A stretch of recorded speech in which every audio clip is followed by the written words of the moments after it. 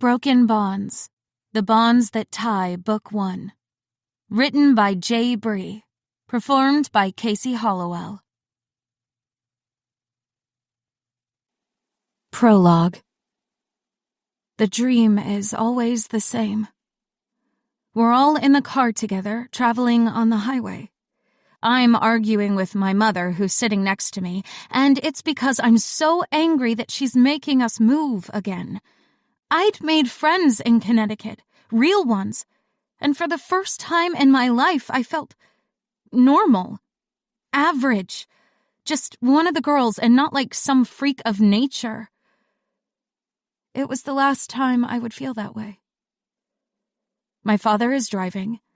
Our looks so similar that there's no mistaking I came from him.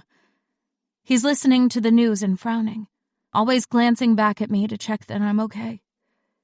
He always has an eye on me, his beloved daughter. Andrew, another of my mother's bonded, is in the front passenger seat with his laptop open as he works. He's a very serious guy, cold and aloof to anyone outside of our family, but he's very affectionate and loving to me. He calls me his reason, the reason he works hard, the reason he's always striving for more. Vincenzo is the third and final of my mother's bonded, and he's sitting in the back with us, holding my hand tightly as his thumb strokes down my thumb in comfort. He's always been the kind one, the one who was affectionate and loving no matter where we are. Often, when we're living among the non-bonded, people assume he's my biological father because he would spend the most time out with me. He's a stay-at-home dad, the type of man who is happiest taking care of the house and his bond. I'm angry, but it's also the last time I felt at peace and safe. I'm struggling not to cry. I've always been the type to burst into furious tears. My mother is trying to get me to talk to her. Quiet words I can't remember. But the sound of it is soothing to the deepest depths of my soul. That's the last I remember of them, and the last moments of the dream. Right before it turns into my nightmare. The one I can't wake up from. The one that tells me that this isn't a dream at all. It's the memory of a day I can't scrub from my mind no matter how hard I try. Something hits the side of the car at a high speed, pushing it over until the car flips and flies down the side of a ravine. In my shock, my gift flows out of me. I panic and try to pull it back into my body, but I hit my head, dazing myself so badly that there's no stopping it. I'm the only survivor, and I will never stop hating myself for it. Never. Chapter 1. 5 years later. The interview room is as cold as ice. I'm still wearing the same clothes I had on when I was grabbed off of the streets by the tactical response team. Stuff that I really should have thrown out months ago, but I never wanted to waste my money on new clothes when these still did a decent job. Life on the run wasn't easy or cheap, and I wasn't expecting to be dragged out of the heat of the South and into the chillier state of Oregon. I'm also pretty sure they're trying to put me on edge. What I did, running away from your bonded, the people fated to be with you, that isn't something that happens a lot. Or ever, really. Running away from the people that complete your soul, only a fucking crazy person would do that. I am that crazy person. But I did it for a reason. Actually, I did it for a lot of reasons, and all of them completely sane. They're just not something I can talk about without risking my life, my bonds, and every other person on the goddamn planet. Seriously. I can't tell them that, though. Guess I have to keep my mouth shut and face whatever consequences my actions have brought about. I try not to rub my arms or make it so obvious that I'm uncomfortable, because that's exactly what they want. My skin crawls with the need to leave, get out, run until I find myself in a big city where no one knows me and could ever attempt to lock me down again. My eyes dart back to the door, but I know for a fact there's a giant guard on the other side, waiting for me to try something. They made sure to tell me all about him and his abilities when they'd thrown me in here, just to be sure I'd keep my ass in this seat like a good little girl. The thing is, I will keep my ass here, because being paralyzed isn't on my to-do list today. Nope, not at all. An icy drop of dread works its way down my spine at the very thought of it.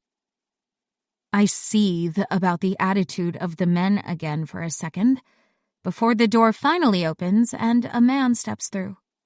He's tall and imposing, a wall of man, really. I hope he isn't one of my bonds. He'd probably strap me down and torture me just for his own sick pleasure. Miss Fallows, I don't think we've met yet. My name is Brian Noakes, and I'm here to go over a few key details before your bonds arrive. I swear I feel beads of sweat start to form on my forehead despite the chill in the room. Sure, it's not like you've given me much choice. He takes the seat opposite of me and slides a file across the table. I don't think you fully grasp the situation you are in, Miss Fallows. It's highly unconventional for a bond to run away. I try to keep my face calm and blank. I haven't broken any laws. You can't keep me here against my will. As his eyes pick me over, the man smiles. But it's not a nice thing. More a baring of teeth, like he's a predator preparing to go in for the kill. The council has voted. While there may not be any laws against leaving your bonds behind, there has to be special consideration taken in this case. North Draven is on the council. He's a pillar in our society, and with his social standing, this entire adventure of yours has been quite embarrassing for him. My teeth clench, my jaw locking up so there's no way I could answer him even if I wanted to. But let's be real, there's not much running through my head except exactly how badly I wish I could choke him out with nothing but my mind. That would be an amazing gift to have. He nods at me like I've spoken and continues with his condescending drivel. So you see, we had to make a decision. You can't go running off again, not with your bonds being who they are, and your deceptions over the years means that we cannot trust you. It takes more will than I thought I had, but I force my jaw to relax to spit out. So you're going to lock me up here, then? You're putting bars on the windows, and I'm going to be kept as a fucking pet? It doesn't matter who my bonds are. Forcing me to complete the bond is rape, and I won't just bend over for them like a good little slave. All pretense of civility drops away from him as his garish smile turns into a grimace. He mumbles something about my terrible manners, and the door opens again. This time, the hulking guard walks in, and I shrink back in my chair. I hadn't realized just how outmatched I really am now without being able to use my gift. Despite it being the worst thing to do right now, I start to panic. The thought of being paralyzed in this room with those two men. There's no stopping the dread from taking hold of me. The sweating gets worse and my hands begin to shake as I grab my knees under the table so they don't see it, but it's no use. The guard smirks at me, spotting my terror and probably getting off on it. Fucking sicko. Ah, Jennings, thank you for coming. I'm hoping Miss Fallows agrees to this without having to use extreme measures. Agrees to frickin' what? He pulls out a small leather pouch and unzips it. All I see is the scalpel before I freak the hell out. What the fuck do you think you're going to do to me? Jennings smirks, and then I feel the scalding touch of his power wash over me. My muscles lock up and I'm fucking trapped in my own body. I can't even move my eyeballs to glare at him or to see what's coming. I just have to sit there and take it. I will never forget this man. Someday, I'm going to make him pay for this. If it didn't jeopardize everything I've been running from all this time, I'd unleash my own power onto him. See how he fucking likes it. But instead, I have to just take it. For now. Now, Jennings, I thought we'd give her a chance to be good, though I'd rather get this over with without her smart mouth getting in the way. I'm not envious of Draven at all. Jennings laughs, and they move around me, standing behind me so I have no fucking clue what they're doing. I don't know. Breaking her in sounds like a good time. It's always the ones with a smart mouth that break open so pretty. Holy fucking shit. That's it.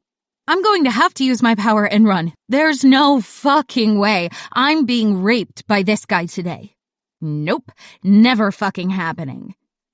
My hair is lifted off of my neck, and the panic really starts to squeeze my chest. My gift swells in my stomach, straining at the restraints I've locked it in, wanting to come out and protect me. I can't freaking think. I can barely breathe. If this isn't over soon, I won't be able to hold it back. Like a reflex, once it's been triggered, there's no stopping your gift from coming out as protection. Can you soften her muscles here a little? I won't be able to get it in if you don't. My vision starts to wide out. I'm definitely hyperventilating. I can soften her up a bit. Then, I feel a sharp pain over the back of my neck that snaps me out of the panic. The fucker is slicing me open.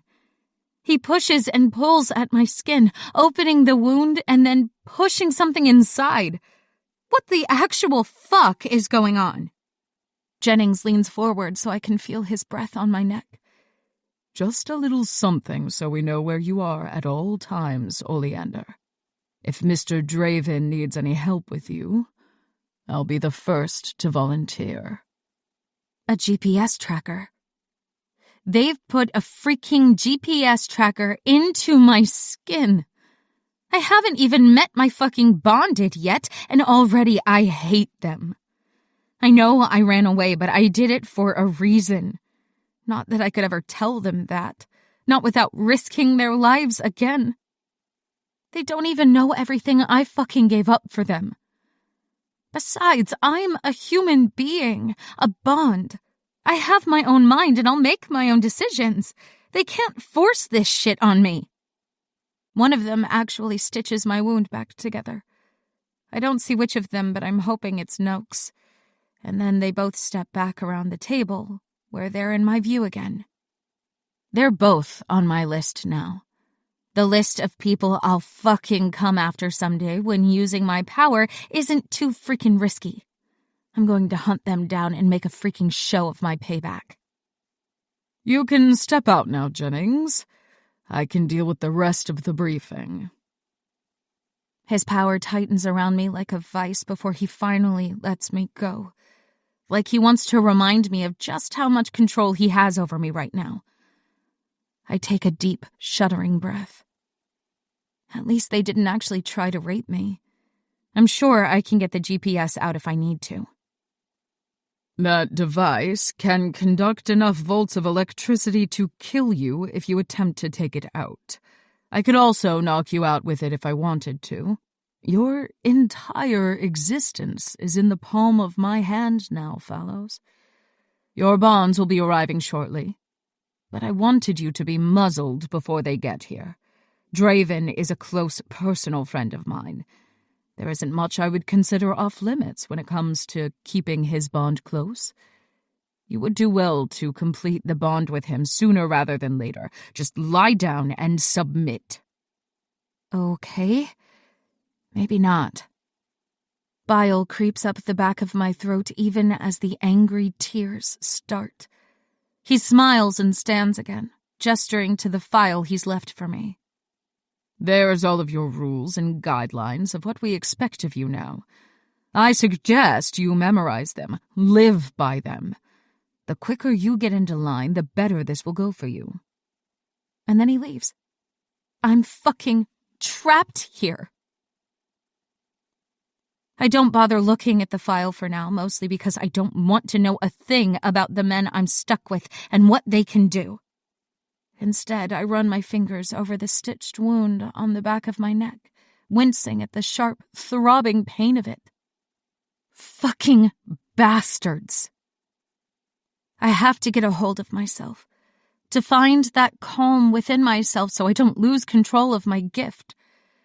It might sound sick, but I imagine how I would use my abilities to get out of here to get calm again. I plan every little moment of how I would get out and how I would get payback on those men who had just touched me. I walk through those plans over and over until I feel calm once again. Minutes creep into hours, and eventually I know the sun has gone down, and I'm still fucking stuck here. I desperately need to pee, but I'm not going to knock on the door and ask for a toilet break. My stomach begins to growl. When had they found me and grabbed me off the street? 2 days ago? Maybe 3 now? I'd been on my way to work, late, and having skipped breakfast. No one has given me food since. One of the drivers had shoved a bottle of water at me that I'd guzzled down greedily. But that had to be at least a day ago. These guys aren't at all afraid of torture because I feel like a freaking prisoner of war right now. The door opens again, and this time an older, stern-looking woman walks in. My leg starts to bounce nervously under the table, an old tic I can't let go of. Follow me. I'll take you to freshen up. Freshen up? I glance down at the mess my clothes are in. I probably stink too after days in the same clothes. Oh, yeah, thanks. My head spins when I stand up. Blood loss or hunger, I don't know, but the lady doesn't notice me swaying on my feet at all. She just wrinkles her nose at me, and then turns on her heel to lead me out of the room. The building we're in looks like an office building, everyone wearing suits and ties. As we walk through the halls together, my skin starts to pull tight as I feel the eyes of the workers here on me. There's a lot of interest, and it's pretty obvious they all know who I am. Oleander Fallows, the runaway Bond, the murderer. Not that they know I'm a murderer. I'm sure this would all be going very differently if they did. A lump forms in my throat as I think about it.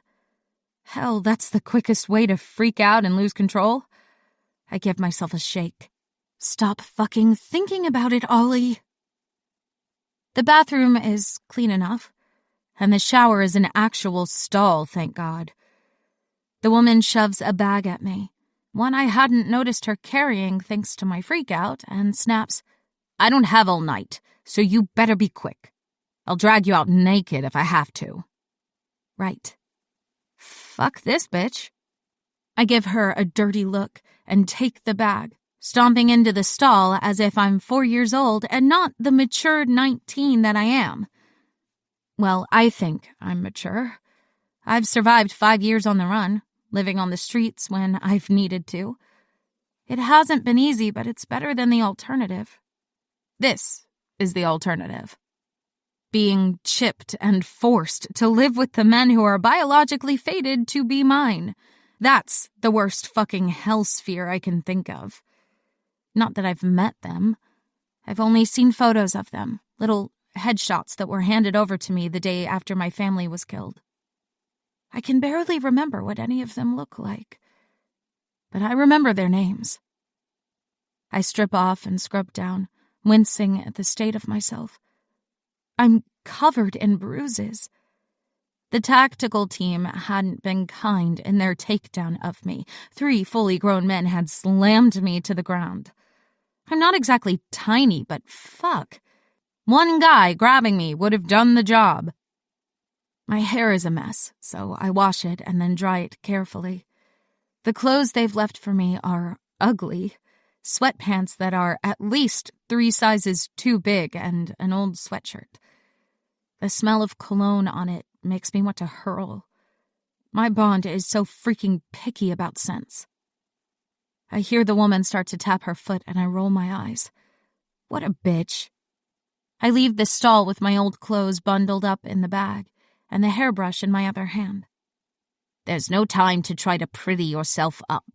I doubt you'd be able to do much anyway. The woman snaps. I'm a stubborn girl. The quickest way to get me digging my heels in is to throw those sorts of insults at me. So I stand there in front of the mirror and I brush out my hair slowly and meticulously until it's not free, and then I braid it. I do the most complicated braid I can manage with only one hair tie to secure it. I have to focus to make sure my hands don't shake at the sight of the silvery strands.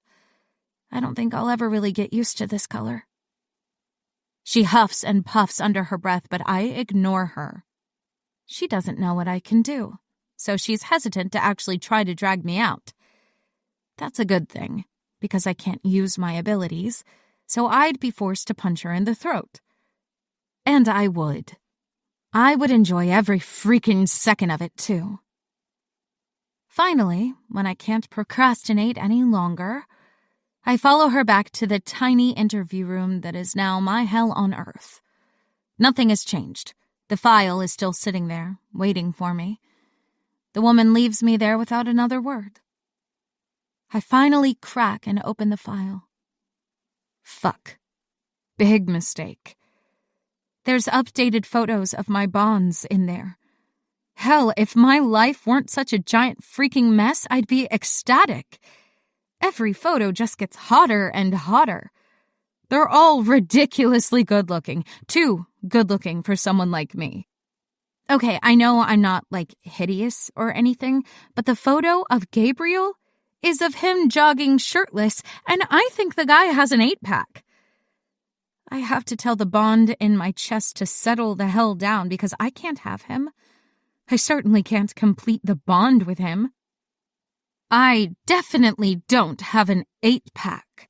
I have a little pouchy tummy that says I enjoy chocolate too much when I'm hormonal, and let me tell you, I'm not ever giving it up for a flat stomach.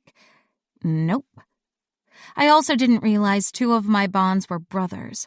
That's going to be different. The councilman and his scholar brother. Hell, this entire thing is a fucking mess. I sift through the other photos, hell-bent on finding some sort of escape route. I mean, the killer GPS tracker means it'll be tricky, but I've gotten out of shit before. I'm sure I can figure it out, and I need to do it soon. It takes me a second to realize there's something vital missing from the documents, and I scour each page just to be sure. Their gifts aren't listed. There's a field on each of the documents that says gifts, but on each and every page, it's been left blank. There's not even a clue to tell me what any of them is capable of, and I suddenly find myself insanely desperate to know what they can do. I'm still fixated on the documents when the lock on the door turns, and I feel the tug in my chest that tells me one of my bonds is here. Every muscle in my body turns to stone as I wait. My entire body is practically vibrating with tension as the door opens and I glance up, making eye contact with the 8-pack hottie himself. But he looks away immediately. Hell, I had always assumed they'd be upset or disappointed in me, but I am not at all prepared to see the pure, unadulterated loathing in their eyes when 4 of my mates walk into the interview room. Freaking loathing. I swallow and duck my head. One of them scoffs at me, but I ignore it, keeping my eyes glued to my hands where they lie, folded on the table in front of me. I don't need to see more of their hate. I hate myself enough for all of us.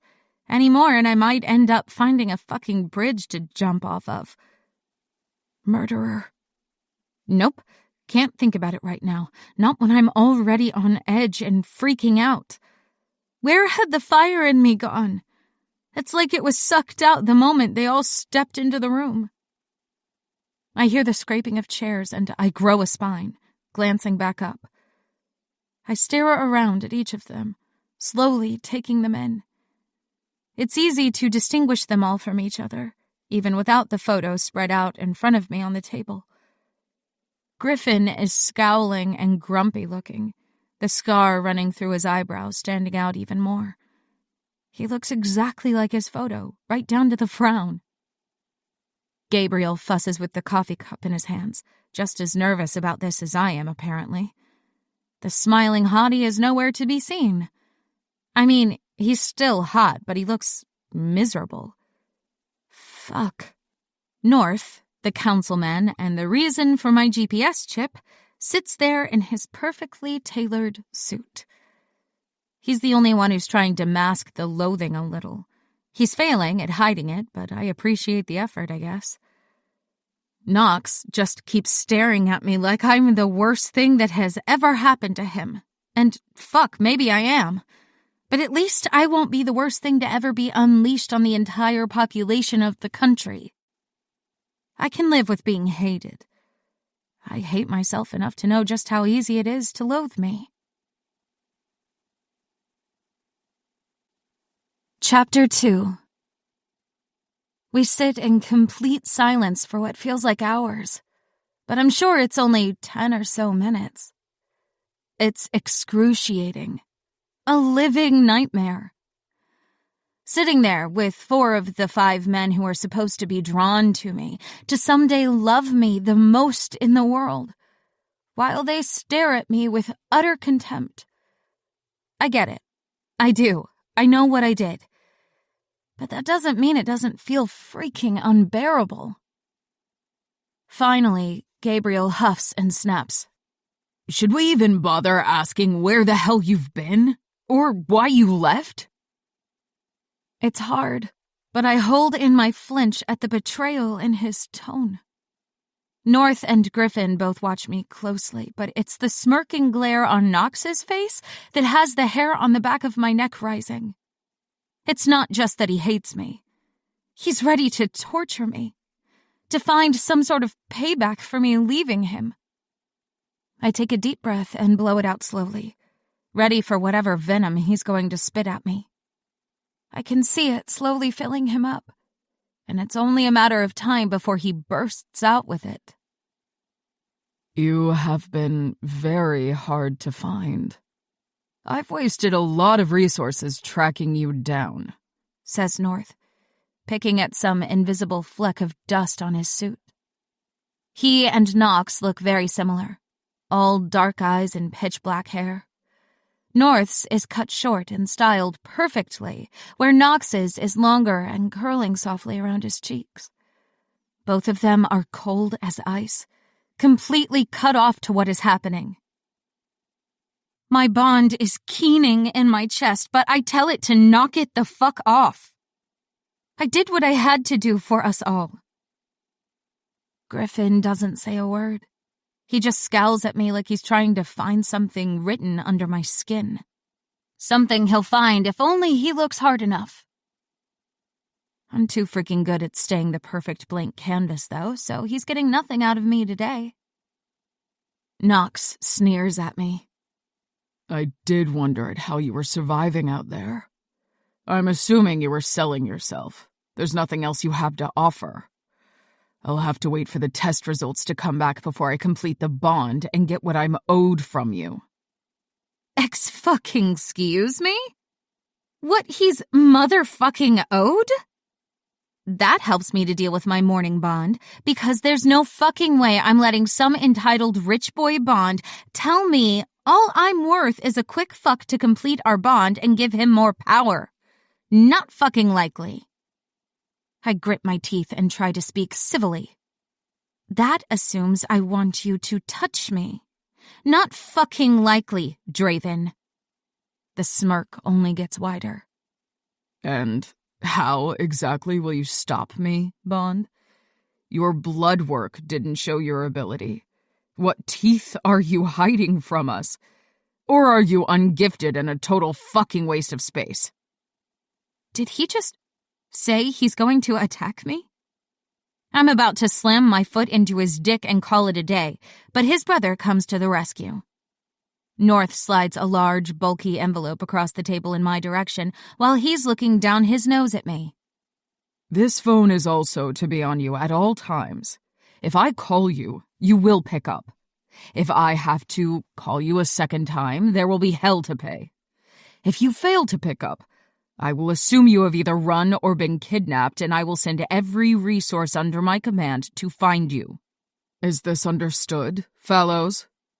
Fallows, like I'm one of his subordinates. I speak through my clenched teeth. Understood. Knox scoffs. You're pretty agreeable to him. Looks like you'll get the bond after all, brother. My eyes snap back over to him. I'm not touching any of you. If you try to lay so much as a finger on me, then you'll be committing a crime, and I'll happily stand in front of the council and tell them exactly how much I don't want any of you. Gabriel stands abruptly and walks out, the door slamming shut behind him. I'm too fucking furious to feel bad about it. My attention is entirely on Knox and his shitty attitude. Me not wanting them touching me, it goes beyond just the emotional stuff. I mean, I don't want guys who hate me trying to drag me into bed just so their abilities strengthen. But if my abilities heightened? Fuck no. Absolutely not. I'll be back tomorrow morning to take you to your dorm room. The file Noakes gave you has everything you need to know about your life now. Read it, learn it, and live by it. There's no other path for you now, Fallows. Then he stands, and the other two stand with him, walking out the door and locking it firmly behind them. I'm trapped in this fucking room all over again. And still, no one has fed me. I barely sleep. The bed is horrendously uncomfortable, springs sticking into my back and the thin blanket doing nothing to keep me warm. A different woman comes in the morning to take me to the bathroom. The clothes she hands me much better than the sweatpants and sweatshirt nightmare from yesterday. There's clean underwear, a dress, and ankle boots. My stomach is aching with hunger. The dry crackers from last night were nowhere near enough food to keep me going. And after a night in the braid, my hair is looking like a mess. This woman is a little nicer, though. She helps me with my hair and even slips me a little bag with makeup in it. I smile at her. Thank you. I'm sorry you got babysitting duty. She smiles back, shaking her head a little. I don't mind it so much. I'm sure Olivia made it a nightmare for you yesterday. Olivia. So that's the bitch's name. Yeah, she wasn't very happy with me. I'm not sure why she hates me so much. The woman grimaces. She's in love with one of your bonds. Oh. Oh, fuck. Sorry, I know it must be hard to hear that. I'm not sure if Griffin ever reciprocated. Griffin. My silent, scarred, biker boot-wearing bond who looked at me like I was nothing to him. Like he didn't care if I came back or not. I have to ignore my weeping bond again, and fuck, I hope this isn't going to be a regular thing now. Am I always going to have to deal with it fucking keening in my chest for men I can't have? I think I'd rather die. I shove it down in my chest, further and further until I can breathe again. Thanks for letting me know. I just thought everyone in our community hates me for running. I know it's not something that happens a lot. The woman, fuck, I should ask her name. She shakes her head. It doesn't happen a lot, but ultimately it's your decision if you don't want to complete a bond. I give her a smirk. They have me chipped like a stray dog. It's not my decision anymore. She ducks her head, obviously uncomfortable with what her superiors have done, but not quite enough to help me, and I let it go. She was nice enough to me, and the makeup means I'll be heading into college today without looking like a complete mess. I'll take what I can get for now. She walks me back to the interview room where we find North waiting for me. Another immaculate and freshly pressed suit on and his phone in his hand. Thank you, Carrie. She looks much better today. He speaks without looking at me once, but the smile he gives Carrie is warm and kind. So there is a soul somewhere there under the suit and tie. His eyes are much less kind when they finally touch me. We have a meeting with the dean of Draven University. Then I'll take you to your dorm. I give him a sharp nod. It's not like I can say no to him anyway. And then I follow him out of the building. He waves and smiles at most of the people we pass, all of them looking at me like I'm some sort of science experiment. My skin prickles uncomfortably with all the attention. I've done everything I can to blend in for the last 5 years. Suddenly being the center of attention is jarring, uncomfortable, fucking weird. There's a Rolls-Royce with the driver sitting at the curb, and I take a second to pray that it's not here for us. Of course it is. North freaking Draven has a driver for his Rolls-Royce. I want to puke. No wonder everyone hates me. I knew he was a councilman, but I wasn't expecting this sort of wealth. The sort that comes with drivers and suits and hell only knows what else. My parents had been well off, but even they didn't have a freaking driver. Are you getting in the car, or do I need to force you in? Are you going to fight me at every step today? I'm attempting to be civil. This is civil? Fuck me. I got distracted by your obscene show of wealth. He opens the car door to usher me in, a completely fake show of chivalry. Obscene? This is a necessity. My stomach rumbles as I move into the car. So glad your driver is a necessity, but letting me eat isn't. He slides in next to me and glances at me. They didn't feed you? I squint at him. They're your people, right? You should know then that it's been 4 days since I last ate. I have a little money. I offered to buy something myself, but was told I had to wait for you. So, yeah, can we hurry this up because I'm about to fucking pass out? He doesn't react at all. Just blinks at me. They know better than to just starve you. If you're aiming for sympathy, then you're woefully mistaken. Right. Fuck him. I'm done being civil. I cross my arms and shut my mouth. I don't speak another word to him for the rest of the drive over to the college campus. The scenery outside, beautiful, but not enough to cheer me up. Fucking bonds. I knew it was going to be bad, but I wasn't expecting to feel so much. I feel everything through the bond inside. Every glare and harsh word cuts through my soul like a knife. When the car finally pulls up, North gets out and opens my door for me again. The perfect mockery of a gentleman, because I'm now feeling woozy with hunger. Fuck him. I'll just keep thinking it until he disappears. He walks me up and into the building, charming his way there with those same warm smiles, and I start to feel like I could puke watching him. It's all so freaking fake. The dean sees us straight away, seating us and then hurrying out of the room to grab paperwork.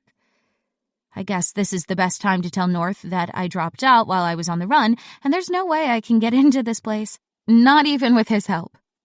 His name is on the freaking building. North's eyes are cold as he takes me in. What do you mean you didn't finish high school? Despite all my efforts, my cheeks heat with embarrassment. Damn him. Why do a few simple words from him have the ability to cut my freaking heart to ribbons? I moved around too much to stay in school. I spent all of my spare time in libraries, doing what I could to always stay learning. But I don't want to say that to him. What if he laughs at me? What if I just look freaking pathetic to him, even more than I do now? His jaw tightens, and I wait for his scathing comment. My heart back in my throat, no matter how hard I swallow to move it. I need to find my freaking spine around this guy. Why do the others not affect me like this? The door to the office opens again, and the dean walks through, a stack of papers in his hands. I have everything you need here to enroll. You just need to supply your SAT scores and identification. Neither of which I have. I open my mouth, but North cuts me off. We will have everything to you by this afternoon. If it's okay with you, we have other appointments we must get to today. The dean nods and hands the files over as we both stand. I'm not sure how North is planning on handing stuff over that doesn't exist, but I keep my mouth shut. No need to poke the bear. I wonder if he is a bear. I don't know why they'd make such a big secret of him being a shifter, though, so that doesn't really make sense. But also, maybe that's why I'm so terrified of him. Maybe it's my own instincts telling me that, bonded or not, he's bad freaking news. Fuck. He places a firm hand on the small of my back and directs me out of the room. I flinch, but manage to stop myself from scrambling away from him, thank God. He doesn't notice, just pushes me out of the building and into his car. The driver opening the door for us both and shutting us firmly in the back seat together. I want to crawl out of my damn skin. Something wrong, Miss Fellows? He asks, his eyes firmly trained on his phone. I really don't matter to him at all. Just our fucking bond. Nothing at all. No problem whatsoever. I can't help but let the sarcasm drip from my words. His eyes narrow at me. I understand that you are a petulant teenager, but if you could attempt to be civil, this will go far more smoothly for us all. It nearly fucking kills me not to tell him, to keep my secrets and not throw them in his face. But my lips stay sealed shut. Nothing to say. I wonder, why is it that I've been cursed with a selfish bond? Bad enough that you're practically a child, simple and plain. With the power of all of your bonds, I assume you were going to be something spectacular. How disappointing. I will not cry. I fucking will not cry. The driver pulls over in front of the student accommodation and quickly gets out to open our door. I blink back the tears. Is there a reason we're here? I can't attend the college. North gestures for me to get out before him, his eyes steely and cutting. You will be attending. I will make the necessary arrangements. I suggest you spend your time here wisely. I will not tolerate laziness, and if you think having wealthy bonds means you don't have to work and provide for yourself, well, you have misjudged us all. My cheeks sting as if he slapped me. Did he just call me a fucking gold digger? The fucking gall of this man! I would rather fucking die than bond with him. Thank you for the ride and for pulling strings for me. I nearly choke on the words, but I'll be damned if he gets to call me a petulant, selfish child again. He steps out of the car after me, damn it, and nods to the driver. I'll see you upstairs. There's other things we have to discuss about our situation. Oh, hell fucking no. If he thinks he's going to form a bond right now to just take the extra power he so desperately wants, he has another thing coming. Why don't I have a knife or a gun or something? I need to protect myself against these guys. I follow him up the stairs, sizing him up carefully. He's taller than I am by at least a foot, and he fills out the suit nicely. When I'd tripped and he caught me earlier, I hadn't felt any softness to him at all. His entire freaking torso was rock hard. What part of his office job makes him so damn ripped? Basically, short of using my gift, which I cannot do under any circumstances, I don't stand a chance against him if he tries to force the bond. I need some pepper spray or, fuck it, a gun. I smirk at the picture my mind conjures up of his face if I pulled a gun on him. It's pretty freaking good. We get a lot of curious looks as we move through the dorms and more than a few flirty smiles. North's entire face changes into a stunning, smiling, warm mask of schmoozing councilmen. I can't contain my eye roll. Of course he's beloved.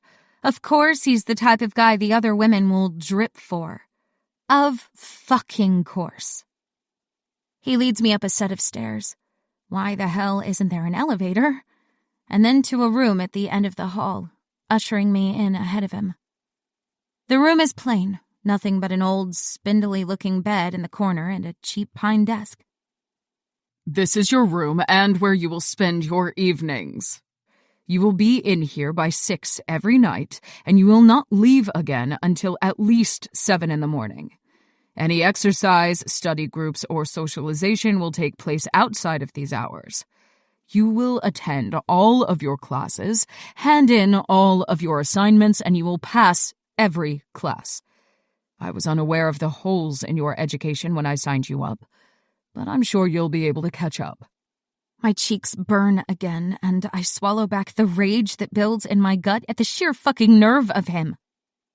And if I don't stick to these little rules of yours? He turns on his heel to face me finally, running a hand down the line of buttons on his perfectly tailored jacket.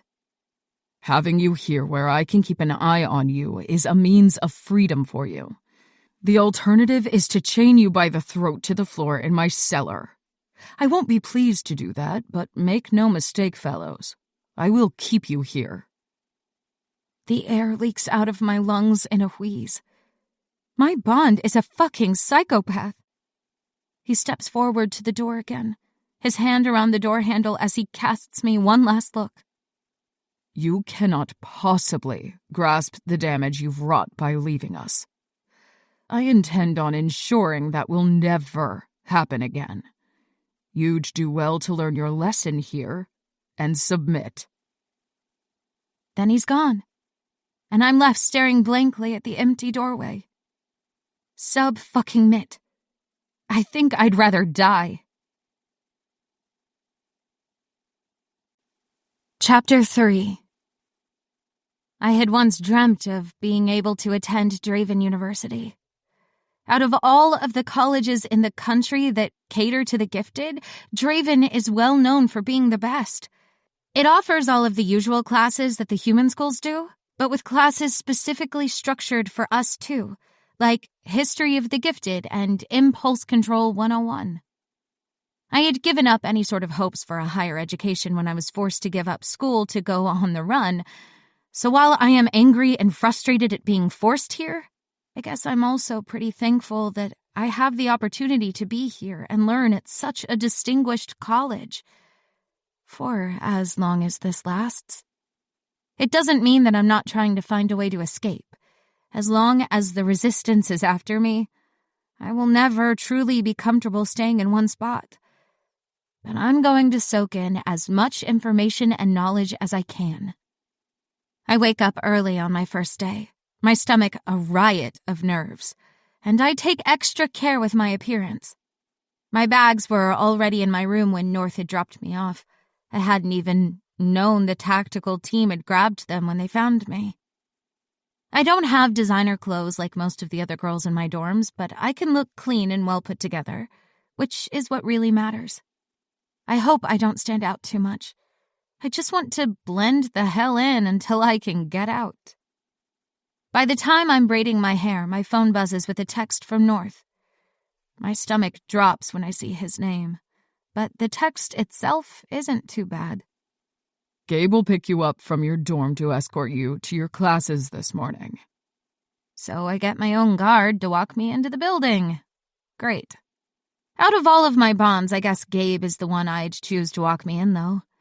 He looked as miserable as I felt last night. So hopefully that means he won't try to talk to me or anything. We can just get into the building together in total silence. Yay.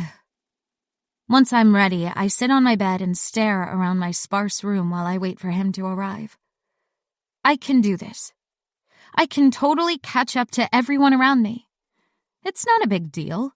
I've spent so much time in libraries reading and using the internet there. I'm going to be okay. I keep telling myself this over and over again and freaking pray it's true. The knock at my door startles me out of my daze. I stand and sling my bag over my shoulder, fussing with the hem of my shirt for a second to delay opening the door for a second longer. I take a deep breath and throw it open, plastering a fake-ass smirk on my face. My heart stutters at the perfection that is my bond. And then I remember he hates me, and I need to get the fuck out of here before we all get slaughtered by the resistance while our guards are down. Fuck, I can't think about them right now. Not without my hands starting to shake and my entire body breaking out in a sweat. His eyes drag over my outfit. A little too much like he's assessing me for my liking. And then he says, "Better than the last time I saw you, I guess.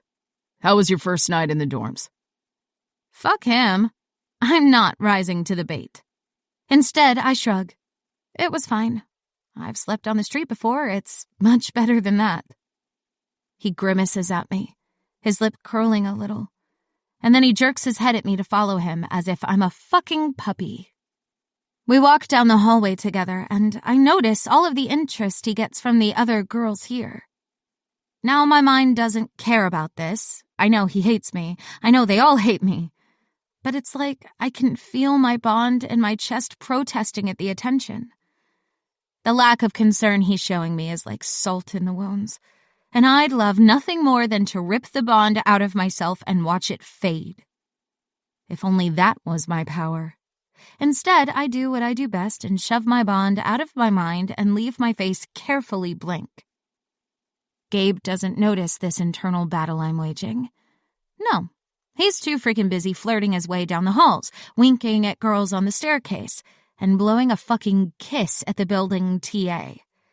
He's a fucking player, clearly having betted half the girls here, and a plan already in action to do the rest later.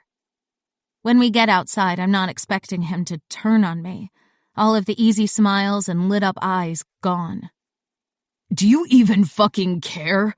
Do you care about anyone else but yourself?" I hold in a flinch and roll my shoulders back, looking around like I don't know which way we're heading, when really I obsessively Googled my surroundings last night. If you have something you need to get off your chest, then you may as well do it now. He grabs my arm and shoves a piece of paper under my nose. "If a guy shoved his phone number into your pocket around me, I'd rip his fucking throat out, and yet you're standing there, unbothered and ready for fucking class?" I blink at him like an idiot. Is he kidding me? So, you want me to be pissed off at girls flirting with you? It's not like you tried to stop them. Why should I give a fuck about where you're sticking your dick? If I thought he looked seriously pissed before, I had underestimated his rage. Knox was right. You are just a selfish bitch. What the fuck did we do to get a bond like you?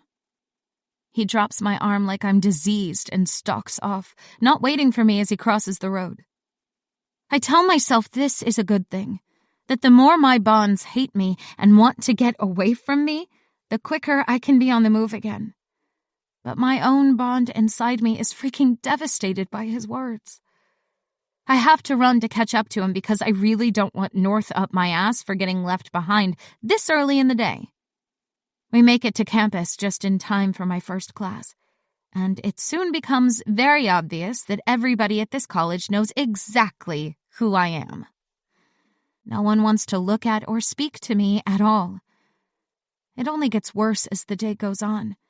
Every time I take a seat in class, I find that all of the seats around me stay empty. Gabe has the exact same classes as me all day. Something I know was meticulously planned. But he sits as far away from me as possible at all times, and every student here follows his lead. It's as if I have the plague. After 5 years on the run, I've never felt so lonely in all my life as I do here. It started as a nervous flutter in my stomach as we walked around. But by the time we let out for lunch, that flutter had turned into a cavernous void. I want to throw up. I think about calling my bonds out on it, telling them that I will never complete the bond if this is the way they're going to treat me. But instead, I clamp my mouth shut and ignore it all as best as I can. It doesn't get any better once we make it to the cafeteria for lunch. Gabe continues to laugh and flirt his way there, giving me side eyes and filthy looks that I do my best to ignore. I don't even bother looking at the food choices for the day. I just grab platefuls mindlessly. Food was hard to come by, and I would never let anything go to waste. I had never gotten to the point where I was starving, thank God, but I'm also going to enjoy having the easy access to it. Gabe is much more selective about how he feels his plight. He looks like the poster boy for nutrition, protein, vegetables, and a small amount of starchy carbs. I shake my head at him without even realizing I'm doing it. What? You think I look this good while eating crap? He says, and it almost feels like he's flirting with me. This boy could give me whiplash.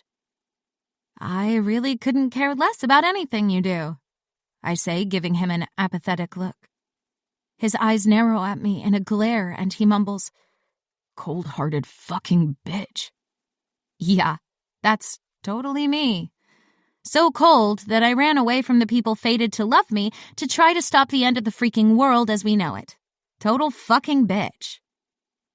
I take the closest table with an empty seat, and the 3 students already sitting there get up and walk away. I roll my eyes, kind of getting immune to it now, and dig into my food. The pizza is a little overcooked, but still delicious enough. Gabe sits down with me. Damn it. Is there something else you need? I say around my food because I doubt his opinion of me can get any lower. He smirks at me over his healthy plate. You've been getting some interest today. I'm making sure that everyone knows you're off limits. I can't stop myself from gaping at him. Interest? People have been treating me like I'm diseased. I doubt there's anyone that holds any sort of interest. What's your real angle here? He shrugs. I told you. I'm making sure you don't think about running off with anyone else. You might not think your bonds are good enough, but you dressed up today to catch someone's eye. Okay, he's clearly fucking with me. There is no way he could possibly think my jeans and an old thrifted tee is dressing up. God, why does he have to be such a dick? I get it. They all hate me, but just leave me alone then. I go on the defensive, my smart mouth always kicking in when I need it to. When do you want to bond, then? I can schedule you in for next week. His head jerks back.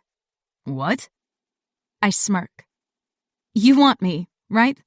That's why you got so pissed that I left? Well, I'll fuck you and get this over with. Just tell me when. It has the exact effect I was looking for. His head jerks back like he's been slapped.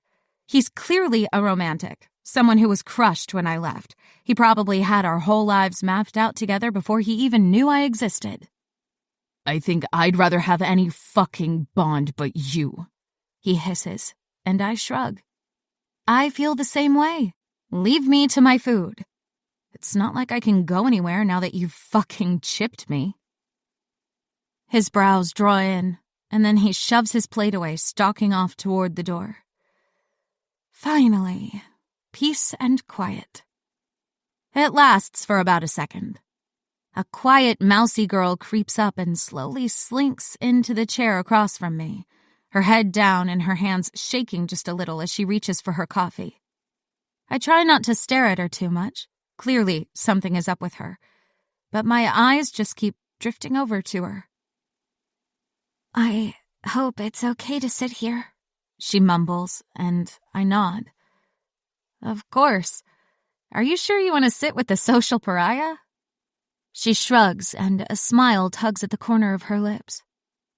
The elbow room here is pretty great, and no one will come over here, thanks to Gabe. My mood turns sour. You know him? She winces at my scathing tone. Everyone knows your bonds. Sorry. We're not friends or anything. I just know about you running away because, well, everyone knows about it. This isn't news to me, but it still stings. I wonder how much shit they all got for me leaving, and then I think about North's cold reception and Knox's loathing-filled eyes. Nope, I don't think I care. At least they all had each other.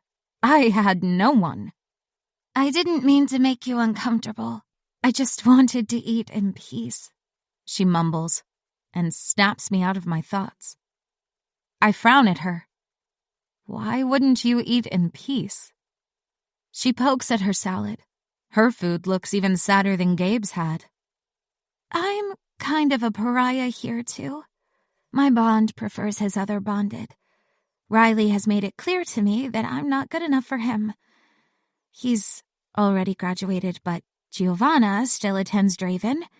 She hates that she wasn't the center of the bond, so she's made it her mission in life to freaking ruin me. There. I think we're even now. You know all my shitty stuff, too. I don't miss the distinct word usage there. Bonded.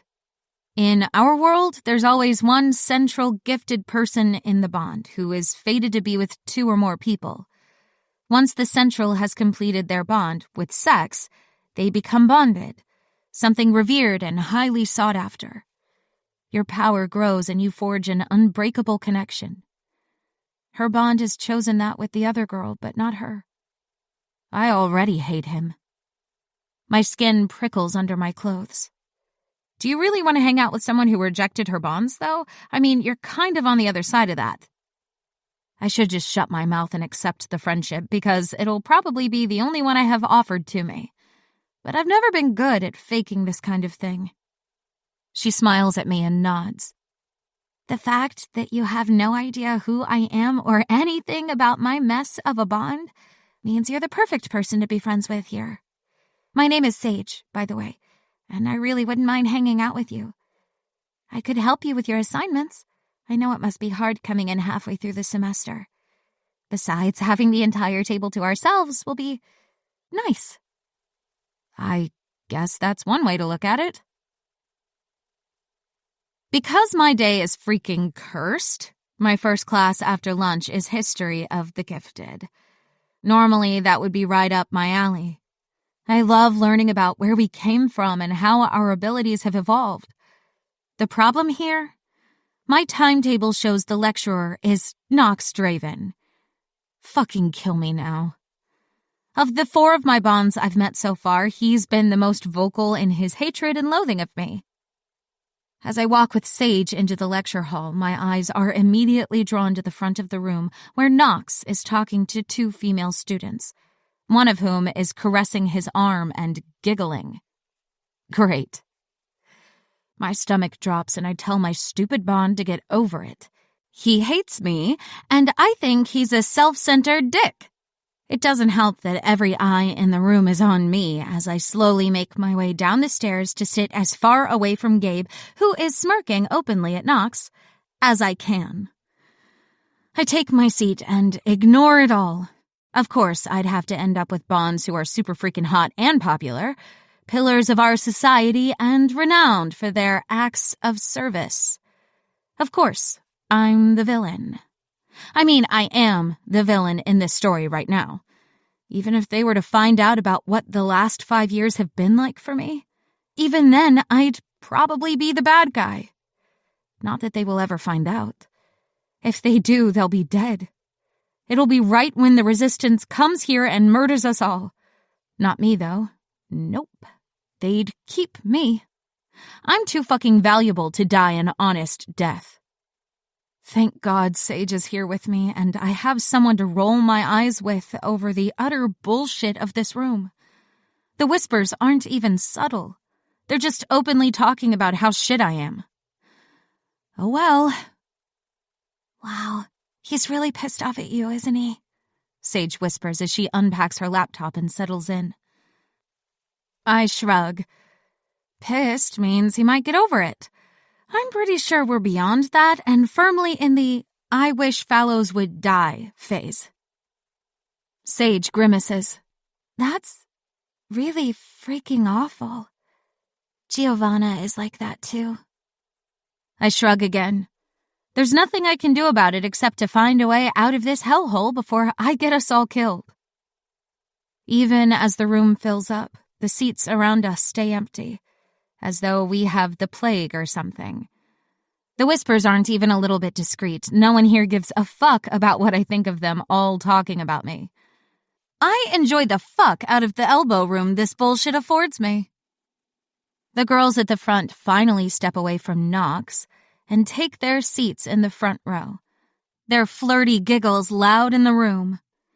Even as everyone starts to quiet down, my bond squirms deep in the pit of my gut, unhappy with the entire situation. But I squash it down. All right, settle down, everyone. We have a lot to cover today. The room quietens down pretty quickly. The guys all seem to respect him, and the girls in the class are all making eyes at him. Even the girls who are bonded are looking at him appreciatively, which I get. He is really fucking hot, but he's also a dick, so I guess it cancels itself the hell out. He doesn't look up at me once as he starts the lesson, but he shoots flirty grins at the girls in the front row the entire time he speaks. So, last week we left off at the beginning of the gifted split and the rise of the resistance. Does anyone remember the very first thing the resistance did as an act of violence against the gifted? One of the girls raises her hand, pushing her chest out and arching her back like she's on a porn set and not in a lecture hall. Hell, the thought of spending the next 3 years trapped here with these girls? Nope. That's a whole new layer of fucked up. Knox smirks at her as he calls on her, and she beams at him as she answers. They found all of the ungifted that were born from the gifted, the anomalies and those without bonds. Then they hunted them and killed them, claiming they were unworthy of our bloodlines. Fuck. I know exactly what Knox is thinking, but nothing prepares me for him turning that dark gaze of his over to me. Sage shifts in her chair, uncomfortable with his blistering glare now that it's pointed in our direction. But she shouldn't be worried. It's my blood he's after. Fellows, join me for a demonstration. Knox's eyes bore into me, a branding challenge, and my skin prickles as I feel the entire class turn to look at me as well. I raise my chin, even as uncomfortable as I am. I won't back down to the asshole. He has no idea of what I've sacrificed for him. I stand and walk down the rows until I'm at the front of the class, the entire lecture hall staring down at me. The giggles of the girls in the front row are bordering on asinine, and they sound like 12-year-olds. Ungifted bonds are rare, but unfortunately they do happen. Oleander here is a prime example of when things go wrong. It's a struggle, but I keep my face blank as the giggling and whispers start up. Gabe rubs a hand over his face, but he doesn't move to stop Knox. Their friendship and loyalty to each other far stronger than the weak bond we share. The one he thinks I've turned my back on.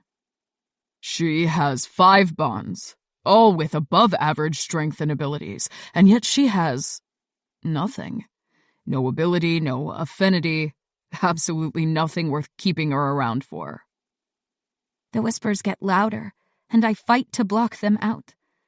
I know what they're thinking. Rejected by my own bond in such a grand frickin' spectacle, but it's nothing he hasn't already said to me. We're not like the Resistance, so we don't kill people for being born lacking any real use in our society. But it's important to remember our history. Don't you think, fellows? I stare up at them all and memorize their faces. I could kill them all right now without breaking a sweat. But I'm not a fucking monster, no matter how badly they all treat me. I'm above this shit. I repeat my mantra in my head again. Better to be hated and alive. Better to be in pain than a murderer.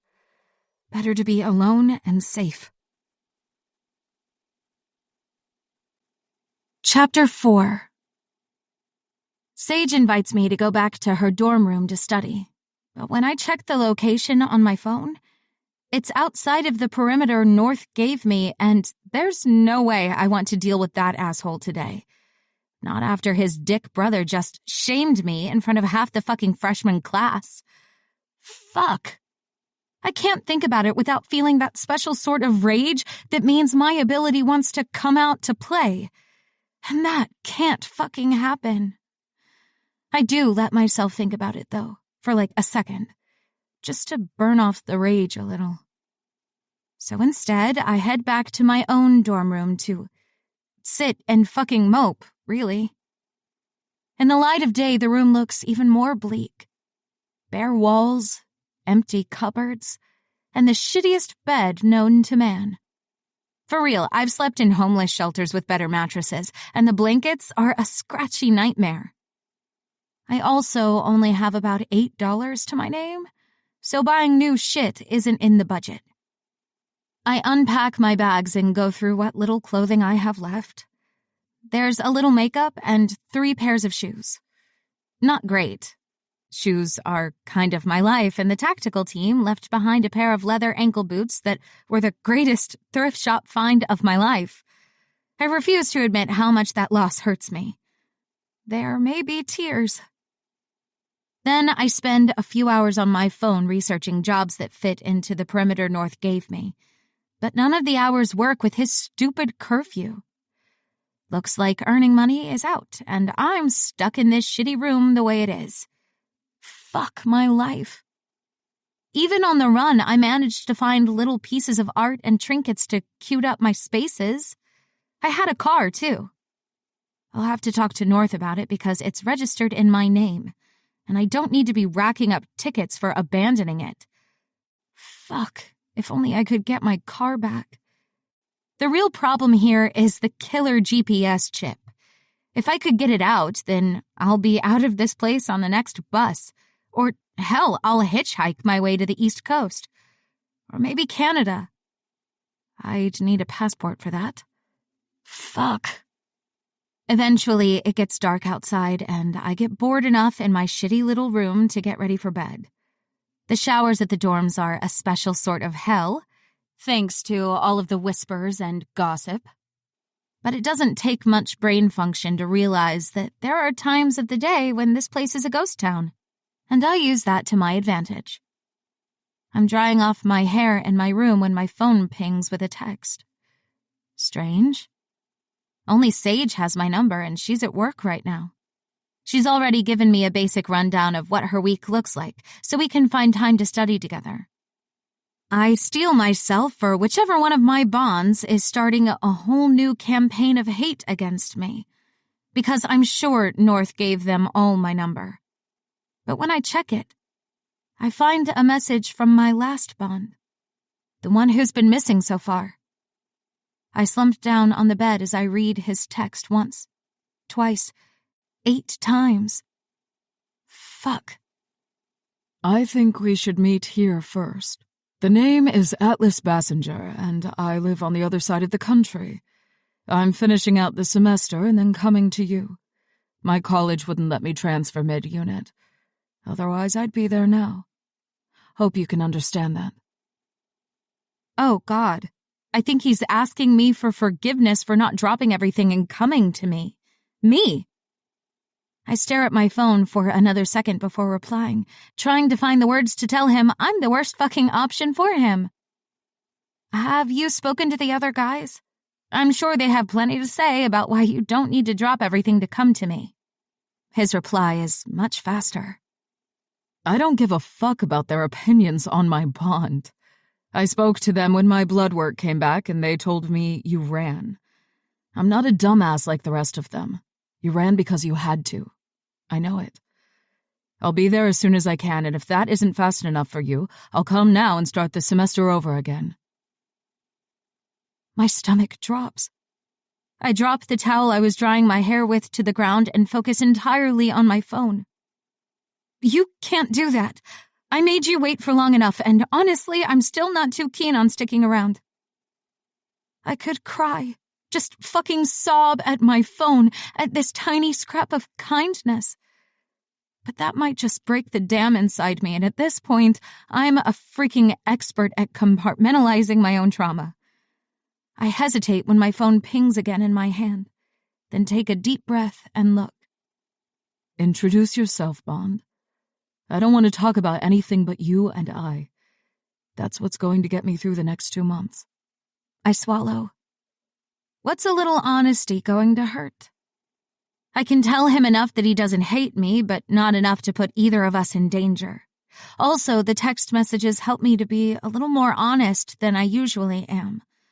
Like the fact that he's thousands of miles away means that nothing I say here really matters, I guess. All of it is future Ollie's problem, and fuck it, I really don't want to think about her right now because with any luck, I'll be gone before he makes it here. I've always been more of a live-in-the-moment person. You have to be when you're running for your life. There's nothing really to say about me. My name is Oleander Fallows. I'm 19, and I don't want to be here. I was found by a TAC team, and the council had them bring me back here. They've put GPS trackers in me now, so there's no way for me to leave here. Yet. The text had barely shown up as delivered when the phone rang. Oh, God. I stare at it for a second, and then, with a shaking hand, answer his call. Hey, what do you mean, a GPS tracker? His voice is like warm honey, all liquid and soothing. I try to keep my own voice calm, but it's a trying situation to be in. Fuck, why did I say anything to him? What exactly was I expecting? I clear my throat. The council held me down and implanted a GPS tracker under my skin while I struggled. Well, I would have struggled if the gifted in the room hadn't paralyzed me. It's got some safeguard on it, so I can't just dig it out myself. Apparently, one of my other bonds is a very important man, and I've pissed him off enough to have my autonomy taken from me. There's a beat of silence, and then he says, I'll come now. Fuck my college classes. My cheeks heat up. It's my own doing. I ran. They won't ever let me forget that either. Fuck. I'd probably hate me too if I were them. He grunts, and I hear him rummaging around in the background. I pray he's not looking for, car keys or a laptop to buy plane tickets. You had a reason, though, right? You didn't just leave for the fun of it. I scoff. How exactly can you be so sure of that? I could be a total asshole here. He scoffs back at me, and I imagine a wry grin on his face. I mean, I have no clue what he looks like, other than the tiny little photo on the file North had given me. But there's something in his tone that tells me he's full of smugness and flirting right now. Don't try to distract me, Bond. There's no way you were leaving me behind, not on purpose. His calm and unwavering belief in me knocks me off of my feet, and I slump on my bed. That's pretty arrogant of you to assume. I might just be a total fucking bitch. Fuck, it doesn't matter anyway. I can't talk about any of it, no matter how nice you are. He grunts down the line at me. Okay, fuck this. I'm booking a flight right now. I squeeze my eyes shut. You can't. They'll only hold that against me as well. Maybe we can just call and text sometimes? It would be nice to talk to someone who doesn't hate me, I guess. He chuckles down the phone, and my knees go weak. Yeah, I'd like to get to know my Bond. This way we can do it without all of the sex getting in the way. Though I have to admit, I'm a lot happier knowing I'm not the only one missing out. I'd rather they all stay pissed at you so I can taste you first. Fuck. Well, isn't that just great? Too bad exactly none of them can taste me. Not ever. Not without risking everything I ran away to keep safe. I fall asleep in my tiny, uncomfortable bed with my phone in my hand and sweet messages from Atlas bouncing around in my head. He's so normal. Scarily so. He just flirts with me and takes an interest in my life, as if we're two normal people meeting for the first time and not bonds with a shit ton of baggage. I don't want to know what my other bonds will think about him if he makes it to Draven before I figure out how to get out of here. I make it through the next few days of classes without killing anyone, which is a freaking miracle, because this place is teeming with assholes and rude bitches. Sage sticks with me in all of our shared classes, and in the cafeteria while we eat. She's still quiet and kind of broken-looking, but the more we hang out, the more open she gets. Her bond is an actual fucking asshole. Like, beyond mine, even. Okay, maybe his mouth isn't as bad as Nox's, and he's not as domineering as North, but the fact that he's dropped her for Giovanna after they've spent their entire lives together? Absolute scumbag. At least I know my bonds have a reason for hating me. I betrayed them. In their eyes, I abandoned them. Sage is the sweetest freaking human, and the shit she gets from everyone is fucking vile. I wake up on Friday in a grumpy-ass mood and not at all ready to tackle the day, mostly because after my morning classes, I only have one afternoon class, but it's a 3-hour block, which sounds like torture. What class could possibly need that much time? Something that's been abbreviated to TT, like I'm supposed to know what the hell that means. When I question Sage about it, she winces and chews on her lip like I'm being sent to the freaking executioner's block. What? Oh God, what the hell has North signed me up for? She fumbles over her words. It's, TT stands for tactical training. You only take that if you're planning on joining the tactical team force someday. It's pretty, brutal. I know you don't have an ability, so I don't know why you'd be enrolled. Fuck. Fuck me sideways, upside down, and twice on Sundays. Someday, once I've gotten really freaking far away from this place and my bonds, I'm going to send North a letter and tell him exactly what type of utter fucking asshole he really is. I'll do it in my best penmanship, on proper stationery, because I feel like that shit would cut him even more. The freaking psychopath. Right. So I'm going to be put through really hard, workouts or whatever? Sage grimaces. Yeah, for the first few hours. Then they'll run some scenarios. That's where I think you're going to hate that class. Scenarios? She sighs at the face I pull and continues, clearly hating being the bearer of this awful news. There's 3 different training courses on campus. They're all full of dangers, and you have to join a team and work your way through it. You have to pass all of the courses to graduate, so here's hoping they put you in a really good team. There's no way I'm getting into a good team. Even if the teacher isn't friends with Knox or North, there's no way I'm going to be put with people who have experience with this sort of shit and be dragging them down. I will be put with other inexperienced and lacking students, and I'll get my ass handed to me every fucking class. Gabe follows us both to all of our morning classes, our usual scowling shadow. I've gotten so used to him being around that if it weren't for my bond keening in my chest for him, I wouldn't notice his presence anymore. I wonder if I'll ever get used to the feeling.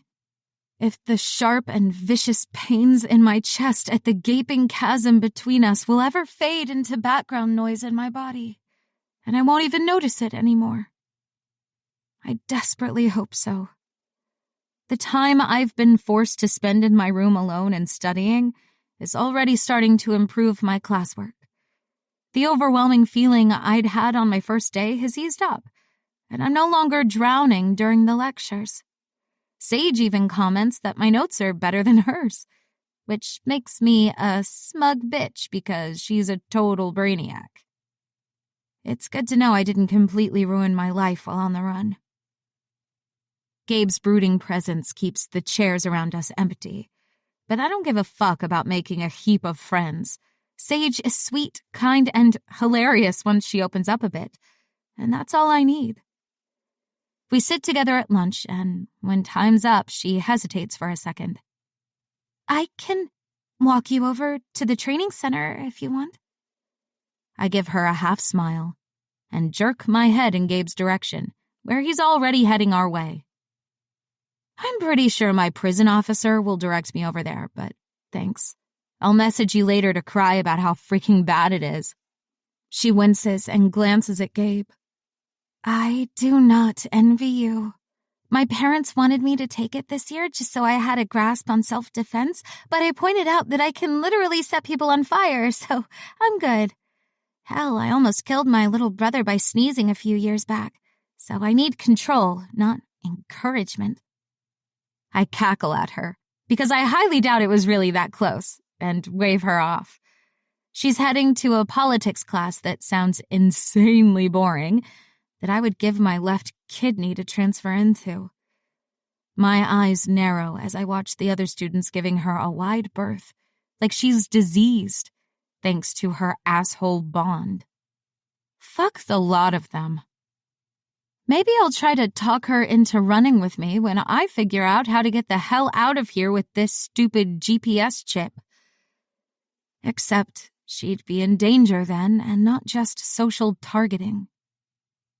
I'm starting to think you're in love with her, Gabe grumbles, and I roll my eyes at him.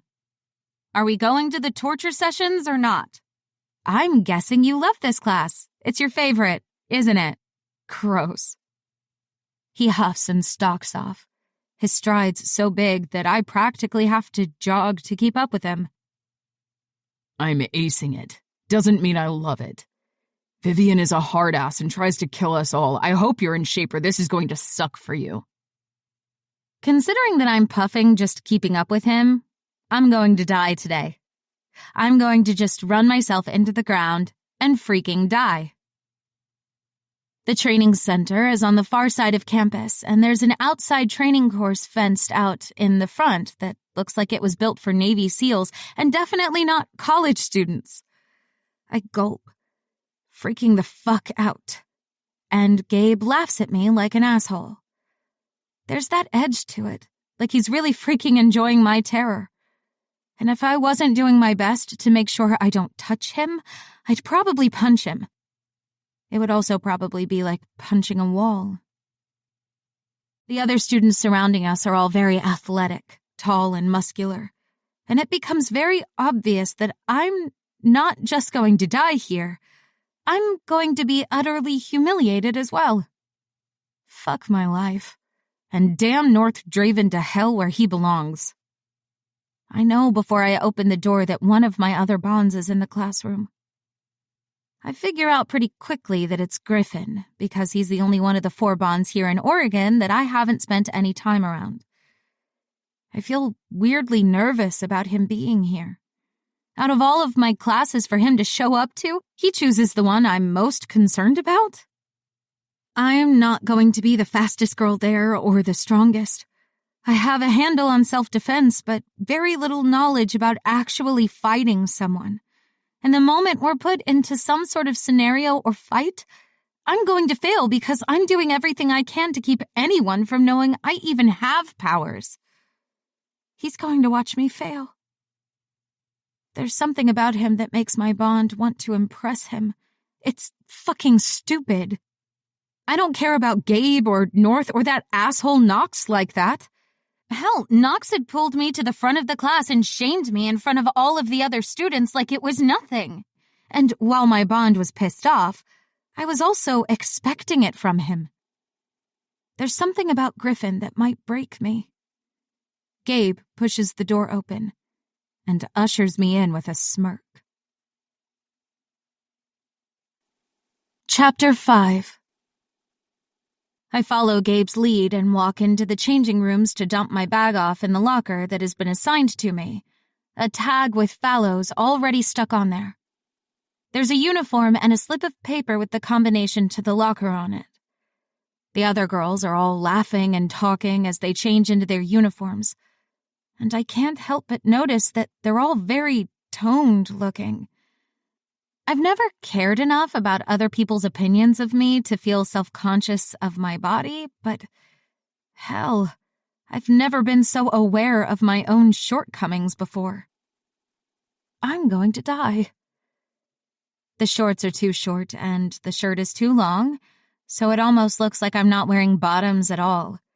None of the other girls attempt to speak to me, but all of them give me a once-over like I'm diseased, whispering and murmuring without even attempting subtlety. I take a deep breath before I walk back out into the training room, just to pull myself together and attempt to find some inner strength to get through this, but nothing. There's no secret well within myself overflowing with fortitude and confidence. There's a heap of grumpy and self-loathing, though, so I might just pull on those instead and hope for the best. Gabe is lounging against the wall outside the changing room, laughing and joking around with some of his friends from the football team. They all fall silent when I walk out, throwing looks around at each other like they're all talking telepathically about how shit I am. Fuck, they might be for all I know and care. I was about to come in there after you. You can't hide from Vivian, you know? He'd just come in here after you. I shrug and try to hide my shock at this hard-ass Vivian being a man. Of course, it would be another man here to push me around and ruin my life. Gabe rolls his eyes at my silence, putting on a show for his friends because he obviously doesn't want them knowing how badly my rejection hurts him. It's so obvious to me. But they all start cracking jokes about his defective bond, like I'm not standing right here listening. Fucking pigs. I stalk away from them, out to the front of the group, to find Griffin standing there in tack gear with a very old, very round man who looks like he's mad at the world that he woke up this morning and has to deal with college students. I recognize it because I feel the exact same way. Griffin looks me over with cold, disinterested eyes, and then glances away, which my bond does not like at all. But I shove the feeling aside. Vivian takes way more interest in me, frowning and staring me down. You're the Bond? You look about 12 years old. Are you sure you're old enough to be here? I cross my arms over my chest. Nope. Can I leave now? Griffin ignores my sass and walks around me to start barking out orders to the rest of the class, directing them into a training circuit that I'd rather have Sage set me on fire than complete. Vivian looks me over again as Griffin stalks back over and says, I was expecting more. What's your gift? You'd better have something good for me. For him? That's fucking weird. I shrug. Nothing. I've got nothing for you. Griffin's eyes flash over to mine as he frowns, but he doesn't comment on me finally confirming all of their worst nightmares. A giftless bond. Fuck, I wish it were true. Vivian's eyes narrow even more at me until they almost look closed, his mouth turning down. I'm going to work this attitude out of you, you know. You'll break before the end of the day, I'm sure. God, probably. I'll be lucky to last 10 minutes. But I don't give him the satisfaction of saying so. I just wait for him to start directing me. It's so much worse than I thought it would be. Vivian makes me my own circuit to go through so he can assess where my fitness is at, and my lungs are screaming within a minute. By the half-hour mark, I can't feel my legs. By the hour, I can taste blood and see white dots in the corners of my vision. It's only by my sheer stubborn will that I keep going. When Griffin blows a whistle sharply to signal the end of this part of the training, I'm shocked to find out I'm the only one still working out. Everyone else is sitting around drinking water and watching me sweat my ass off on the elliptical. I want to collapse onto the ground in a heap, but then Griffin calls out, That's your warm-up over with. Get your asses into the control room so we can go over today's lesson plan. Warm-up? You've got to be shitting me. I want to kill someone. I want it so badly that my gift stirs in my chest, and I have to tell it to simmer down because I can't actually lash out right now, or ever. It takes me 3 tries to get my legs to work, but I stumble after the group and through the building until we're in the control room, which just looks like a meeting room filled with security screens. They're all on and showing the empty obstacle courses, the images flicking through until I want to weep, each of them looking impossible to get through. Gabe leans against the wall next to me, his eyes on Griffin as he sips at his bottle of water. I'd kill for some, but there's no way I'm asking him. Not when we're jammed in this room with at least 50 other students, all of them listening and judging me, because the whole campus would hear about him telling me to shove it. So I focus back on Vivian and my scowling bond at the front of the class. We're sticking to something easy. You'll be splitting into 2 teams, and the first to get everyone through the course wins. Simple, says Vivian, scowling around at everyone. But he doesn't fool me for a second. There's nothing easy about that. It looks impossible, freaking impossible. And when he calls out the names of people on the red team, I'm not shocked at the sounds of groans and bitching when he calls out mine to place me in the group. I'm probably going to be the deadest weight my team has ever had. When the teams have been named, everyone moves into the next room, grabbing armbands in either red or blue and tying them on.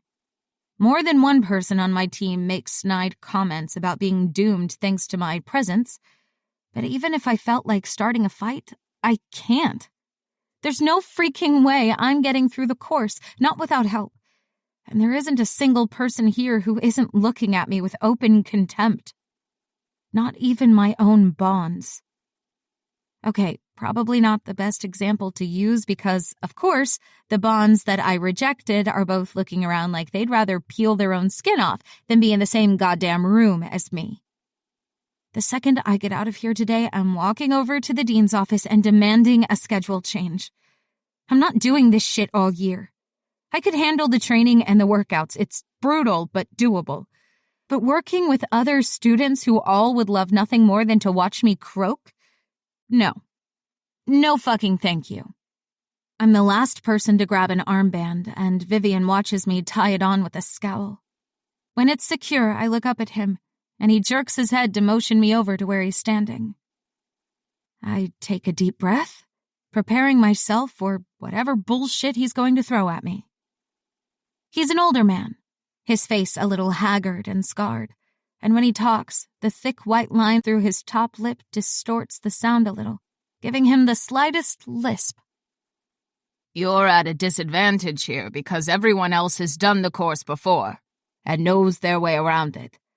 I'll pair you with your bond just this once, so he can get you through it. Dear God, no. I doubt he wants that. It's fine. If I die, then at least I don't have to do this again.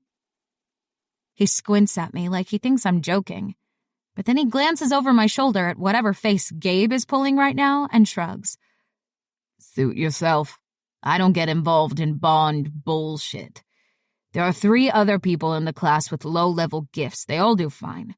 But they all have their bonded with them and are in better shape than you are. Great. Excellent. Perfect.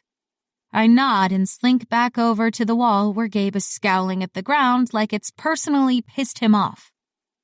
The room is so loud that I almost miss it when he mumbles, Fuck. I wish you'd never come back. The blue team gets led in from the left side of the course while the red takes the right. I stay towards the back of the group, mostly to stay out of the way, but also so I can see exactly where people are going. The aim here is to run the whole course and not be taken out, and I'm at a disadvantage to everyone else right now, so whatever edge I can give myself will help. There's a group of guys at the front, jostling and jeering at each other with that over-exaggerated bravado that has my eyes rolling, and a bunch of girls giggling over their antics. All of them are dressed in teeny-tiny shorts and tight tank tops, with a whole lot of toned skin on show. I'm jealous, honestly, of how great they all look, while I'm over here looking like a sack of potatoes in the oversized uniform. I've always cared about my appearance, but being here, surrounded by the whispers and judgmental stares of everyone, I'm suddenly hyper-aware of every last one of my flaws. My ass looks nothing like the amazing one the girl eyeing Gabe is rocking. He meets my eye over her head for a second before he winks at her. Constant in his efforts at baiting me into jealousy. My bond isn't happy, but I shove it down in my chest again because fuck him. He's already made it clear he doesn't want me. All of his antics to get a rise out of me are just freaking childish. I'm still busy picking out all of the features I'd love to have from the other girls when a buzzer sounds and the doors open. Gabe is one of the first guys to enter the course, bounding out of the room and disappearing into the thick cluster of trees right at the door. I approach slowly, glancing at Vivian and Griffin's broody figures before I finally cross into the course. It's so much bigger once you're in it. I'd known that it covered a lot of ground. The fences went on for miles. But the moment the door shut behind me with a resounding thump, I know I'm in way over my head. The only upside is that we're not supposed to use our gifts, so it's an even playing field for me. Wait, no, it's still not fair because everyone else has run the course before and knows what to expect. And there's also the small fact that they're all ripped and I'm not. But at least no one is going to be throwing fireballs at my head or shape-shifting or, becoming invisible and slitting my throat. Okay, that last one might be my dramatics coming out. The first thing I have to do is jog down to a river that I'm sure can't be real. The funding that must have gone into this program is insane. If I didn't already know that the Dravens are freaking filthy rich, I would now. The other students are all crossing it together, laughing and joking with each other because it's all normal shit to them. And I glanced down at my shorts and shoes in sadness. Running the rest of the course in wet shoes is going to be actual torture. I could take them off. Who the fuck cares about the time that'll take me? But what if there's sharp rocks or creatures in there? If I think about any of the creatures that might be in the water, it's entirely possible I will run away screaming, which is too freaking embarrassing, so I guess I'm leaving my shoes on. Soggy feet be damned. I wait until everyone else has made it through the water, watching them as they make it across. There's a sinkhole if you head straight through the middle of the path, and everyone is avoiding the left-hand side, so there must be a reason for that. Once they've disappeared through the thick trees again, I get to work, wincing at the freezing temperature, but gritting my teeth and just walking straight in. I really hate it. The mud is thick enough that I can feel it seeping into my shoes, and when I finally get to the other side, I have to pull my shoes off to attempt to empty the slime out. When I've done my best to empty them and tied my sneakers back on, I glance up to find Gabe bounding off into the trees, as if he'd stopped to watch me. My bond crows in my chest, like it's a victory that he gives a fuck about me making it through. But for all I know, he was hoping to see me drown.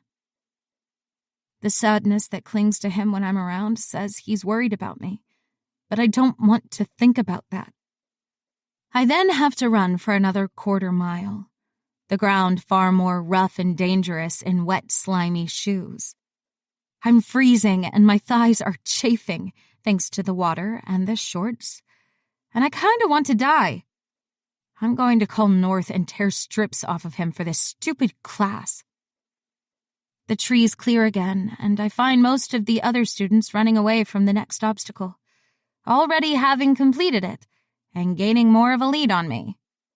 I can spot Gabe's back as he leaves me behind, without a second glance this time, and I take a deep breath. Barbed wire is strung up along posts low to the ground as the students all army crawl their way under it.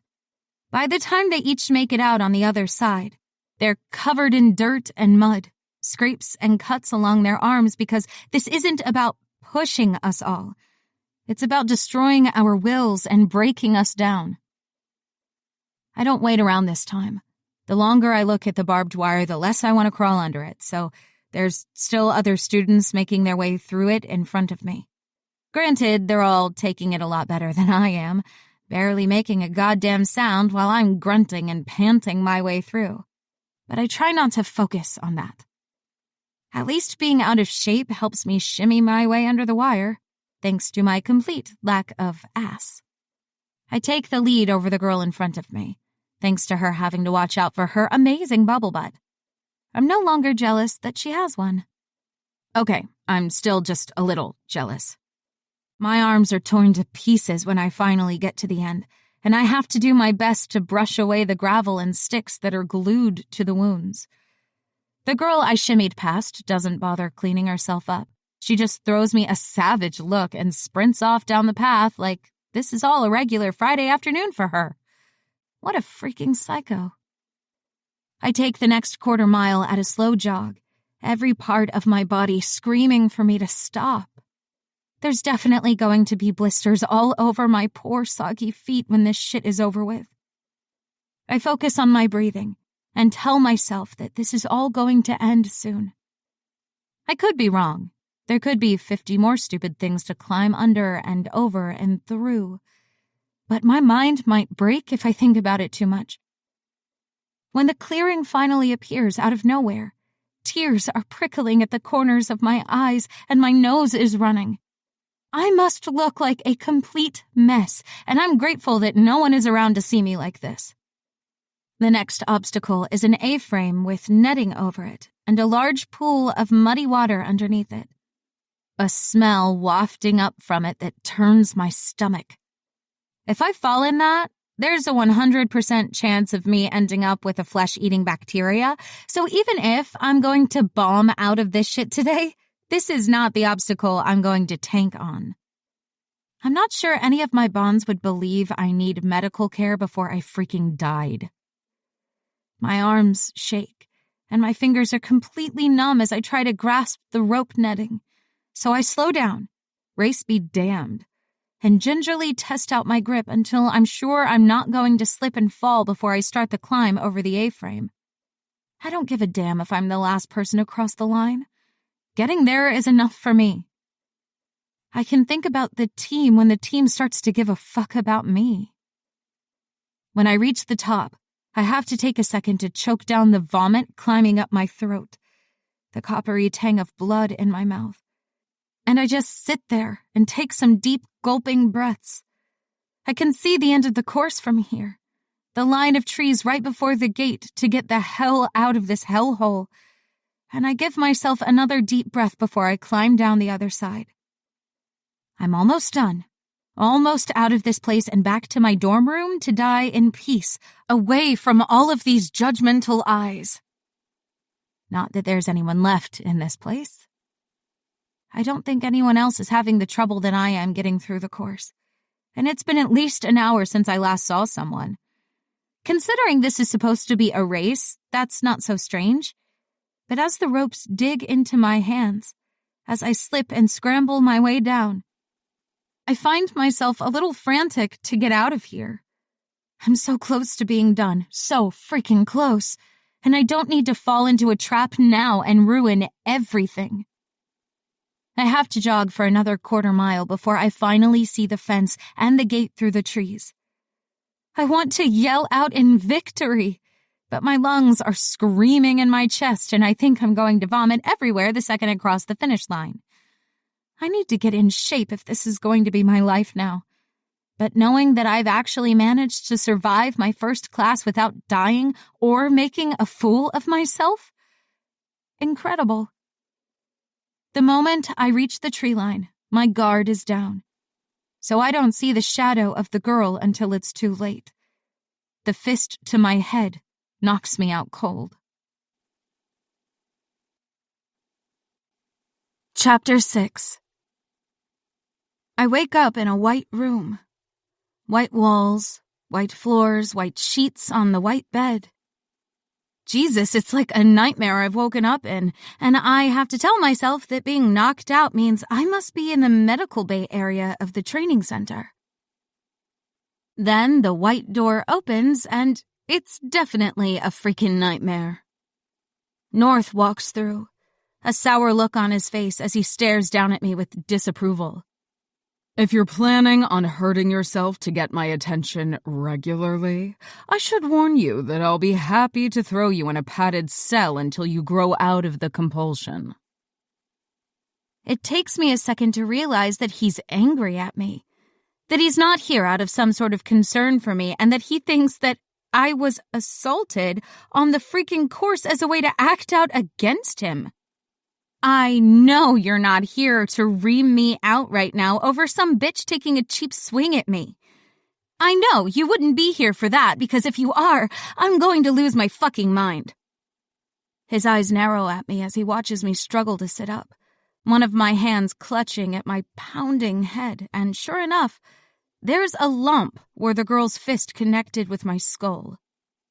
My head is spinning, and I can feel my stomach churning, bile creeping up the back of my throat as he takes a second to look me over properly. It's clear he doesn't believe me, and that he's not at all impressed with this supposed charade. I could freaking scream. Why would I wait until the last quarter mile to pull a stunt like that? Why would I wade through the river, crawl on my belly over rocks and dirt, and climb that stupid, stinking frame if I was planning on... Wait, what exactly do you think I did to knock myself out? Jesus fucking Christ. I fling my arm at him in frustration and instantly regret it when my head starts screaming again. I gag a little and have to swallow quickly to stop myself from puking all over his shoes. North is hard to read with his cold eyes and expressionless face, but for a second, I think I see him doubt himself. But it's such a fleeting thing that it's gone before I'm sure I've seen it. I'm not so easy to fool. You're desperate for attention, and with two of your bonds present, you couldn't help yourself. If there was ever a time I needed my gift, it's right the fuck now. I no longer care about his shoes. If chewing him out means I'm puking on them, then so be it. How was I getting attention from either of them if Gabe ran off ahead of me and Griffin didn't even acknowledge my existence? The look on his face says there's a nerve there I've hit. But hell if I know what it is. You should be thanking him. Griffin had you run the easy course. The easy course? Fuck this. I'm not going back to that freaking class, and I'm not sitting around for this utter bullshit interrogation he's conducting. I grit my teeth again and pull back the sheet that's covering my legs, wincing at the mud and grass stains all over them. I look like a mess, and it takes me 2 tries to get my legs steady beneath me. But the second I'm sure my legs won't collapse, I hightail it out of the room. North barely has to adjust his stride to keep up with me, his hand wrapping around my elbow to tug me in the right direction when I was about to make a wrong turn.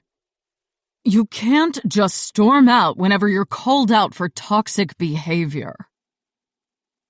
Icy rage trickles down my spine, and when I rip my arm out of his grasp, there's too much force in it, because my gift slips the tight hold I have on it just a little. North frowns at his hand like he's questioning if he really felt the extra kick of power. And I freak out a little. Distraction. I need to get his mind off of it right the hell now. You'd know a lot about toxic. Did it ever occur to you that maybe you shouldn't threaten your own damn bond? That maybe telling me you'll chain me to your basement probably isn't the way to go about this whole mess? I say it loud enough that some of the other students loitering around hear me and start murmuring amongst themselves, and not only does North notice them as well, but for the first time, I think I might see him look embarrassed. Not at his actions, but that people are talking about him. His lip curls, and when he grabs my arm again, I feel his gift thrumming through his fingers, pulsing like a warning of the power he hides underneath his polished suits and perfectly sedate smiles. He's careful with the way he drags me out of the building, making sure no one can actually tell that he's physically dragging me through the building and out to his waiting car. I think that if you hadn't run away like a selfish, manipulative, childish little girl, we would have given you the world. There wasn't a thing on this earth you could have asked for that we would have refused you. But now you're facing the consequences of your actions for what I'm sure is the first time in your life. It is very clear to me that you've been nothing but spoiled your whole life and can't think of anyone but yourself. Clearly, your parents. I barely hold myself in check. Don't you fucking dare speak about my parents. I will dig the tracker out with my bare hands and be gone. Don't push me. The driver hears all of this as he opens the door in time for North to shove me in without comment, shutting it firmly behind me as his asshole boss steps away.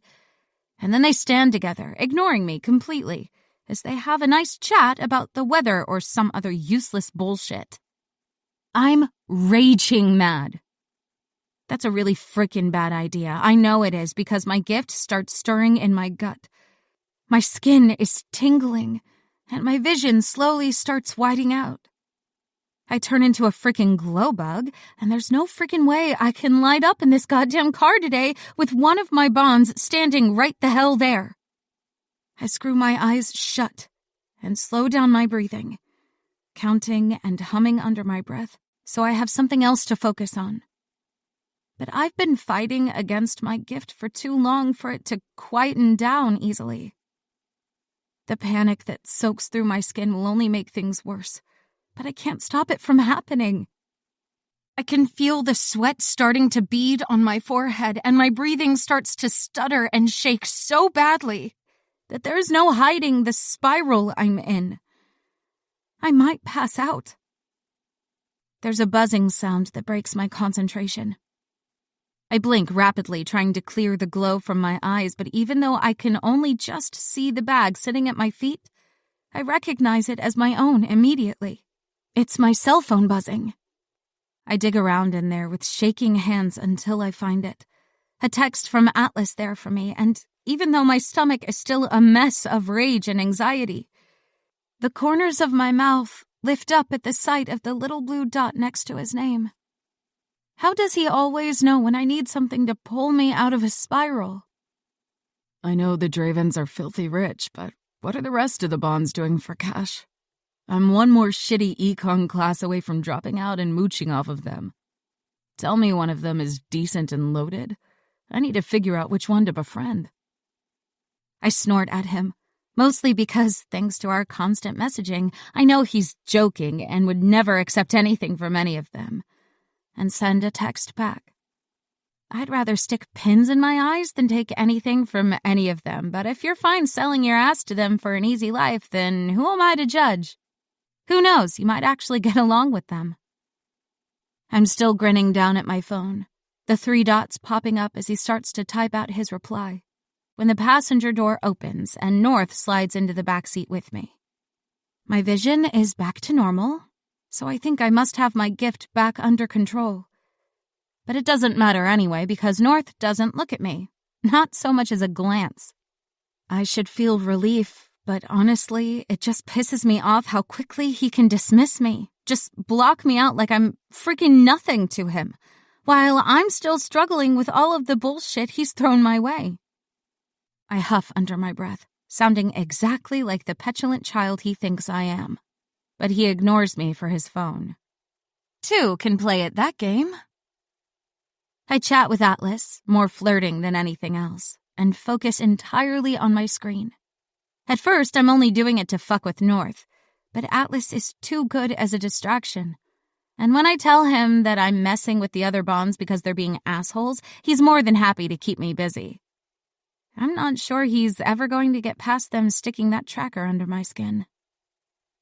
When the car finally comes to a halt and the engine stops, I glance up and startle at my surroundings because we are definitely not at the dorms.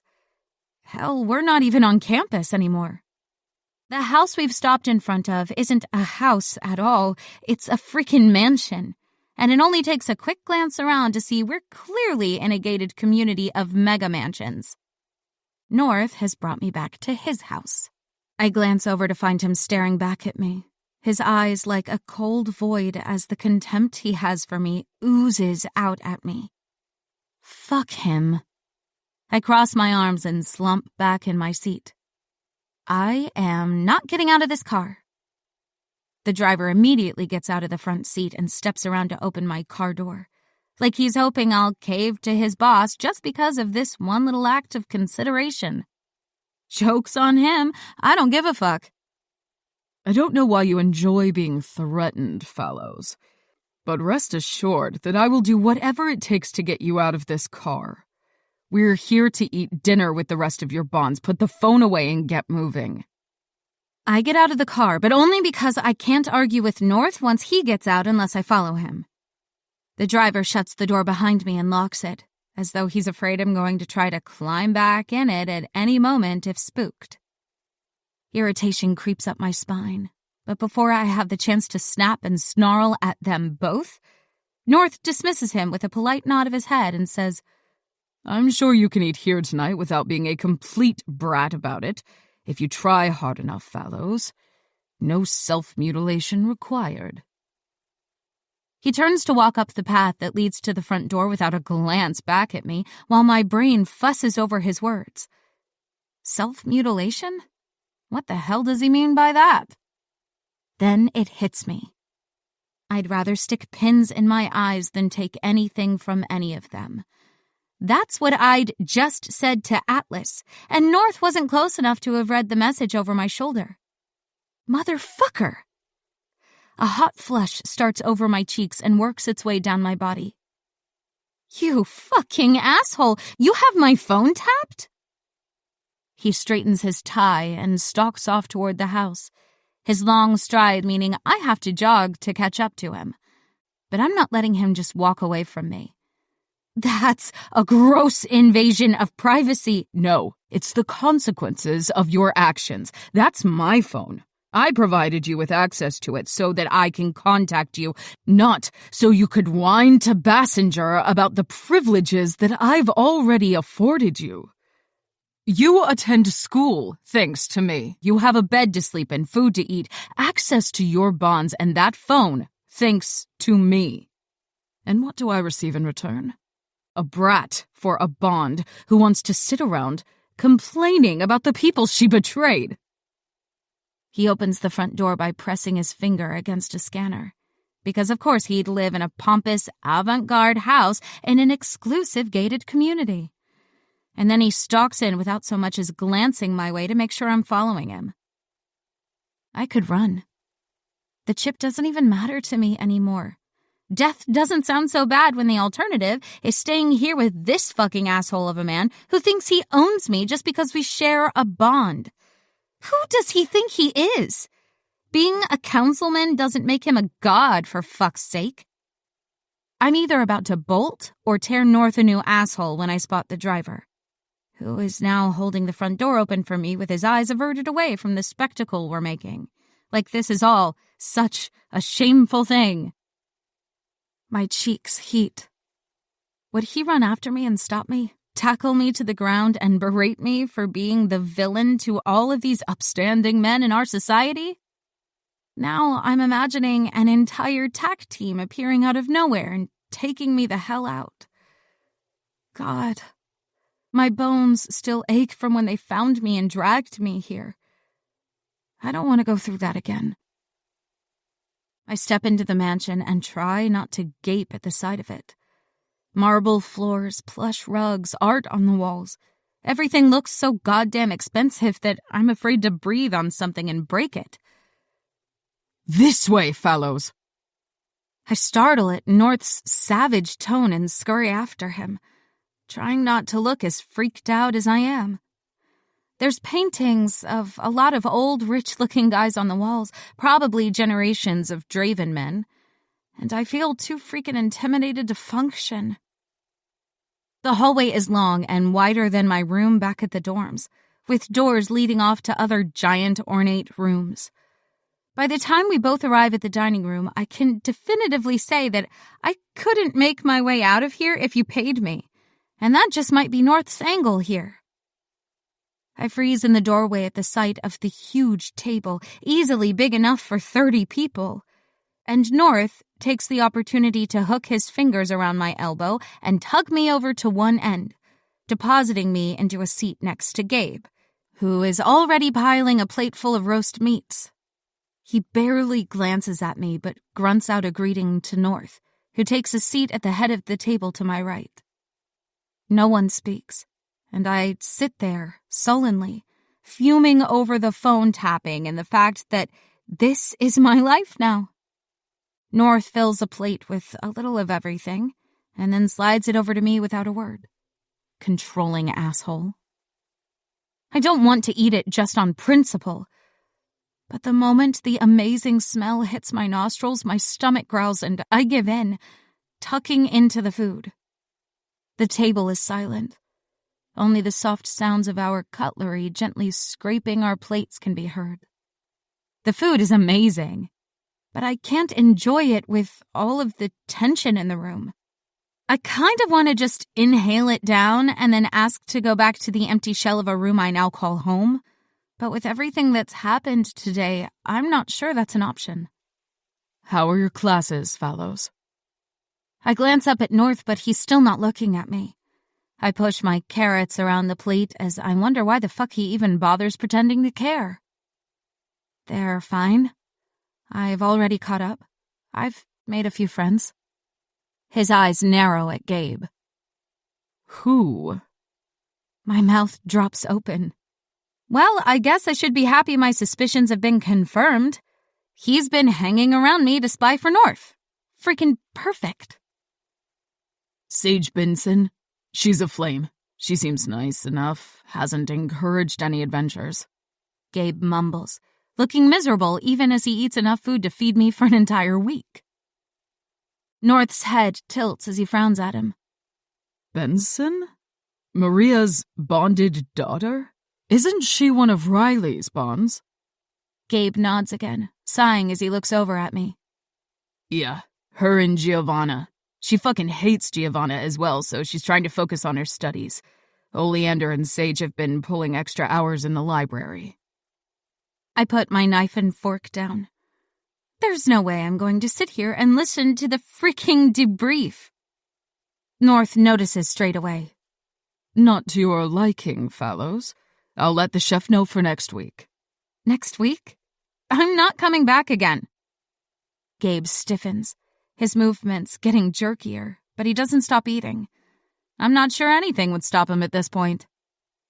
North watches him and then turns to me with a sharp glare. You'll be here every Friday for the foreseeable future. It's taken a few weeks for me to nail down a day that works for us all, but now that I have, this is going to be a regular occurrence. I scoff. I can see everyone seems to be taking it seriously. Can I leave now? My curfew starts in 10 minutes and I don't want to be late. Gabe winces and takes a big gulp of his beer. Of course, he gets alcohol, and I get freaking water. What I wouldn't give for a vodka soda or a beer or something right now.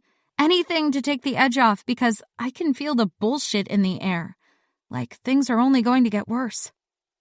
Your curfew isn't an issue during our dinners. My chef put a lot of work into cooking us all dinner, fellows. The least you could do is eat it. My lip curls, and I'm about to rip him a new asshole when the door opens and in walks Griffin. He ignores me entirely and takes a seat further down the table where he won't have to look at me. I roll my eyes. Can any of them at least pretend to be civil? And then Knox stumbles through the door with one of his many little groupies tucked under his arm, giggling like a child. My idiot traitorous bond keens in my chest.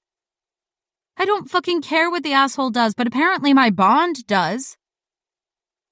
Oh, if it isn't my little poisonous bond. Are you here to ruin dinner for us all? How about you do what you do best and run off and leave us all to our meal in peace? 2 minutes ago, I desperately wanted to leave this table, and now I'm going to eat every last thing on my plate, even if I freaking choke on it. Fuck Knox Draven. The groupie giggles as she slides into her chair. North ignores her presence entirely, but says to his brother, You're late. If you're not going to be able to make it to dinner, please tell me beforehand. I can reschedule. Knox shrugs and the little giggling bitch slumps into the chair next to Griffin. leaning into his body to grab a plate. My bond doesn't like that. Not one little bit. Griffin glances up to meet my eyes, and I hold his gaze for a second, completely transfixed by the rage in my chest, before he glances away and breaks the moment. He doesn't push her away. I grip my knife so hard my fist shakes. I think about everything I want to say right now, all of the home truths I could give these arrogant, ungrateful asshole bonds, and then I swallow them back down. The high road is definitely not for me, and walking it just might kill me. Chapter 7. I managed to get through dinner without stabbing any of my bonds or the giggling nightmare that Knox had brought with him, which in itself is a miracle because after we finish the main course, there is an elaborate spread of desserts brought out by a horde of North's household staff. Everything looks amazing, and anything chocolate is an absolute must for me, but on principle, I once again attempt to refuse. North fills me another plate to the brim. I don't know if this is just him trying to prove his dominance over me, or he's trying to say something about all of the extra curves I have compared to the gorgeous, rail-thin women he likes. Okay, I'm generalizing a hell of a lot here because I've only seen one of North's hookups, and you can't pick a man's taste from a pool that small. But there's something about him that screams fussy, pushy billionaire with a taste for models to me. I eat a little of everything. The chocolate torte is a religious experience, and I have to smother a moan of delight because there's no way I want any of them knowing just how much I love it. I realize I must make some kind of noise, because Gabe startles next to me and shoots me a look like he's never seen me before. Interesting.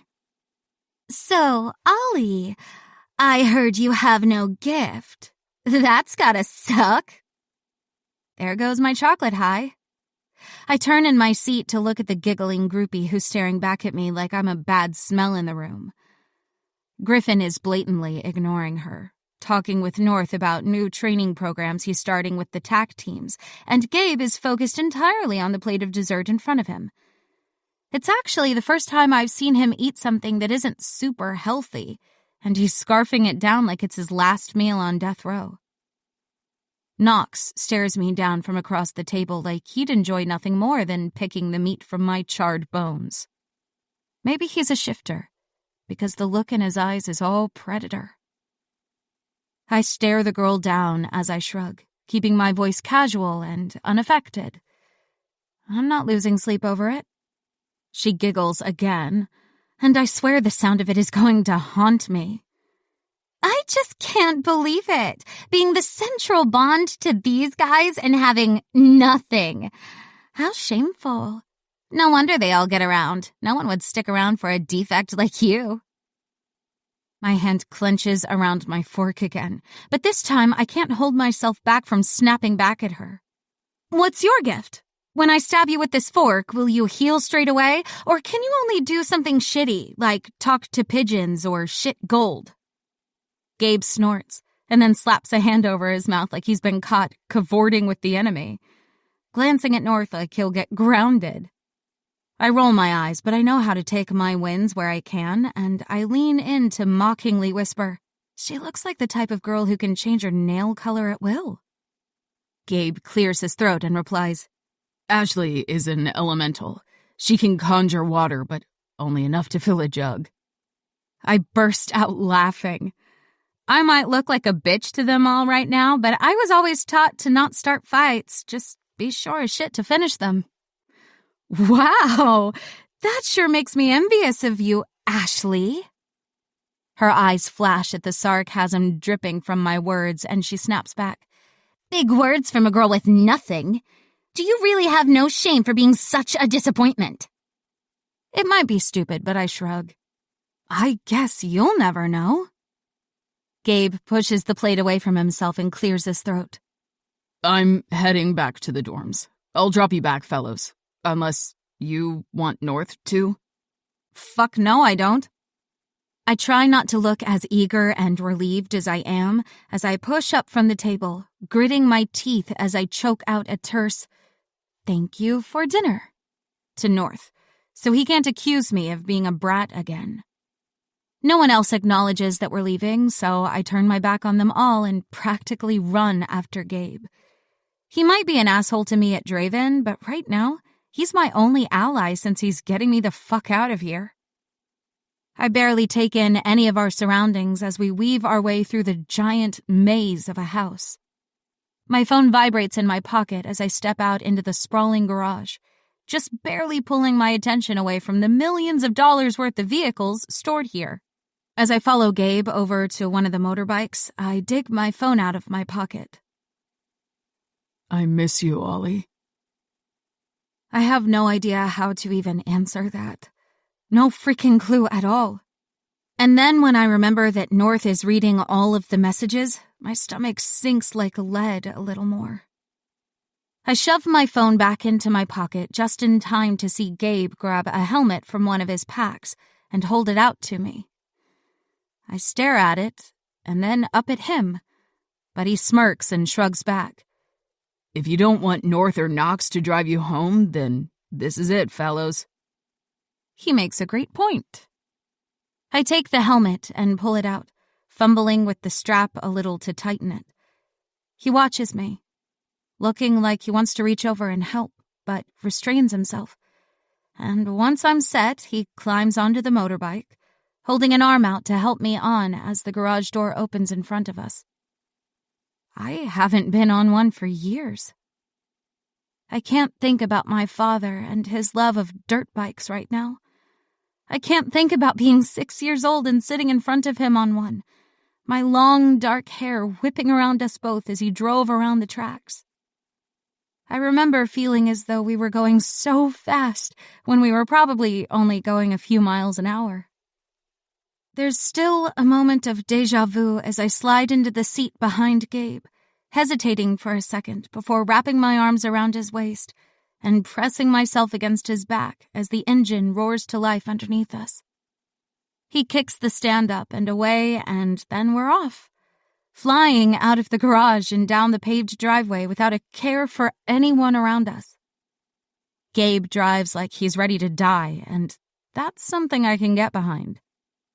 Even after years of being on the run and doing everything I could to survive, there's some deep and dark part of me who hears the call of messy vehicular death on the asphalt and desperately craves it. I wonder how badly my bonds would hate me then, to know that I'd choose a grisly death over being forced to stick around a lot of them. Imagining their reactions keeps me busy the entire ride back to the dorms. Gabe kills the engine the second we pull up, but he doesn't move from the seat as I swing off. I hand him the helmet and clear my throat a little. Awkward as hell now that I have to acknowledge him helping me out. He saves me from trying. Ashley is a fucking bitch, but you should be prepared. Knox is going to bring someone every week, and you can't threaten them all. Crystal is a flame, and she'll send your eyebrows off the first second she can. Also, Yasmin is a living voodoo doll, and she'll stab herself without a second thought. I scoff and adjust my bag on my back. Of course he fucks crazy. He seems like the type. Gabe shrugs and looks out over the street so he doesn't have to look at me as he replies, You can't blame him. You're the one who ran away and ruined everything. When my alarm wakes me the next morning, I feel a pooling of dread deep in my gut. I lay there in the pokey bed to try to figure out why my entire body feels like lead, why the thought of climbing out of this bed fills me with the icy tendrils of fear. But there's nothing.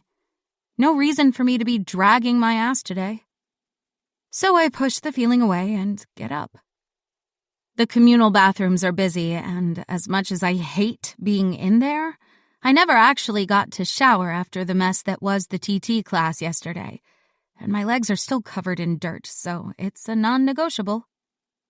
The longer I'm here on campus, the better I'm getting at blocking out the shit these petty girls have to say to me. Most of them have taken to pretending I don't exist, like the crimes I committed by running away mean that I'm not worth a second of their time, so they're all shunning me. I can handle that. It's the 4 or 5 of them who are petty, mouthy assholes that make living here a nightmare. I scrub down as quickly as I can and dress in the stall. I'm not dumb enough to walk out in a towel because even with the campus-wide rules about appropriate gift usage, I wouldn't trust any of them not to mess with me while I was vulnerable like that. By the time Gabe arrives at my door to walk me down, I'm too busy fussing with my bag full of assignments to take much notice of him, or the fact that he's absolutely seething with fury. It's not until we reach the cafeteria that I find out that the entire student body is subdued. I'm not used to standing in line without there being nasty jibes and the giggles of ridiculous gossip following me. But all of that is missing now. I glance back and finally spot the mood Gabe is in. Something happened? I just thought you hated being around me, but now it's pretty clear that it's not just you. I ask hesitantly.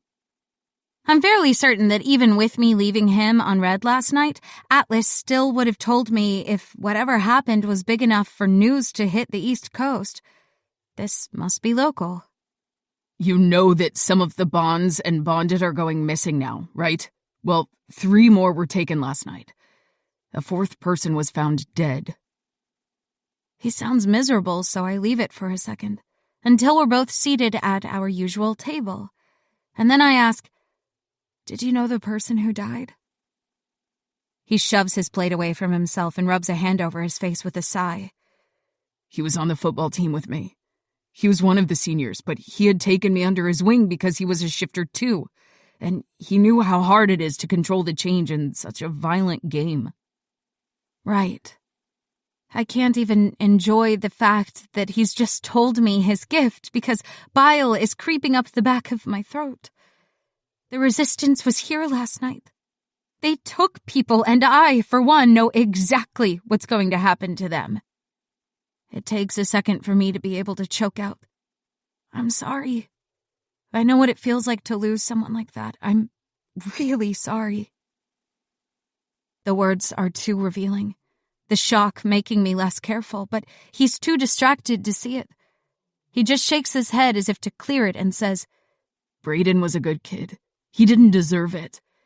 It's pretty obvious that he was killed because he was trying to stop them from taking the others. The resistance aren't after shifters. One of his bonded was taken, and I'd like to get her back. I know he's dead and it doesn't really matter to him anymore, but for his memory, I'd like to get her back. A fine tremble starts in my fingers at the thought of him getting too close to those people after everything I've done to keep them away. Even if he had noticed the changes in me, he'd have no clue that's why I'm so shaken. A few of his football buddies walk past, and they give him a slap on the shoulder as they go. He grabs his plate again to try and eat something, and once he is no longer folded over in misery, I find myself able to eat as well. I'm so lost in my thoughts about the resistance and how desperately I need to get out of here that I don't notice when Sage approaches, until she pulls the chair up beside me and takes a seat. "You heard about Braden, then?" she murmurs, and I nod my head. "Is Riley okay? I know he lives over in the boys' dorms." Sage grimaces. "He is living at Giovanna's house at the moment. He has been for months." Gabe pegs her with a stern look. They're bonded. He's supposed to want to live with her. Sage flinches. But it's only really noticeable to me because I know what it looks like when you're trying to hide it. My fingers start to tremble with something that isn't fear. Do you have to be such an insensitive dick about it? It's not like she was saying she was pissed off about it. He smirks at me. Oh, so you're bleeding hard about your girlfriend, but don't give a shit about your bonds? Maybe Knox is right and you really are a lesbian. That would explain a lot. Fuck, I wish I was. I bump Sage gently with my shoulder and give her a little smile. I'm glad he's safe, and I'm sorry you guys are still struggling. Sage smiles at me and shrugs. It is what it is. I'm glad he's safe too. As long as he's alive, I guess there's a chance we can work things out. Gabe winces a little. Sorry, Sage. I didn't mean to be a dick about it. I'm just fucked up over Bree and my own mess of a bond. Ouch. I ignore it and give her a smile back instead. Do you want to hit up the library this afternoon? I'd love some help with the econ assignment we both have. You're like a freaking genius with that stuff. Sage giggles and shrugs, but it's clearly forced. I'm really not. Plus, you're doing so great catching up. There's no way I would be where you are if I'd dropped out freshman year of high school. You're amazing. Gabe's eyes snap up to mine. You dropped out of high school? I squirm in my seat. I'd assumed North had told him and the rest of my bonds, but apparently not. I was on the move too much to still attend. I spent a lot of time in libraries, though. I don't know why I'm even explaining myself to him. It must be something to do with the raw look in his eyes after his friend's death, but I should have known better. You were that fucking intent on escaping us all that you dropped out of high school? Fuck, fellows. You're a real fucking bitch. He shoves his plate away, still half full, and storms off. I rub a hand over my face and finally give up on my own plate. What's the fucking point? Sorry. I just keep getting you into trouble with him. I need to learn to shut my mouth, Sage mumbles. And I want to hug her to me to get rid of all of that self-loathing she has trapped inside her. It's an echo of my own, but I'm better at hiding mine around everyone. If it weren't you, he'd just find something else to take out on me, and you know what? I did run away from him. He's not wrong about that part, so I guess I deserve his anger. Sage stands and grabs her book bag, waiting for me to do the same, and then walks with me to our econ class. I've only known you a few weeks and already know something else must have been going on, Ollie. I give her a side eye and she shrugs again. I'm not asking for details. I know it must be really bad if you don't want to tell your bonds and get them off of your back. I just want you to know that I believe you're a good person, no matter what they say. I must be hormonal or something because that makes me want to bawl my eyes out in the bathroom for a few hours. Instead, I link my arm through hers and whisper back, You'll be the first person I do tell, if I ever can, that is. Sage and I spend 2 hours after our classes let out for the day at the library together. And it is honestly the most peace I have felt since arriving at Draven University. The panic I was feeling about my assignments starts to ease once she has walked me through her previous assignments with our econ teacher, and I know what to expect. I have a decent outline and a plan on how to get it done. I'm going to freaking kill it. I can't wait to see North's face when I bring home an A. That'll teach him to assume I'm some brain-dead dropout. My stomach rumbles loudly, and I check my watch and notice that my curfew is only a half hour away. I sigh and give Sage a self-loathing smile, pissed that I'm going to have to flake out on her once again. My jailer will be pissed if I'm not locked up back in my tower soon.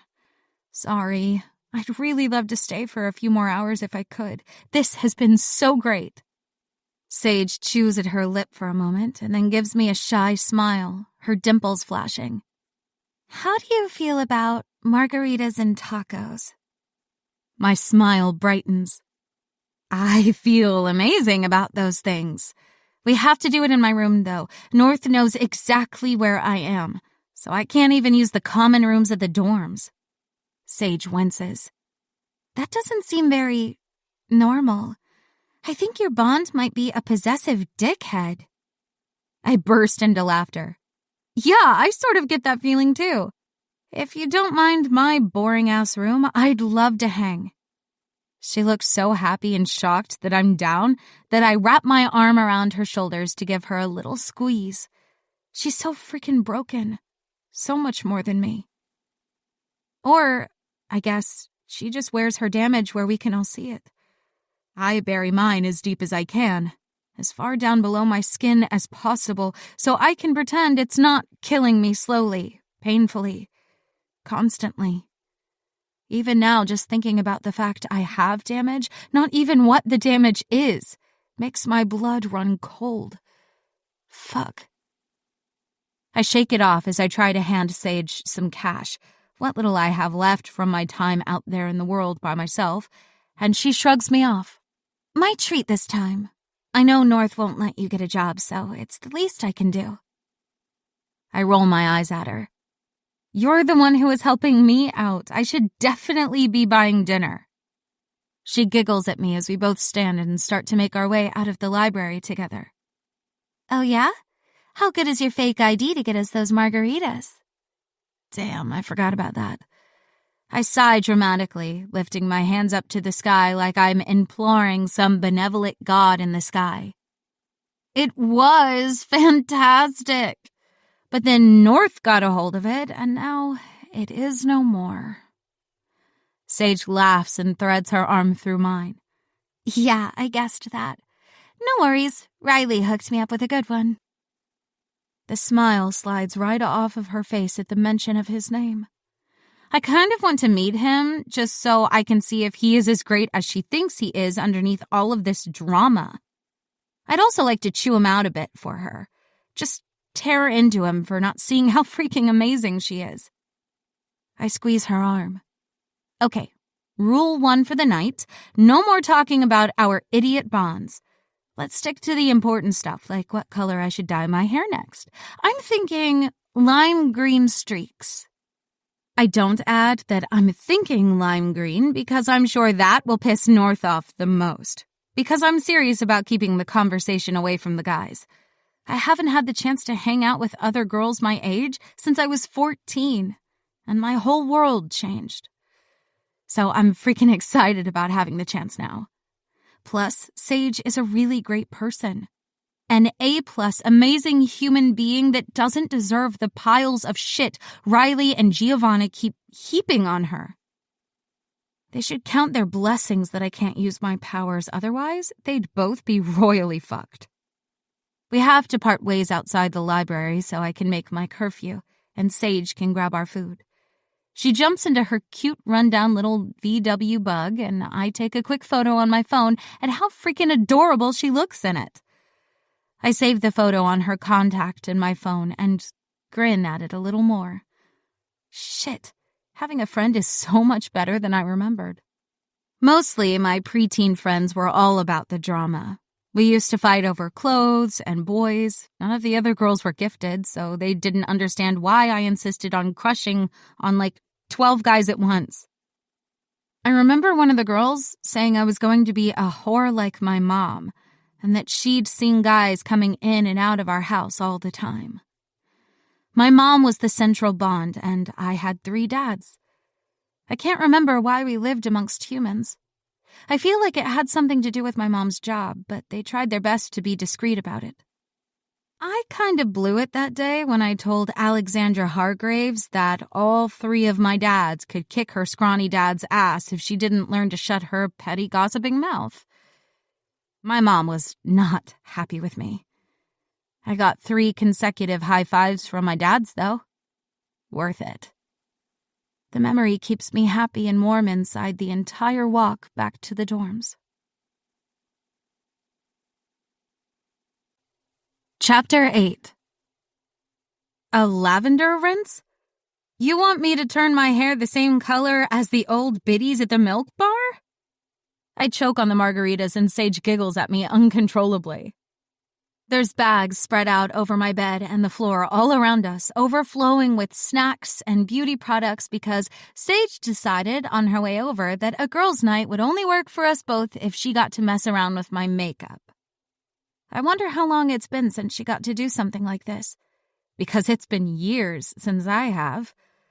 I also kind of think she's guessed that and wants to do something special because she's too sweet like that.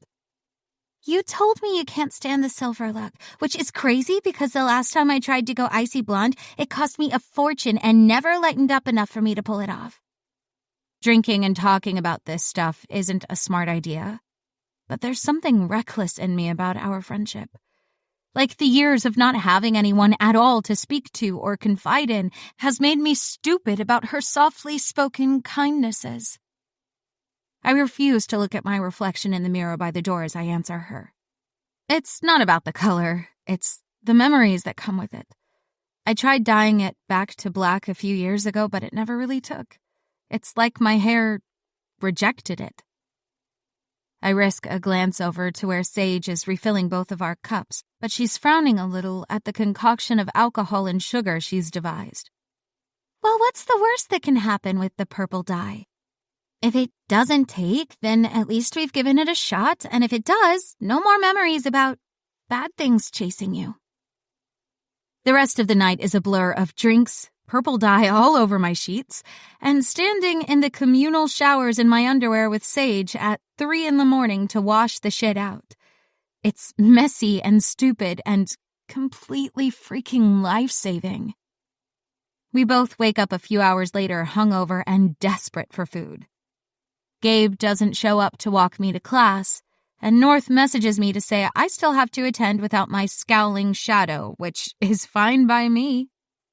I get looks and whispers the whole day, but the pounding in my head drowns most of it out, and I make it through thanks to Sage's equally hungover presence. When class is finished for the day, she glues herself to my side as we walk over to my dorm. The joint assignment we have is basically done anyway, but I've quickly figured out that Sage would much rather hang out in my pathetic dorm room with me than go home. She never comments on the pathetic lack of stuff I have, or how horribly uncomfortable the bed is. She just acts like this situation is completely normal. It's vital to my survival. She's become the rock for me, the one person who is keeping my sanity tethered, because if I didn't have her, I'm sure I would be a screaming, raging mess by now. When we get to her car to drop off her extra textbooks, her phone pings and she rolls her eyes at whatever is on the screen. Riley? Or that bitch Giovanna? Sage huffs and says, Neither. It's my dad. My parents are pissed about how withdrawn I've become. Because in their world, it's fine for me to be shunned, but totally unreasonable for me to then refuse to go out to any social gatherings. Mom and I argued about it all this morning, and now Dad is pleading with me to go to the football game. I shrug and hike my bag higher onto my shoulders. Do you hate football? I could maybe figure something out and we could both go. I don't want to have to call North, but if this is important to her, then I'll do it. Sage gives me a shy look back. I actually sort of love football. My brother plays. I miss going there, but I hate being there by myself because sitting with my parents is like torture. My mom still blames me for ruining things with Riley. Fuck that. I'm calling my asshole bond and we're going no matter what it costs me. I hit dial and take a deep breath, preparing myself for the fight this will be, and the cold tone of North's voice as he answers sets my teeth on edge. I'm about to walk into a meeting, fellows. This isn't a good time. Don't stop. Don't cuss him out. Be calm. That's fine. I'll be quick. Gabe has a football game tonight, and I'd like to attend it. Sage is going, and we're going to grab hot dogs and bad game food there. I just need to know that you're not going to send a TAC team in to grab me from the stands while I'm watching the game. There's a pause, like he's weighing out each of my words and testing how honest I'm being with him.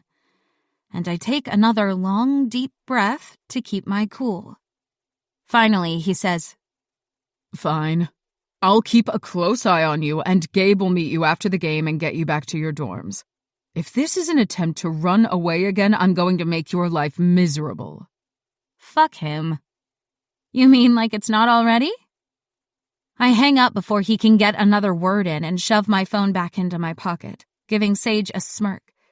But she's still grimacing in my direction at overhearing that entire mess. He actually hates you, doesn't he? God, I thought Riley was bad enough. I thread my arm through hers and squeeze it. Riley is fucking horrible. At least I did something to North that made him a dick. Your bond has no excuse. She sighs and glances around like she's afraid Giovanna is going to jump out of the bushes and attack us both.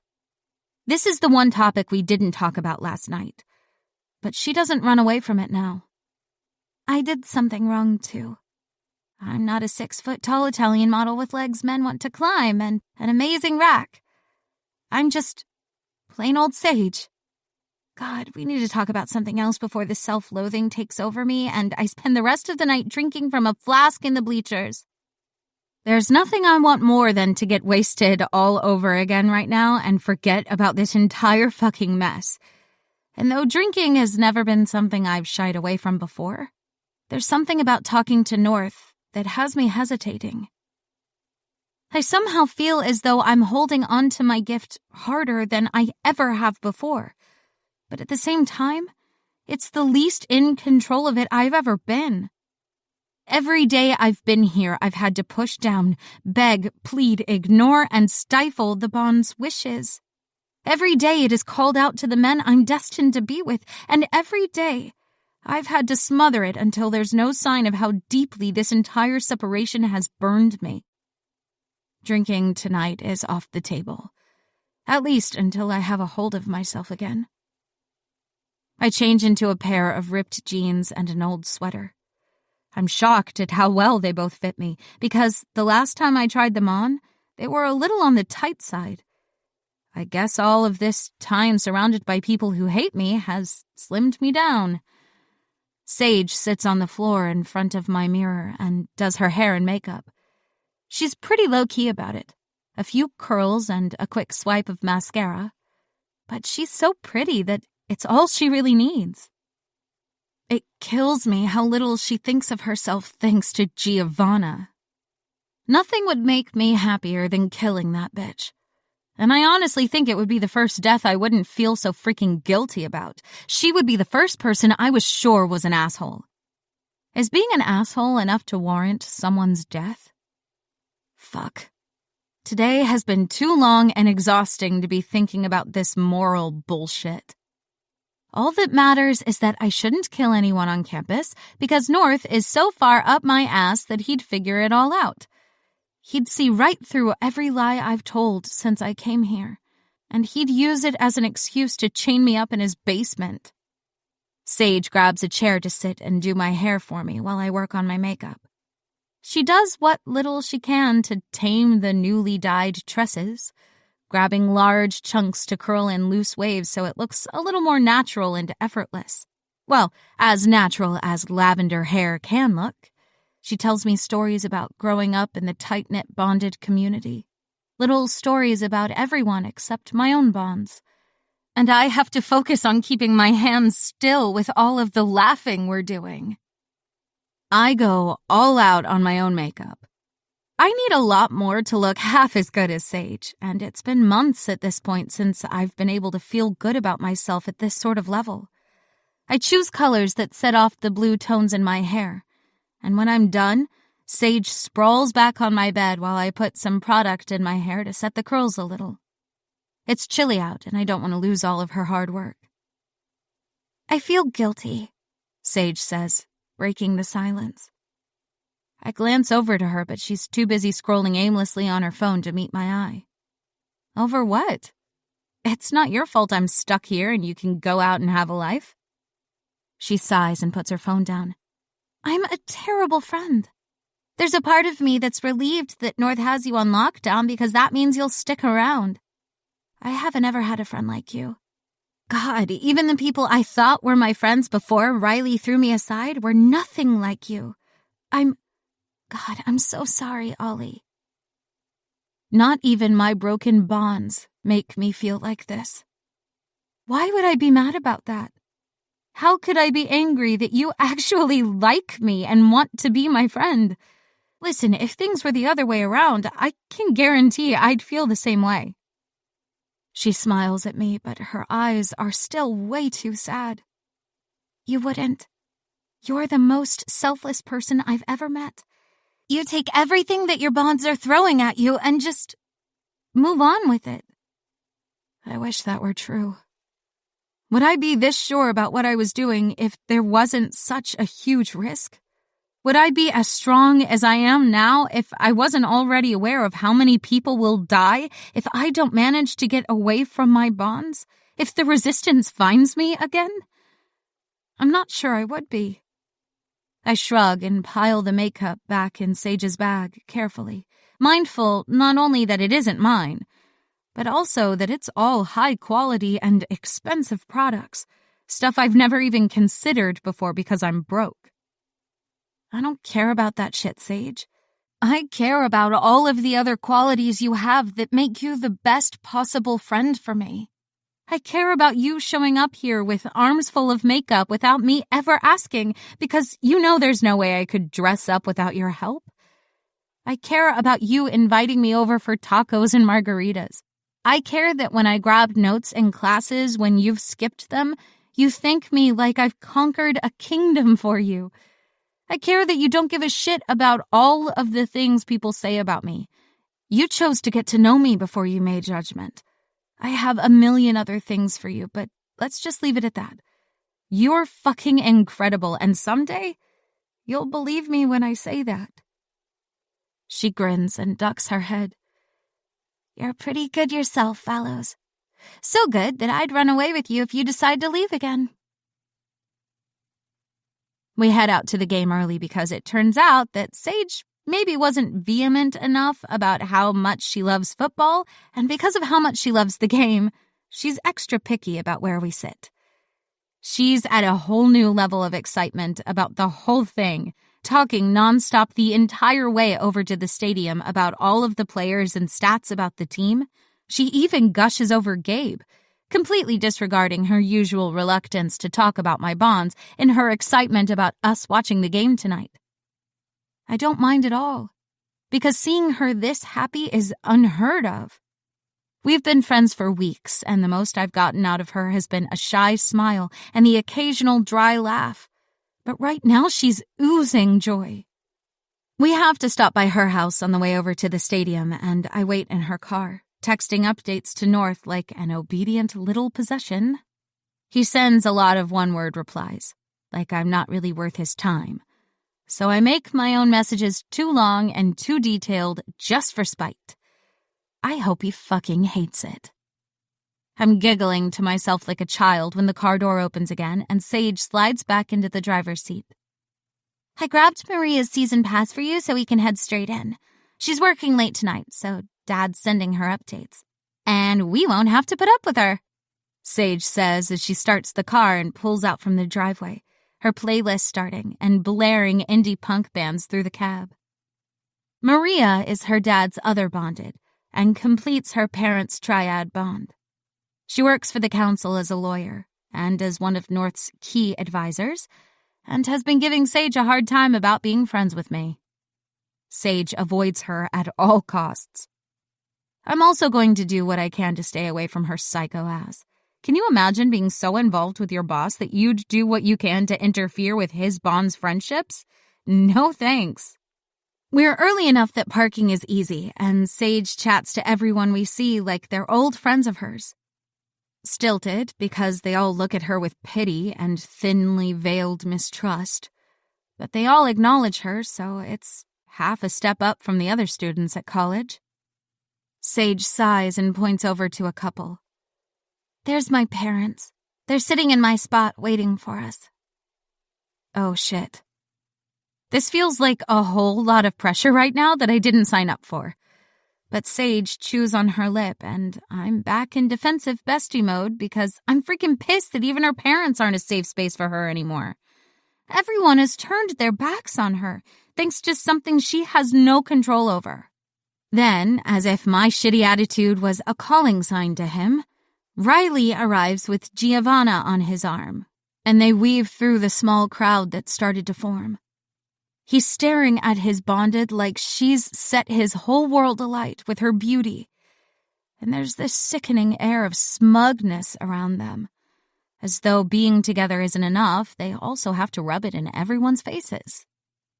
The moment Riley sees Sage's parents, he turns the charm on and schmoozes them like a total creep. They lap it up, too, just falling over themselves to speak to him, like he hasn't shoved a knife through their daughter's heart. Disgusting, the lot of them. Sage hesitates for a second before she tugs at my arm to grab my attention away from Riley's grinning face.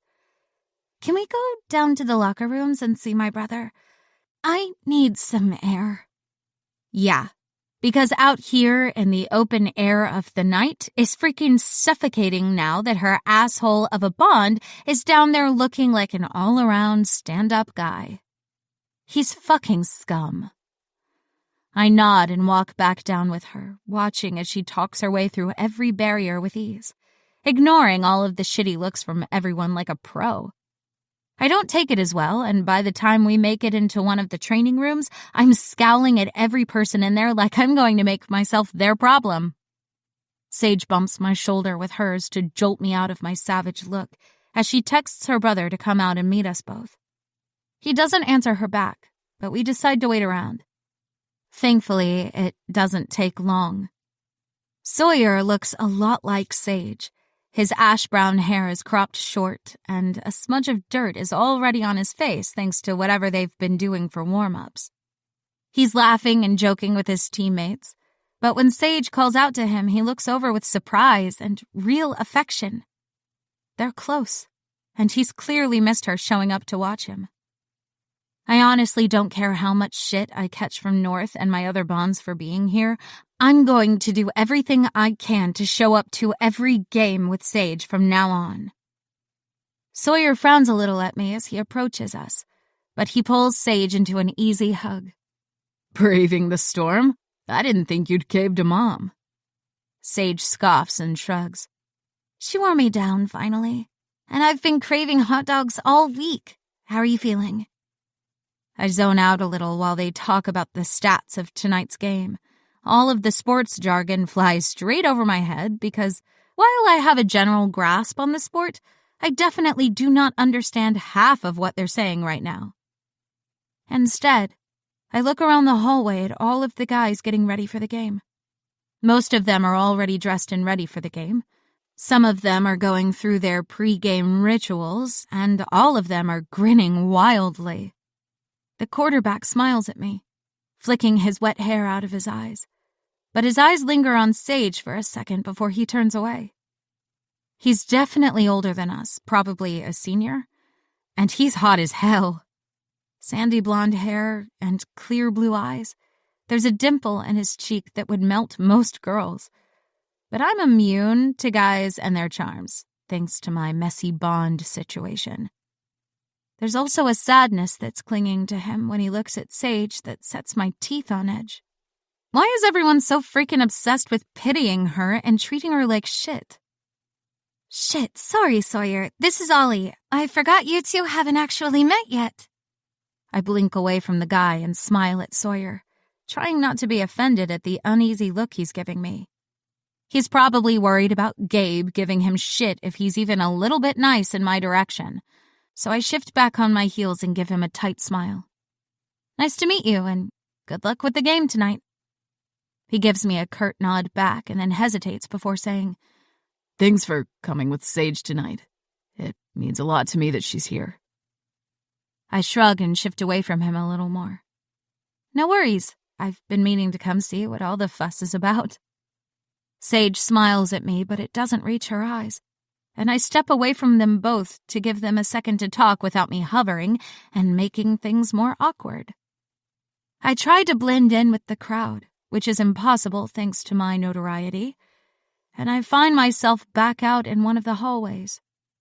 I know which direction I should be heading in to get back out to our seats, but I stop and mess around on my phone to look busy while I wait for Sage instead. I don't want to run off on her and leave her alone with all of these shitty people. I'm there for a few minutes before something catches my eye. The door to another of the training rooms is open a little, and I can see Gabe shaking the hand of the captain of the other team. Nothing groundbreaking about that show of sportsmanship except there's something in his hands that he's just handed over to him. Drugs? Wait, no, it's a piece of paper. They're both looking around like they're doing something highly illegal, and then Gabe's eyes hit mine through the doorway. He sees me. I see him. I have no fucking clue what he's doing, but I'm sure I could walk into the locker room and find his coach and ruin his life right now. The little flash of panic in his eyes tells me I'm not wrong. He's doing something that would get him kicked off of the team, or thrown in lockup for the night. We just stand there and stare at each other for a beat too long. So much bullshit floating silently between us. Hey, sorry for taking so long. We should grab our seats. I startle and find Sage staring at her feet, her eyes a little red. It snaps me out of the little trance I was in, and I look away from Gabe, sliding my arm through hers until we're tucked together as we walk. I've never been a snitch, and I'm not going to become one just because Gabe has been an ass to me. We walk back up to our seats, and Sage introduces me to her parents in the most awkward conversation I've been in since coming here. They both clearly don't want me around their daughter, but they smile and pretend to be polite, probably because she came here tonight thanks to me.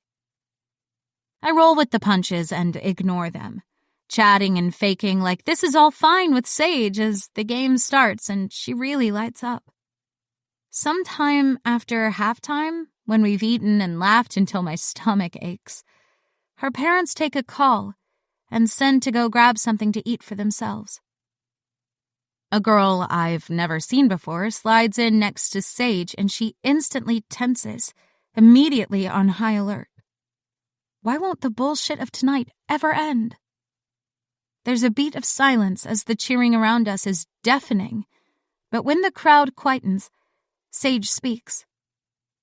Ollie, this is Gracie. Her brother Felix is on the team. She doesn't sound worried or upset, so I follow her lead and lean forward to get a look at the girl. She's pretty, blonde hair styled beautifully, but she's wearing a band tee and has a nose ring. She looks out of place here, but totally at ease. Gracie nods at me with a small smile. Thanks for hanging out with my girl. She's been too sad these days, but she also won't come hang out with me to cheer the hell up. I glance at her, and then Sage, but Sage's eyes are fixed on her brother. I stick with loyal bestie vibes. She's my best friend. I'll always be here for her.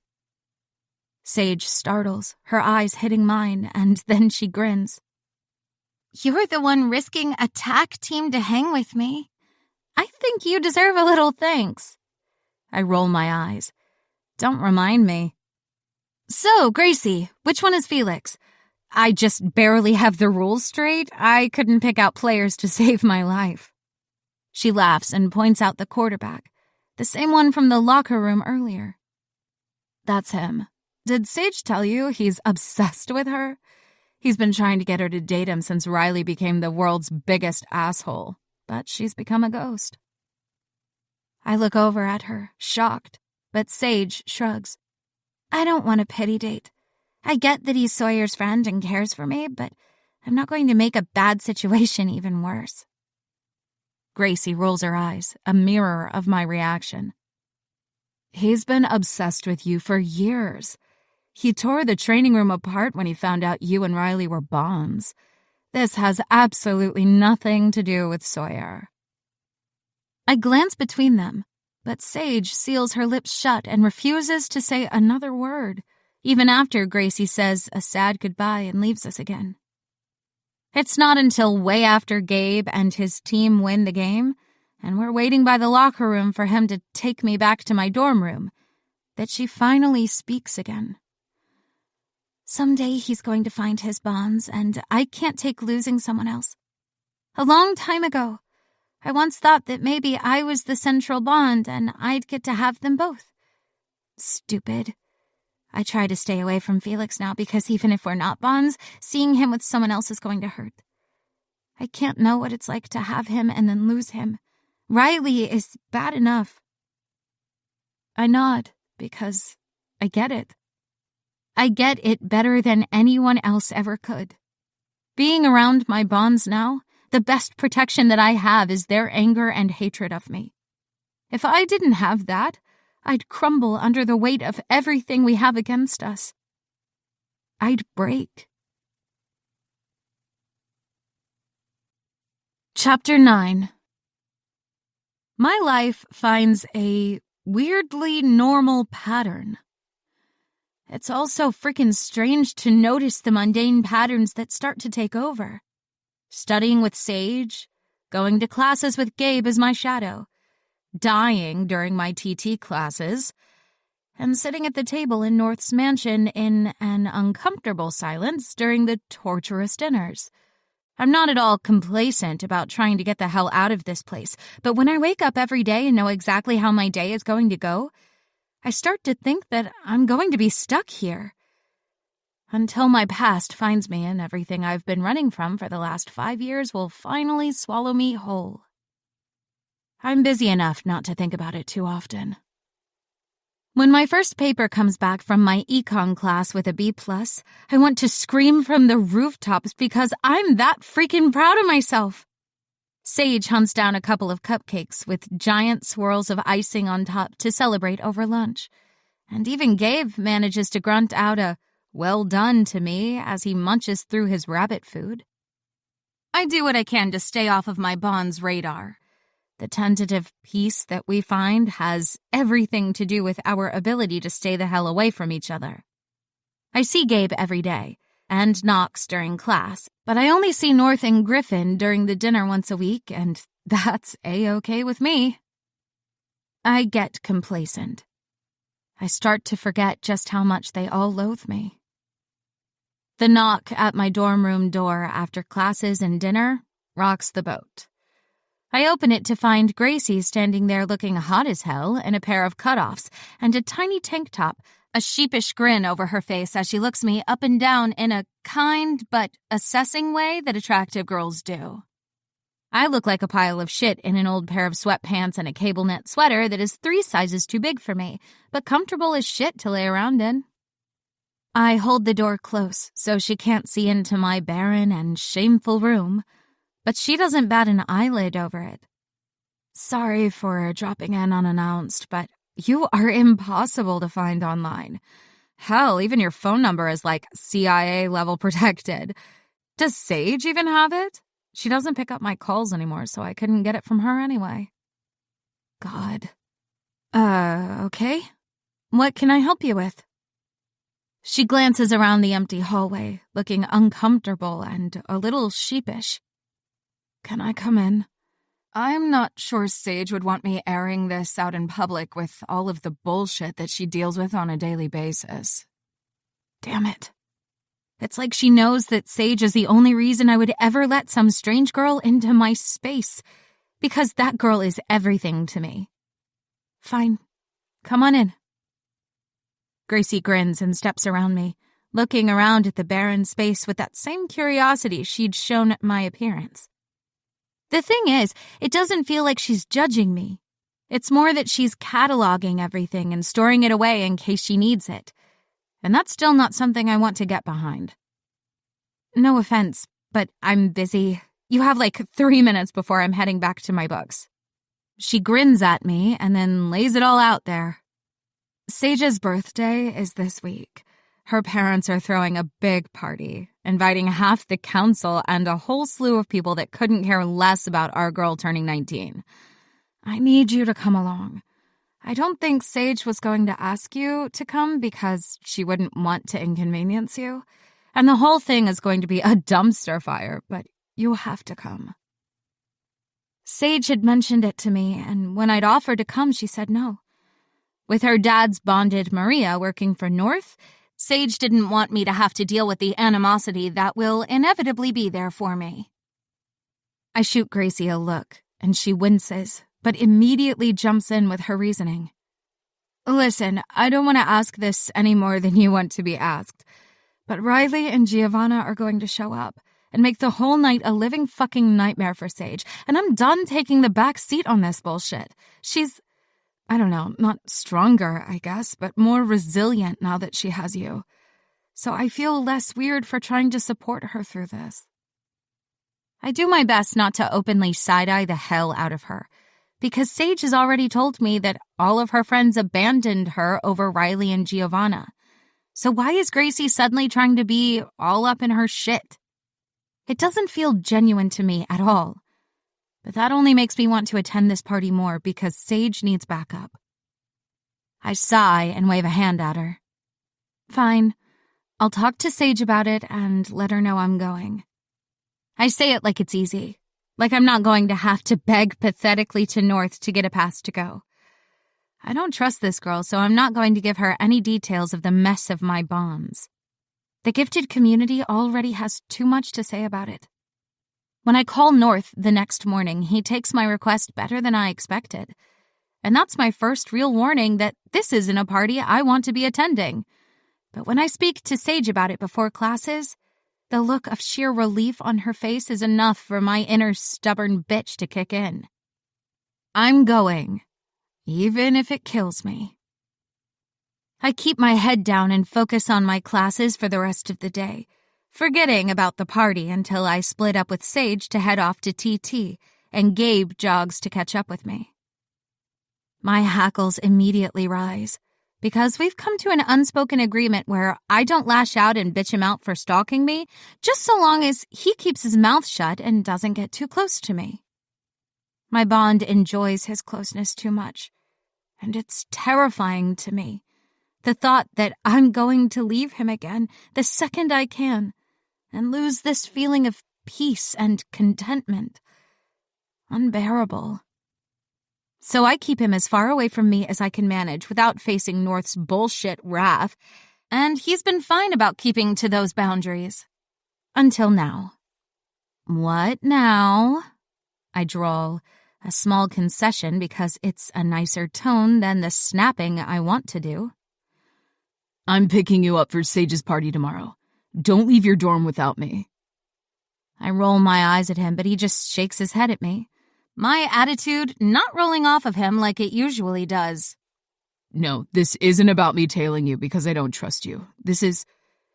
There's a lot of council members going because of Sage's parents, and none of them are going to be people you should talk to.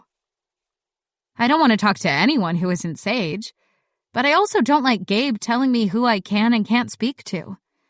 Afraid I'm going to embarrass you? He huffs and grabs my arm, pulling me off of the path and over to the side of the building, where we have a little cover.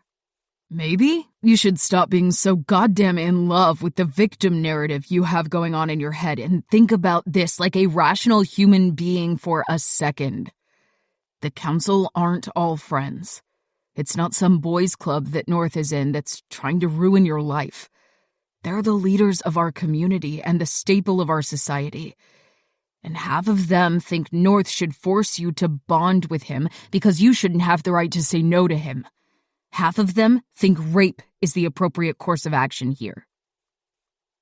My stomach drops and he nods at me. They're not all good people. They're just voted in as heads of their families, and so they get a seat at the table. I'm taking you, and I'll stay with you so you don't end up sitting in a dark corner with Sharp or Vittorio rummaging through your brain with their gifts. Sharp and Vittorio. I take note of their names because there's too many secrets lurking in the depths of my mind that could ruin us all.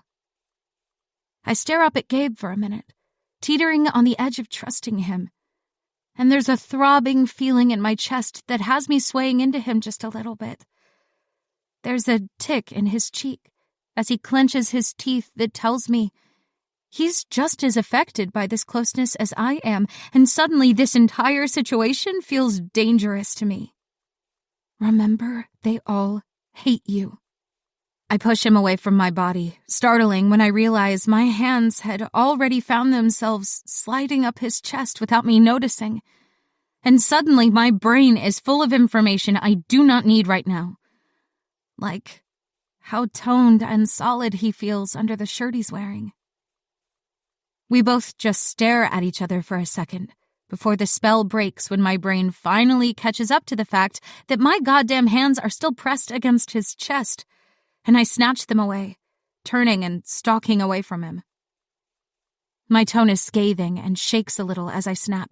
I'll wait for you to take me over to the party, but I'm hanging out with Sage there. I don't care if you follow us around, but I'm not leaving her behind just because you want to hang out with your asshole friends. I'm expecting him to snap back at me or bitch me out like he usually does, but he just follows me obediently. 2 steps behind me like usual, as if nothing has just happened. We make it to the TT training building, and when I pause to push open the door, Gabe steps back up to my body, leaning in close to murmur to me, "Maybe you're not as ice cold as you pretend to be." I fucking need to be. Just when I think that I'm getting in better shape during the workout portion of the TT class, Vivian switches up my sets and once again destroys my will to live. I still train away from the others in the class because I'm so far behind them, but I've already started to notice the growing strength in my limbs and the way I'm trimming down a little. I still lose every last one of the training scenarios. After the first class that I'd been knocked out of, Vivian lets the entire class use their gifts during the scenarios, and there's no way I can compete with them. One of the girls is a walking dose of chloroform. She also hates my freaking guts and targets me every damn time we cross the starting line. Vivian works her game plan out instantly and starts to make it harder for her to get to me, mostly to teach her how to strategize and to teach me to evade the bitch. But she's like a goddamn bloodhound.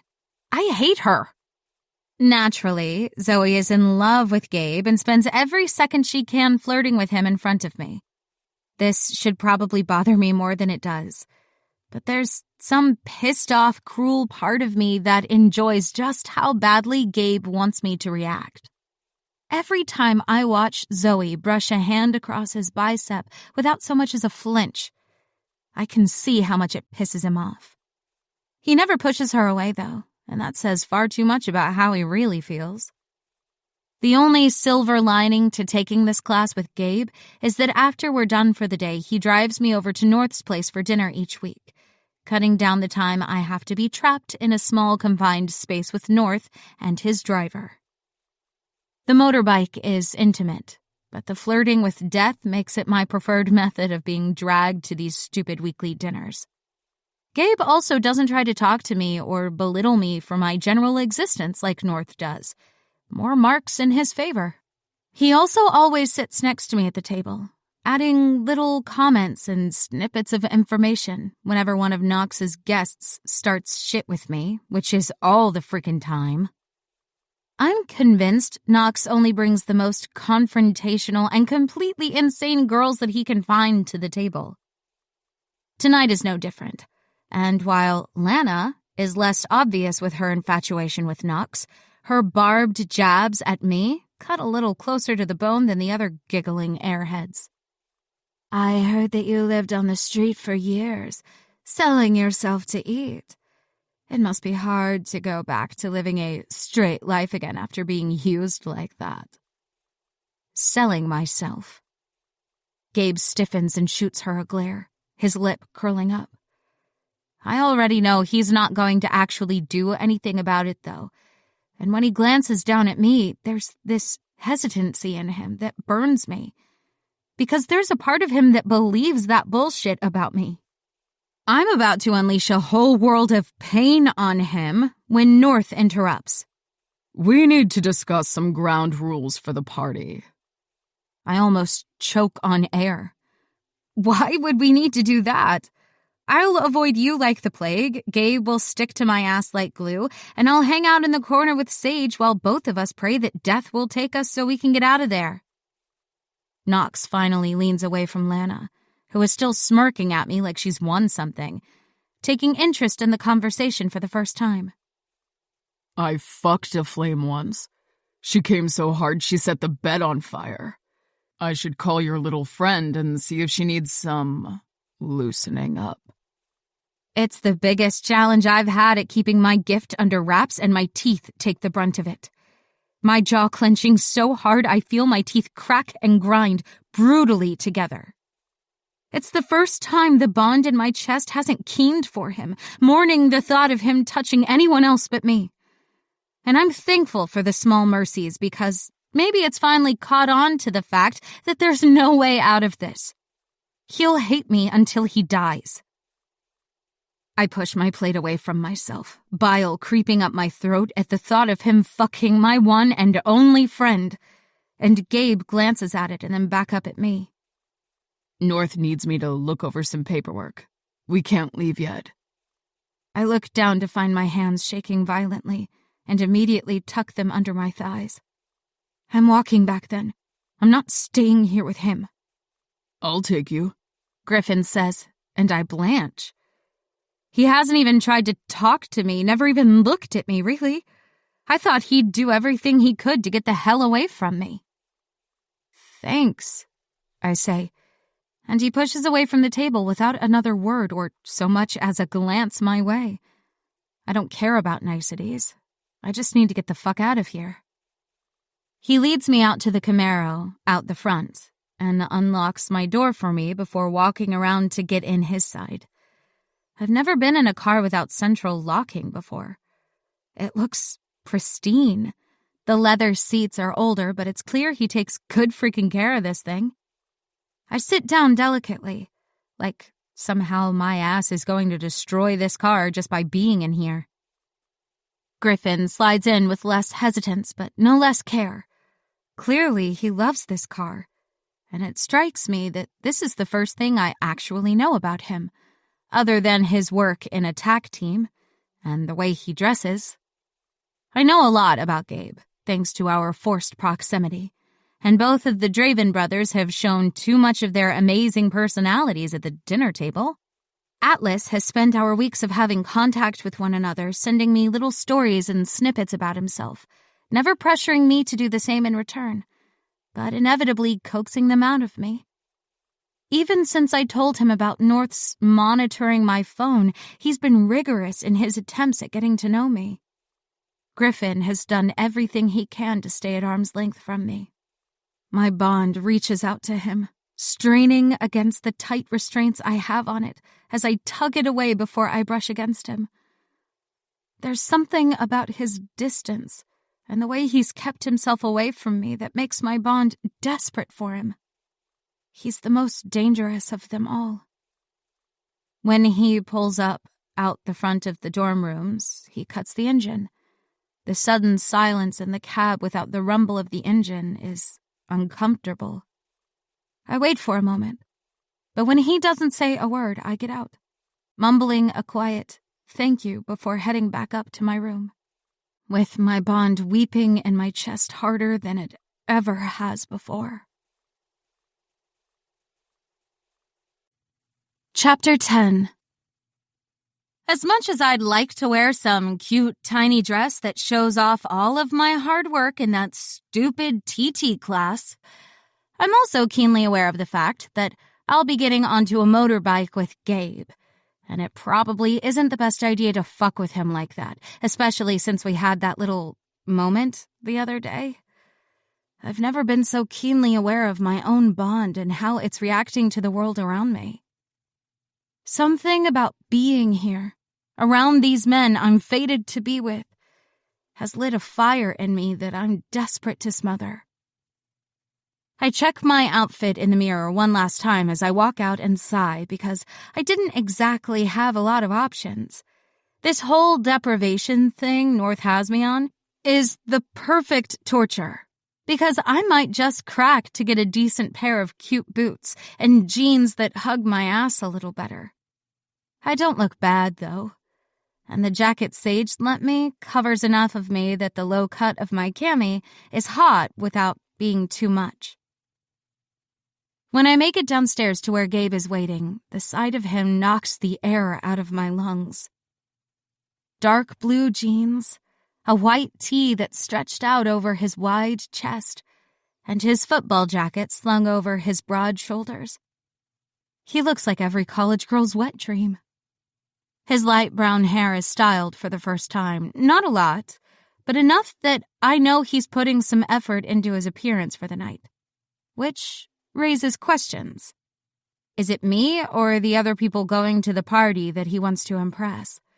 Is it because the council members are attending and he doesn't want to make North look bad?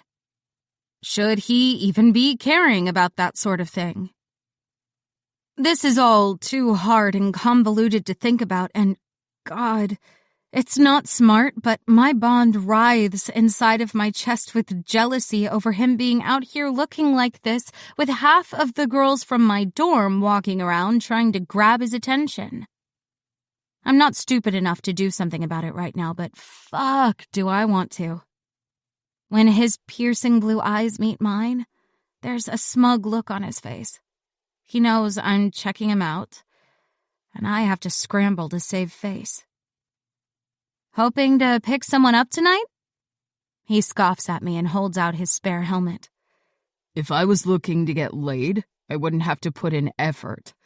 I could fuck any of these girls without saying a word to them. He grins at someone behind me like he's proving a point, and sure enough, I hear the giggling and swooning. It sets my teeth on edge, and I snatch the helmet out of his hands, catching myself and pushing the anger down before it becomes too obvious how jealous I am about it.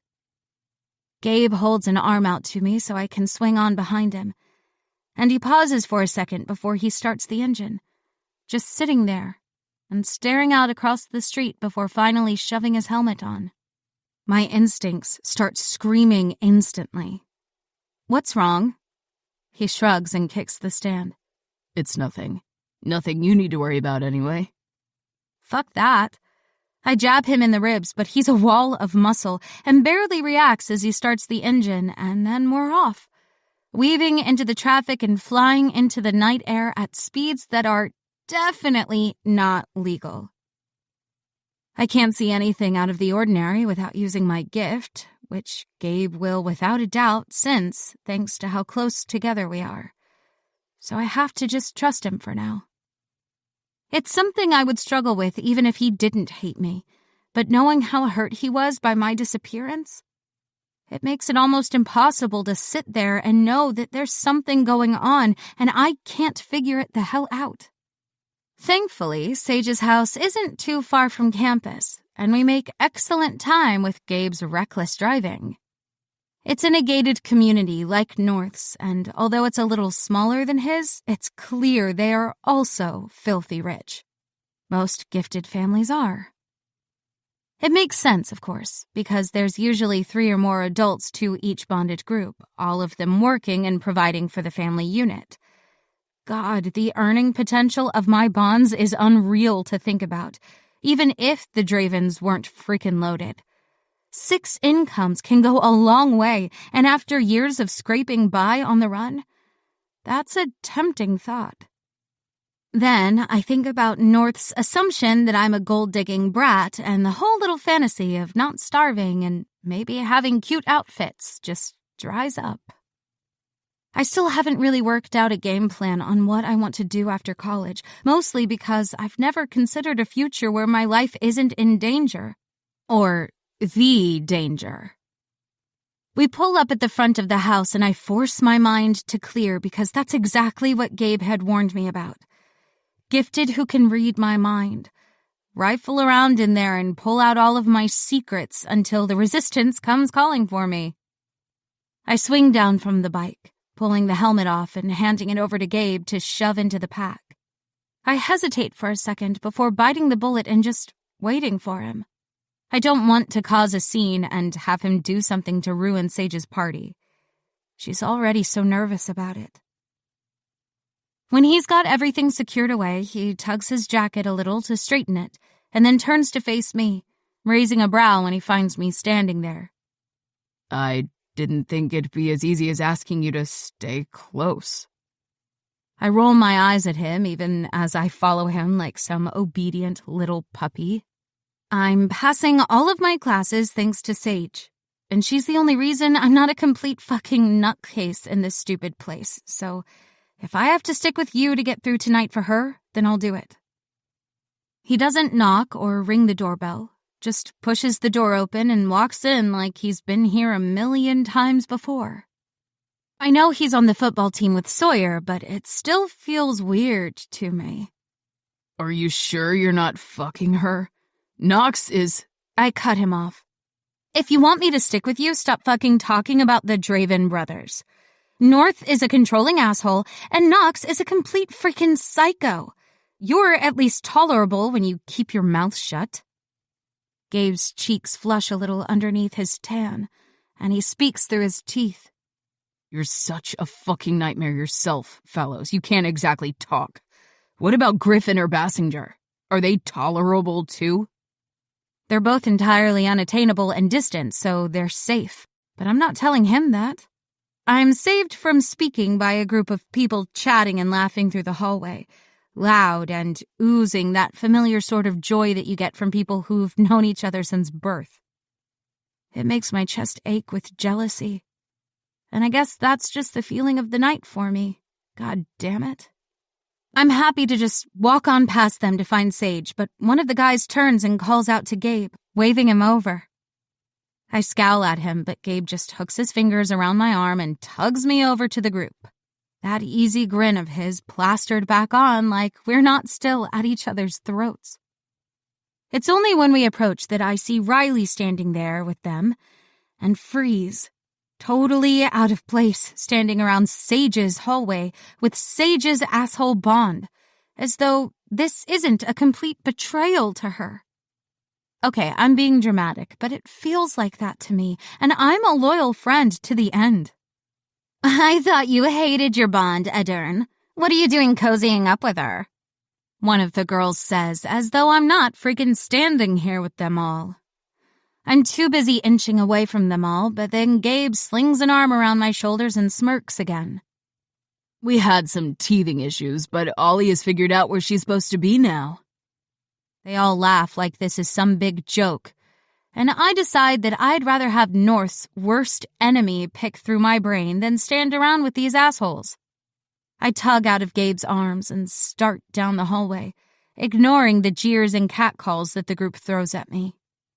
By the time I make it to the kitchen, picking a door at random and lucking out, Gabe jogs to catch up with me and gets his arm around my shoulders again.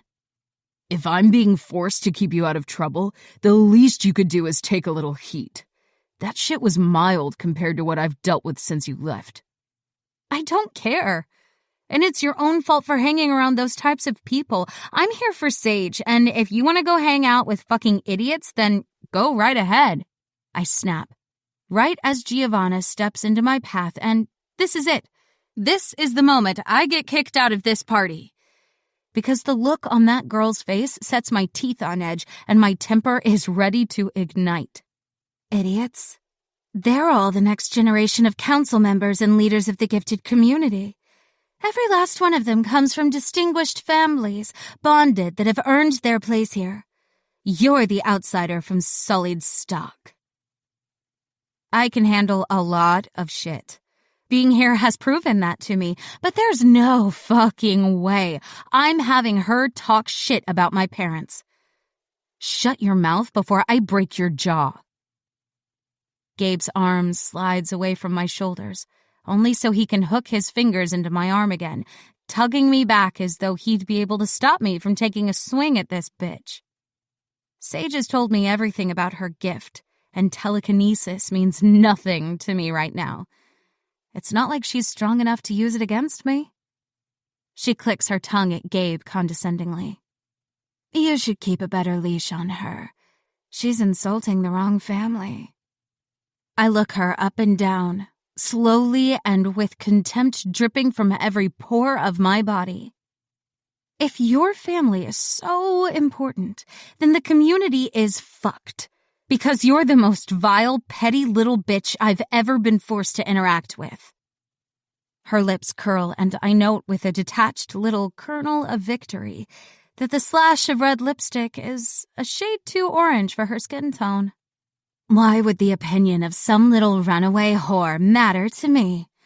You're nothing to the community, to me or my bonded. Bonded. Even the word is a slap in the face because she's taken that away from Sage.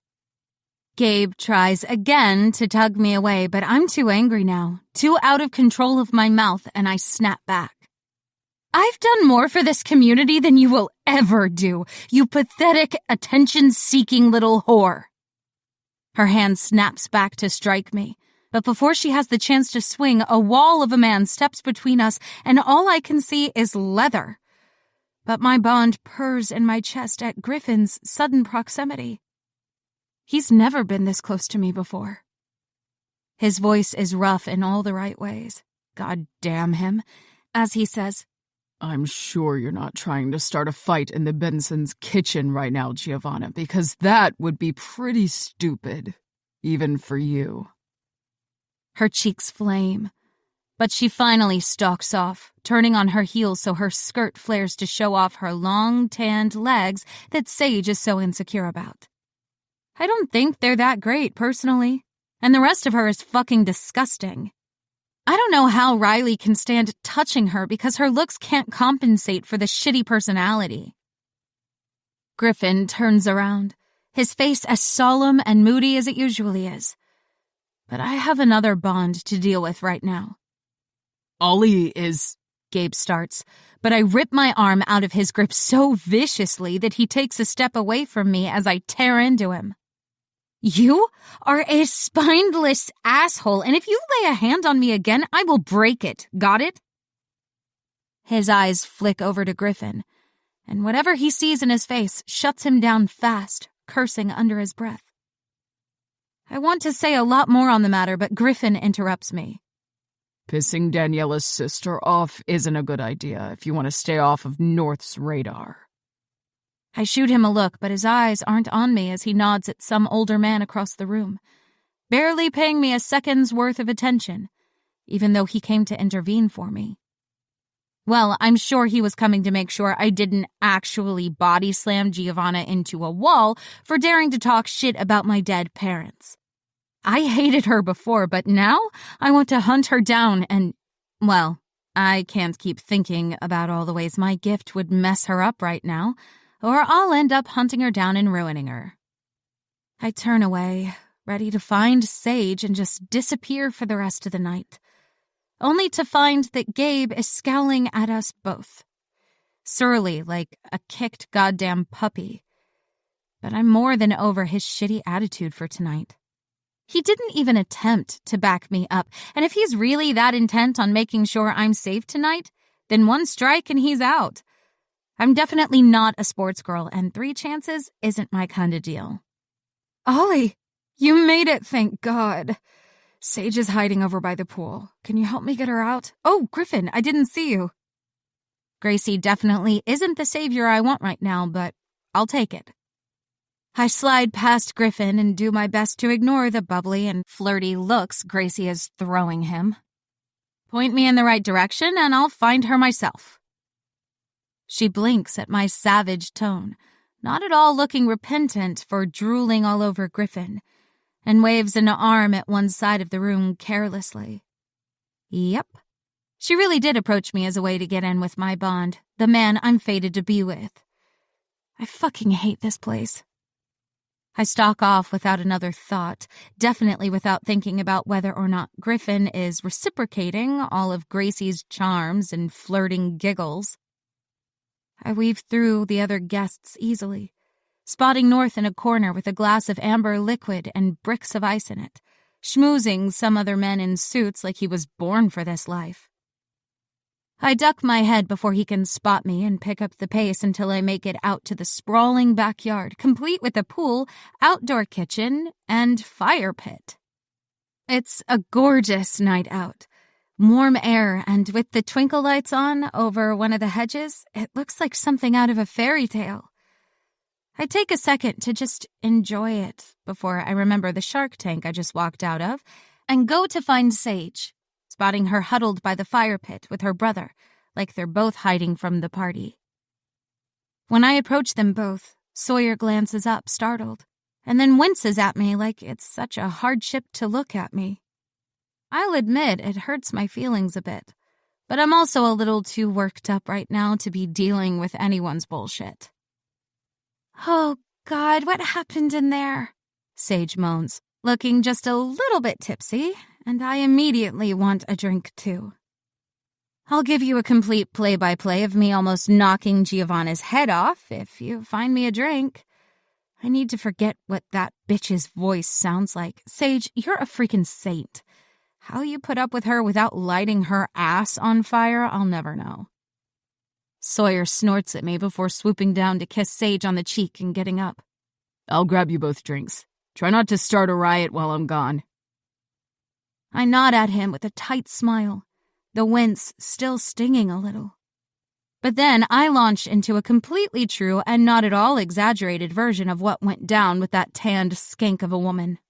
We are both dying of laughter by the time Sawyer and Felix find us there, enough bottles of beer between them to drown a hippo. I pull a face because beer is not my favorite, but Felix grins and shrugs at me. Maria caught us grabbing the good shit, so we had to compromise. I shrug back and take one of the bottles from him. It's fine. I just need the alcohol to forget how pissed off I am, really. Sage scrunches up her nose but takes a bottle as well, introducing Felix and I properly, even though I'm sure we both already know too much about each other. It's awkward for a second, with Sage trying to scoot in closer to me to make room and Felix's eyes following her with a hunger that he's not even attempting to tamp down.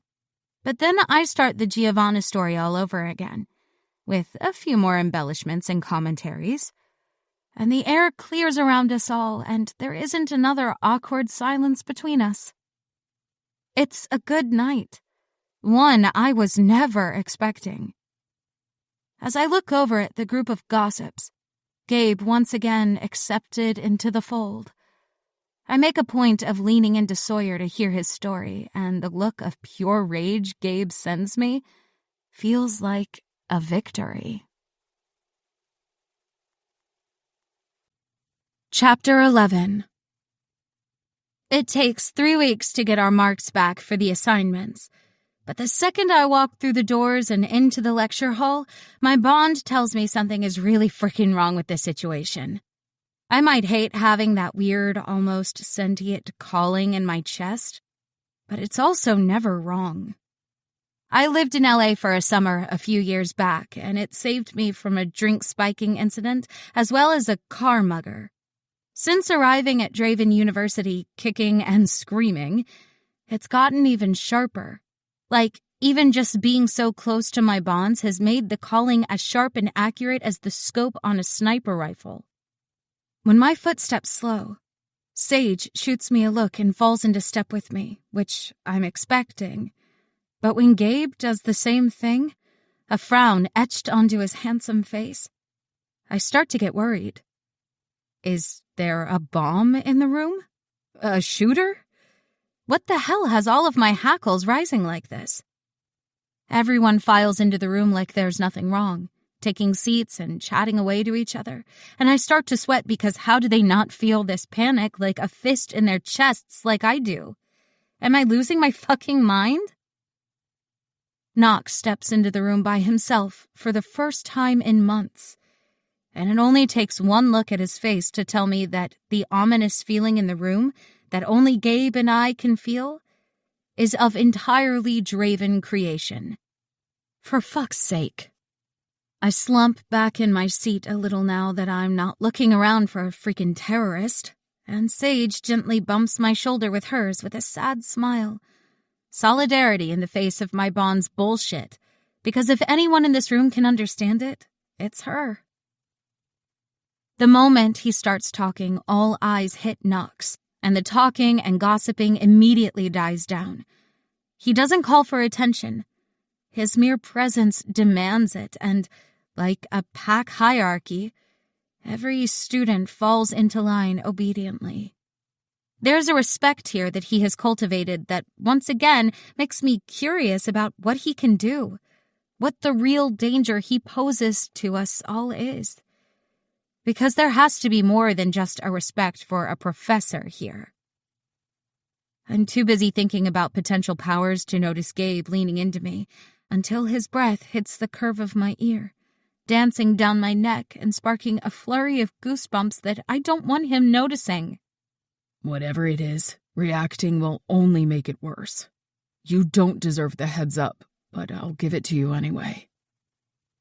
I keep my eyes on Knox as I give him a curt nod. I can keep my cool here.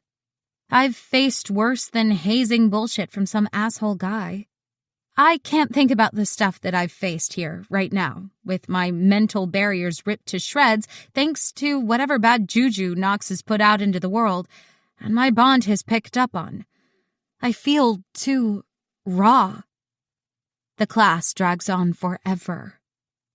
It's all history that I know about thanks to my study sessions with Sage. The long-running feud with the Resistance isn't something I take lightly. I can't afford to. But there's only so many times I can hear about the abductions and indoctrinations of bonds and bonded without feeling like it's a new and very specific form of torture. The theories about which family truly started the Resistance is interesting. No one has ever actually taken responsibility for the group, though it's been rumored that one of the older, more prestigious families started it. The Dravens are one of 8 gifted families that run the councils on the West Coast, and I take some notes about the potential there. I've seen some of the inner circle of the Resistance. I could pick people out. Their faces have been burned into my brain, and there's no way I'd miss them in a lineup. It's a long shot, but fuck, what else can I do around here until I figure out how to get my chip out? When Knox finally calls the class to an end, he announces the assignments have been marked, and he hands off stacks of papers to his TAs to hand out. Students start streaming out of the room as they're handed their work back, eager to get to their next classes. Gabe hangs back, his eyes cutting between Knox and I. I ignore him, shoving my crap back into my bag and mumbling with Sage about the econ class we have next while we wait for our marks back. When the TA finally gets to our row and hands me my paper with a giggle, I take it from her with numb fingers because there's no missing the grade I've been given. A giant, red, circled F. What the fuck is this? The words fall out of me, Gabe's warning thrown to the wayside. Because there's no fucking way this paper got that mark. I glance over to Sage and, yup, sure enough, she has a respectable A- on hers. We'd studied together, made our notes together, read each other's work. There's no way that she got an A- and I've failed.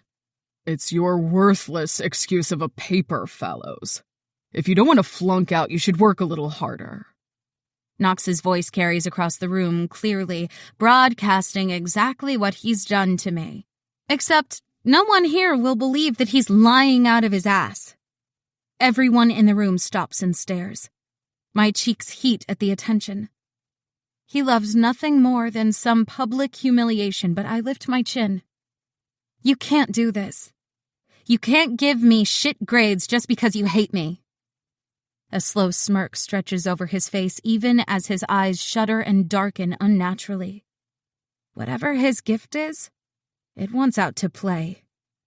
Such arrogance from a giftless high school dropout. My temper catches faster than a forest fire in the heat of summer. You're a fucking piece of shit, Draven. You're an utter fucking asshole who can't handle rejection with an ounce of integrity. What bond would ever want to be saddled with a dickhead like you? Sage gasps and tugs at my hand, but Gabe just turns on his heel and splits, abandoning me as easily as he thinks I did to them. I glance around and there's phones out everywhere, girls openly filming this shit go down. Knox flicks a dismissive hand at me. Follow me to the dean's office, fellows. I refuse to acknowledge it or feel bad about my reaction, but I sit in front of the dean's office with hot tears coursing down my cheeks. I'm not scared or upset. They're completely triggered by the impotent rage filling me up. Impotent because there's nothing I can do about this except use my goddamn useless words and pray that it's enough to get my paper looked at again. But I'm also keenly aware that this is Draven University.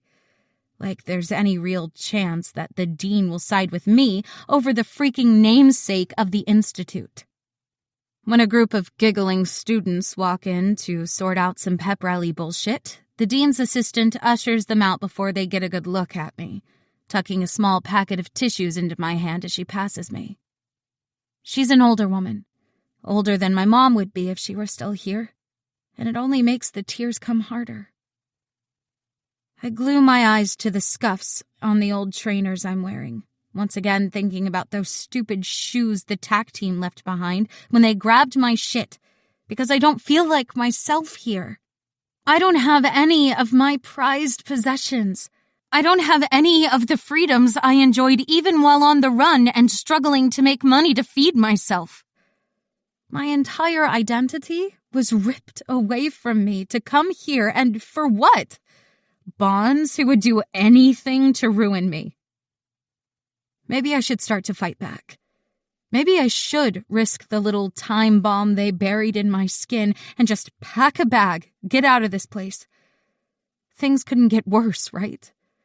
I'm doing everything I can to pass all of my classes. I'm showing up to TT every week and almost freaking dying every time for no reason other than to keep me within spitting distance of my bonds at all times. Nothing I do matters here. Thank you for calling, Sherry. I'll get this sorted out so you don't have to look at my weeping bond any longer. I freeze. Of course, things can and have gotten worse because North has just arrived, looking like a wealthy wet dream in a suit, smiling tightly at the assistant as he breezes through the office. The assistant, Sherry, grimaces at him and shoots me a kind look. She's no bother at all, Mr. Draven. It's just that I think she needs some backup. Backup. As if he's going to do anything here to help me. He murmurs something back to her, low enough that I don't catch it, but I also don't want to know what it was when Sherry gasps a little and says, "She's so young and with no parents. It's good she has you." My God, I want to scratch his eyeballs out for that. Coming in here looking like my savior, some white knight here to save the day, when really he's here to prolong the torture. North stops in front of me, and I look up to find him frowning.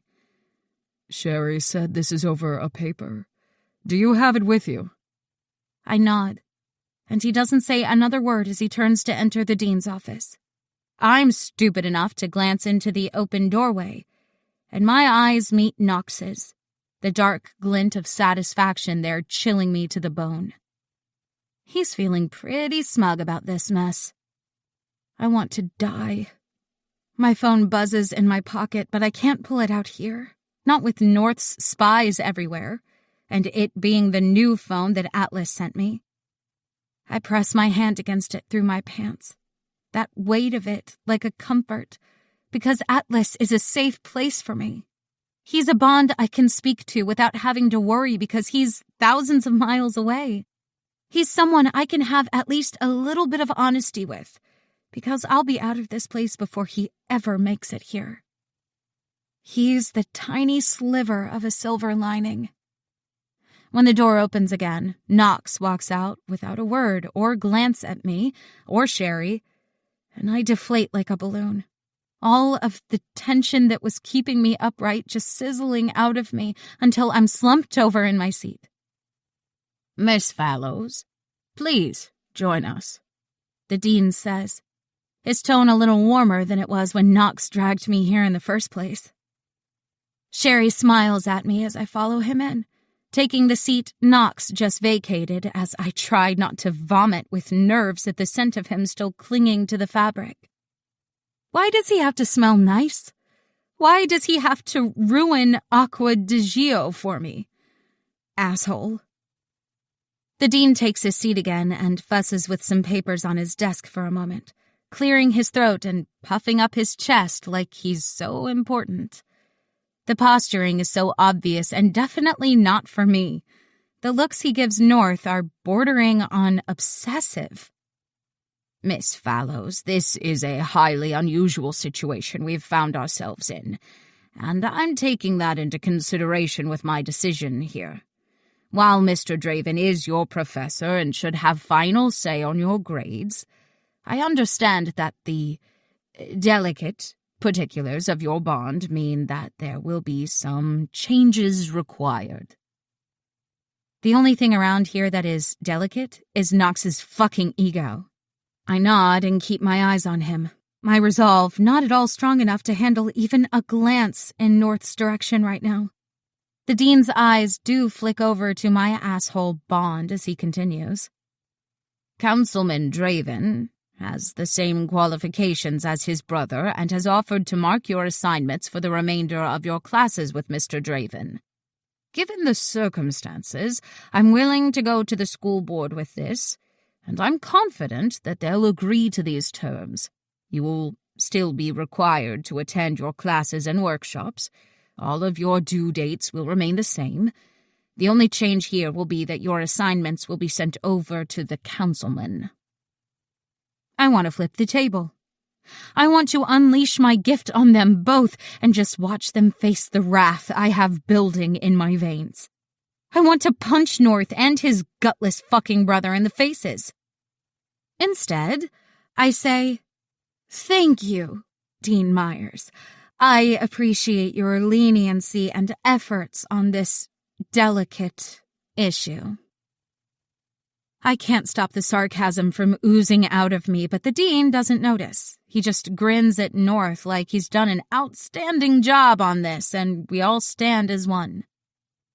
I'm ready to stalk home to walk some of my rage off. Then North comes out of the left field and says, "Oleander, I'll drive you home." My name. He says my actual full first name without any of the derisive, controlling bullshit he pulls with my last name, and god damn it, I shiver at the sound of my name coming out from between those pouty lips of his. What the fuck was that? Okay, I need a brain bleaching the second I get back to my room, because I'm definitely not going to be thinking about that domineering asshole like that, no matter what my Bond thinks. Fuck. I remember where the hell I am, and give the dean an appreciative nod before following North out of the office building. He doesn't attempt to slow down for me, and once again, I find myself jogging to keep up with his stupidly long legs. I have to huff out the words, breathless and exasperated. I know you hate me, and honestly, I'd feel the same damn way, but I worked my ass off for that paper. I have done nothing but study and stick to your bullshit rules. I have no freedom, no fucking life, and still you're going to sit there on your high horse and tell me all about how much of a useless little brat I am? No, fuck you, North. I don't deserve this. He stops when he gets to the car and holds the door open for me, ushering me in, and I'm distracted enough by the bullshit in my head that I don't notice Griffin until I'm already sitting down. He's already buckled into the middle seat on the rearward-facing row, and I scoot along to get as far away from him and North as I can, shame curling in my gut that once again my humiliation has to be a spectator sport.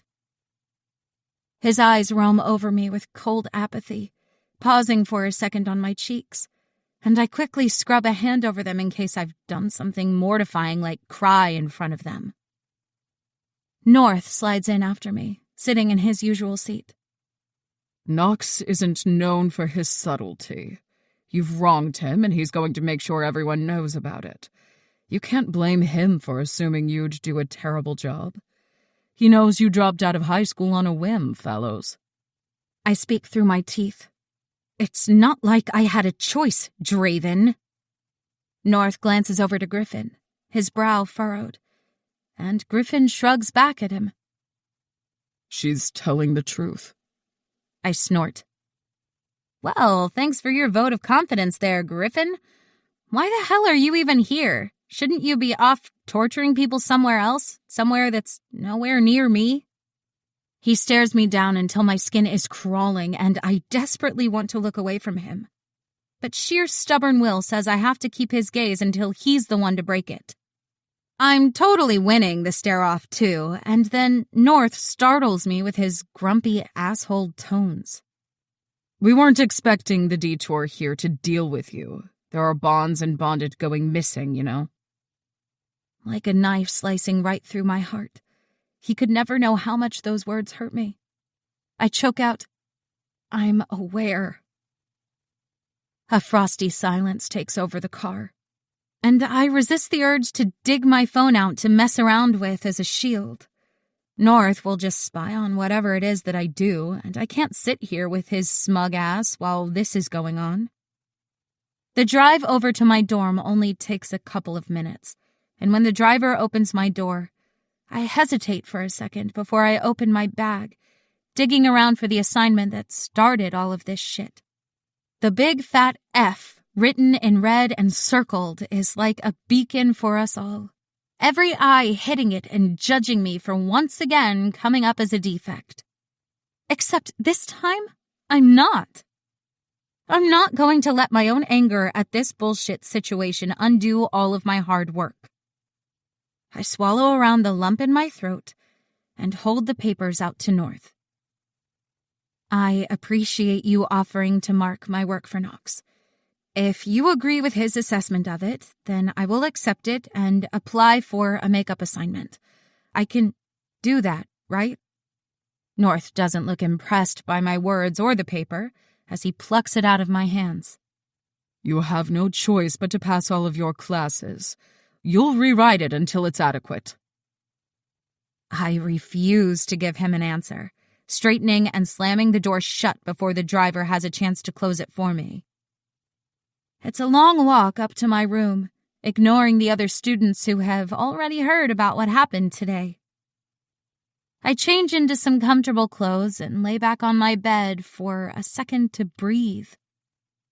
The springs dig into my back, but at this point, I'm so used to the feeling that it's almost a comfort to me.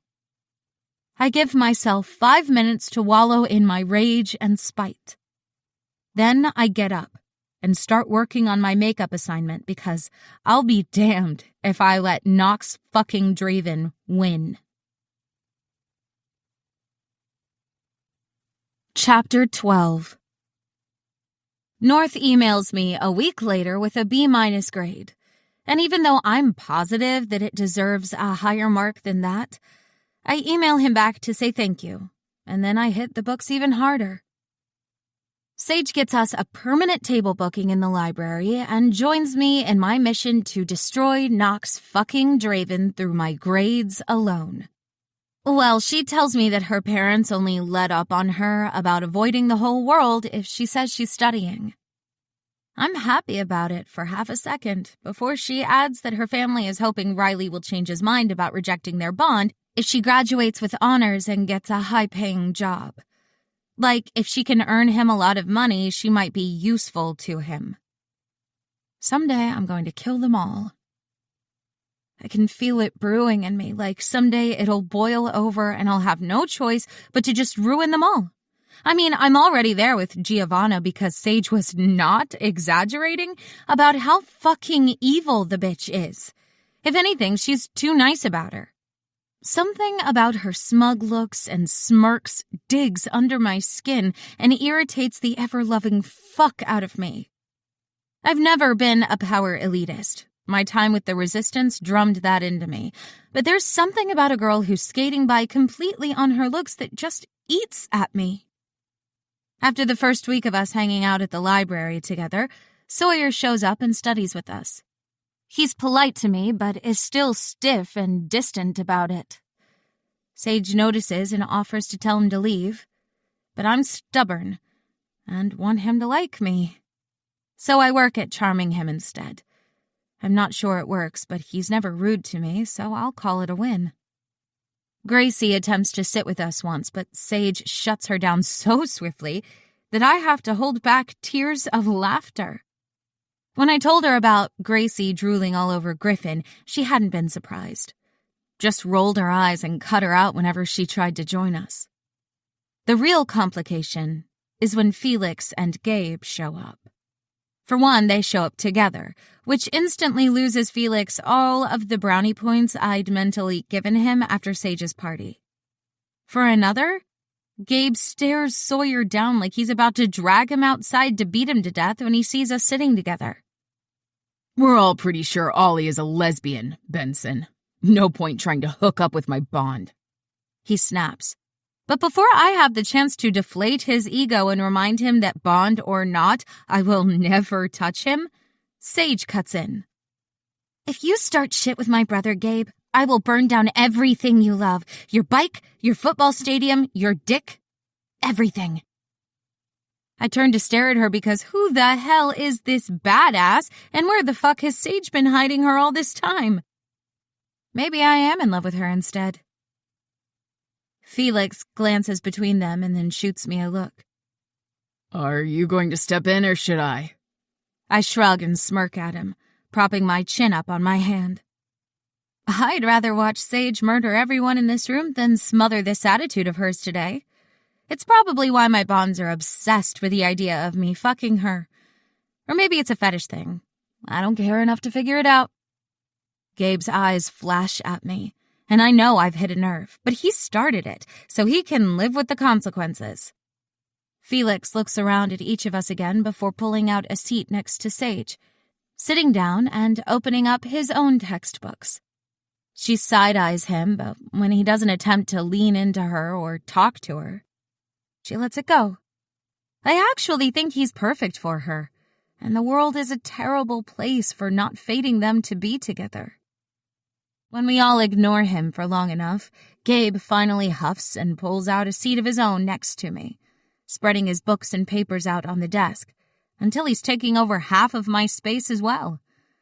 I'm sure he's doing it to get a rise out of me, but I just do my best not to shift into Sawyer's space and spoil whatever progress I've made with him. Sage watches all of this with narrowed eyes, but I just shake my head at her because fighting with Gabe never actually gets me anywhere. The best I can hope for is for him to get sick of being around me and leaving me the hell alone. I'm sure he can convince North to sign off on it. It's not like I've tried to run away. Yet. When our study break is over with and I have to head off to my torture training session, as Sage is now calling TT, I pack everything away and pull her into a quick hug, squeezing her for a second and hoping she can feel how grateful I am to have her fiercely protective friendship. I'm shocked when Sawyer also pulls me into a quick hug, ignoring Gabe's moody huffing behind us. And then he ushers Sage out, Felix giving me a nod and then following them both out. I desperately wish I was heading to class with them, but maybe an afternoon of destroying my body on all of those torture machines will actually make me feel better. Great.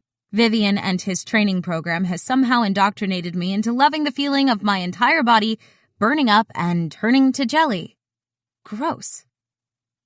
I make it out of the library and into the sunshine outside before Gabe jogs to catch up with me, falling into step instead of the 3 steps behind me like he usually does. I grit my teeth and ignore him, picking up my pace so I can hide in the locker room in the TT center until the class starts and Vivian will be too far up his ass for him to bother me. The problem is that something has clearly crawled up Gabe's ass about me today, and he's not going to let anything go, darting in front of me to block my path, and I have no choice but to stop walking or I'll slam into him. I can't get pressed up against him again right now. I'm not doing this with you today. Wasn't Sage's warning enough for you to let it go? I will never let this go, fellows. How can I when you're supposed to be my Bond and instead you're draping yourself over any other guy on campus? What the fuck went wrong with you that you can act like this? He's lost his mind. My voice comes out like an outraged squeak and I sound fucking stupid. Me? All I've done since getting dragged to this shithole of a campus is play by your little rules. What, were you hoping I'd come back and just bend over for you all? lay back and take it so you could get your bond with me and all the power that comes with it? I'd rather die, seriously. Gabe, look me in the eyes right now and accept it, because I'd rather die than do that. His lip curls up and all of his usual flinches are gone as he leans down until he's right in my face. And I'd rather die than sit around and watch you work your way through the freshman class. If your bonds aren't good enough for you, then you're going to be alone and miserable. I'll make sure of that. I scoff at him and turn on my heel, ready to sprint to the training center if that's what it takes to get away from his crazy today. But he grabs my arm and turns me back to face him, snarling in my face. You left. You did that. Whatever shit you're having to deal with now is because of what you did. You hate us. That's fine. Deal with the consequences. I roll my eyes at him and pull away, but his hand tightens on my arm. Let go of me. What are you going to do, break my arm? How exactly are you going to manage that? Griffin seems to think you'd be able to do some damage if you wanted to, but I'm not seeing it. Huh. I didn't think Griffin had taken enough notice of me to know what I was capable of. But clearly I'm doing something right in TT if he thinks I can take a football player on and survive it. I don't need my gift or training to best Gabe, though. He wears all of his feelings on his sleeve too much for it not to be easy. I step towards him, pressing myself against his chest and watching as he startles. Whatever was going through his head before to stifle his reactions is long gone now, and he tenses up at the feel of my body on his. Get your hand off of me before I prove Griffin right. I might be playing by the rules for now, but if you push me, you'll figure out exactly what I'm capable of. We are headed to the basement today, so plan your workouts accordingly. The entire room groans like we've just been told we're about to be sent to hell to fight the devil himself, but like always, I have no idea what Vivian is talking about.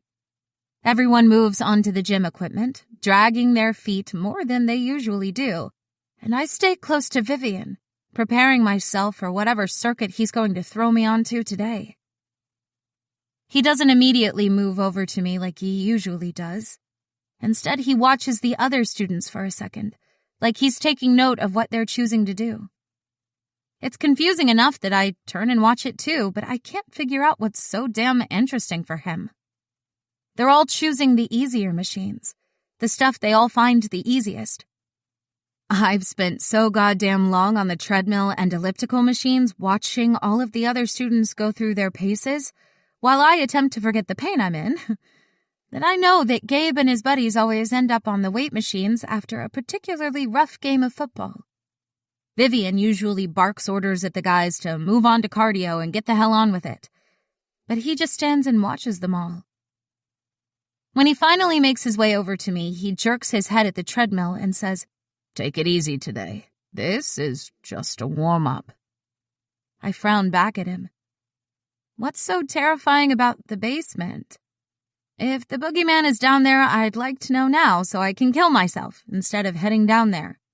I was already planning on throwing myself off a bridge. I'll just move it up. He gives me a hard look, his scars making him look even surlier. But I've been in this class and working with him for long enough that I just bat my eyelashes back at him. He grunts at me. "I'm a mandatory reporter for students in crisis. Don't say that shit around me because I'd rather not have to fill out all of that paperwork, kid." I grin at him and shrug, feigning sheepishness. Got any teachers you hate? I'm happy to mouth off elsewhere as an apology. He shakes his head at me, grumbling under his breath about his pay scale and dealing with this bullshit. But that's nothing out of the ordinary. I choose to stick to my usual workout because I'm both stubborn and stupid sometimes. Whatever is hiding in the basement isn't going to stop me from proving myself to Vivian, and it's not like North would allow me to die here, no matter how badly I might want to some days. I don't think I'll die until he signs off on it. After the full hour is up, every muscle in my body feels like jelly, and my legs are just barely holding me up. I'm so used to it now that I hardly register the shaking, only huffing with frustration when my water bottle shakes in my hand too much for me to get a decent drink. Vivian only gives us a minute to hydrate before he's barking out orders and staking out the door on the far wall. One we've never been through before, and I'd always assumed was just storage. Guess I was wrong there. You're going to regret working out as hard as you did, reject. Zoe snarks as she shoves past me, knocking into my shoulder so hard it wrenches. The tingles that shoot down to my fingertips spell trouble for me, but I do my best to ignore it, rubbing at my shoulder and neck as best as I can with my trembling hand. She's not wrong. I roll my eyes at the sound of Gabe's voice, but I don't answer him or react. I don't have the energy to spare for him and his bullshit right now. I need to figure out how to survive whatever Vivian is leading us to today. You'll be out in the first 3 minutes if you don't team up with someone. It's a shame Sage or Sawyer aren't in this class. You might have survived if your girlfriend was around to save you. We're at the back of the group, so I feel comfortable enough to call him out for his attitude once more. Your writhing jealousy is showing again. You know, if you stopped being an asshole, we could be friends, too. If you want what Sage and Sawyer have with me so badly, all you have to do is stop sucking up to North and just be my friend. He grunts at me and shakes his head. I don't want to be your fucking friend, Fallows. I laugh at him, a dark and mocking sound. No, you want to own me and take what you think you're owed. You're as bad as the rest of them. A couple of his football buddies glance back at us, overhearing enough of what we're saying to check up on us. I flip them the bird and Gabe knocks me with his shoulder gently. But thanks to Zoe's rough treatment, it jars me and knocks the air out of me. Stay away from everyone in the maze. Vivian has people watching the entire simulation. But you could still get pretty severely hurt if you're not careful. This is the one place on campus where we're allowed to use our gifts to their full extent. And there's a lot of guys who like to flex here because it's safe enough to. The entire basement is bomb-proof. Unsir once went off down there, and the place is still standing, so we know it's safe. Unsir? I raise an eyebrow at him, but Gabe is still pissed off at me and just smirks, shrugging with feigned nonchalance. I turn away from him so he doesn't see how much it digs under my skin not to know who he's talking about. What the hell does "went off" even mean? A living bomb? A flame who has a little extra bang for their buck? The possibilities are literally endless in the gifted community, so I'll have to ask Sage about it later. The staircase is long and winding, the temperature rising the further we get down until it feels as though the air is made out of soup, heavy and hot in my lungs. There's a small flutter of panic in my stomach. The worst place for it to be because my gift begins to strain at the tight hold I have on it in response. The last time I was trapped underground like this, I was tortured. I force myself to think about something, anything except for that time. I force myself to think about Sage and Felix, to wonder whether Felix will be able to find some way to convince Sage to give him a chance. It's something I've been thinking about a lot since her birthday, because there was no mistaking the adoration in his eyes every time he looked at her.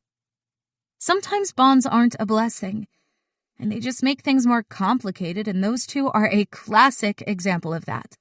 Gabe staring at me like he's imagining what choking the life out of me would feel like is another. When we reach the bottom of the stairs, I find a small room. 3 of the walls are stone, and the wall on the far side is made up entirely of giant fire doors cut out of a concrete door. Whatever is on the other side, it's clear I'll be going in blind. Vivian waits until we're all crowded in the space and then calls out, his voice echoing in the tiny space. You'll be split up again, this time into groups of 3. No, you don't get to choose who you're with. No, I don't care whether or not you think this is fair. No, there isn't somewhere you can put in a complaint because I don't care about your opinions and feelings here. I care about training you to the best of my ability. I've had 243 students leave here and make it into TAC teams, and they're mostly all alive today thanks to this training. So shut your mouths and get to the center alive if you want to pass this class.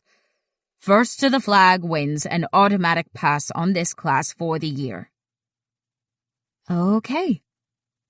Get to the center without dying. I'm not even going to pretend I have a chance of getting to the center first, but fuck, I'm going to, at the very least, attempt to get there in the next hour. It doesn't seem so bad.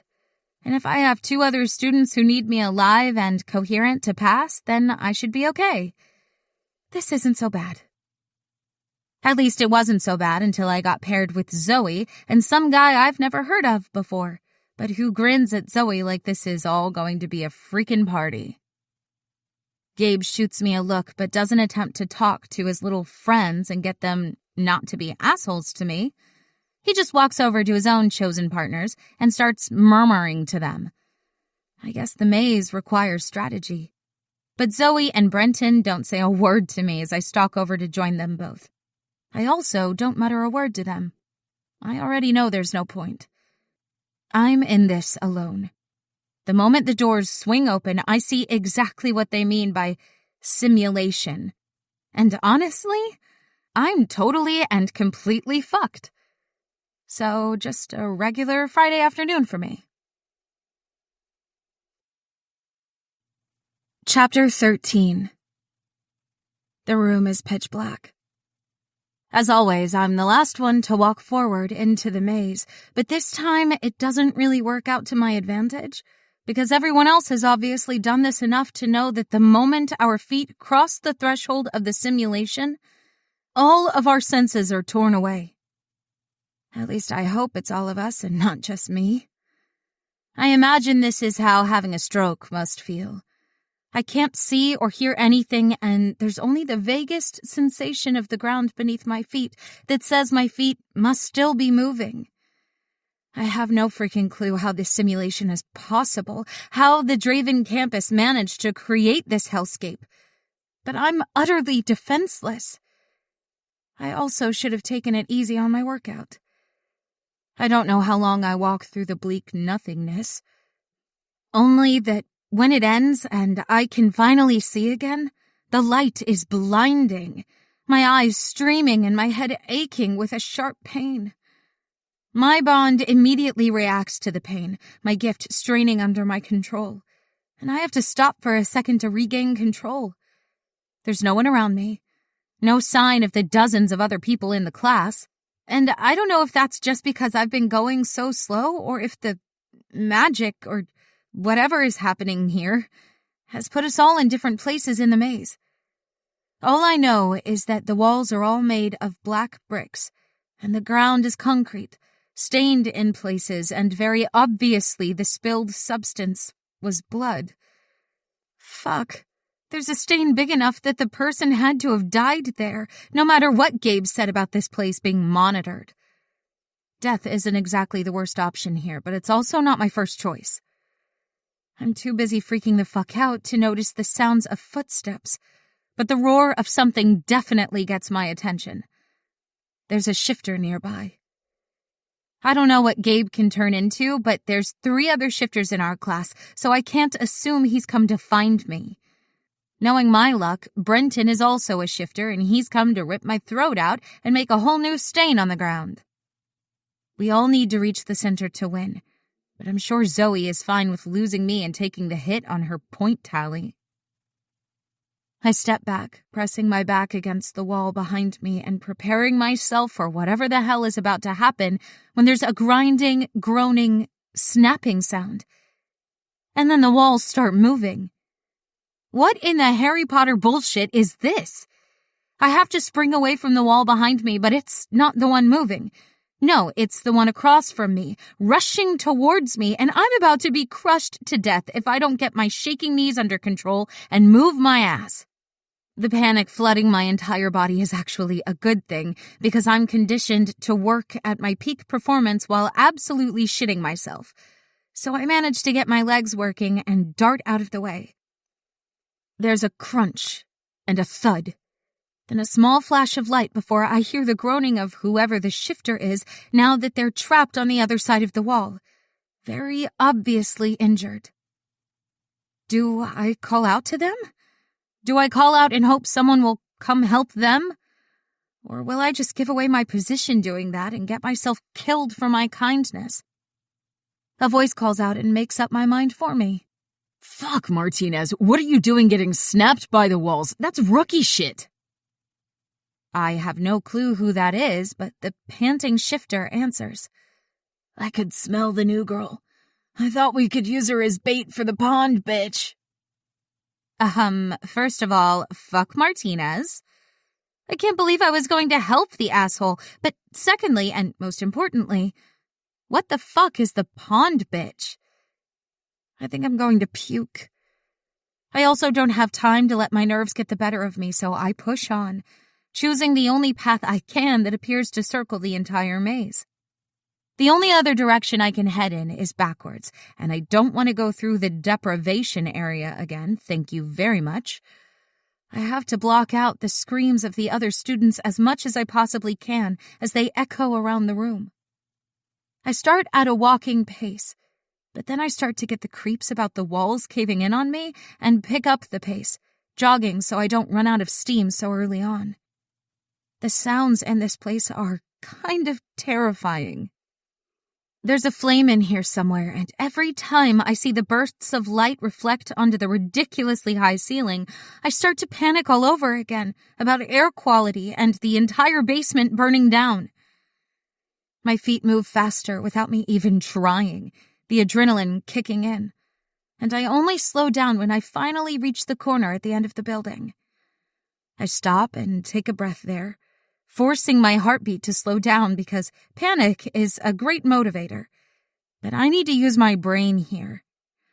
I have no access to my gift, and although the training in this stupid class has upped my stamina, I still have very little self-defense skills. If I get around this corner and find myself staring at a fully shifted wolf or cougar or something, I am well and truly screwed. I strain to try to hear something, but there's nothing there. Only the distant sounds of students fighting and yelling at each other. So I slowly creep forward to peek around the stone wall. There's a garden there. An entire freaking room carved out of the basement, with plants everywhere. It's kind of stunning. Vines growing over the walls and bright blooms of flowers breaking through the deep and gorgeous greenery. It's like something out of Wonderland. Like this entire basement is some twisted and sick version of all my favorite tales. Only the more I look, the more I see that this isn't a paradise. The vines are moving, for one, slowly reaching out towards me like they're about to wrap around my body and take me out. The flowers are all weeping. The liquid coming out of them is eating away at the ground as it drops. And then there's the small matter of the thorns.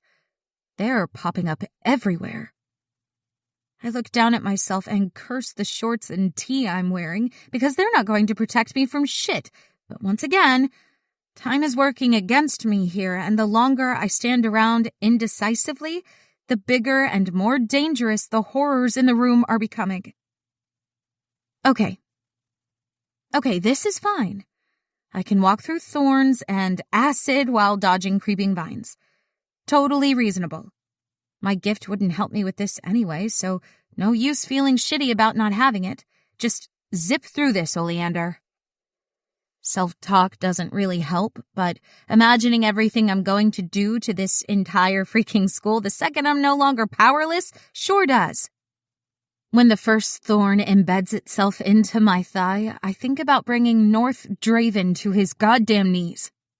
When the acid starts to eat its way through the soles of my shoes, I imagine the look on Knox's face when I show him exactly how I could break him open.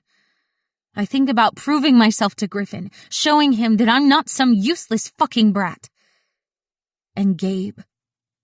Oh boy, the thoughts of exactly what I'd say to Gabe blocks out the tearing pain of the vines wrapping around my wrist and yanking at my injured arm perfectly. The more of the pain I can ignore and work past, the more aggressive the garden gets about trying to stop me, trying to hurt me so badly that I stop trying to get through. When I finally get to the small opening, the soles of my shoes are completely gone and my shirt is in tatters, blood running down my stomach from the wounds on my entire torso. There's vines wrapped around both of my arms and my thighs, twisting and tightening painfully. And I have to slam myself into the wall and then wrench myself around the corner to pry them off, stumbling to my knees as they finally snap and break away from the main plant. I panic, assuming they'll still be able to wrap around me or that they'll suddenly become snakes, because that's the horror show bullshit I'm expecting here. But they instantly fall away from me, as though they really were just vines all along. I stay on my knees for a second longer, panting and rolling my shoulders back painfully, trying to test the muscles out, and the screaming around me reaches a fever pitch. Does Vivian have some weird fucking S&M kink I don't ever want to know about? Does he get off on torturing students and listening to their terror? I'm definitely going to ask him about it later because I have zero freaking shame about calling him out. This is supposed to be a college class, for fuck's sake. Who in their right mind does this to their students? The shuffling catches my attention first. I startle and scramble back before my brain catches on to what I'm actually seeing.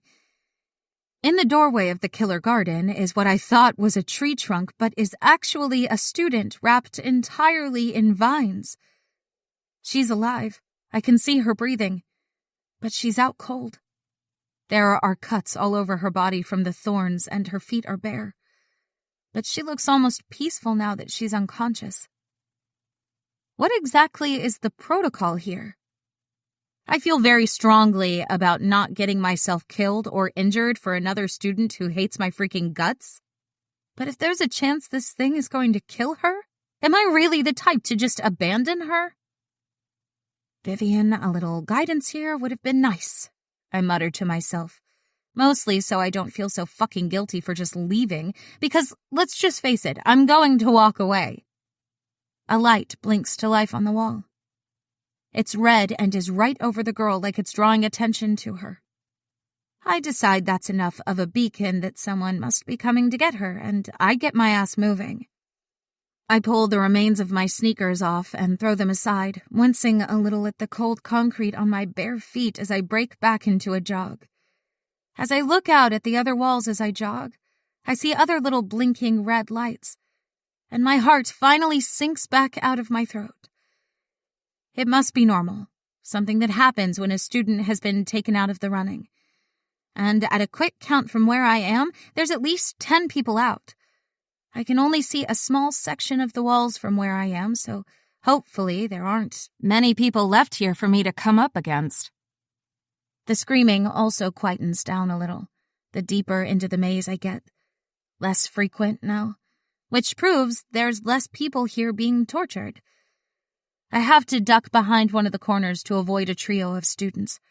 One of them was a girl holding a palm full of fire, while one of the guys was holding out a force field and the other's eyes glowed. They all look battered and bruised, but they're alive and working together. So obviously they're my pick for making it to the center and winning the passing grade.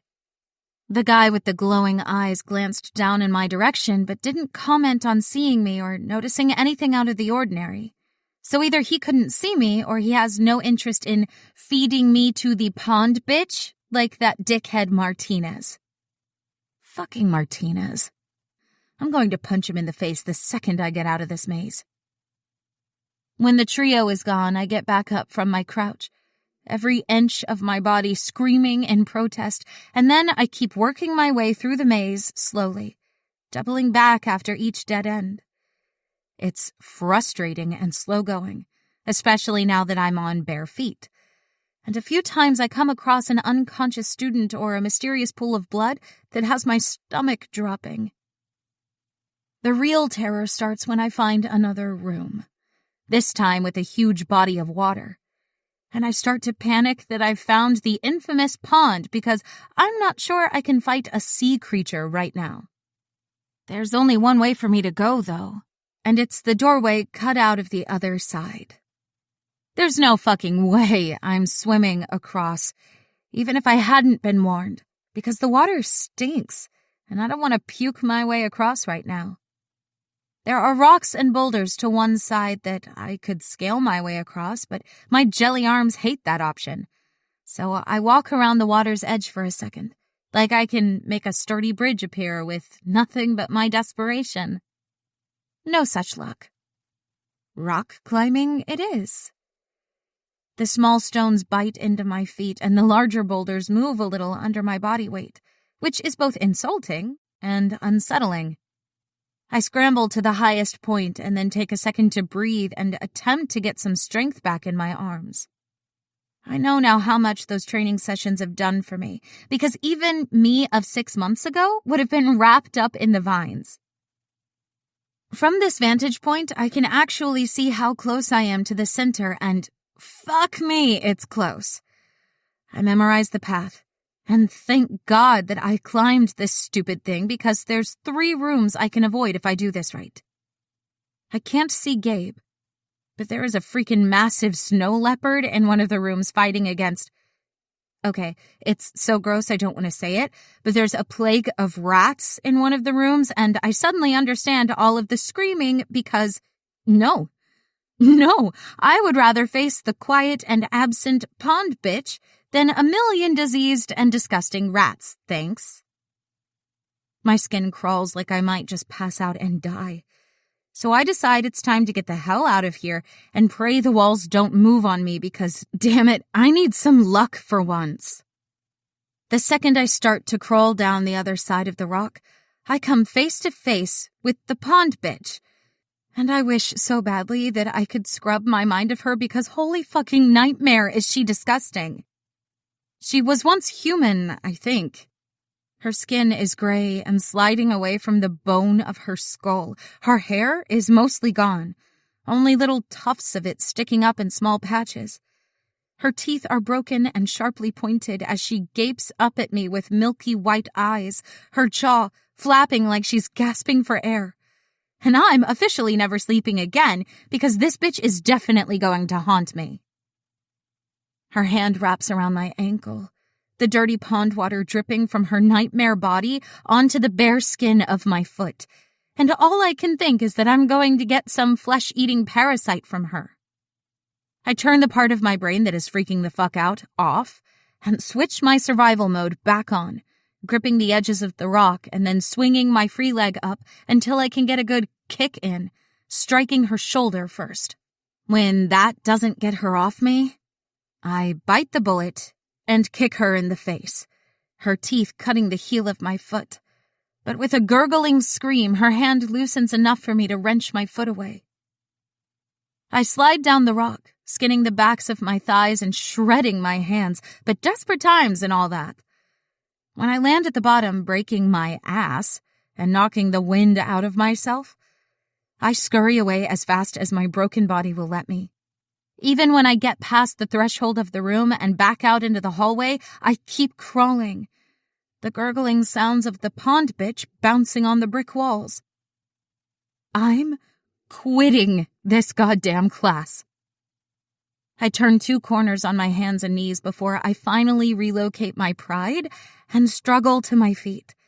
My nose is running, my eyes are stinging, and my chest rattles with every breath. But I'm alive. I'm going to need a healer the moment I get out of here, and I will break North in half with my bare hands if he tries to stop me from accessing one. Luckily, blessedly, the walls stay put, and I make it to the center of the fucking maze. My body collapses onto the ground in a heaving, shaking mess. The motherfucking center of this stupid, murderous, dick-headed maze. I don't even get the chance to feel proud of myself, to feel happy that I made it through by myself and without using my gift once, because I find Zoe and Brenton jogging through the doorway at the other end of the room, their eyes on the flag for a second before they notice me slumped over here. Zoe grins as she stalks over to me. The crop top she's wearing is tight across her chest and soaked through from whatever she's been up against in the maze so far. But overall, she looks a million times better than I do. Whatever she's been up against, Brenton has taken the brunt of it. He's torn up like me, but he's still standing. My eyes flick over to the flag only a few feet away.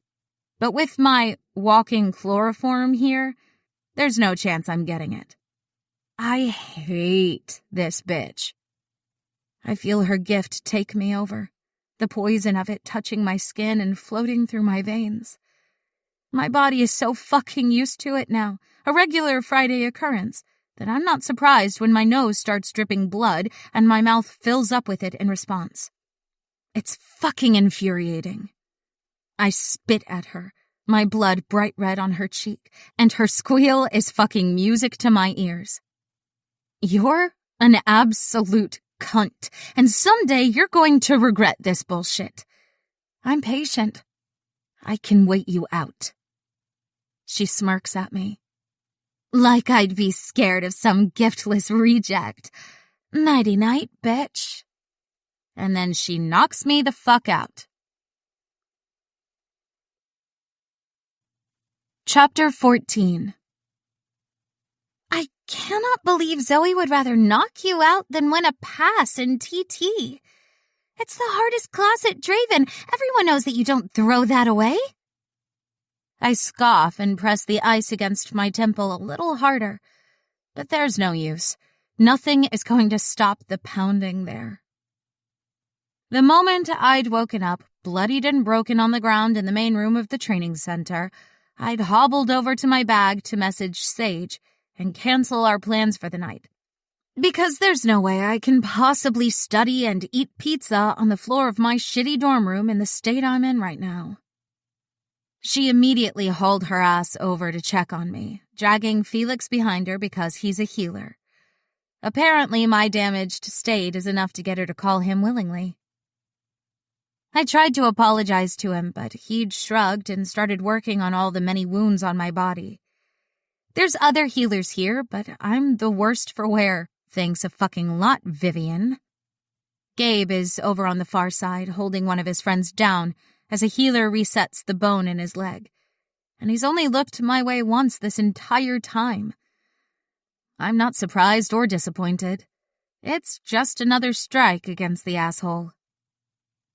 She's a crazy fucking bitch, and Sage, I will literally pay you anything if you set her on fire for me. Your bail, getaway money, let's start a new life somewhere far away from here where Vivian can never find me again and force me into a room with the pond bitch again. Sage stares at me in horror for a second, and Felix winces. You went up against her, huh? She's kind of an urban legend around here. I scoff again, glaring around at the other students while he resets my shoulder because apparently I'd dislocated it as I passed out. All of the wrenching and pulling of the day finally just popping it out at the end. I want to die when he finally pops it back in. Motherfucking cocksucking cunt of a thing, I will honestly carve the skin off of that miserable— Jesus Christ, you've got a mouth on you for such a little thing. I glance up at Vivian, who is now standing over me with a scowl, and give him a glare back. We are not friends.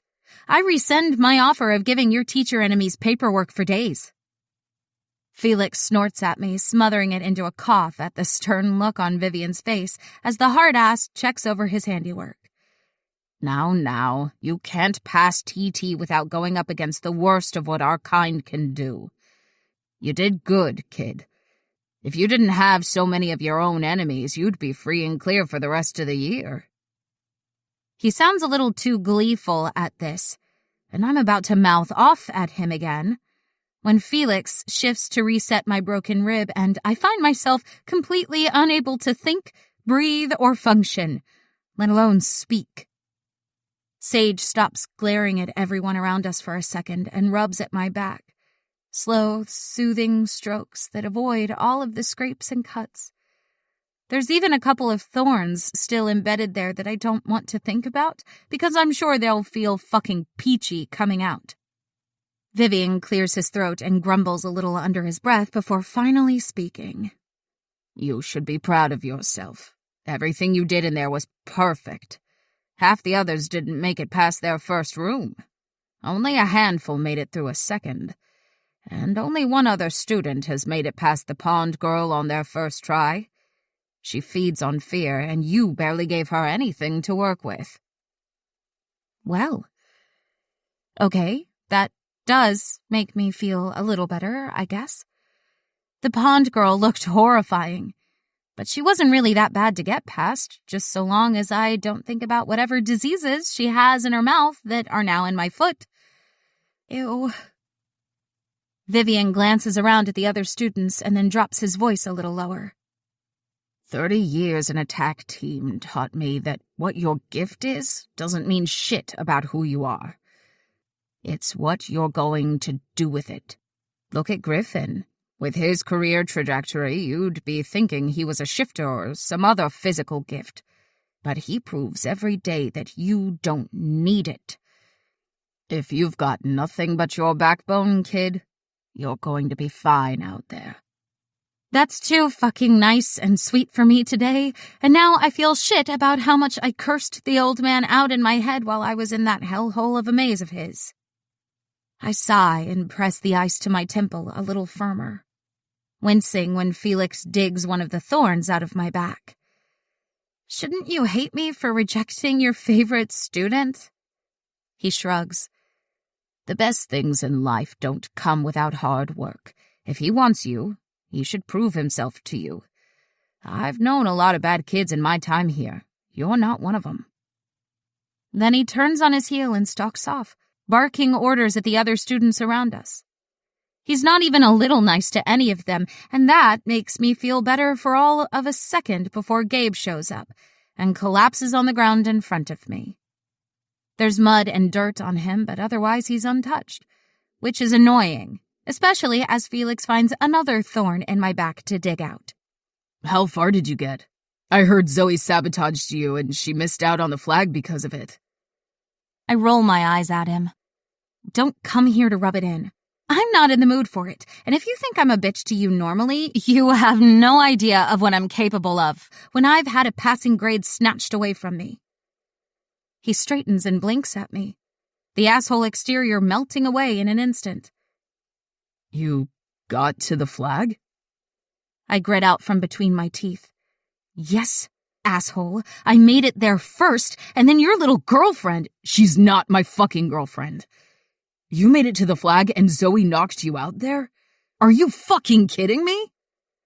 Oh, of course, because a giftless brat couldn't possibly beat all of these amazing and gifted athletes. Of course, I couldn't possibly control my fears and work through my pain like the others. Of course fucking not. So I smirk and shrug at him, the picture of a smug bitch. What, like it was hard? I'm honestly a little disappointed in your abilities if you couldn't get through without help. Felix snorts and then glances at Sage for a second, like he's gauging her response to whatever he has to input here. When his eyes finally flick back to me, he gives me a lopsided grin. The bones are all set and the thorns are out. If I can put my hand on your chest, then I can fix all of the cuts and scrapes at once. Is that okay? Gabe's eyebrows pull down tight, and I just fucking snap. What, you'd rather me heal slowly and painfully after getting through 2 rooms in the entire fucking maze by myself? I don't give him the chance to answer me. Instead, I yank the neckline of my shirt down and snap, "Thank you, Felix. I appreciate you helping me for no other reason than our friendship." Sage coughs like she's now the one smothering laughter, and Felix snorts at the look on Gabe's face as he presses his palm to my chest, his gift flowing into me and healing everything it touches. I feel the moment it touches my own gift, skirting around it respectfully. Felix's eyes snap to mine. I give him the smallest shake of my head that I can manage, and, bless him, he presses his lips together firmly in silent reply. I decide that I'll back him with Sage if she ever asks my opinion, because that right there is a truly good man. The moment I'm healed and Felix steps away, my entire body checks out for a good nap time. Sage squeaks a little as she catches me, my body slumping down into hers. And my last thought is about how lucky I am to have found friends like her and Felix, with his magic healing hands of gold. I wake up in my tiny, uncomfortable bed in my dorm room. I'm still dressed in the rags of my TT workout gear, but a blanket has been thrown over me, and a glass of water left on my tiny bedside cupboard. I guzzle the whole thing down, and then check my phone for the time, finding messages from Sage, Atlas, and North waiting for me. Gabe carried you the whole way back to your room. Felix and I came too, and I tucked you into bed. Call me if you need anything. X. Sage is my favorite. And while Gabe gets points for physically getting me home, he's still an asshole. I called Draven when you missed our usual call. I'm having something delivered for you in the morning. I told your jailer what it is, so he shouldn't be too much of a dickhead about it. Atlas has taken to calling North as many derogatory and rude names as he can in our messages and phone calls now that he knows we're being monitored. I'm a little shocked that he called him over something as small as me missing a call, but he always has treated me like I'm something precious. I still feel horrendously guilty over it. And then there's North's message. If you are too injured to attend study or classes, I will send another healer to you. There are no excuses for failing your classes. I reply to Sage and Atlas straight away, and leave North on red because he can choke on a dick for all I care. Then I make the slow and painful trip to the bathroom to pee and scrub the horrors of the day away from my skin. Felix did an amazing job of putting me back together, but there's a leftover ache in my bones and muscles that make breathing freaking excruciating. Not that I'm complaining, because this is a million times better than healing without the help. But man, do I want to die the second the water hits me like 1,000 burning needles into my raw skin. Showers are usually my safe space, the one enjoyable experience of my day. And having that torn away from me has me cursing Vivian out again. Just because I like the old asshole doesn't mean I can't also hate him at the same time for this bullshit. When I manage to crawl back to my room, I immediately pass out and sleep the day away. I wake up in the afternoon, disoriented and ravenous. I pull clothes on, whatever is comfortable, and walk down to the campus dining hall by myself to eat an early dinner. I'm expecting to catch shit from someone for looking homeless in my sweatpants and hoodie pulled up over my head, but either no one recognizes me, or they're all too hungover from a great Friday night to notice me here. I eat enough food to fill a football team up. Being healed by a gifted always makes you hungry, but fuck me. 3 plates down and I'm still thinking about grabbing another breadstick and dipping it in the spaghetti sauce, sprinkling some cheese on it. God, by the time I talk myself out of a 5th plate, I think my stomach is in real danger of splitting open. What a way to die. My walk back to the dorms is slower now that I'm carrying an extra 20 pounds of undigested carbs and sauces, and there's a package waiting for me at the desk when I get back to the building. Flowers from Atlas with a teddy, a card that apologizes for being cheesy, even though I'm crying over his thoughtfulness, and a box full of candies and chocolates. It's honestly the nicest thing a guy has ever done for me, and I have no idea how to thank him without feeling like I'm leading him on.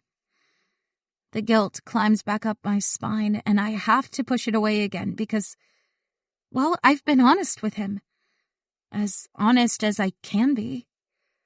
I've told him I don't want to stay. I've told him I can't be with any of them. Is that enough for me to accept these gifts without feeling like I'm the worst type of bitch? I'm too freaking inept at dealing with bonds and the emotional baggage that comes with them to navigate this without causing damage.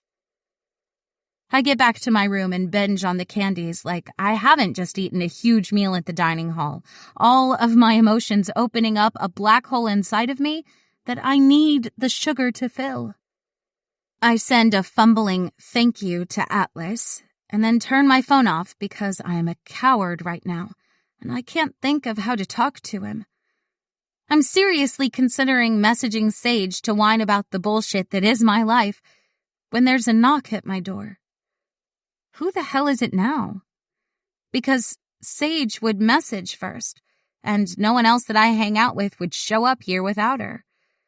When I step up to the door, my bond gives a little tug in my chest, my hand pausing halfway to the door handle because there's no way I want to face North or Gabe right now.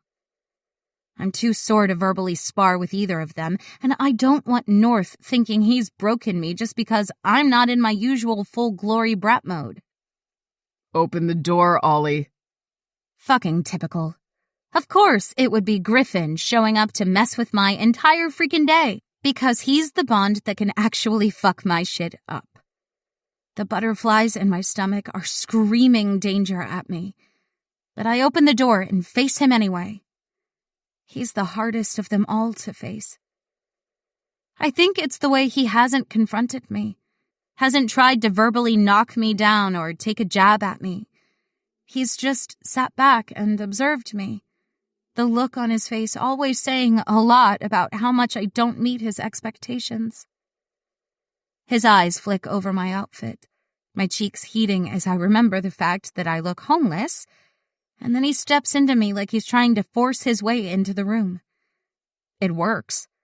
I scramble away from him like his touch would burn me, and he shuts the door firmly behind him. The lock is flimsy, and he scowls at it for a second before flicking it anyway. I get the feeling I'm not sure it would work to keep anyone out of here if they put some effort in. The healer did a decent job. I thought for sure you'd be bedridden from the pond bitch's bite. I pull a face at him as my ass lands on my pokey mattress. There's nowhere for him to sit except on the bed with me, and I might die if he does. When was the last time I washed these sheets? Why do I care about his opinion of my shitty room and the little sauce stain on my hoodie? Get a fucking grip, Oleander. She wasn't that bad. As he leans back against the door, he stares me down, crossing his arms over his chest, and suddenly, I noticed just how freaking stacked he is. I knew it when he'd slid between Giovanna and me at Sage's party, but the creaking noise of his leather jacket straining over his biceps is almost obscene right now. My bond is a horny, needy bitch in my chest. She feeds on fear. Most gifted go up against her absolutely shitting themselves because she becomes the worst nightmare they've ever had to live through. You gave her nothing, even after she spooked you. That's not a normal response. Right. So, this is an interrogation. He's different from North's blunt commands or Knox's scathing barbs. Even Gabe's brooding, moody blow-ups are light years away from this calm, direct conversation, and fuck if it isn't disarming. I have to choose my words very carefully. I never claimed I was normal. If he doesn't stop staring at me, I might just break down and bawl like a baby. Is this his gift? To just stare people into a complete mental crisis? Because I can confirm that he's pretty fucking good at wielding this power. I think you made a mistake, and instead of owning up to it and making amends, you've doubled down on it. You should have trusted us. Whatever happened in that hospital room that made you run away, you should have run to us instead. The terror of thinking about that day, when I'd woken up in that sterile room, is like ice through my veins. If I was facing the pond bitch now, she would eat me alive, guzzling down the meal that those memories would make for her. Griffin's eyes narrow at me, the clear jade color of them striking and burning hot into my skin. All of the fight leaves my body at once. The despair and loathing at myself and the hell I'm stuck in overwhelms me until my mouth starts running. I'd say anything to get him out of here before I really lose my shit. The tears welling up nearly blind me, but I ignore them. Those opinions of yours tell me I did the right thing, and I'm not pissed about it. You can hate me all you like because at least you're fucking breathing, Griffin. Please, leave. I'm still exhausted from the healing, and I can't do this right now. Chapter 15. I sleep away the rest of the weekend, waking up every couple of hours to guzzle down some water and hobble to the bathroom. But my body basically shuts down to process the healing Felix did on me. It's annoying, but my brain becomes nothing but the need to survive. So at least I don't have to think about Griffin's little visit. The moment Gabe arrives at my door on Monday, I can feel the difference in the air between us. I'm still ready to hate him and bicker like the whole world is ending and it's his freaking fault. But he looks so freaking miserable and sort of like a sad puppy. Even I'm not that much of a bitch to be kicking sad puppies. As we walk across the campus to the dining hall, he stays close to me, his eyes sharp as he takes in all of our surroundings, like he really is guarding me from something. My senses go on high alert right along with him, and when my bond reaches out to his, brushing against him for reassurance, he startles and glances down at me. I get it. I've kept it on such a tight leash that he's never felt it before, and I curse myself silently for letting it slip past. His voice is a rough rasp, answering the question I haven't found the voice to ask yet. 3 more bonded were taken last night from one of the gated communities about 20 minutes from here. My cousin was one of them. Fuck. My stomach drops so hard that if I had anything in it, I'd probably be puking on his shoes right now. They're getting closer to me. I've been meticulous about not letting my gift slip, not even a small burst of power. So I don't know if it's a coincidence that they're inching in on my location, or if that man has found a way to track me without using my gift as the beacon. I'm too busy freaking the fuck out about the possibilities that Gabe gets us to the dining hall and fills me a plate of eggs before I make my way out of the panic to take the plate from him. It's rude of me to not offer him condolences, but if I open my mouth right now, Lord knows what will actually come out. Probably me freaking the fuck out and begging for him to let me go. Let me run the hell away before we're all dead and rotting thanks to the resistance and their never-ending mission for complete dominance. We sit and eat in silence. Gabe's plate is almost completely empty before he breaks it. When you first disappeared, we all thought you were taken. There'd been a lot of clusters in the area, and, well, I was too young to know the details, but my parents were both on the council, so I heard enough to be scared for you. Every time we heard about bodies showing up, I thought it was you. Every time there was news about kids showing up brainwashed, fuck, I hoped it was you so we could get you home and save you. And all that time, you were just hanging out in some city, living whatever life you wanted. It's a sad little story, but there's a few very key things he's gotten wrong. Most of them I can't correct without causing a freaking shitstorm. But there is one thing I can set straight. You know I was in the hospital because of a car accident, right? My entire family died in it. I was 14 and completely alone in the world. I was terrified. It's not like I just skipped away into the sunset to live a happy and merry life by myself. Maybe you should try to see past your own story for once, and things might go a little better between us both. He swallows and glances around the dining hall, but it's still a ghost town this early in the morning. It's why we both like it so much, I think. Neither of us have to worry about who is watching us eat. North told my entire family that you'd been spotted in Florida, working in a record shop, and without any markings or ties to the resistance. He made it clear that all signs pointed to you just running away. How exactly am I supposed to just look past that? I shrug. How would you take it if your whole family died in a single accident? If they were ripped away like that? He stares me down and then pushes his plate away from himself. I don't have to imagine it. My dad was taken 2 years ago, and we found his mutilated body a week later. My mom stepped down from the council the next day, but she's still never really come home. If you're asking me to look past my story, then maybe you should look past yours as well. There's nothing really that I can say back to that, and I try to focus on finishing my breakfast, the eggs tasting worse than they usually do now that the room is full of our grief.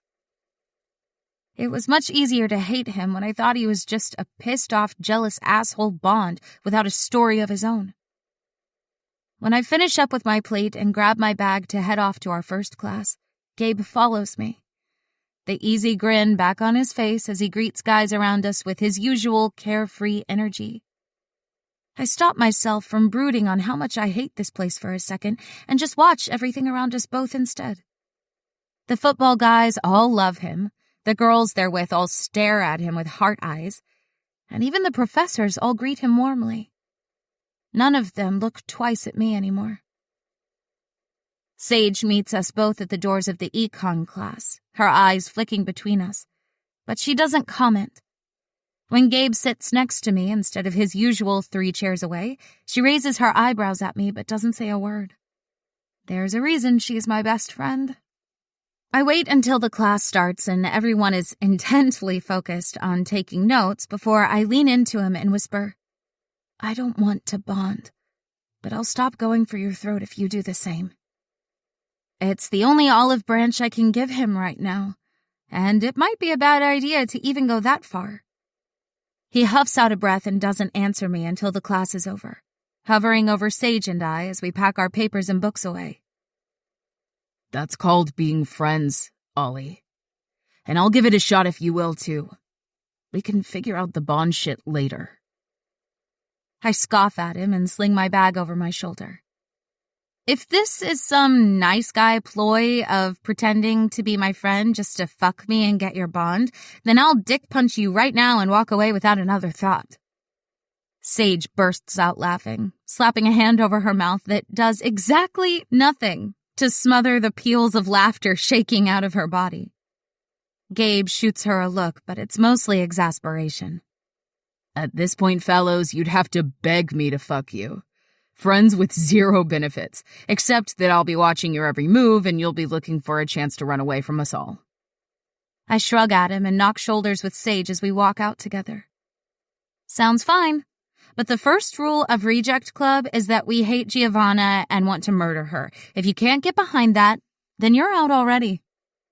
He shakes his head at me as Sage starts protesting, constantly putting herself down over that nightmare of a girl.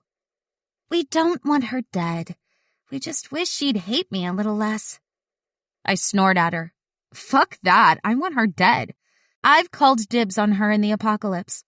Gabe can take Riley out and you can fuck Felix instead. He has my vote. We turn the corner to find Felix standing there, grinning like a freaking devil, and Sage instantly turns beet red. I knew running off to heal you would work in my favor. Thanks, fellows. He calls out as we pass by him, winking at Sage, who is trying not to look as though she wants the ground to swallow her whole. Gabe bursts out laughing with me, and it's freaking eerie to be standing around with him and not planning out his death. I know it won't last, but even for a moment, it's a weird position to be in.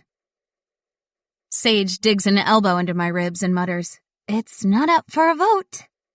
We should hurry up. We're about to be late for history, and Knox will start a whole new smear campaign against you, Ollie." Ugh, kill me.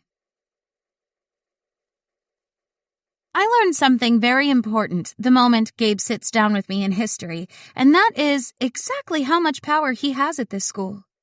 The moment people see us talking quietly with each other, there's an immediate shift. Like they're all changing the way they're talking about me now that he's forgiven me. They don't need to know the details to change their position, and Zoe finds herself very suddenly alone. Sage spots it first and points it out, murmuring to me, "Serves the bitch right." I agree completely, and when I nudge Gabe with a questioning look, he's a lot less subtle about it. She broke the rules Vivian set. You deserved the win. And he's already thrown her out of the class. Her parents are furious. But Griffin went to speak to them. You can't join a tag team if you have no loyalty to your team. Well, damn. It doesn't even matter to me that it's not really about me. It's all about her integrity. It still feels like a win. Maybe being interrogated wasn't so bad if this is the result.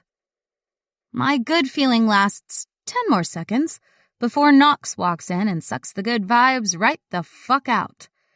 He looks good today, too.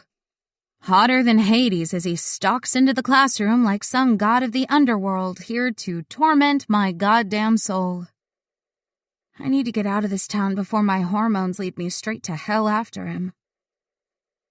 Knox's eyes flick over to where Gabe is now sitting with me, but he doesn't react. No sign of whether he's surprised or pissed off to see us both sitting here together. He just plugs in his laptop and stands in front of the class and waits until the room falls silent. His appearance is all it takes to command the room. Someone tell me about the tier system. I'd rather die than raise my hand in any of Knox's classes.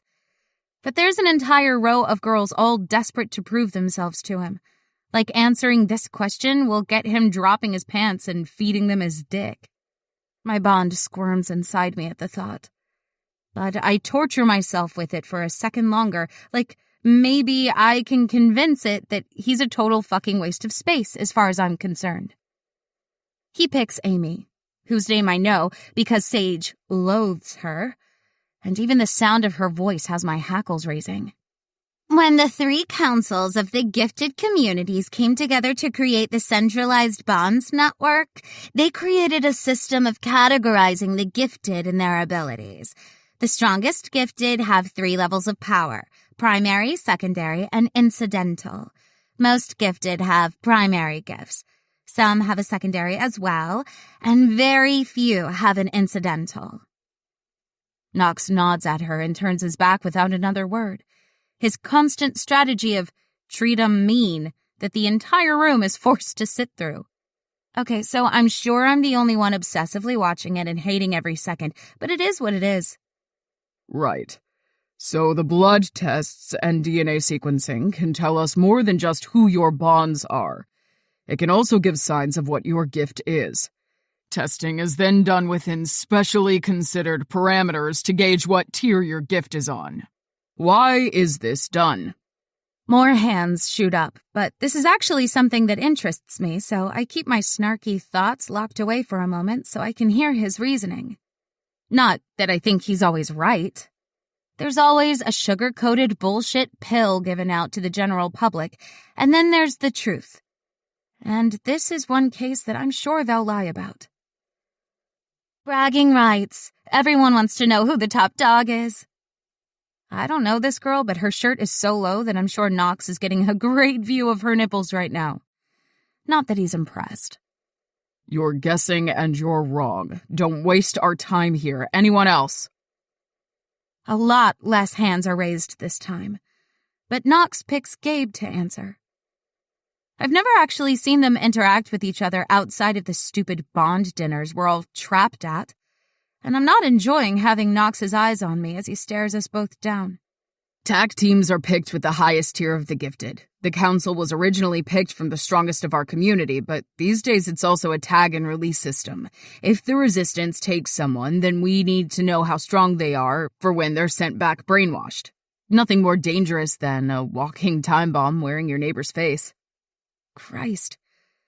How close I'd come to being one of those brainwashed zombies put back into the community with the sole purpose of finding other high-tier gifted and dragging them back to the resistance, killing anyone who attempted to stop me. It's terrifying. The pen in my hand shakes as my fingers tremble. Knox turns away and starts the lecture, highlighting everything Gabe said because my bond had gotten it right. Sage notices my mini freakout and shoots me a worried look, her hand knocking mine gently in reassurance. But there's nothing either of us can do or say in the middle of class, not without Knox losing his shit at me in another public spectacle that I have no interest in. So I take a deep breath and just work through it. As I take notes, my hand creeps up to the back of my neck, rubbing at the bump under my skin where the killer GPS chip is buried. like a reminder to myself that no matter how badly I want to run, it's not an option for me. Chapter 16. My only plans for spring break are to study and explore the campus grounds a little more to attempt to find somewhere I can get a job. If I can earn some money, then I can take the risk of having my brain explode from the chip. At this point, I'm fairly sure North wouldn't actually kill me. Not unless I did something terrible or became a danger to them all. But without money, I'm still freaking trapped here. There isn't a person in this closed-off community who doesn't know who I am, and the fact that a TAC team dragged me back here. So there's no chance of me hitchhiking my way out of here. I need money, and I need someone to dig the chip out from under my skin. There's a cafe and the campus bookshop as potential jobs, but when I drop off my CV, both of them shoot me down on the spot. I understand the bookshop because North probably forewarned them, but the cafe makes less sense to me. Until Sage shows up at my door to drag me to her place and tells me Griffin's sister owns it and runs it. I had no idea he even had a sister. The woman who had served me looked at least 90 years old, so at least I didn't shame myself in front of his family member, but God, I guess I can't ever show my face there again now. Sage laughs at my embarrassment, shoving a drink at me the moment we get into her room. Sawyer is already there drinking, and even though I don't want to go to the party they're both attending, Gabe has already messaged me to say he got me a free pass from North to attend, and I don't want to have to speak to the domineering asshole to explain why I'd rather stay home. Mostly it's because Sage is now obsessed with the idea of me and Gabe working our shit out. She's obsessed enough that the moment she starts her pre-party drinking, it's all she can talk about. You're going to end up bonded to him. There's no way you're going to see Gabe shirtless at the party tonight and not fuck his brains out. I choke on my own drink so hard that it goes up my freaking nose, burning the whole way, because Sawyer doesn't know how to make a cocktail without the imminent threat of alcohol poisoning, which is why his mixes are always my favorite. Once I can breathe again, I give Sage's drunk ass a stern look. I've seen it, and while there's no denying he's freaking blessed, I'm not fucking anyone anytime soon. I have cobwebs that no man is going to clear out for, a century or two at this rate.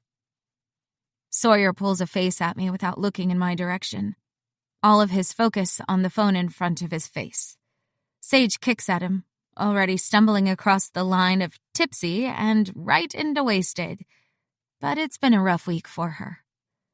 Giovanna posted about her bonded ring that Riley gave her.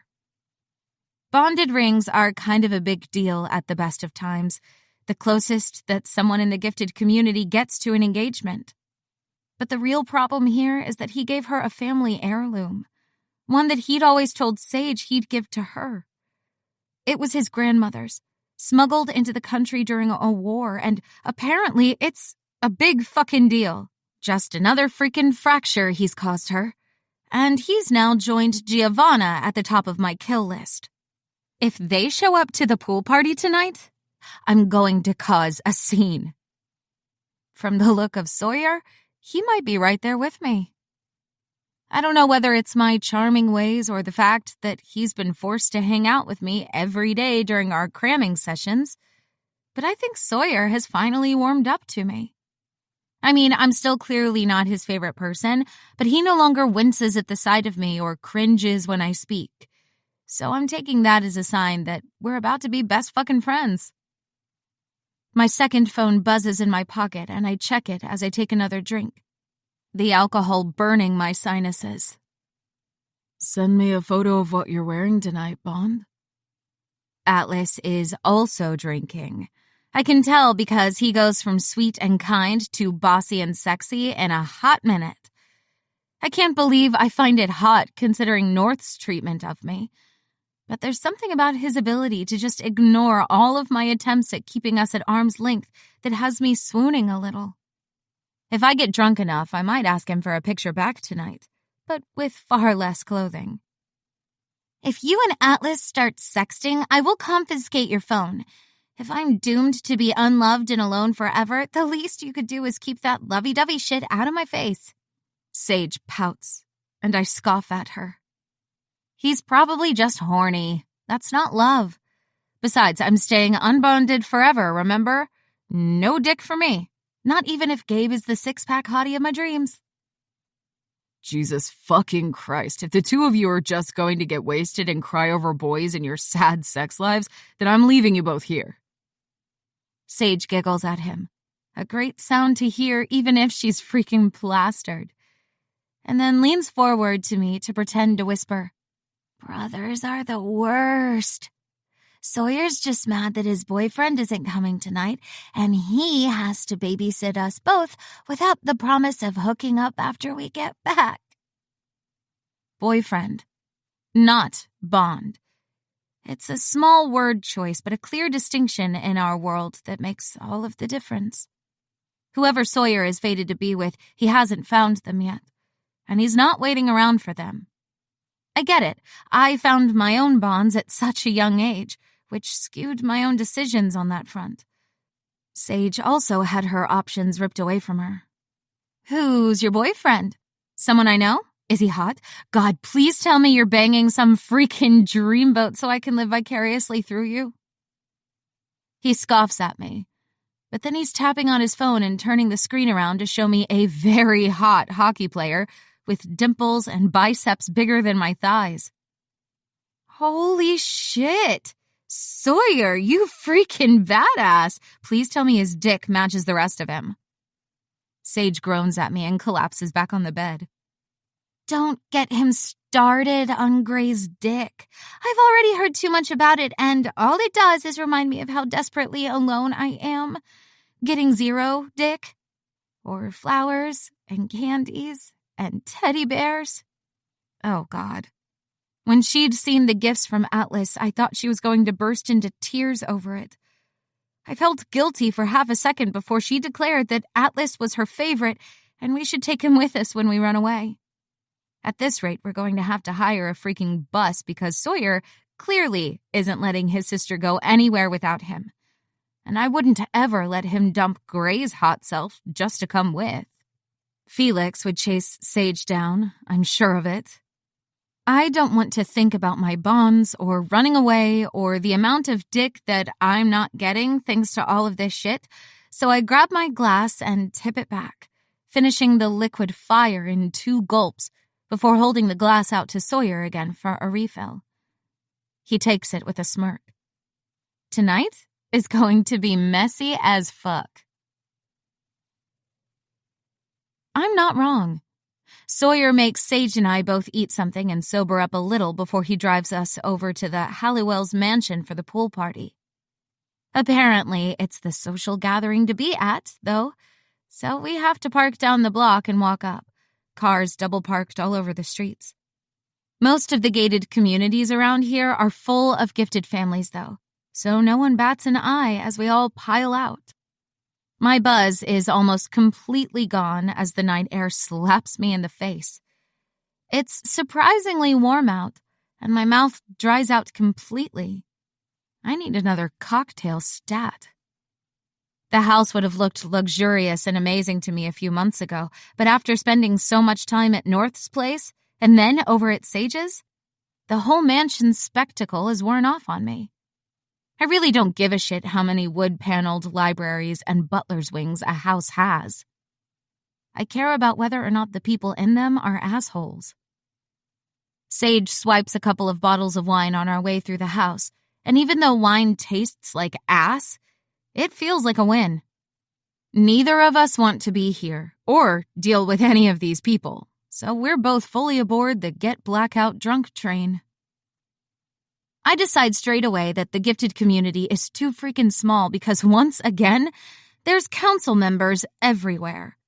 Which means North is probably here, lurking in a corner somewhere and drinking alcohol he hasn't had to steal while he schmoozes with all the other stuffy, condescending assholes here. Sawyer tries to discreetly find wine glasses as we work our way through the kitchen and dining rooms, but I'm not willing to wait around for that sort of luxury and drink it straight from the bottle, giggling with Sage like children when we find a storage room somewhere on the first floor to hide in until the council members all clear out of the house and into the garden. We need to be as drunk as freaking possible before then. Because we're in an obscenely luxurious mansion, there's a couch and table in the storage room. There's also some stacked bar stools, and the Wi-Fi is so good in here that Sawyer just pulls out a seat and fucks around on his phone, while Sage and I both chug the wine down like we're pros.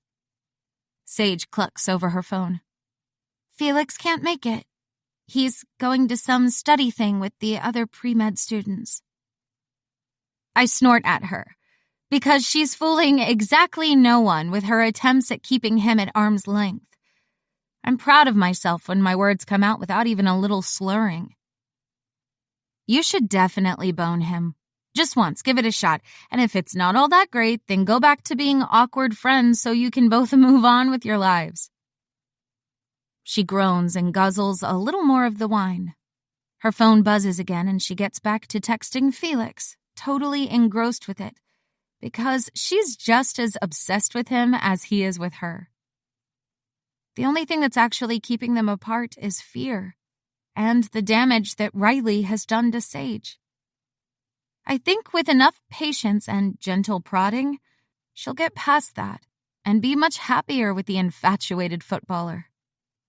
Gabe finds us an hour later, cooped up and giggling over our phones together.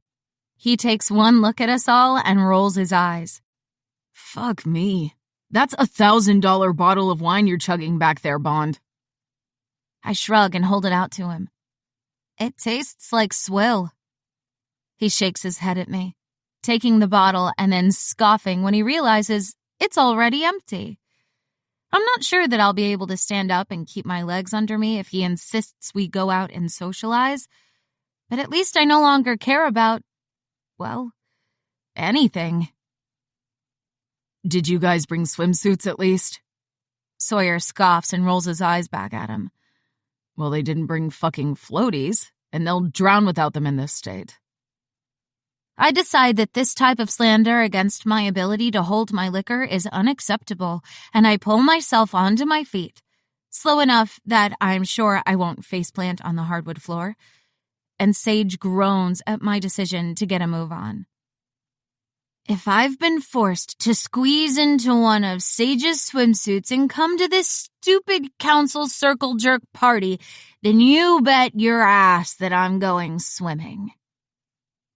Sawyer has to help Sage get out of the storage room, but when Gabe offers me an arm, I brush him off. He huffs at me, and I, very kindly, keep it to myself that I could have told him to keep his fucking Bond the hell away from me while I'm not at full capacity because my own Bond is still straining after him in my chest. If he touches me, I might end up fucking him in the middle of the goddamned party just to catch a break from all of this pining. Ew. It feels wrong to even think that way, but God, the aching and the straining every time I end up near one of my bonds is slowly driving me insane. Maybe calling a truce with Gabe wasn't a good idea, because I'm barely holding my shit together. When we walk past the kitchen, Sawyer curses under his breath and moves, so he's covering Sage's tripping and stumbling ass. I startle when Gabe does the same for me, his shoulders somehow doubling in width and completely obscuring me from whatever they've decided to protect us from. I'm smart enough to keep my mouth shut about it until we're outside, but Sage is too far gone, and Sawyer is forced to slap a hand over her mouth, muttering threats and cussing her out. When we find a spot outside that isn't completely writhing with bodies and booze, Gabe murmurs to me, North and Sharp are having a disagreement over the protocol now that the resistance is getting closer to the campus. He's already made it well known that he's not above coming after you. Hate North all you want, but he's keeping you away from a whole lot of shit right now. Damn it. I don't want to owe that man anything. But even I can't deny that he's helping out big time with that shit. I pull the dress over my head and fold it up, carefully bending to slip it into Sage's bag because my tits are a little bigger than hers and there's a real danger of a nip slip happening tonight. When I straighten up, I find Gabe staring at me like I've grown an extra head, and I have to glance down to make sure I'm not actually flashing the entire freaking party my goods. What? What the hell are you looking at? He grunts at me, shaking his head and muttering under his breath as he jumps headfirst into the pool. I fucking hate you. Well, what the fuck have I done to him now? Sawyer knocks into me as he shifts around to cover Sage while she strips. Come on, fellows. You're not that drunk. Give the guy a break. I'm lost. Utterly freaking lost. But then Sage steps up next to me and giggles. Guess he had to cool down a little. We might need to get you a swimsuit that actually fits your amazing tits. I scoff at them both because it can't be that. There's at least 10 other girls here rocking a better rack than mine, and Gabe has probably fucked them all. The looks they're all throwing his way are saying a lot on the subject. We have a little bit of luck because Riley is nowhere to be seen. But then I spot Giovanna perched on one of the poolside recliners in a tiny bikini that makes mine look freaking supersized. To be honest, it's not even a bikini. She's wearing some red string that just barely covers her nipples and slit. It's the early evening.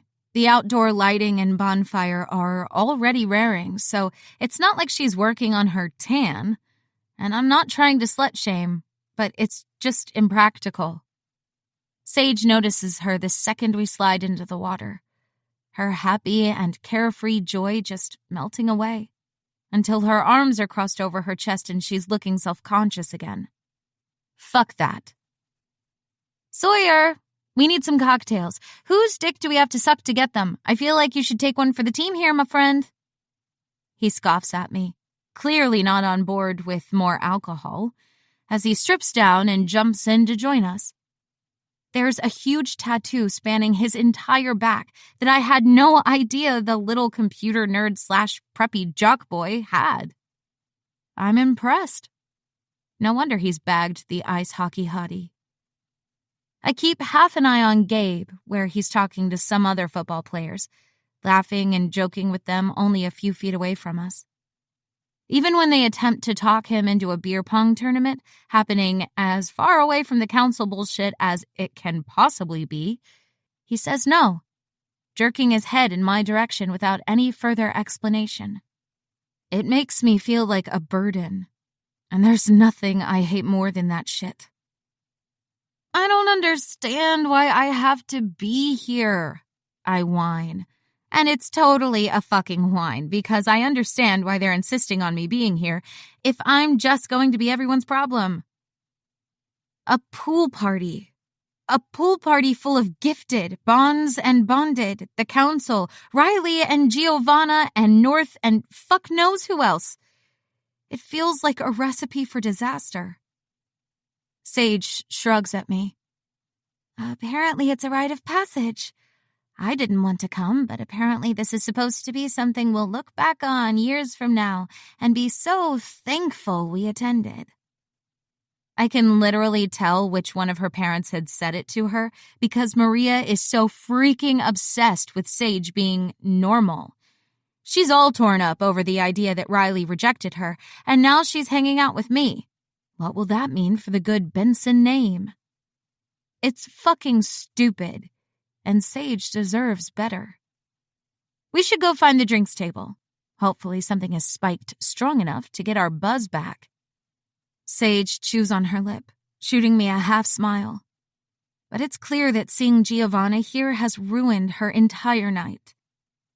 I'm suddenly overwhelmed with exactly how much bullshit the entire situation is because Sage has literally done nothing wrong. Nothing. As loath as I am to admit it, at least my own bonds have a reason to hate me. And even if they're blaming me for something out of my control, it's not like I can tell them that. The water around me ripples. No one else notices, thank God. But it's a good reminder to me to settle the fuck down.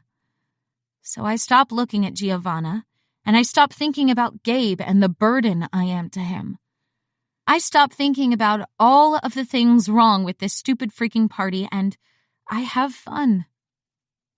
I drag Sage and Sawyer over to the other side of the pool where there's a waterfall and a slide. We sit on the edge, and Sawyer manages to convince a couple of the seniors to grab us some beers. Sage is still quiet, but some of the gloom around her lifts, and we can actually enjoy ourselves for 5 goddamn minutes. When the crowd starts moving towards the food tables being laid out by the caterers, because of course this college party is being catered, we take stock of how we're feeling and decide food isn't a good idea right now. Well, the food is a great idea, but attempting to walk around isn't. Gabe offers to grab me something, his shitty attitude over with, but I brush him off, watching as he hauls himself out of the water and walks over to the tables without bothering to grab a towel or cover up. Jesus, he really is too hot for words. "You're drooling. Are you sure you can't just fuck him?" Sage whispers far too loudly at me, and I splash her with the water. Sawyer rolls his eyes at us both from where he's perched on the side of the pool. Not without bonding to him, and apparently that's off of the table. I nod, pulling my face into the picture of seriousness. Absolutely not. No bonding. I glance over at Gabe and find him standing there with North, talking together before they both turn as one to look over at me. God damn it. Fuck yes. Gray just got back. We need to leave here, now. Sawyer says, standing up and waving his hands at Sage. She giggles as she tries, and fails, to pull herself out of the water, and it takes both her brother and I to get her out. The beers had given me my buzz back, but not so much that I can't get my shit together. I have to wait for Gabe just to let him know you guys are getting me home safe. You are taking me back, right? Sawyer scoffs at me. Of course, we're not leaving you here drunk and vulnerable. I laugh at him, happy at how easy it's become between us now. He doesn't wince at my mere presence anymore. What a rack! Reject, I can see why you're so popular. I freeze at the sound of his voice, and when I finally turn around, yup, sure enough, it's fucking Martinez. Sage scowls at him, but I hold out an arm to stop her from doing anything about him. I just want to leave. Some coward's opinion of my character or body means less than nothing to me. What the fuck did you just say to my bond, Martinez? I turn and instinctively shove myself into Gabe's heaving chest. It's a bad move because we're both practically naked and my own bond has a freaking field day at all of the skin-on-skin action. He barely notices me, though. The anger coursing through him is more than enough to distract him from me. It's kind of hot, and I have to remind myself that it has nothing to do with him protecting me and everything to do with his own reputation. Just when I thought Gabe couldn't get any more pathetic, he's simping after the girl who threw him away. How does that reject pussy taste, Ardern? Gabe moves around me so fast that all I see is the blur of his big body moving, and then they're both on the ground. I bump into Sawyer as we both throw ourselves in front of Sage, which is dumb because she's the badass who could light us all on fire if she wanted to. They're shouting over at the main house, but I'm too busy backing Sage up against the pool fence, trying to keep her clear of the shifter brawl happening, to notice. I'm oddly proud to see that Gabe is kicking Martinez's ass, just pounding on his face like he could go at it all damn day. It feels like karma. Sawyer groans and then steels himself as he wades into the fray to pull Gabe off of Martinez, narrowly missing a fist to the gut himself. Gabe doesn't fight him, but when they both straighten up, his eyes have a very feline look to them. his irises ringed with fire, and still following his prey like he's imagining tearing flesh from bones and picking his teeth. It shouldn't be so hot. What the hell is going on here? What have you done to my son? I glance around to find a crowd forming around us, muttering, and with a whole lot of phones pointed in our direction. I wish I had a towel around myself, but that's the least of our problems now that Martinez's father is here with a savage look on his face. He's shorter than Gabe and dressed in a suit, probably either on the council or works for someone who is. He looks a lot like his son, and he has the same gutless asshole air about him that sets my teeth on edge. Gabe rolls his shoulders back, his jaw set like he's planning on just taking whatever this dickhead says to him on the chin, and that doesn't sit right with me at all.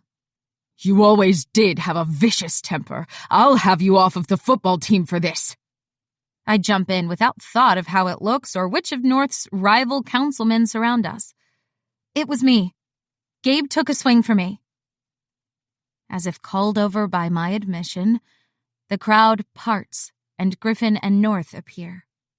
North is holding a plate of food, which my brain registers, but doesn't really do much with because both of their faces are twin masks of thunderous, pissed-off alpha males. Great. North's eyes flick over the entire scene, and then he says, What's happened, David? No one says a word.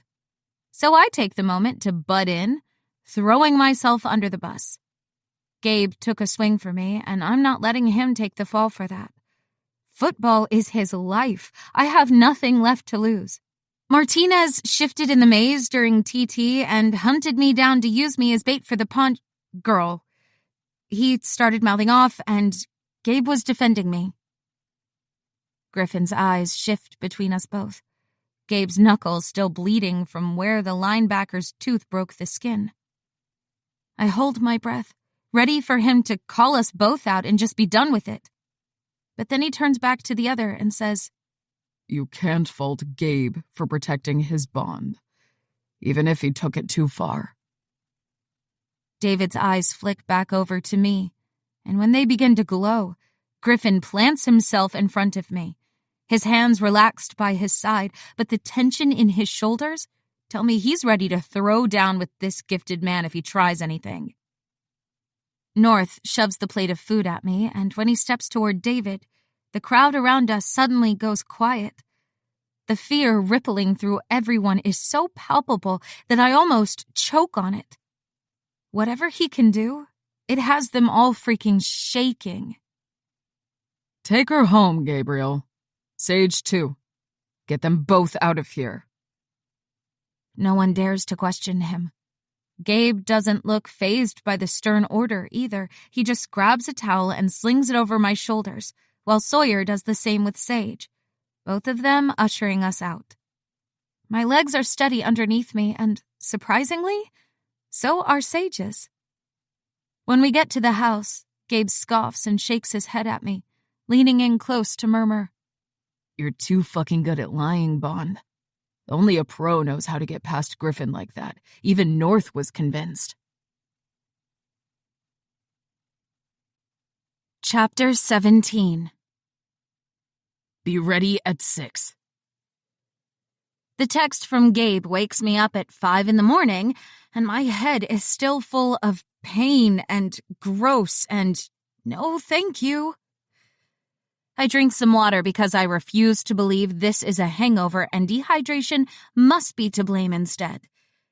After yesterday, I can't bring myself to be angry at being woken up by him. But I'm still not excited about being around Gabe this early in the damn morning without even a goddamn reason. He'd walked me up to my room after the party last night, seeing me safely to my door and not judging me for groaning and stumbling up the stairs. So I think we've found a real peace agreement.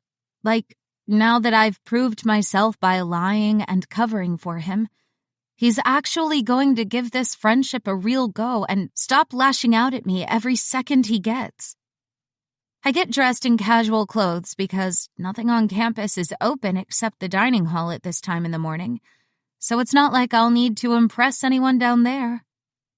I take notice again at the way my shirt is billowing on me now that I've toned up a lot, and I really, really need to find an income to get some new shit.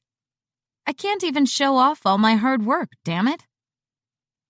I stomp down the stairs, making enough noise to wake the entire building up, because they're all gossiping bitches anyway, so no skin off my nose if I ruin their last sleep-in of spring break.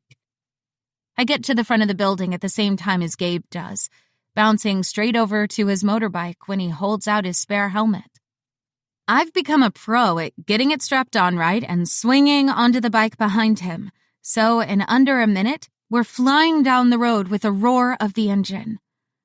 The morning sun is bright already in the sky, but the chill of the early morning is still biting into the bare skin of my hands, where they're wrapped around his waist. When we finally pull up in front of the TT Center, Gabe kills the engine and holds his arm out so I can climb off without landing on my ass. It's not where I was expecting to end up, but Gabe has a key to get in and leads the way, turning lights on and ducking into the guy's locker room to grab out his bag. I duck into the ladies to do the same. The new pair of sneakers that magically appeared after the bloodbath of the maze, still shiny and white, where I've only worn them once.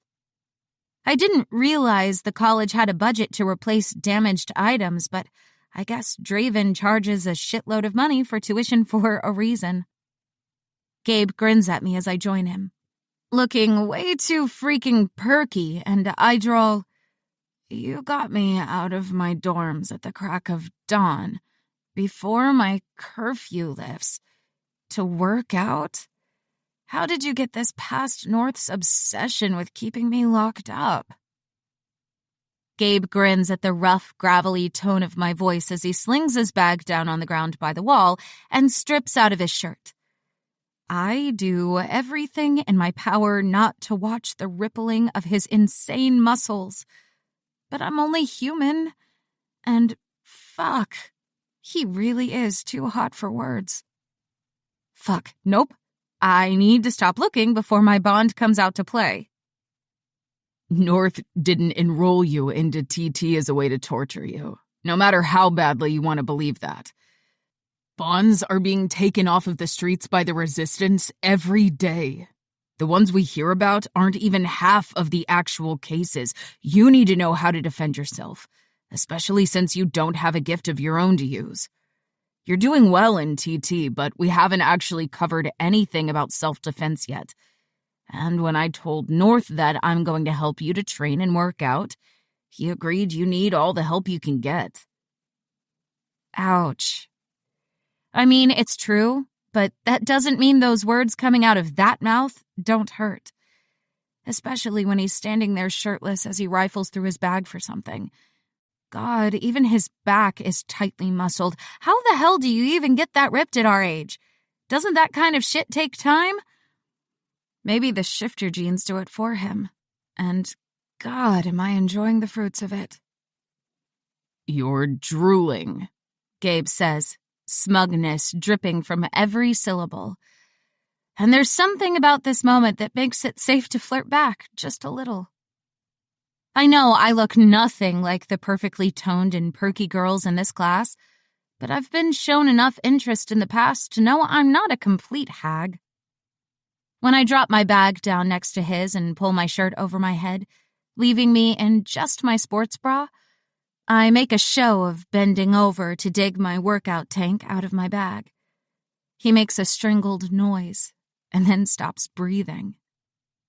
I have to swallow the gloating cheer that works its way up my throat, and when I pull the tank over my head, I arch my back a little more than necessary, my tits looking perkier than usual. That's just fucking mean. I'm here to help you, and you're the one that took sex off of the table. Gabe chokes out, grabbing his water bottle and stalking over to one of the weight machines. I snicker out a laugh, sounding like a depraved idiot, but too tired and smug to care about how I look to him right now. I play to win. You should learn that lesson now before it bites you in the ass. He shrugs and starts setting the machine up for me. You've done enough damage that I'm bulletproof now, Fallows. What's the most you can bench now? Damn it. I have to ignore his jab at me, and I force my voice to be even as I reply, 5 pounds? He rolls his eyes at me, and then shoots me a glare. I know you're being a brat right now, but if we have to start at 5, this is going to go on forever. You'll never get out of here. I mean, I wasn't actually joking, but I don't argue with him when he adds 20 pounds on and then jerks his head at me to get started. I take my time, mostly to mess with him, but also because I have no idea if I can actually do this. Half an hour later, I decide that I'd rather just die. I would rather lay down and die if the resistance comes after me, because there's nothing in the world that could be worse than all of this working out. Fuck. And to think that I'd thought Vivian's training circuit was bad. Gabe puts him to utter shame, and I start to regret ever extending that stupid fucking olive branch to him. This is how he's punishing me for leaving them. I'm not doing anything else. If you attempt to put me on another machine, I'll scream murder and run out of here. I'm going to the police. The non-gifted will definitely help me escape this kind of abuse. Gabe rolls his eyes at my dramatics, and even though he's also sweating at the workout, his voice comes out steady and with none of the panting I'm doing. You can bitch Griffin out for this later if you hate it. He's the one who set the reps. He seems to think you could handle it. But I guess I can call him and tell him you bitched out. Fuck. God damn it, he's figured out how to play me like a fucking fiddle, because that shit is a red flag being waved at me. And instantly, I'm back to lifting weights and hoping to die. It takes every distraction technique I've ever learned to get through it, but I last the entire hour, my body collapsing on the mats the moment he mutters that we're done. I'm not carrying you back to the dorms, so you better pull yourself together, Bond. I curse him out, but it comes out a garbled mess of groans and panting that he just laughs at. There's no way I'm ever moving again, so I just accept that I live here now, in this exact spot on the mats. I really need to change out of my gross, sweaty clothes. But my bag is at least 4 feet away from me, and I almost cry at the very thought of getting over to it by myself. Gabe huffs at my whimpering and slings the bag over to me on his way through to the guys' locker room. I hear the shower cut on, and I guess I have about 10 minutes to heave myself off of the ground. I need every second I can get. I decide that being friends with Gabe might end up harder than it's worth if he insists on making me train every morning.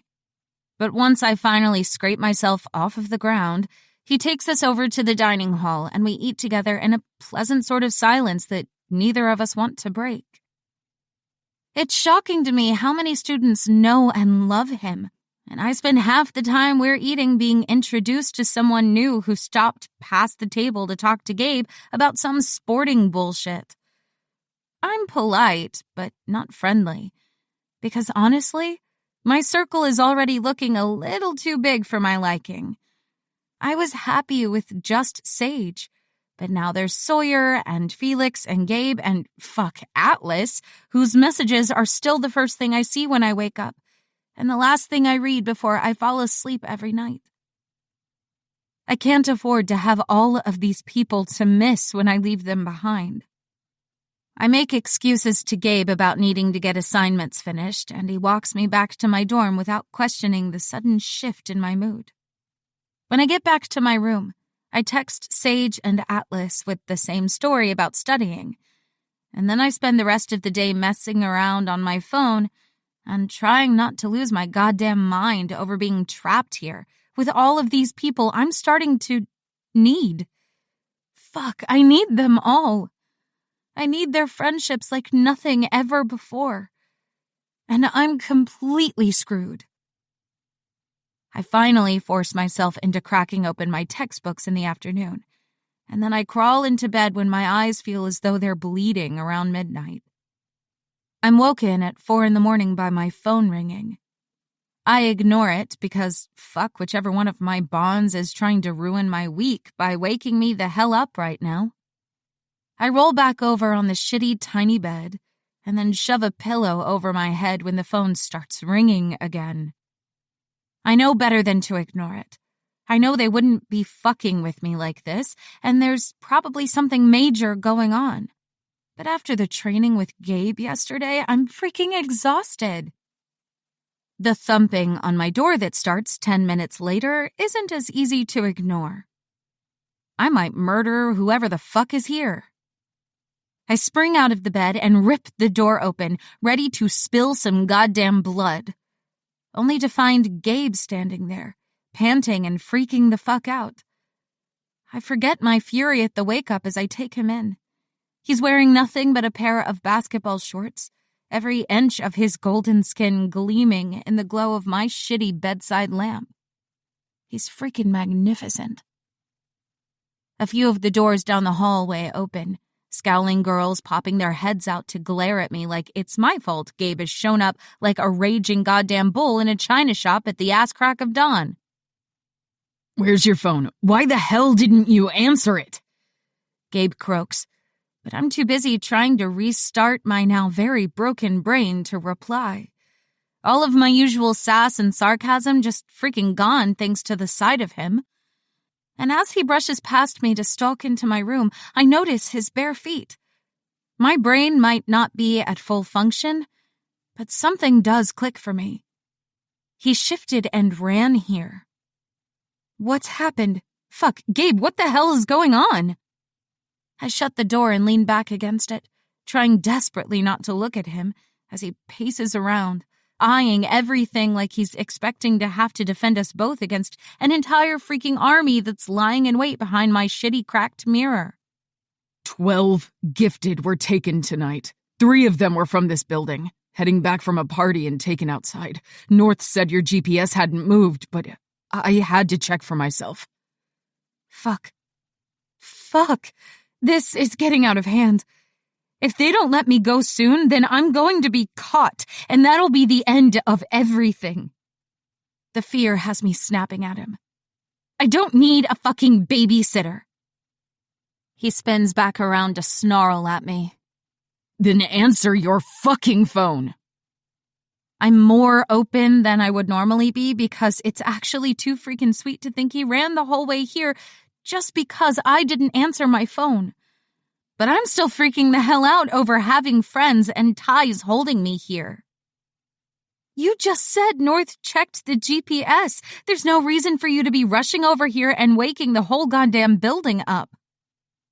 His eyes narrow at me, and then his chest heaves as he takes a deep, calming breath. The type that probably means he's trying to find a little patience to deal with my bullshit. You said we were friends. Well, this is what friends do, Ollie. When you didn't answer the phone, I had to be sure that you weren't taken. This is what friendship with me looks like. Take it or leave it.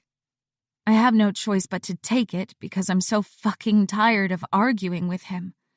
I can't change our situation, and I definitely can't let my guard down around him.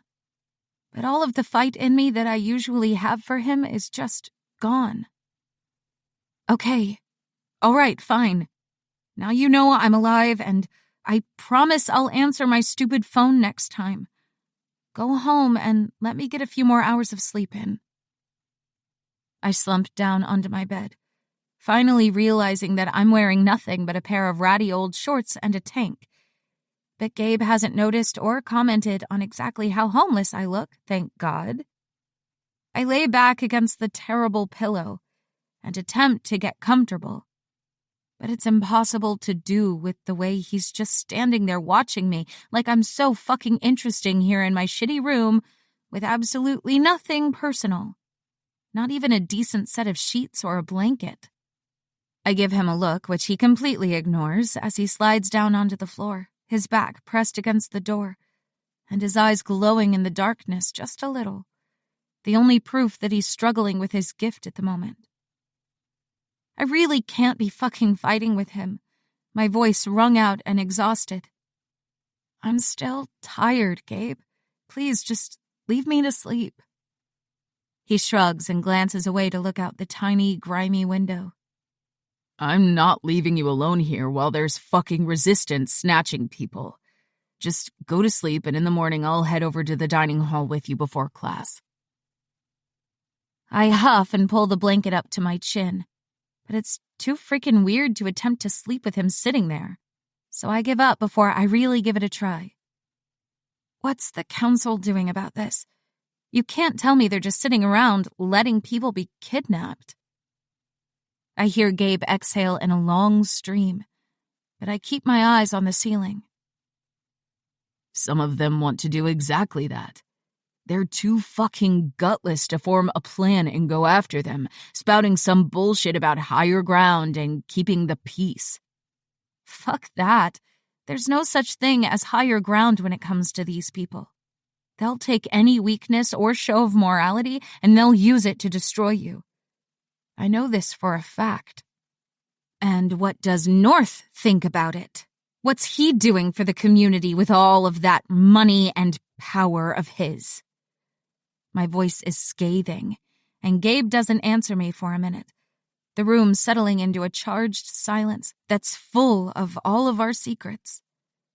My phone buzzes under my pillow, and without thinking, I pull it out to see Atlas's message. "I heard about the abductions. There's been 7 here overnight as well. I'm going to push for a transfer. I'm not going to sit by and leave you alone to face this shit." I swallow because I really don't want him to come. He's the tiny bit of joy that I allow myself because of the distance between us. If he shows up, then I'll have to put that same distance between us that I have with the others. And that feels fucking devastating to me right now. "Whose phone is that?" Fuck. I drop it down onto the covers, but there's no use hiding it now. Gabe's seen it, and realized it's definitely not the older model iPhone that North had given me.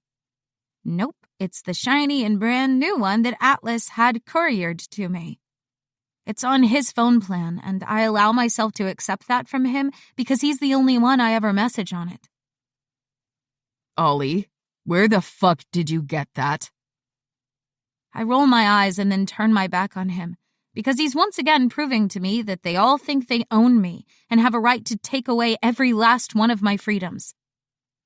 Atlas sent it to me. Now run along to snitch on me to North like the good little lapdog you are. There's silence again, and then he mutters quietly, "Fuck, you're a bitch, Fellows." He still doesn't move to get up, and eventually sleep claims me. Chapter 18. We're thrown right back into our classes like nothing happened, and it's so fucking strange. Gabe pretends that we hadn't argued over his impromptu trip to my dorm and our fight over the phone.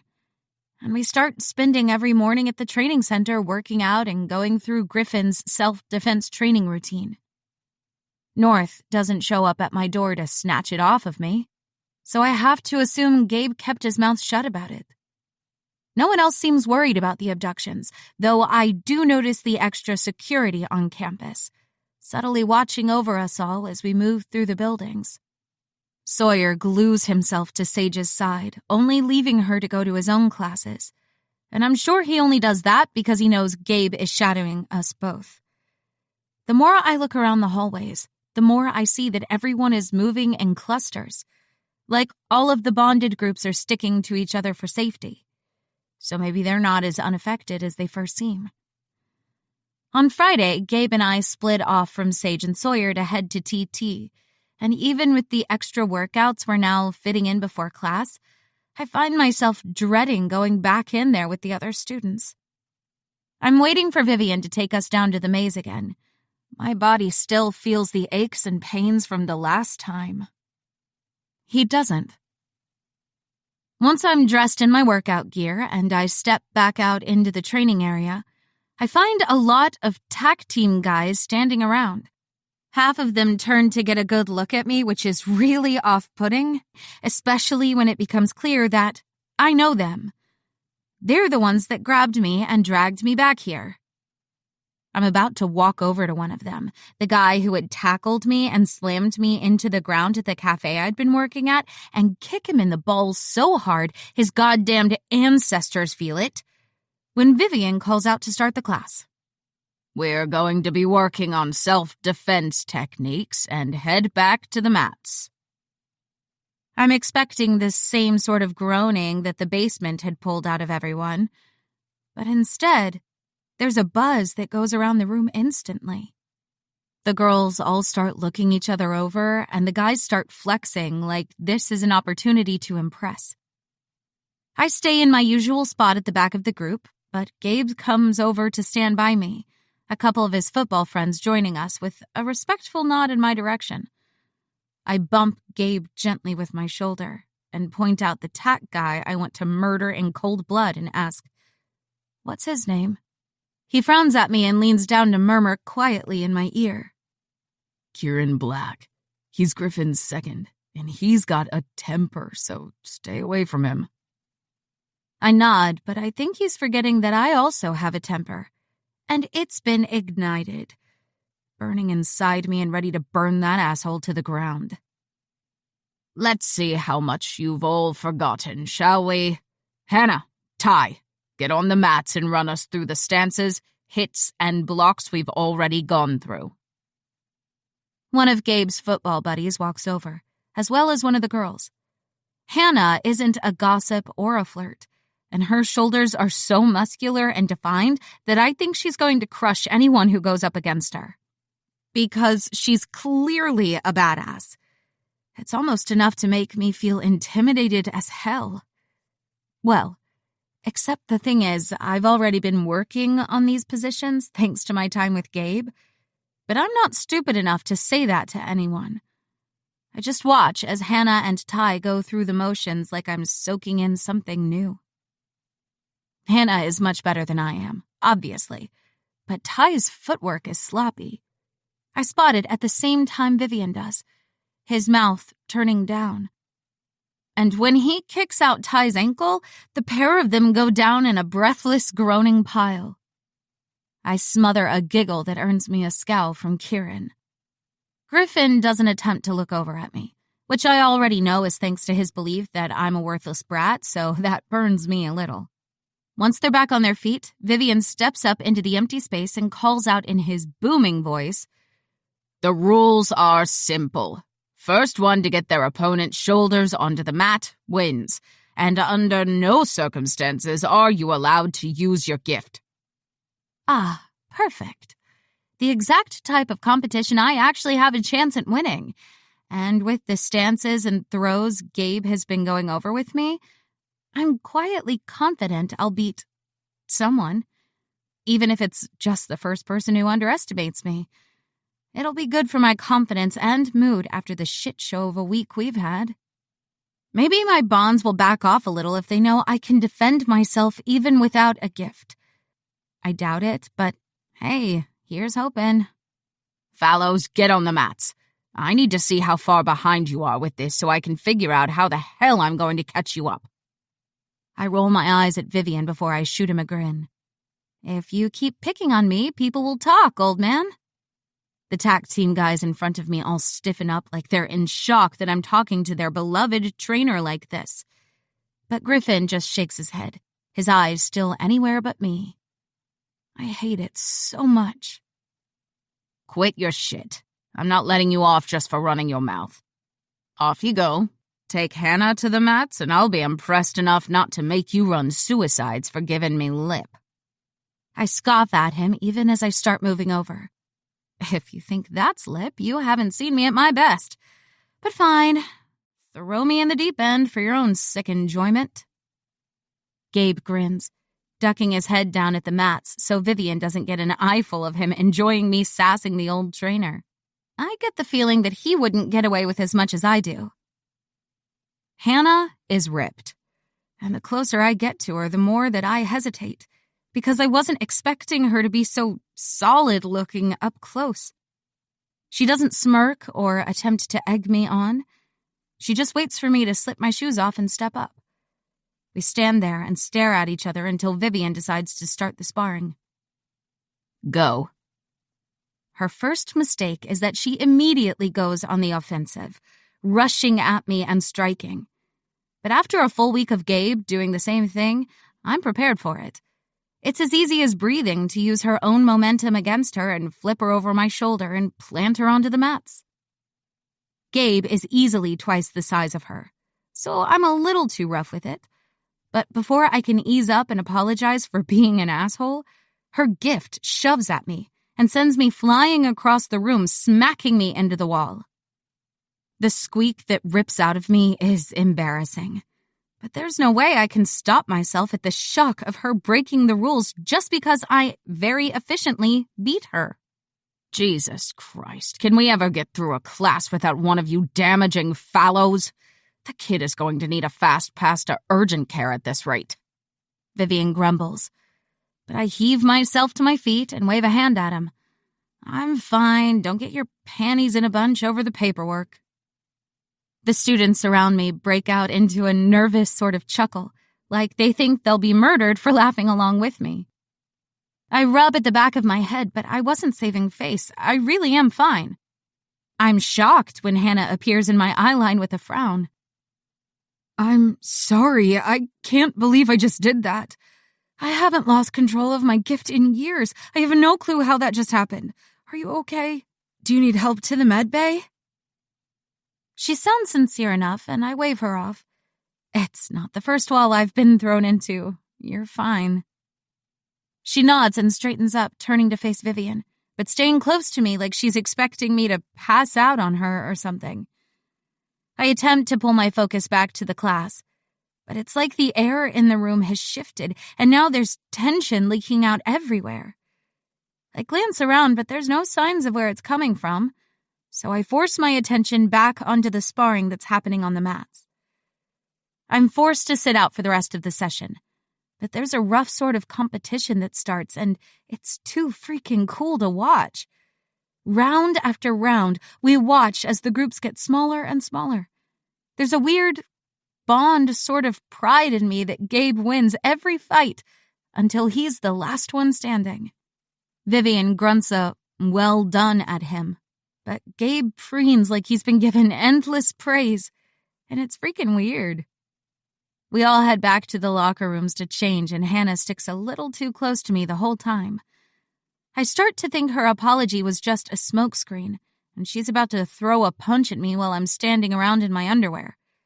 But then she takes a deep breath the second the locker room door swings shut.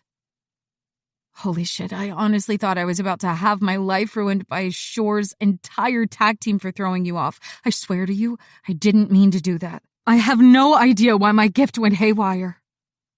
Her words come out in a rush, and it takes me a second to remember that Griffin's surname is Shore. It's fine. They were probably just shocked you'd stepped out on Vivian's rules. I'm not hurt. Don't sweat about it.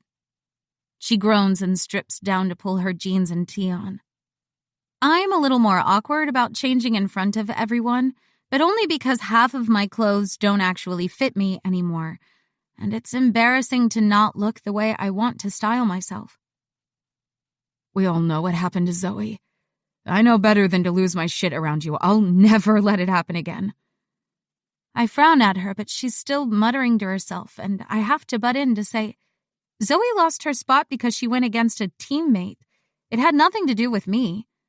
Chill out. Griffin honestly can't stand me. You're good. She stops, staring at me for a heartbeat, and then she shakes her head. He went to her family personally.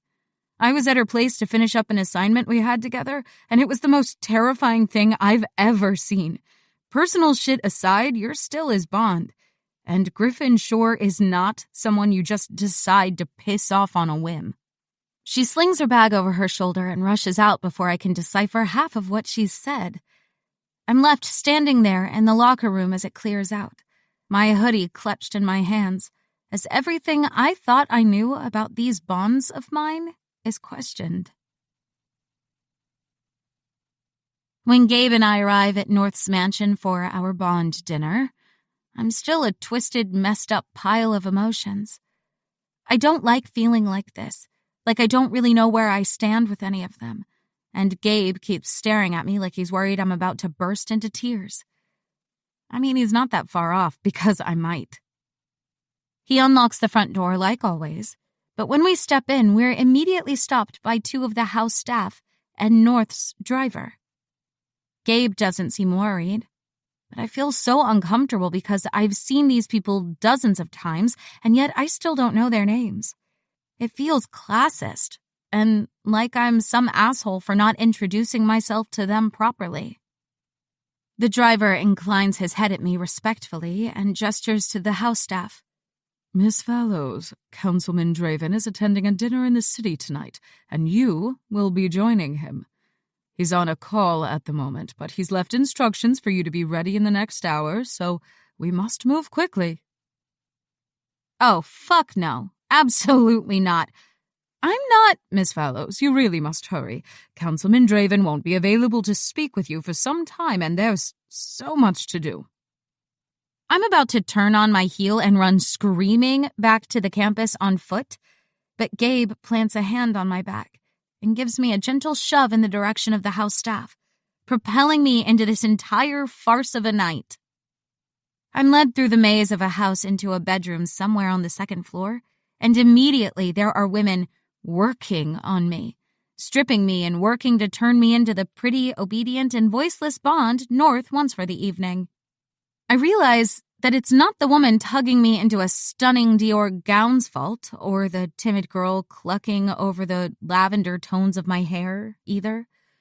So I seal my mouth shut and let them do their work. I can murder North's assuming pretentious ass when he crawls out from whichever rock he's hiding under. The staff are far too good at knowing how to outmaneuver me, so instead of leading me downstairs to wherever the fuck North is, they take me straight down to the garage in an elevator I didn't know existed, and deposit me straight into one of the Rolls Royces, locking the doors so I can't escape. I have to use a variety of meditation techniques I've learned over the years to calm myself back down, because I'm about to stab someone. It doesn't help that I'm due for my period, and all of the extra hormones have me so insanely bloodthirsty that my gift is begging me to let it out to play. I'm safely encased in an ice-cold demeanor by the time North finally arrives, sliding into the seat next to me without so much as a greeting or an apology, and I ignore him entirely. I'm going to ruin him during this dinner. The trip into the city is silent and as uncomfortable as hell. I do my best not to fuss with my dress, but I've never worn something so fancy in my life. There's a part of me that's worried that I look like an idiot, like a child playing dress-up in her mother's closet. And North's complete dismissal of me doesn't help a single bit. He doesn't even have his phone in his hand as an excuse. He just scowls out the window like we're some old married couple who enjoy nothing more than stilted silence. It's not until we're stopped at a red light in front of the restaurant that he finally speaks to me. This dinner is about more than your attitude. If you really care about the gifted community as much as you say you do, then you'll be on your best behavior, whatever that looks like. I hate him. I hate him and all of his manipulations. Every part of this experience has come from him watching me and learning about me without my notice, only for it all to be used against me to get exactly what he wants. I loathe him. The driver stops in the valet drop-off area, and North waits for him to open the door for us both, adjusting the Rolex on his wrist and rolling his shoulders back like he's preparing to go to war. I get a hold of myself and prepare to do what's right. I can't wait until the night is over before I scratch his eyeballs out for being the single worst human I've ever met. And I'm including the scumbag he calls a brother in that assessment. North helps me out of the car and then directs me into the restaurant and over to the table with a firm hand on my back. The skin underneath his palm feels warm and tingly, and I have to tell my Bond to settle the fuck down because we hate him. He doesn't care about me. He hasn't brought me here as his beloved Bond. I'm just a pawn in his chess game. The other council members all stand from their seats when they see us approach. My knees begin to shake because this is a lot of goddamn pressure to have thrown at me without any warning or coaching. He's just expecting me to know what the fuck to do here, and honestly, I'm probably going to fuck it up without meaning to. There are at least 20 people attending, and all of them know my name, greeting me as they greet North. And I feel like an idiot standing there with him in the gown, makeup on, heels, and lavender freaking hair. They all look me up and down, assessing every inch of me, and it makes me feel like a prized sow at a country fair. Every one of them wants to take in all of my attributes. The length of my legs, the blue tones of my eyes, exactly how straight I'm standing, and to give me a mark accordingly. I can tell which of them find me wanting, and that violent rage sparks in me again. North pulls out a chair for me, and I murmur a quiet, "Thank you," as I carefully sit, smoothing the dress down over my thighs as I attempt to settle myself down. I just about jump out of my own skin when North leans down to press a kiss to the top of my head as if I'm some precious person to him, and I have to bite my tongue. This is all an act, a display of unity and control so that there's no question of his power and integrity. I know exactly how much torture I can withstand, and there's no one in this room that could force this truth out of me. North is actually a freaking great councilman. Every little scrap of gossip about his policies and planning that I've heard since being dragged to the Draven campus is stuff I agree with. Like the gifted community doing more to help out the non-gifted, or finding better solutions for orphaned gifted children now that the resistance has been kidnapping and killing so many of the gifted. He doesn't want to sit by and watch people get hurt. He's proactive about safety and leveling the wealth gap between the higher society families and the gifted in lower earning areas. I have no choice here but to play the obedient Bond. I plaster a sweet smile on my face and make eye contact with every person at the table. When North takes a seat next to me, I slide my hand into his on the table where everybody can see. Because if he's allowed to put on a show, then so am I. He doesn't react other than his fingers tensing slightly under my touch. And I try not to think about my Bond being repulsed by the feel of my skin on his. Fuck, how am I going to make it through this dinner without breaking the hell down or snapping at him? It's freaking hard. But I keep the smile glued to my face, even as my own Bond begins to mourn inside me. "So, all is well in your world again, Draven?" says the older, distinguished-looking man at the other end of the table. He's handsome enough, but there's something off-putting about the smile on his face. His bonded is a thin, desperate-looking woman, sitting next to him with a sneer pointed in my direction. She doesn't even try to hide her disdain for me, and I find myself sitting straighter, pulling myself into a fighting pose, because there's nothing like a look of disgust to get me ready to rumble. Oleander needed some time to find herself. She has a wild streak that none of her bonds wanted to stifle, though we are glad to have her back with us once again. His voice is smooth and rich, gesturing at my hair as if the color only proves that I'm a lot to handle, and not that I am simply a 19-year-old girl with agency and my own sense of personality. I smile and bat my eyelashes at him as if he has complimented me, and we're perfectly in sync. No trouble here. Absolutely thrilled to be trapped together for all of our lives because of this stupid bond. His fingers tighten around mine again, and I don't know if he is warning me to cut it out or showing surprise at how easily I have decided to go along with this bullshit he's forcing on me. I, for one, am very happy to see you two together.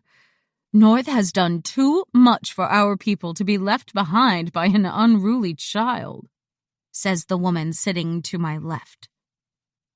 Her eyes bore into mine, and I do my best not to look away, not to cower to this show of power she's attempting. She's perfectly made up, her hair pinned up carefully and her dress cut across her chest so that hints of her tits are showing through the emerald green lace, making her the picture of elegance. She mixes her cocktail with her gift, swirling her finger above the rim in an effortless flex of power that quite a few of the council members at the table are watching warily. It makes me wonder what they're all capable of. North chuckles under his breath and pulls my hand under the table, so our joined hands rest on his thigh. The woman's eyes follow the movement, and I see the flinch. Oh my God. Oh my fucking God. This is another one of his ex-lovers here to mess with me because she's pissed that I'm his bond. She's sitting there snarking bullshit at me, not because I left my bond, but because she's pissed that I've come back, and now she has to compete with me. Well, joke's on her. I want nothing to do with this cold-hearted bastard. My smile turns into a baring of teeth. I'm aware of just how great my bond is, thank you. Can this dinner be over now, please? Something as simple as finding out that my bond has been having it off with one of our dinner guests is enough to change my plans of presenting a united front. North can sense the change in me immediately, and I wonder if it's simply an innate ability to read people, or if it has something to do with whatever gift he's hiding underneath those perfect suits of his. His fingers squeeze mine again, and I tug them out of his grasp. If he thought I was a petulant brat before, he has no idea what his dinner has brought out in me now. I might be willing to grit my teeth and struggle through this for the greater good, but the second we're out of this place, I'm going balls to the wall on this asshole.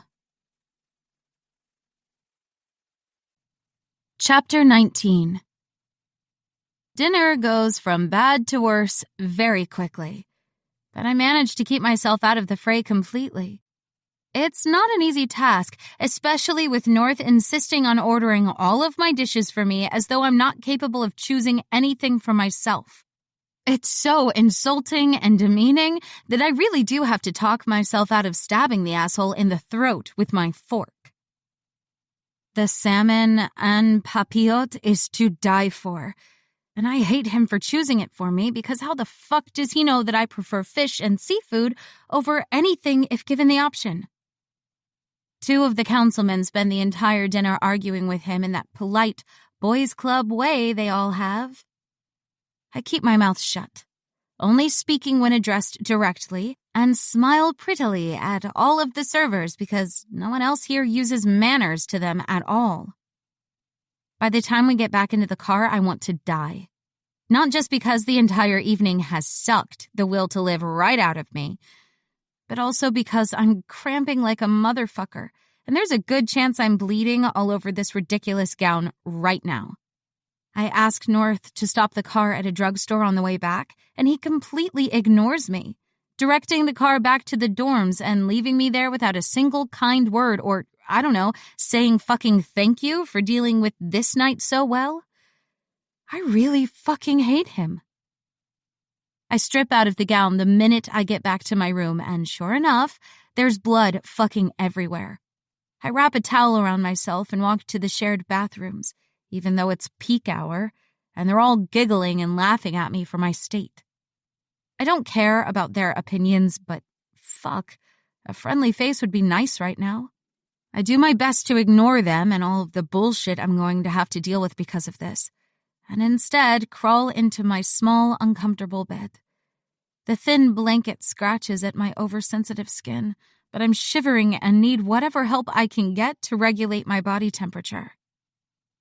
The pain in my stomach is so bad that I can feel it radiating through my fingers and toes. Not a single inch of my body spared from the ache.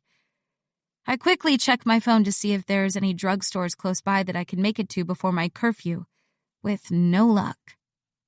Every single one of them in this small college town would be at least a half-hour round trip. I don't think North would consider this a good reason for breaking my curfew, especially since he wouldn't even stop at the drugstore for me. All I'd get from him would be a lecture about how I deserved to feel some discomfort after what I'd put them all through. I try to rest, But instead, I slip in and out of sleep, the pain waking me up more often than not. And I don't know how long that's been going on when I'm startled by a knock at the door. I consider ignoring it because getting up is going to cost me.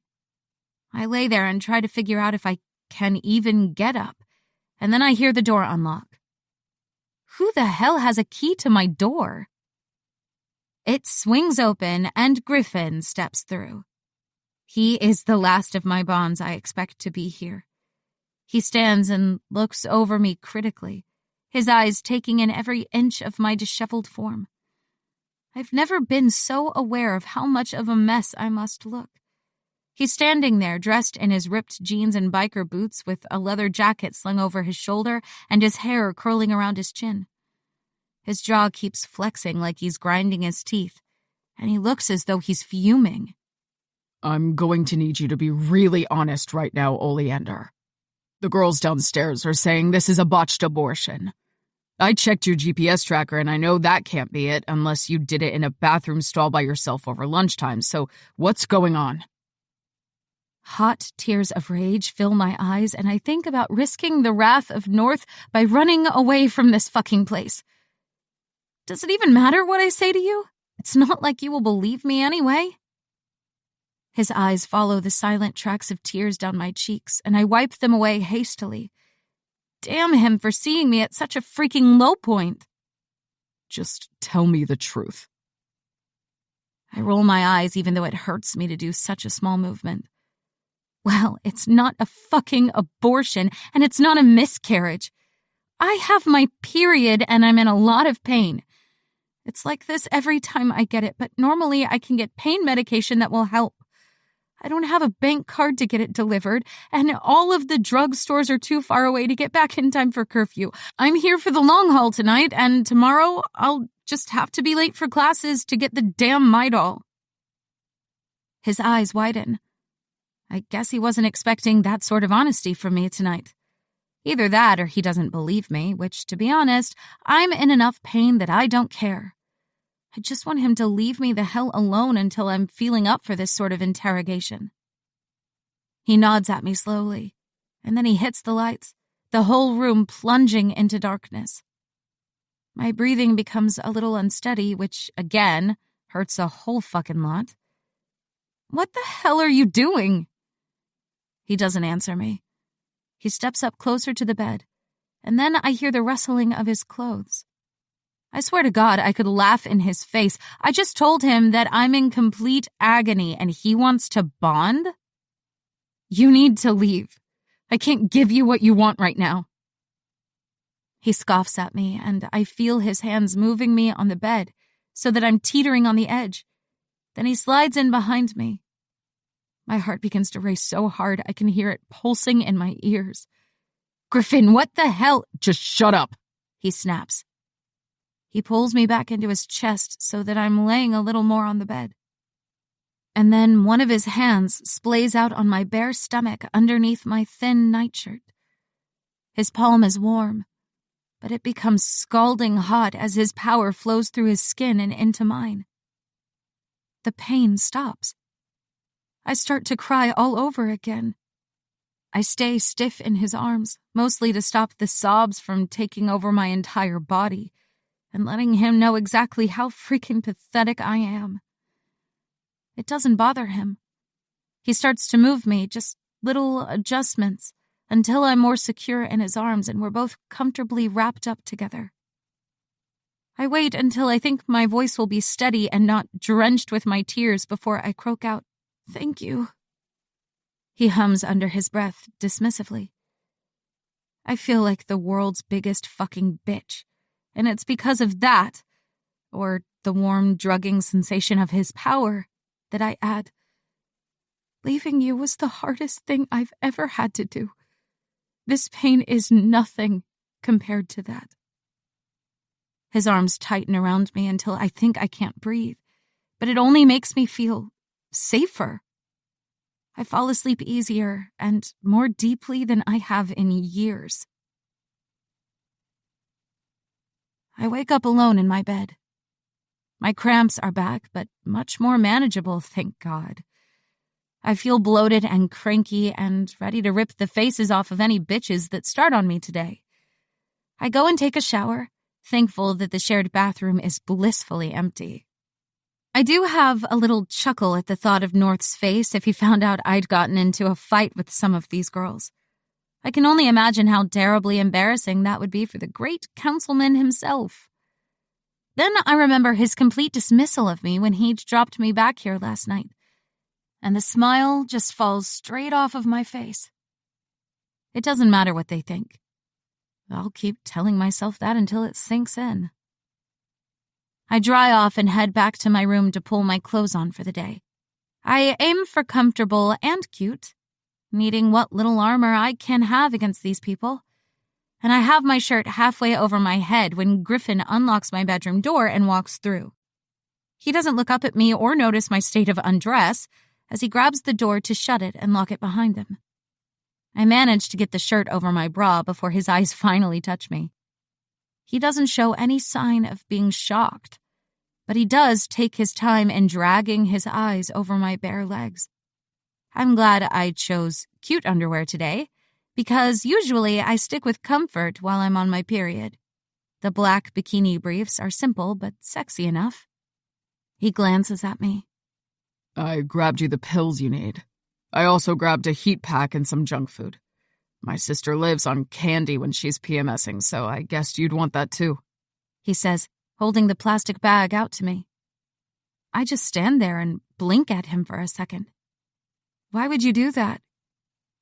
He puts the bag down on my bed when it's clear I'm not going to take it. I finally remember that I'm not wearing any pants and stumble over to my bag to grab my jeans, forgetting my plans for yoga pants now that Griffin is here looking as hot as hell. I turn away from him to shove my legs in and try not to wince as I do them up. Why can't they make cute jeans that don't squeeze your uterus like a damn vice? I'm going to ask you a question, and I want you to answer it honestly. I grimace and give him a side eye. And why would I answer it for you? He scoffs at me. I helped you last night, didn't I? It's a simple question, nothing too revealing. My eyes narrow as I take him in. He did help me. He helped me more than he knows. It wasn't just the pain I was feeling that he helped with. I was starting to feel like I couldn't keep going here. But he changed that with a single act of kindness. I guess I do sort of owe him something. I shrug. I'll answer what I can. I can't promise you any more than that. I grab the Midol out of the bag and take it without any water, the pill dragging down my throat a little. Then I sit on the bed to pull my shoes on. I don't have long until my classes start, and I need to eat something before, or I'll have to wait until lunch, and that sounds like another form of torture. I really don't want one of the Draven brothers up my ass today. It'll be too likely to throat punch one of them, and I need to hold on to my control. It's getting harder and harder to do. Did you want to run away from us, or were you forced? It's an open question. Open enough that I can answer it honestly without completely fucking my life up. So I sigh and give him a wry smile.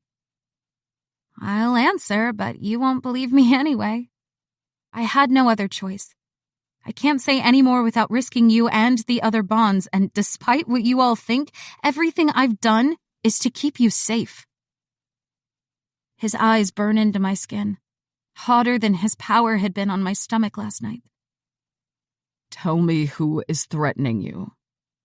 I shake my head. I can't tell you. I can't tell anyone.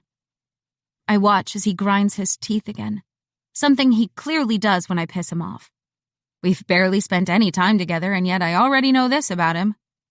What if I promise not to tell the other bonds? Would you tell me then? We could keep it between us, and I'll deal with the issue. I laugh at him as I stand and sling my bag over my shoulder. Knox is your best friend. You sit through all of his bullshit at the stupid dinners.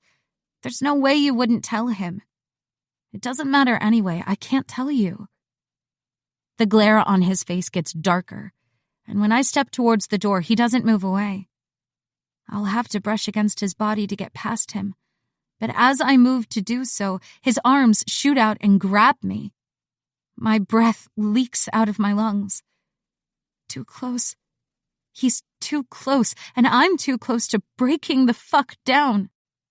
He stares into my eyes for a second before pulling a credit card out of his pocket and slipping it into mine. That's yours.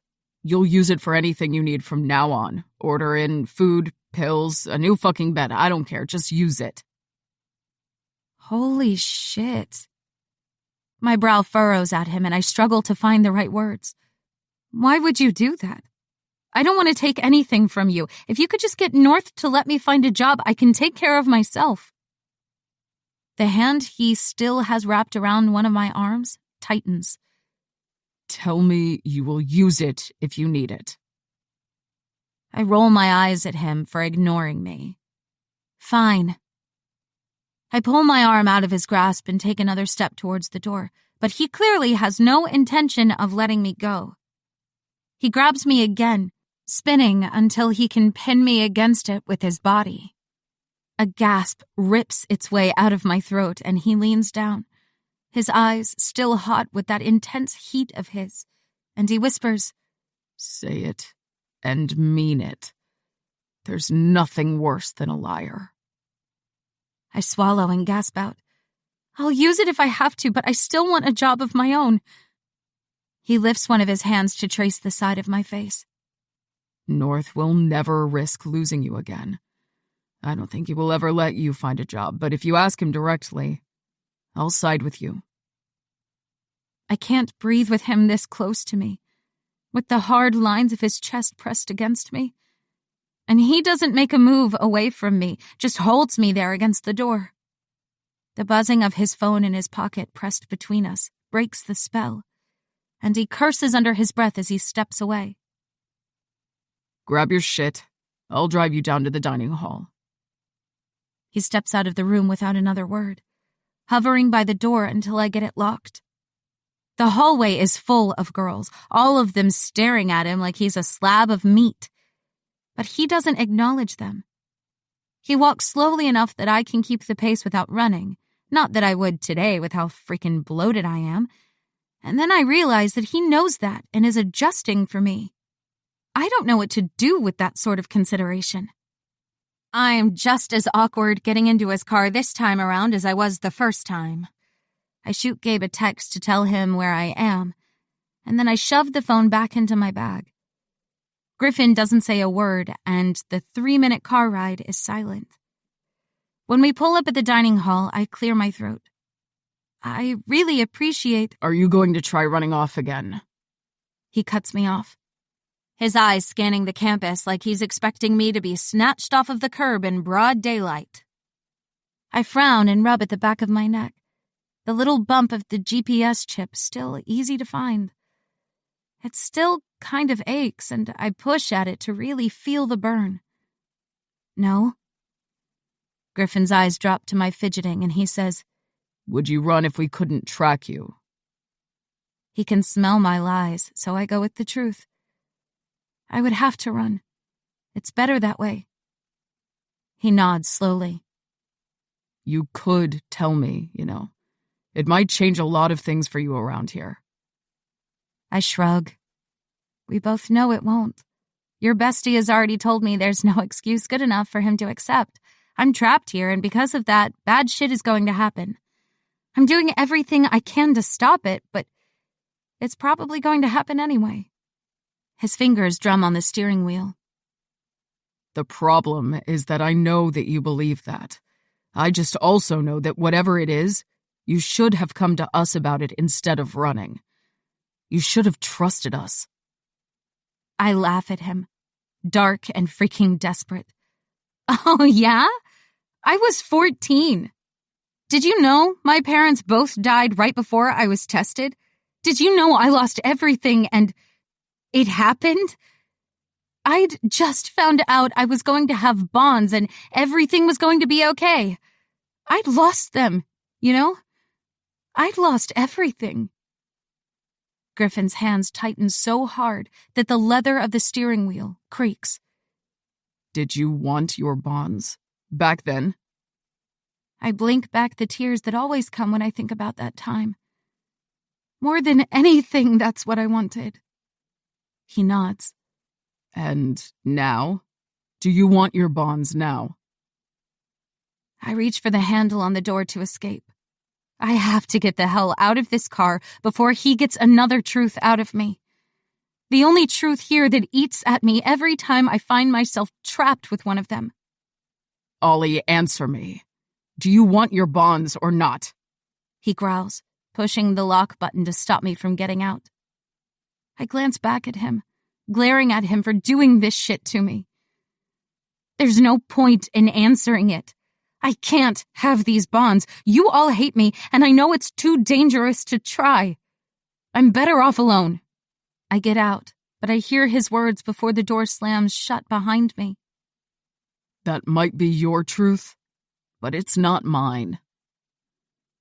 I need to stay the hell away from them all. Chapter 20. Gabe questions why Griffin was driving me into the campus, but I brush him off easily. Still mad that he had a hand in getting me to the council dinner shit show with North. He doesn't notice how pissy I am, though, and just shadows me like usual. It's not until we're sitting with Sage and Sawyer at lunch in the dining hall that he hears the rundown of what actually happened, and he realizes just how angry I am at him over it.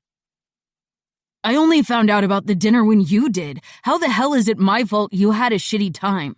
If interacting with girls your bonds have fucked is enough to ruin your day, I have some bad fucking news for you. I jab him in the ribs. Not that he notices, because he's made of muscle stacked on freaking muscle. You shoved me at his people and left me to it. I almost died, and then I had to deal with the complete bullshit that is the gossips of my dorm because North wouldn't stop at a freaking drugstore for me. Sage winces at me. I heard the rumors too. Obviously, I didn't believe them.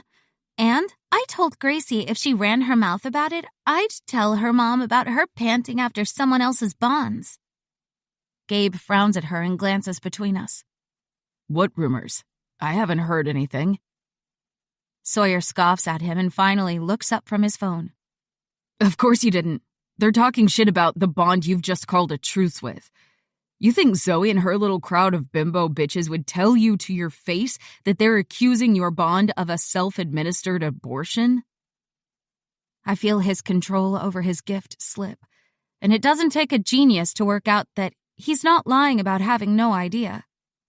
I keep my eyes on my food because I don't need this white knight bullshit. That's why Griffin brought you in. He heard... I cut him off.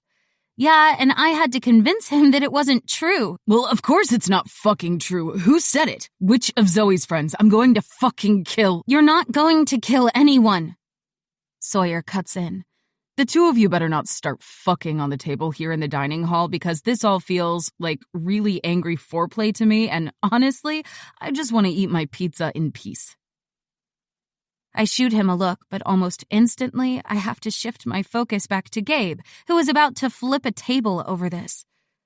I guess this is cutting a little too close to whatever the fallout of his bond disappearing was. And now he's out for blood. Just forget about it. I honestly don't give a shit about what some petty, jealous girls think of me.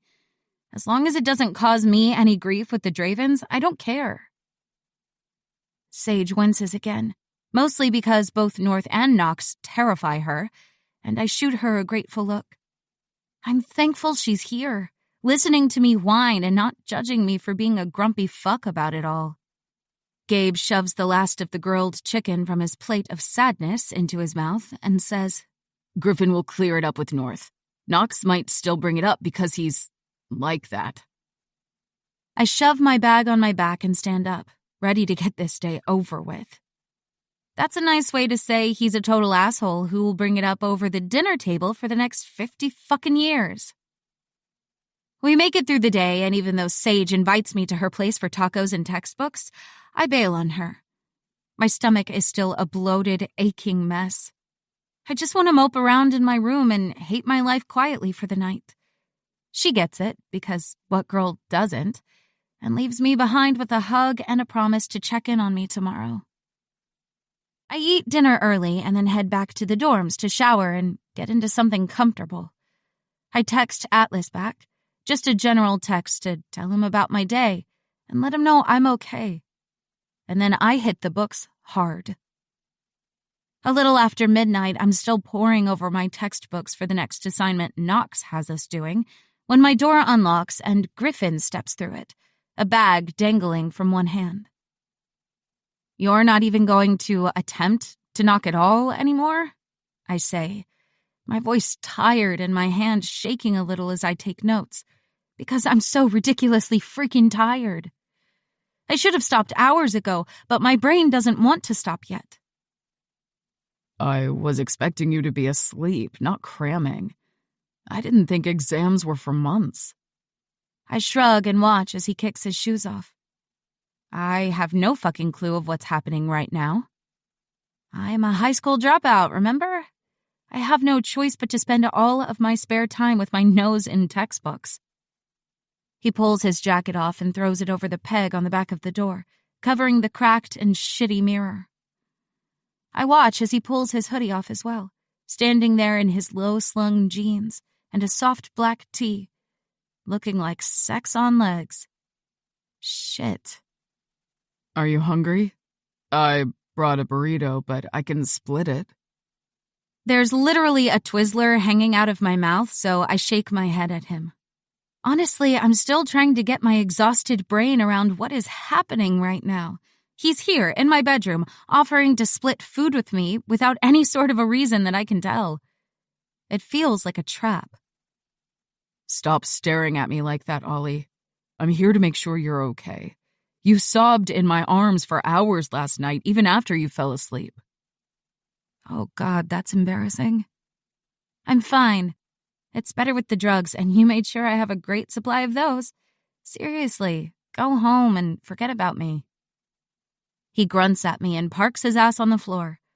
A mirror of Gabe only a few weeks ago, and he tears into his food. I shift my focus back onto my books and lose myself into the history of the blood tests and how the bond markers were discovered.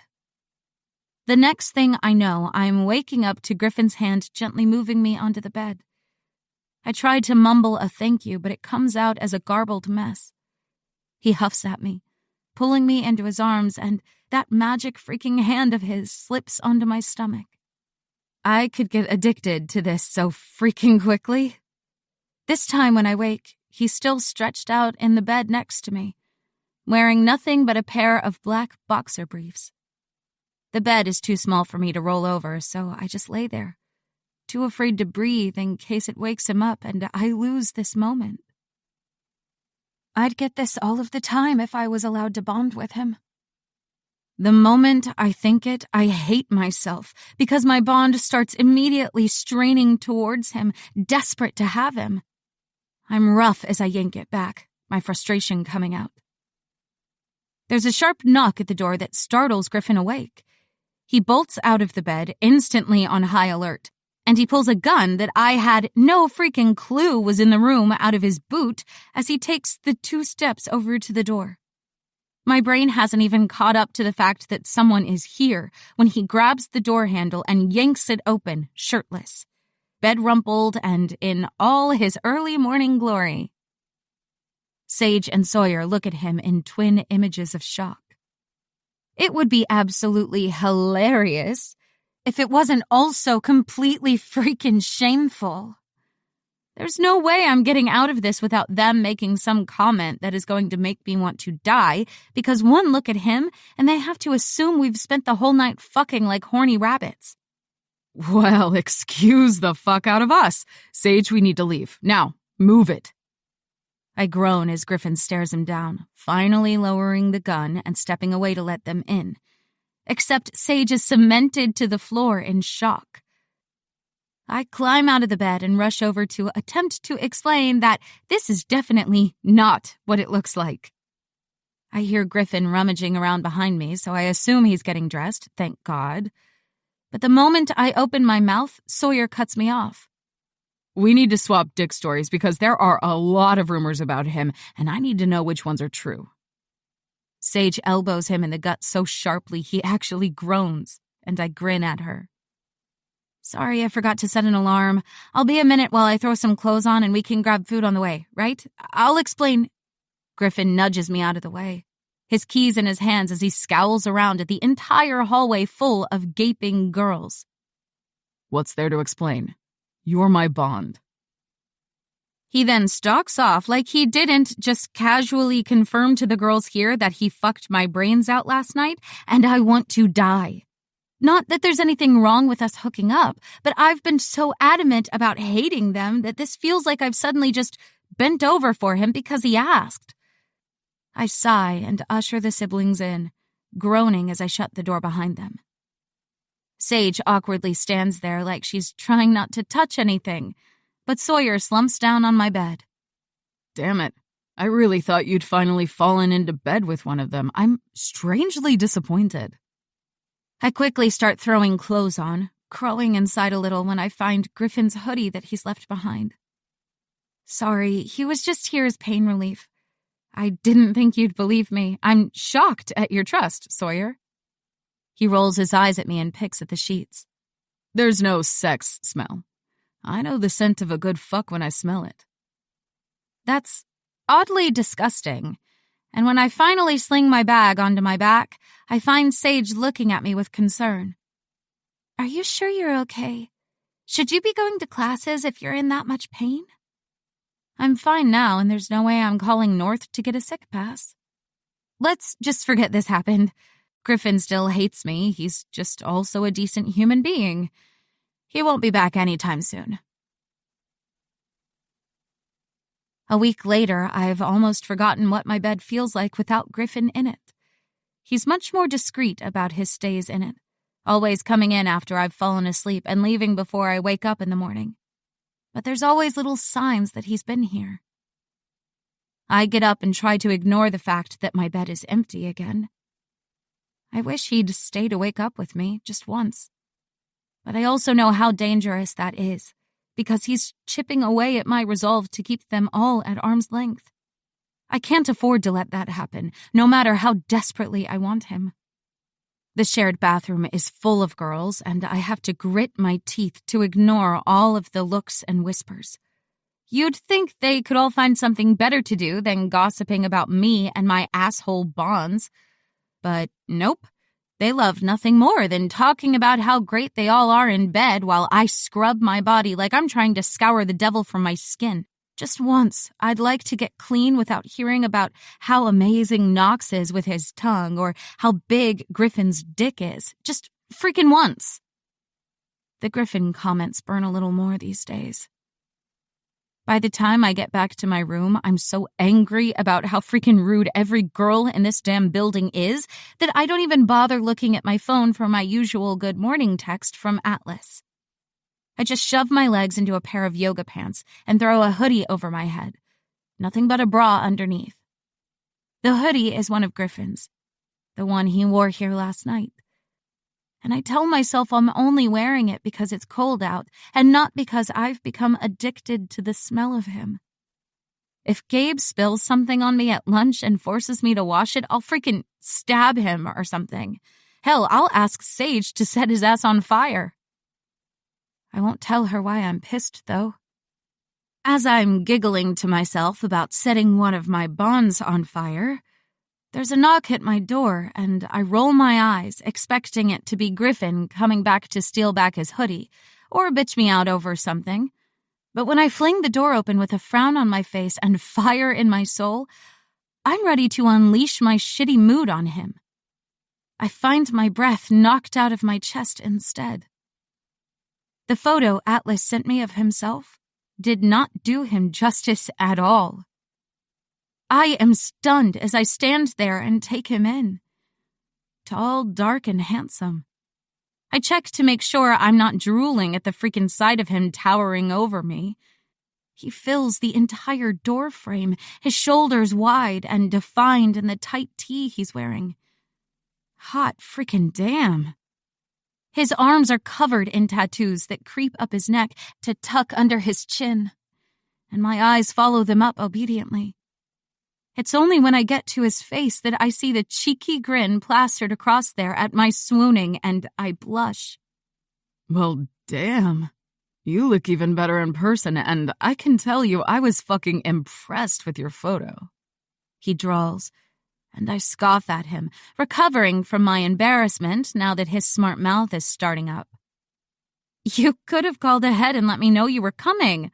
I'm wearing yoga pants, for fuck's sake. I could have at least attempted to look cute.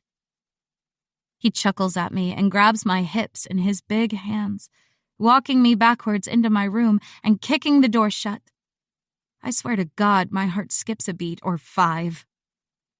If this isn't your cute, I don't think I'm prepared for it.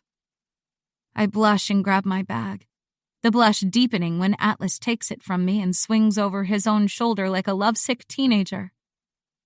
I can carry that, you know, I say, hoping the words sound flirty and not snappy. My mind is still whirling with the shock of him being here and the unspent rage of dealing with the other girls. He grins and shrugs. Yeah, but you'll let me do it today. I was kind of hoping we could stay here for the day, let you get to know me a little better. But if you insist on going out, then you'll let me take care of you a bit instead.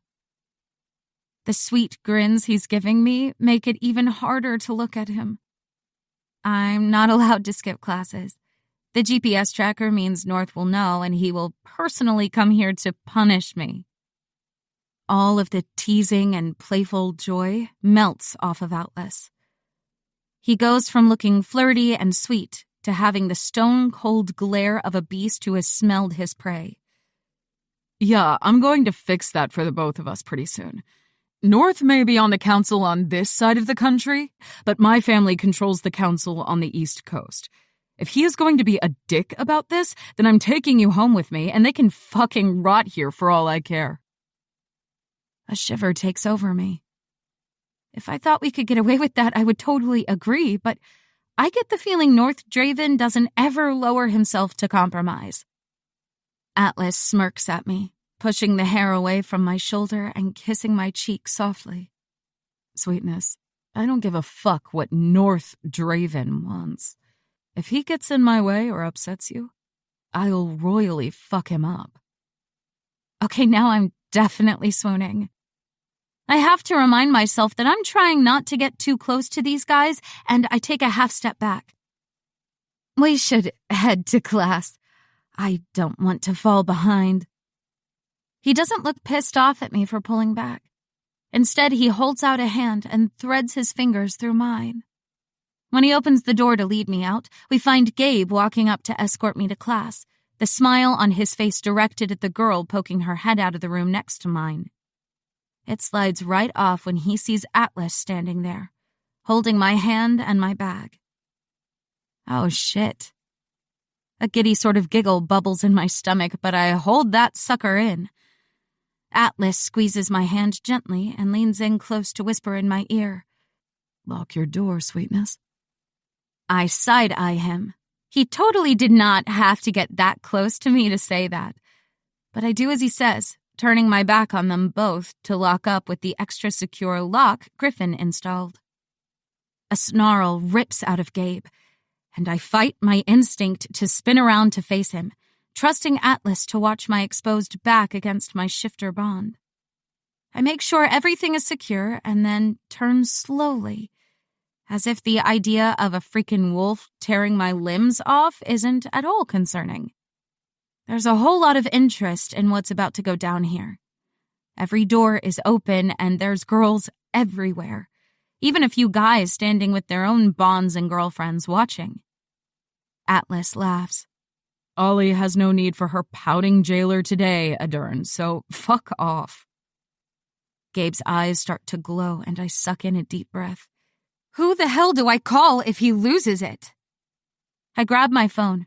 Griffin is going to be my best backup, but he never freaking answers my messages.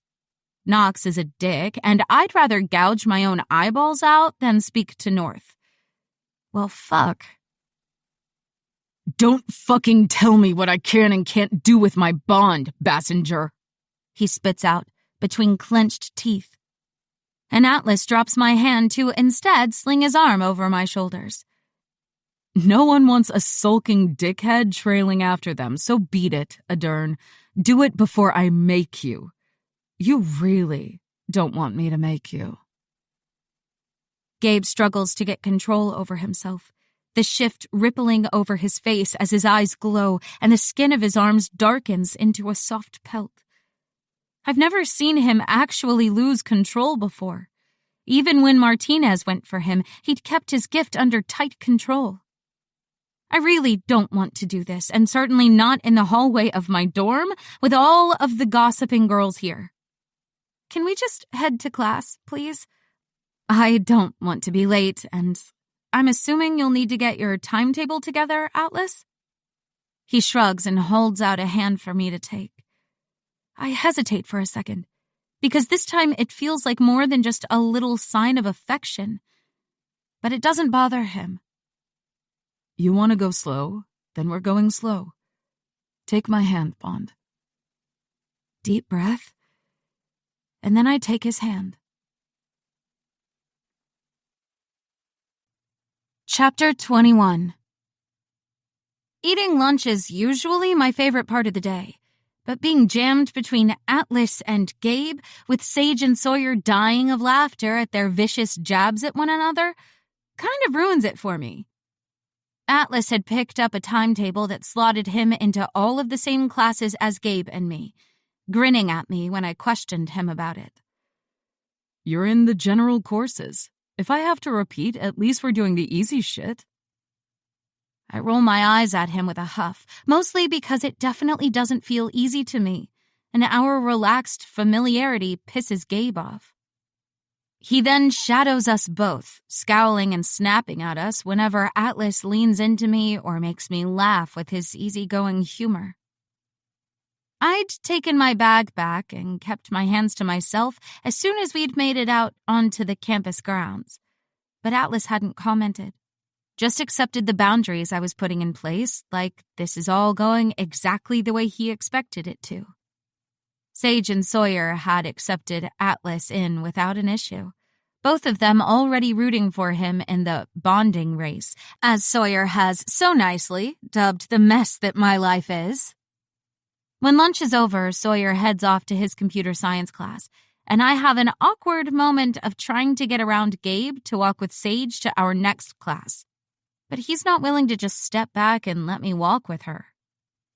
Atlas smirks at him when I finally shove at him to get him moving, and I decide that I would rather drop out and deal with North's scathing reaction than deal with this every day until I get out of this place. We arrive at our econ class to find Griffin's second, Kieran, on watch outside the lecture hall. He's my least favorite of all the TAC team security, and I struggle to keep the disdain off of my face when I realize he's the one checking over the students' IDs to get in, and I'll be forced to speak to him. I forget that Atlas has no clue about any of the history between us, and when he gets an eyeful of the look on my face, he instantly shifts to tuck me into his side, curling a little so he's covering me. Who the fuck is that, and what did he do to you? I shake my head at him, because I have no idea of who is around us and what their powers are. But Gabe, who is watching us both with a moody sort of obsession, murmurs, "He's on Griffin's TAC team. She just hates him." Sage scoffs and darts a look at Kieran, like he's venomous and she's afraid of being hit with that acid. He's the one who caught her, tackled her to the ground in broad daylight like she was a criminal, and then dragged her back here to have all of her freedoms and liberties taken away by Councilman Draven. As glad as I am to have Ollie here, I hate him for doing that to her too.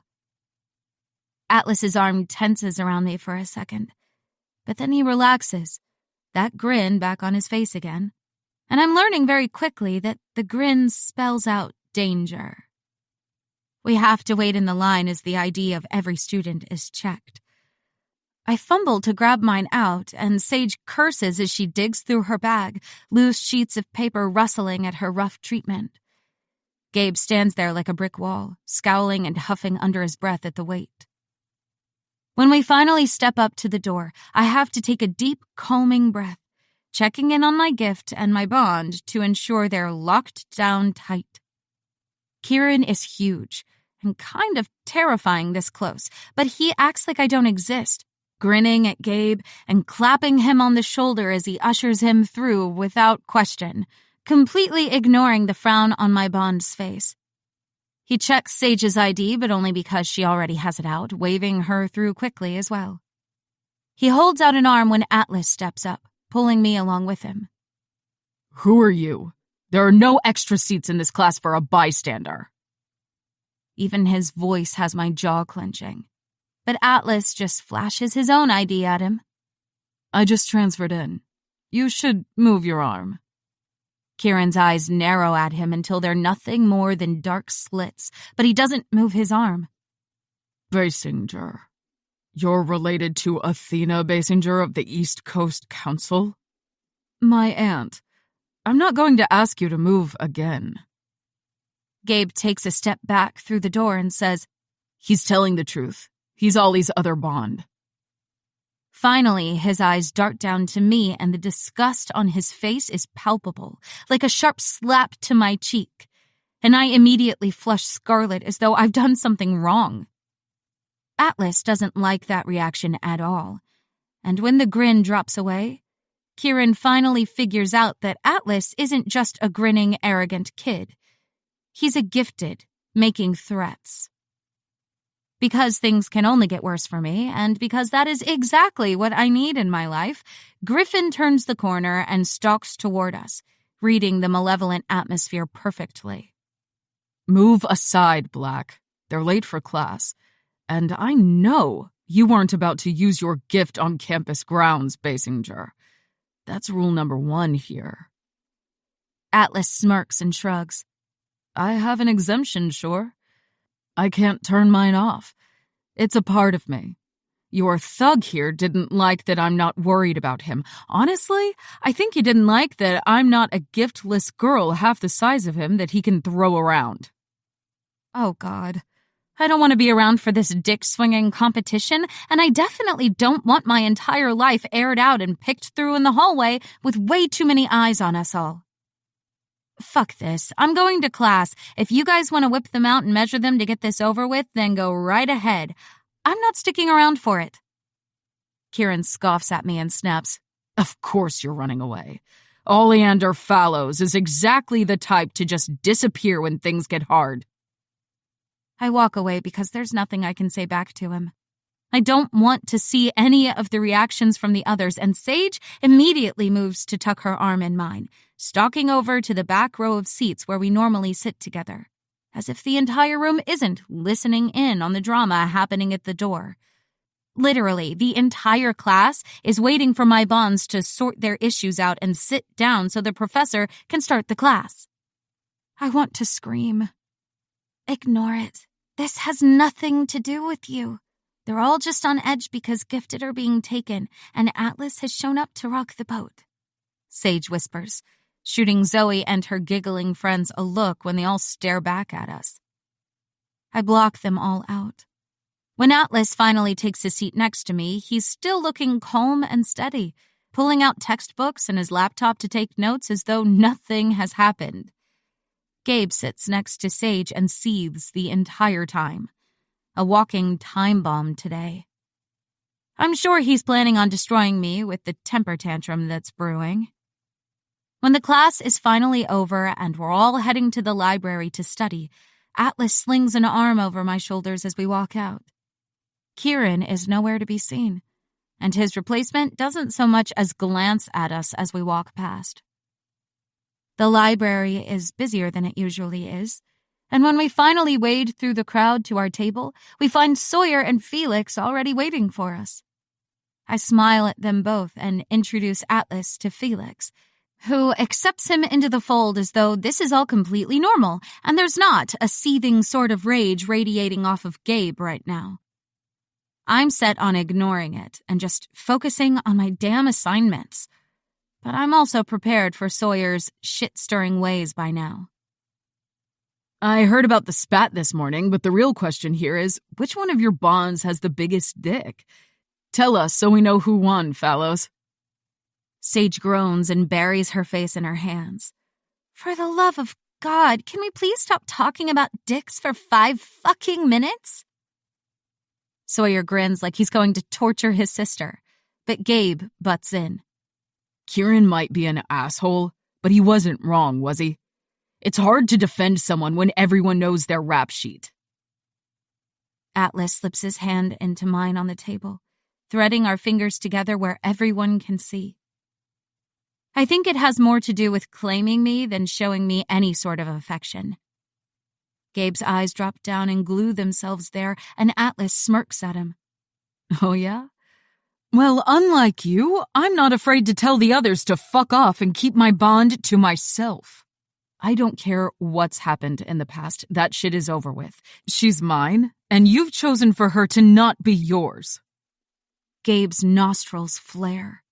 It's not as easy as saying she's mine. There's more going on. I don't give a fuck. Atlas cuts him off, and then resolutely ignores him for the rest of the afternoon, no matter how badly Gabe wants the fight. We study until the dining hall opens for dinner, the table falling into a tense sort of quiet while we all cram as much knowledge into our skulls as possible. Sawyer, Felix, and Gabe leave to go to football practice together. I notice how much calmer and less stressed out Sage is about hanging around Felix now, and I give her a raised eyebrow about it as we head to dinner together. She glances at Atlas and then murmurs, I told him I just wanted to hang out as friends, for now. He hasn't pushed the subject, and, it's been nice to have him back. I'm still positive he's going to find his central and leave me, but, well, maybe it wouldn't be such a bad thing to enjoy the time until then. I tuck my arm into hers again and whisper back, You absolutely should. Why should you be alone forever if Riley has made his decision? He doesn't own you, Sage. You can do what you want. She shrugs at me with a little smile, glancing over at Atlas, who is very kindly pretending he can't hear a thing we're saying and has no interest in what we're gossiping about. I've vented out my anger about Sage's bond situation to him before, just general shit and none of the personal details she's trusted me with, so I'm sure he's got a pretty good idea of what's going on. We eat dinner together, a very dry and flavorless lasagna, which Sage gives up on 2 bites in thanks to the luxury of having a car, money, and access to a fridge at home. Atlas eats all of his, but doesn't look happy about it. I choke the entire plate down and try not to be pissed off all over again at my lack of options. Sage hugs me before she heads home for the day, leaving Atlas and I alone together for the first time since he opened my bedroom door to find Gabe heading our way this morning. I'm suddenly completely unsure of what to do. Atlas grabs my hand again and gives it a squeeze. I'll walk you back up to your room, Ollie. Unless you want to head somewhere else first.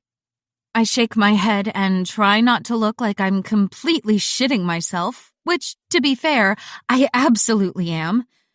This is why I've kept everyone else at an arm's length.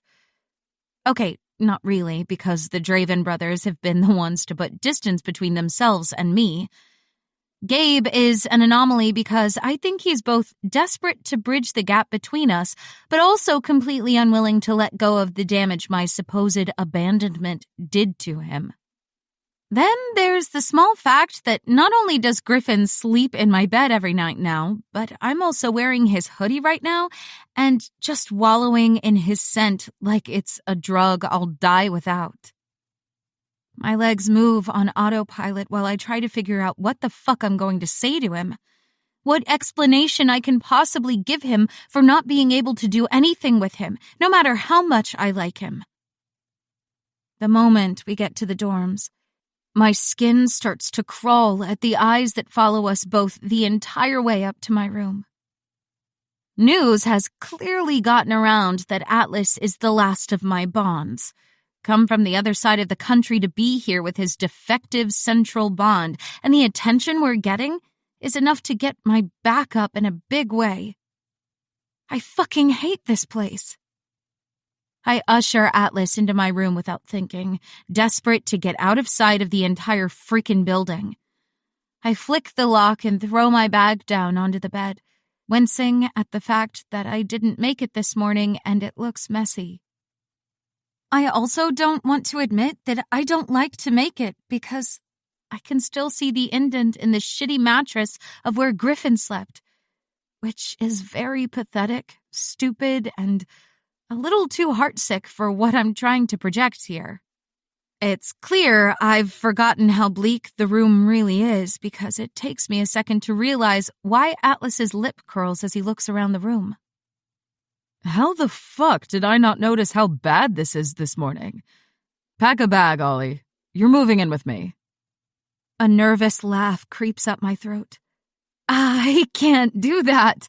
This is where the council put me. They're paying for it. I don't have any money or anything. They won't let me get a job. I feel shame curling in my stomach. I hate admitting just how freaking bad my situation really is. I have nothing. No money, no job. The education I'm getting is just to keep me under their thumbs and not to actually help me find a job I want. I'm freaking powerless and it sucks. Griffin's card sitting in my bag is taunting me. But I've already decided that I'm not using that little plastic rectangle unless someone is dying. Pack a bag. Looks like they haven't let you have anything here anyway, so it'll all fit in your duffel. You're coming with me now, and I'll deal with the council if they have questions. You're my bond. I'll take care of you. My cheeks flush with shame. You don't need to do that. I can take care of myself. Well, I could if North would let me work. I'm kind of bored sitting around here all day. Atlas gently moves me over to the bed with a hand under my elbow. Pack. We can figure out how to get you a job later, once you're out of this shithole. It would be my honor to take care of you while you find your feet, Ollie. Wouldn't you do the same for me? I answer without thinking. Well, of course, but the others will be pissed you're doing this, and I can't bond with you. I can't give you any reasons why, either. This is a fucking mess. He scoffs. We'll figure out our bond when we're ready. You don't owe me a goddamn thing, and Ollie, I need you to understand that I don't give a fuck what they think. I care about our bond.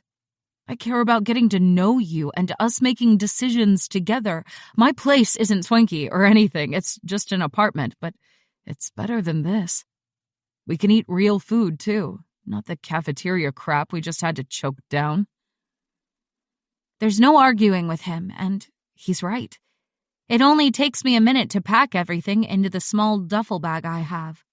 Honestly, the only reason it looks reasonably full is because I have 2 other hoodies that Griffin left behind, and they take up a heap of space. He takes my duffel off of me and slings it over his back, smirking at one of the girls when we step out together in the most arrogant, cocky way that has me giggling. She looks shocked and a little shaky as she darts back into her room. Come on, sweetness. Let's get the fuck out of this shithole. He leads me down to the small parking lot behind the dorm that I've never stepped foot into because everyone always picks me up from the loading zone out the front. I know which car is his immediately because there's no car that screams BDE like the black Dodge Challenger Hellcat. And the grin he shoots at me when he unlocks it is total smug asshole. It's cute, and also a little gross how well he pulls this off without looking like an utter douchebag. His apartment is only a few blocks away, still within walking distance of the campus. He drives as confidently as Griffin, and a little less crazy suicidal than Gabe on his motorbike. The apartment is on the top floor, and he was definitely underselling it when he said it was nothing fancy. Sure, it's not North's mansion, but there's a view of the entire campus and 2 bedrooms in the place. The kitchen is full-sized with granite countertops, and the bathroom has a tub. The dorm feels like a dirty little hovel compared to this place. When Atlas finishes the tour in his bathroom, he drops the duffel down onto the bed and scrubs a hand through his hair and blows out a breath. I can take the couch. I glance out of the open doorway and then give him a look of disbelief. The couch is a 2-seater, and there's no way in hell he's going to fit. Hell, I won't fit on it either. It's fine. I don't mind sharing. I mean, we're bonds, right? We have to get used to it sometime. He smirks at me, the dimples flashing at me. I was hoping you'd be a little more enthusiastic about sharing a bed with me, but we can work on that. I scoff at him and shove at his chest a little. It's not that. I still feel bad about mooching off of you by being here. I don't know what to do about finding a job. North can track me. If I even get close to the edges of campus, he calls me and scolds me. Atlas clutches dramatically at his chest where I pushed him and stalks past me to the fridge, pulling us each out a bottle of water. There's shit you can do online. That way you can stay here and North won't ever know about it. Money and secrecy. It's a win-win. I perch on the couch, still a little uncomfortable. What, like a cam girl? I guess I could get my tits out. Do you think I have a voice for sex work? I'm joking. There's no way I'd ever have the confidence to do that kind of thing. But the glare Atlas shoots me is kind of awesome. I haven't had any sort of possessive actions from any of my bonds like this, so having him care about my tits is pretty great. Over my dead fucking body, fellows. Never, and certainly not before I've even gotten to see them. I giggle and wiggle my eyebrows at him. Play your cards right, and I might get them out later. Again, I'm joking. I've known him in the flesh for about 10 hours. But the look he gives me melts my panties right off my body. I'm playing to win, Ollie. This is one hand I refuse to lose. Fuck. And I'm pretty sure he will, too, because I'm struggling to keep my cool right now, and he's not even trying to seduce me. I'm not going to be able to handle anything he throws at me right now. He notices all of my brain melting and grins lasciviously, even as he flicks the TV on and changes the subject. It's awkward at first, to just sit around with him and hang out. But he's the perfect gentleman, never pushing me or questioning me, and I spread out on the floor in front of the TV with all of my textbooks to work on my next assignment to hand over to North. It's become my obsession, but I will prove that man wrong even if it kills me. When we both finally head for bed, there's an awkward moment when I want to be embarrassed about the old, oversized cotton tee I have for pajamas and the silky boxer shorts. But I'm not exactly a lingerie kind of girl. Atlas's eyes trace over me appreciatively anyway, as if I was only standing here in lace. And I find myself getting addicted to the heat in his gaze. Is it cool with you if I sleep in just my boxers? It's too hot for a shirt. He mumbles as I pull back the covers and climb in. I shrug. Whatever is comfortable for you. I don't mention Griffin and his penchant to do the same. There's an ache in my chest over the thought of him showing up to my dorm room tonight to find it empty. So I flick him a quick text to tell him where I am instead. I already know he won't answer, but at least I've tried. Chapter 22. The sound of a door being kicked in wakes me. Atlas rolls over me, bracing himself as he goes so he doesn't hurt me, and then leaps out of the bed on my side, standing between the bed and whoever the fuck has just arrived. It's all a little too smooth for me. He's definitely had training, and I'm jealous of how quickly his brain has come online, because I'm still trying to figure out what the fuck is happening right now.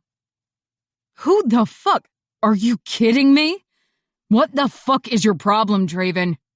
My eyes finally adjust to the light streaming into the room from the kitchen, and I find that it really is North here, storming into the apartment with an entire fucking TAC team because I dared to break his stupid rules by sleeping in Atlas's apartment 2 blocks away from the dorms. It's probably because of the 2 a.m. wake-up, but I suddenly want to burst into tears of rage and hopelessness. Atlas squares up on him, staring around at the men all dressed in their riot gear, like he's going to take them all on for showing up here. I don't feel a tug to any of them, so at least Griffin isn't here to see this mess. She has a curfew, and she knows it, North says, his voice sounding the same as ever, cold and unaffected. But I can feel the difference in him. I've been forced to spend enough time with him to know that under all of that ice, he's fuming, pissed off that I would dare defy his rules. I feel like a freaking child being scolded, and the scowl on Atlas's face says he's feeling the same way. She's my bond, and if I want her to sleep in my damn bed, then she will. She wasn't running off or doing anything else you've put on your no-no list. I'll go to the council myself if you try to stop her from coming here. North smooths a hand down his tie. Good luck getting the rest of the council to go against me. He finally looks over at me, his eyes calculating and unimpressed at the disheveled state of me sitting there in my old ratty pajamas. We're leaving. Get up, fellows. I pull my knees up to my chest as I stare around at the men all standing there. I'm not even wearing a bra. I don't want to. I wasn't asking what you wanted to do. I'm telling you to walk downstairs and get in my car, fellows. My heart climbs up my throat and tries to choke me. Atlas is one of my bonds as well. Why can't I stay here? North doesn't budge, and his mouth is sealed shut in a disapproving line. Well, fuck. Atlas shifts forward like he's going to attack them all, and I really don't want a part in that. I can't afford for that to happen. If it triggers my gift, then it'll be a big game over for me, so instead, I sigh and get out of the bed. Tears prick at my eyes as I leave without looking at Atlas. I don't need to see whatever it is that's showing on his face. It'll only push me over the goddamned edge. Maybe he's figured out that I'm too much fucking trouble. Maybe he's finally realized I'm no fucking good for any of them. Fuck. I think about running, but it leaves me as quickly as it comes. North will find me. No matter where I go, he'll find me. The elevator is freezing, and I cross my arms over my chest when the TAC team member glances over at me, escorting me down as though I'm about to run screaming into the night in my freaking pajamas. More useless tears threaten to fall, and I choke them back. The driver pulls the door open as I approach, and I tighten my arms across my chest to try to hide my lack of bra a little. I smile and thank him, but he ignores me completely, shutting the door firmly after me. Great. Everyone fucking hates me, even North's freaking driver. I sit and wallow in my own bleak misery until the door opens and the man of the moment climbs in, sitting opposite to me so we're facing one another. The car starts and we take off down the street, in the wrong direction. I fidget nervously, unable to sit still in the suffocating silence. North is, as always, unaffected, completely at ease as he looks out at the college campus. If the housing provided to you is inadequate, then I will have you moved into my residence. You can commute from there. Dear God, no. I can barely handle the dinner there one night a week. The campus is fine. I can go back there. I can call a cab. Just let me out. His eyes are so sharp, I'm sure I must be fucking bleeding. Is there something wrong, fellows? Some reason you don't want to travel with me? I will provide everything you require. I swallow. I was going to stay with Atlas so I could be with one of my bonds. The campus is fine. I can go home to there. The word home gets stuck in my throat, but I force it out. Anything to get out of this fucking car. You're in luck. My house has 3 of your bonds living there, so you will have one of us with you at all times. I glance out of the window so he doesn't see the useless tears starting in my eyes. Perfect. I've gone from a shitty but solitary room to something that's probably over the top in its luxury, but full of the men who hate me. Anything else you'd like to say, Fallows? I blink back the tears. No. Thank you. My voice comes out thready but clear enough. North gets his phone out, so I guess that's the conversation over with. The moment we step out of the car in North's garage, we're greeted by 3 of his house staff. I keep my arms crossed over my chest tightly as though no one will notice I'm standing around looking homeless if I just keep my chest covered. But none of them look my way anyway. Councilman Eversong has arrived. He's waiting in your office. North curses softly under his breath and takes the folder from one of the men, speaking to me in the same cold tone he has all night without so much as a glance in my direction. Evelyn will show you to your room, Fallows. I'll collect you from there in the morning to take you down to breakfast. I expect you to stay there until then. Perfect. Great. Fucking wonderful. I've gone from a limited existence to a freaking cage, and there's nothing I can do about it. This beautiful, obscenely ornate mansion is now more than just a place I come each week to be tortured. Now, it's the hell that I'll be trapped in until I freaking die. Maybe the resistance finding me wouldn't be the worst option. North and both of the men walk away without noticing the seething rage I'm trapped in, leaving Evelyn and me behind to head off to my new prison cell.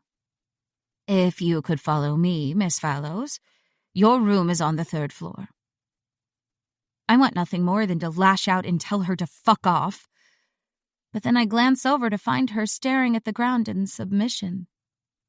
I have no freaking clue how North treats his staff, but they all tiptoe around like we're monsters they've been enslaved to, and it makes me feel as uncomfortable as hell. So I keep my mouth shut and spare the poor woman the vitriol that's running through my head. I need to start keeping track of directions in this place because after 2 turns, I'm already completely disoriented and lost. When we make it down one of the long halls to the elevator, I startle at the ding because I honestly thought the elevator was on the other side of the building the last time I was forced into it. Evelyn doesn't speak. She doesn't look around at anything or fuss with her clothing in a nervous tick. She's the picture of a subservient housemaid in a mansion who sees everything and nothing. I have exactly none of her composure. I twitch and pick at my skin like I can feel a million crawling insects moving through my veins.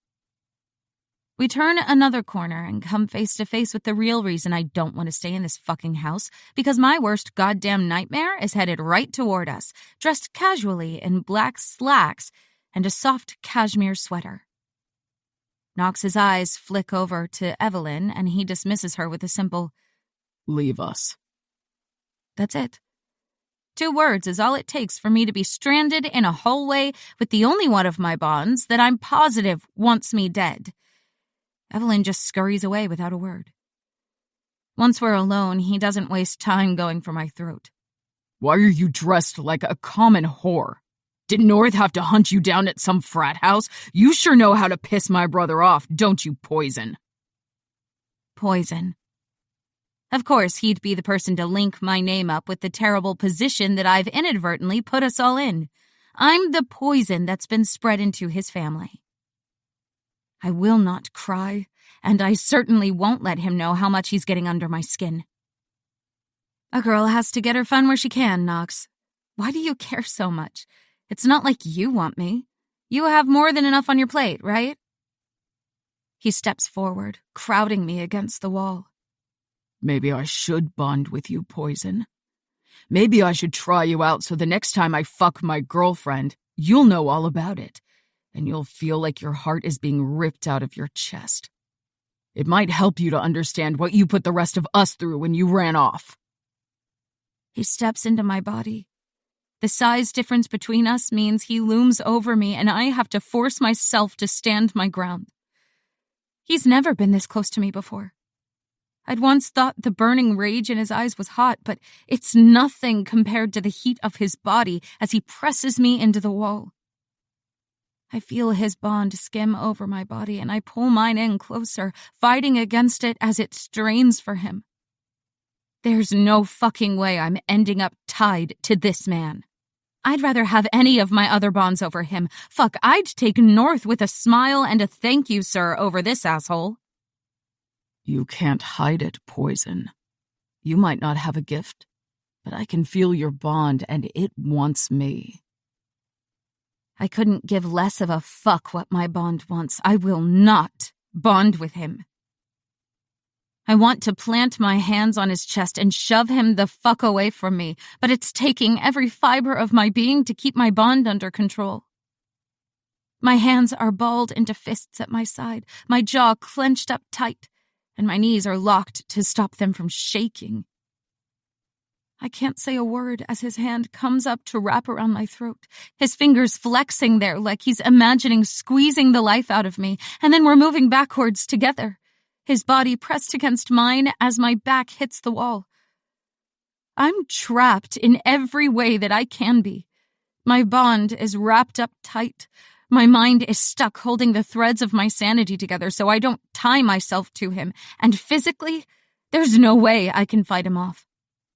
He pushes one of his knees in between my legs, and I suddenly become acutely aware of the fact that I'm only wearing my old pair of silky boxer shorts, a thrift shop find of new with tags that at the time felt so mature and edgy. But now I'm trembling like a freaking lamb at the way he's pushing into me, his leg rocking and grinding. Fuck me. This is the hardest goddamn thing I've ever done because the moment I come, my bond is going to unleash, binding us together for all of time, which sounds fucking terrible, but it's not even the worst part of this situation. If my power grows, we are all fucked. His hand around my throat flexes a little, and then he leans forward again, his lips brushing against my earlobe as he whispers in a dark rasp, I want my power. I want what you owe me. I have waited 5 years for this. I've been waiting 5 years before then. An entire decade I've been waiting to have my full power, and you're just going to come here and say no to us all? I don't fucking think so, Poison. I struggle to pull away from him. There's no way I'm going to bend over in a hallway for this arrogant asshole.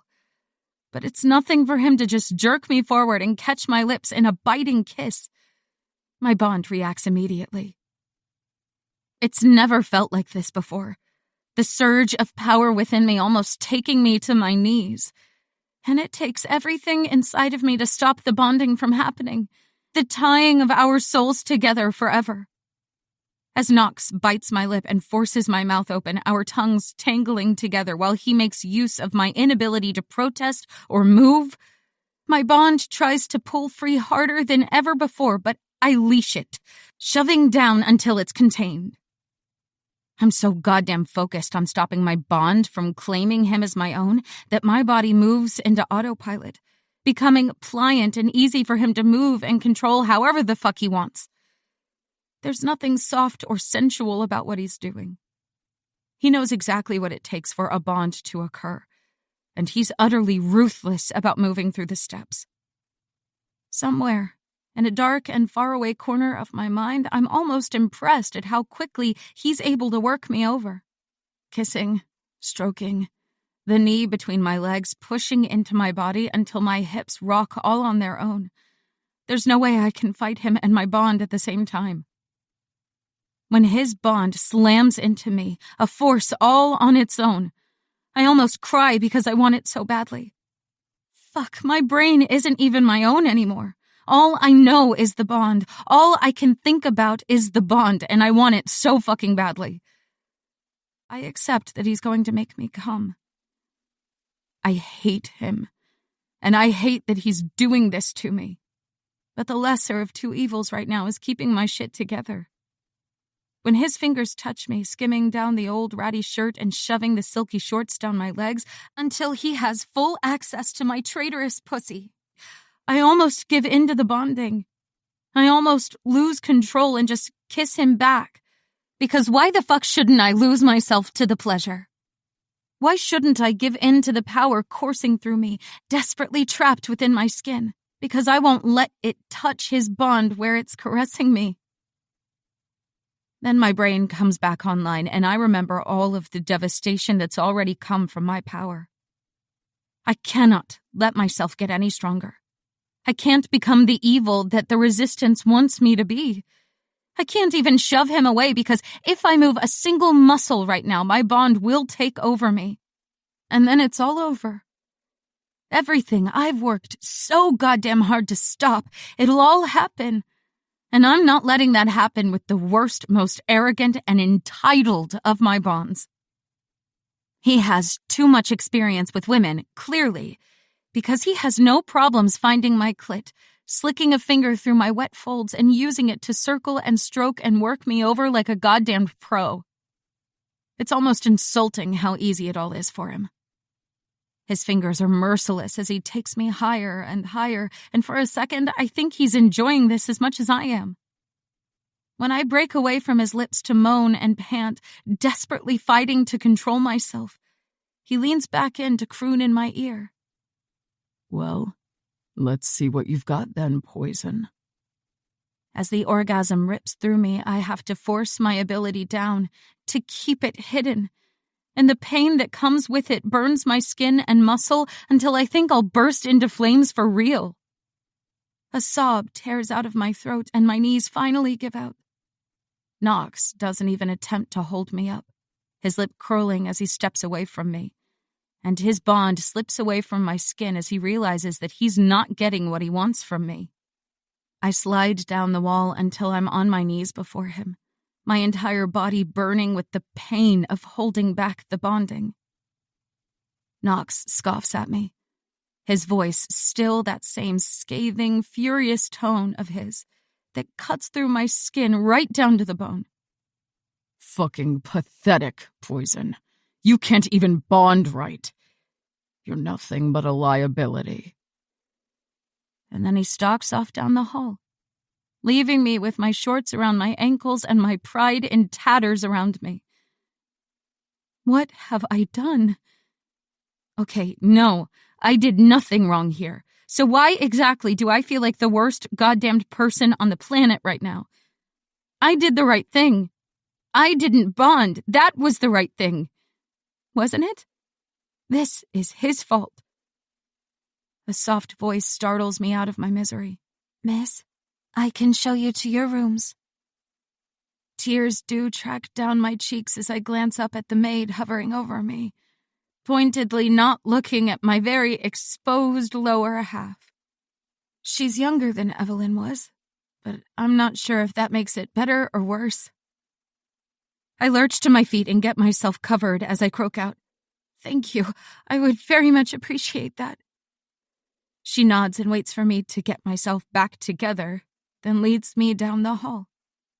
My room is tucked away, about as far away from the sea views as possible. But it's quiet and private, and that's all I really need.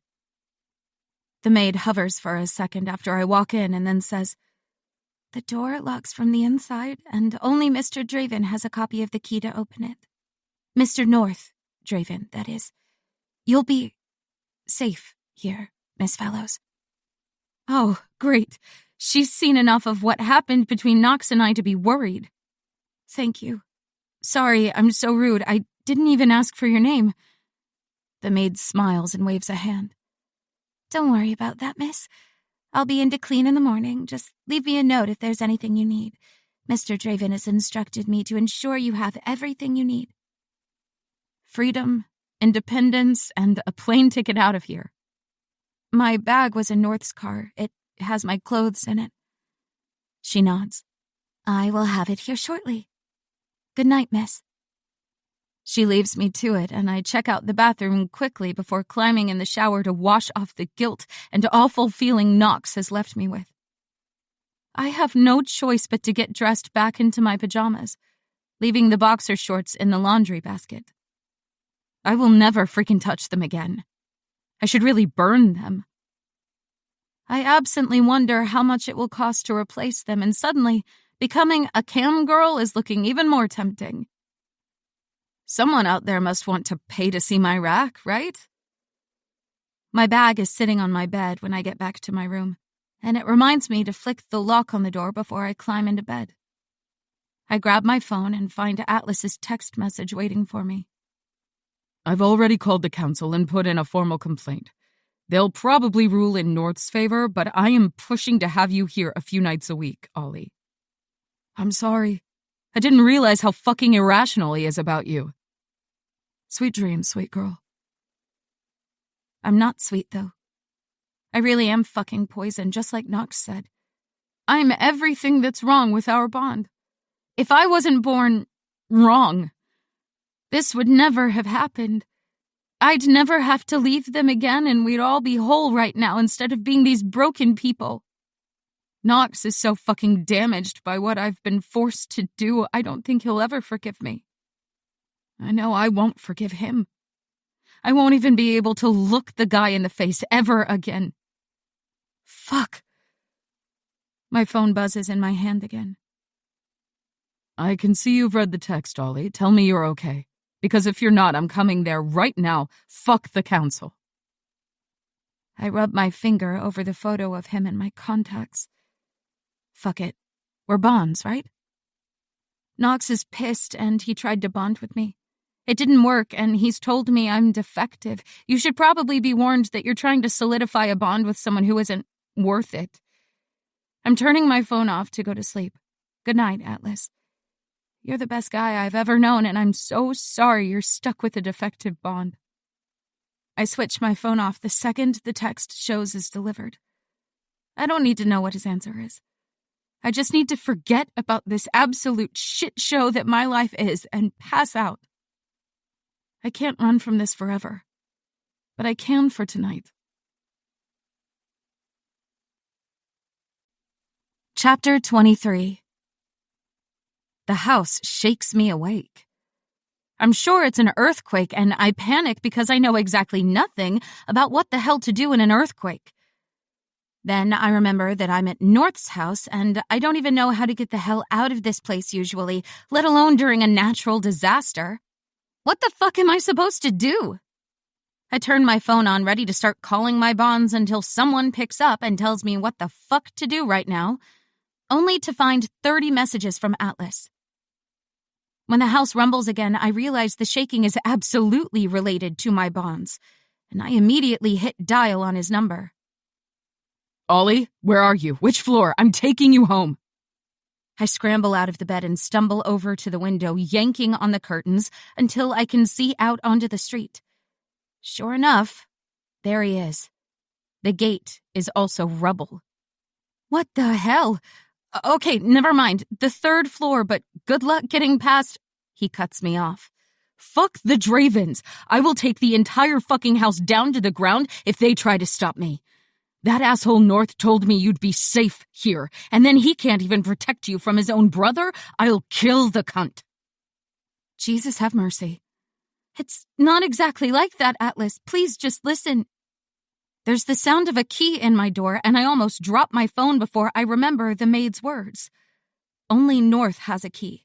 So at least it's not going to be Knox storming in here to tell me again how worthless I am as a human and a bond. The door swings open, and North flicks the light on, glancing at the bed and then around the room until he finds me. I'm too shocked at his appearance to say anything because I've never seen him out of a suit before, and yet there he is, sweatpants slung low on his hips, and holy good goddamn. Are they all stacked? Who would have thought he was hiding all of that under the Tom Fords? Ollie? Oleander, what the hell is happening up there? I jolt at the sound of Atlas's voice in my ear, and North's eyes narrow at me. You called him here? Before I can say a word, Atlas snaps. Put me on speaker, Ollie. There's no way out of this without my reputation, sanity, and will to live being absolutely shredded. But I do as he says. Open your fucking door, Draven, because I'm not leaving without my bond. And while you're at it, tell your scumbag rapist brother that I will kill him the second I find him. Oh, fuck. Oh, God. I open my mouth, but there's nothing there. No words to give either of them as North stares me down. He looks furious, freaking fuming, and I flinch away from him when he takes a step forward. I'm not actually scared of him, but my ego is too bruised right now to have someone else take a verbal swing at me. His jaw clenches and then releases, his voice pitched low and a little warmer than it usually is when he says, "Come downstairs, Oleander. I'll let Atlas in while I speak to Nox." "Hurry the fuck up!" Atlas snaps. And then I hang up because I need to figure out how the hell to explain to the both of them that it wasn't. Fuck. It was definitely something that happened, but it's maybe not the scenario that they're both thinking. Isn't it? It wasn't. It definitely wasn't. Fuck. Grab a sweater. The house is cool overnight.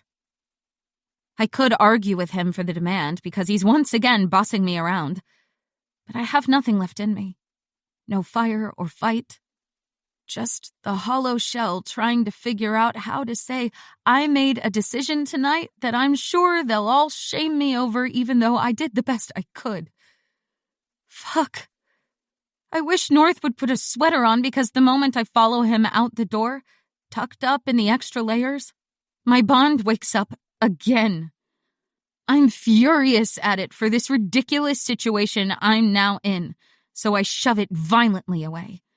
Violently enough that North glances back at me with a frown, as though he's questioning whether he actually felt the ripple of power that my frustration let out. I try again to say something to him, this time managing actual words.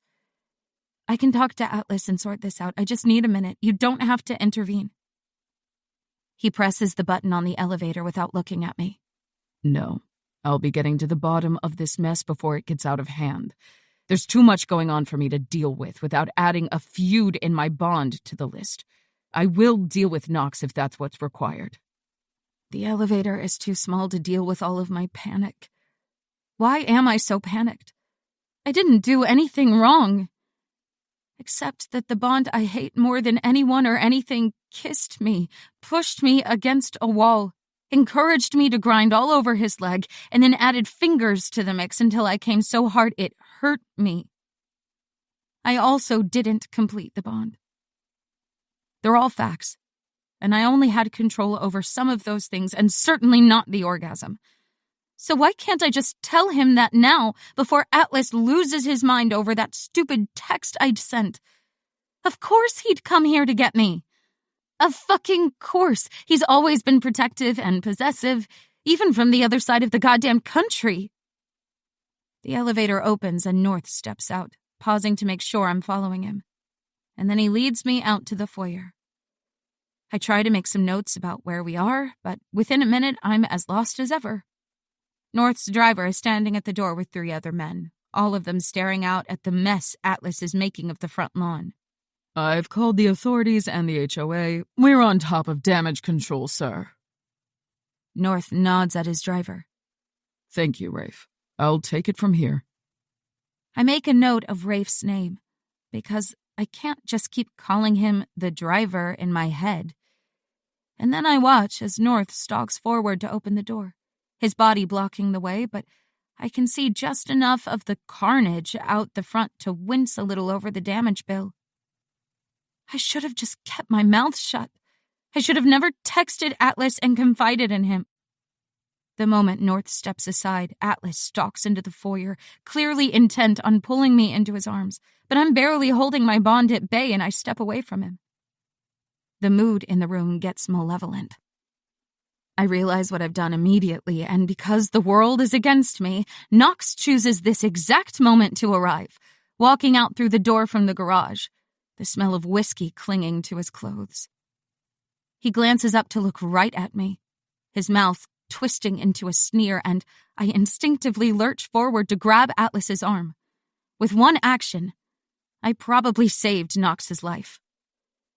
The smirk stays put as he looks over Atlas, his entire body radiating smug dickhead energy, but it falters a little when he sees North standing there in all of his half-naked, sleep-rumpled glory. What's going on?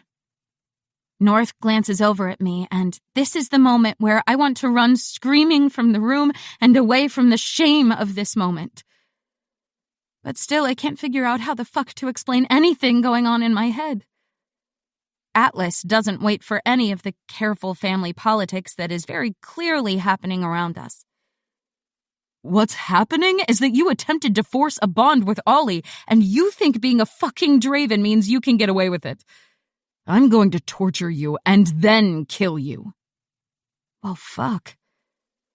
I cringe a little because I'm expecting an immediate scathing retort or for a punch to be thrown, if not some sort of gift use. But the room goes strangely quiet again. North stares at Knox for a second and then says, Did you do it? I've only seen them interact at the dinner table, and North always just leaves him to tear strips off of me with his words, never once interrupting or telling him to leave me the hell alone. This seems weird. He's acting as though Knox is a broken man, kid gloves and calm words in his direction. That's not at all the man that I know and loathe being around. Knox smirks and raises an eyebrow back at him. She didn't say no. Not once. She came on my hand, so no, brother, I didn't rape her. Could the ground just open up and swallow me whole? That would be great, thank you. I don't want to live through this at all. Nope, give me death's sweet embrace because fuck this. I'm expecting Atlas to turn some of his anger onto me, to demand an answer or just storm out of here, but he doesn't. Nope. He takes a step in front of me until he's covering me entirely, a very obviously protective move. You literally teach Gifted 101. We all know that you used her bond against her. You knew exactly what you were doing, and I'm not going to let you treat Ollie like that. You're not so fucking intimidating when you're facing someone with a gift, asshole. A smirk stretches over Knox's face, and his eyes turn entirely black. You sure about that? Come on, then. Try me. My brain shuts down for a second because his eyes are black. Black. I've never seen someone with the same depthless voids as mine are. And then Atlas's turn white, and the danger of the situation finally hits me. I'm about to find myself in the middle of a fucking gifted fight with no way to protect myself. Atlas smirks back at Knox, and I start to look around for something to hide behind or an exit to magically appear. If either of you throw a single attack at one another in my house in front of my bond, I'll be finishing this, and neither of you want that. I glance over to North and almost pass the hell out. Because not only are his eyes black, but his hand, which is outstretched and ready to throw whatever the hell he can do at them both, is slowly turning black too. I really should have been more insistent about finding out what the fuck they can all do because, well, what the fuck is he threatening them both with that even has Knox hesitating? What other gifts would give them both black, glowing eyes so close to my own? Basinger, you're welcome to stay tonight with Oleander. We can discuss living arrangements tomorrow, but for right now, we all have places to be in the morning. Even Knox can't argue with that. North walks Atlas and I back to my room without a word, and then locks the door after himself. I'm still writhing with shame over the entire ordeal, but Atlas just immediately strips down to his boxers and climbs into the bed, like this is all very normal and not the worst night of my life since I arrived here. I sleep like shit, and every time my eyes open overnight, I find Atlas frowning at the ceiling, so I know he hasn't slept a wink either. At 6 a.m, I wake to a text from Gabe saying he'll pick me up for our morning workout, and I decide to just get up and start my day. I take a quick shower, excited as hell despite myself that I have a private bathroom with no gossips to talk shit about me while I get myself clean. When I'm dressed and ready, I walk back into the room to find Atlas dressed and waiting for me on the bed, his face still solemn.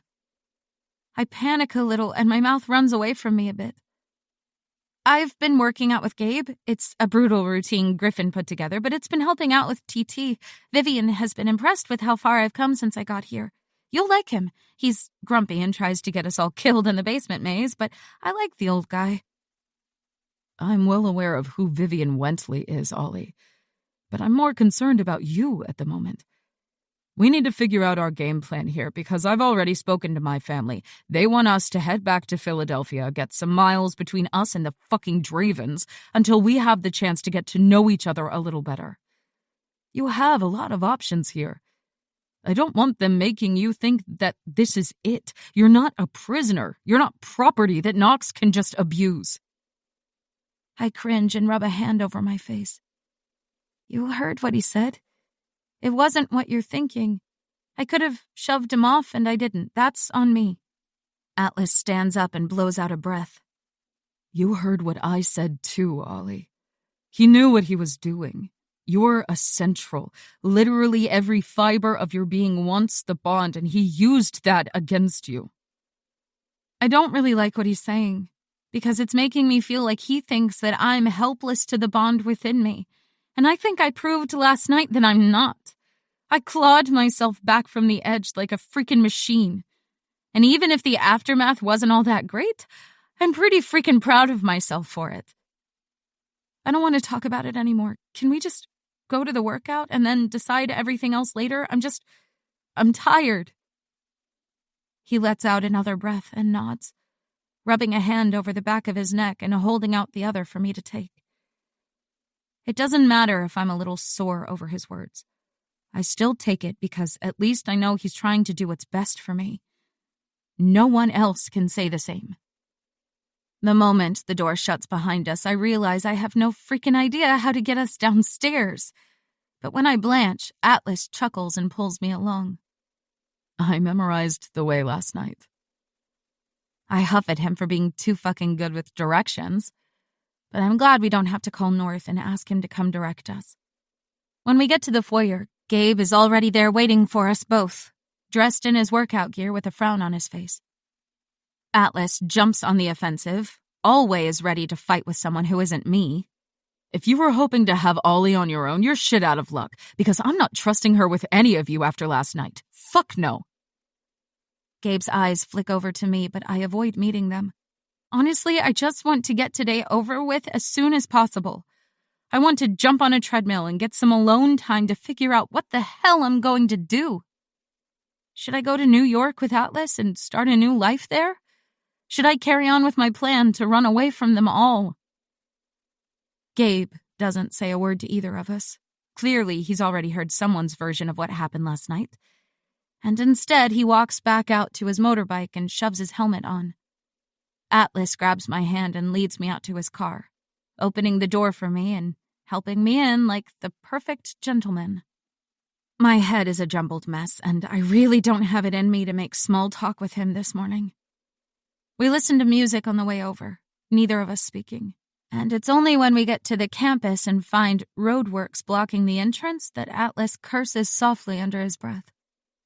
Do you know where else I can park that's close?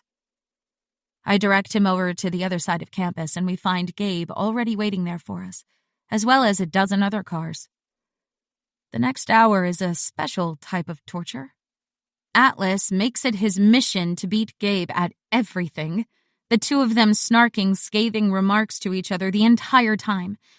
And I've never wished for headphones and loud pop music so badly in my life. When Sage messages me to meet her for breakfast in the dining hall, I'm ready to kill them both and just take off by myself. They both follow me out, flanking me like my own scowling guard, but I don't have it in me to attempt to lighten the mood. Hopefully Sawyer is with Sage and he can pick up the slack. We're halfway over to the main building when my gift starts squirming in my gut. The early warning from within me that something is very, very goddamned wrong here. Both of the guys stop, grabbing my arms to get me to halt with them. Atlas raises an eyebrow at me, but Gabe's eyes flash white as he looks around, using his shifting ability to enhance his eyesight. And then he curses viciously under his breath, his phone out in a second, and his fingers flying across the screen. Run.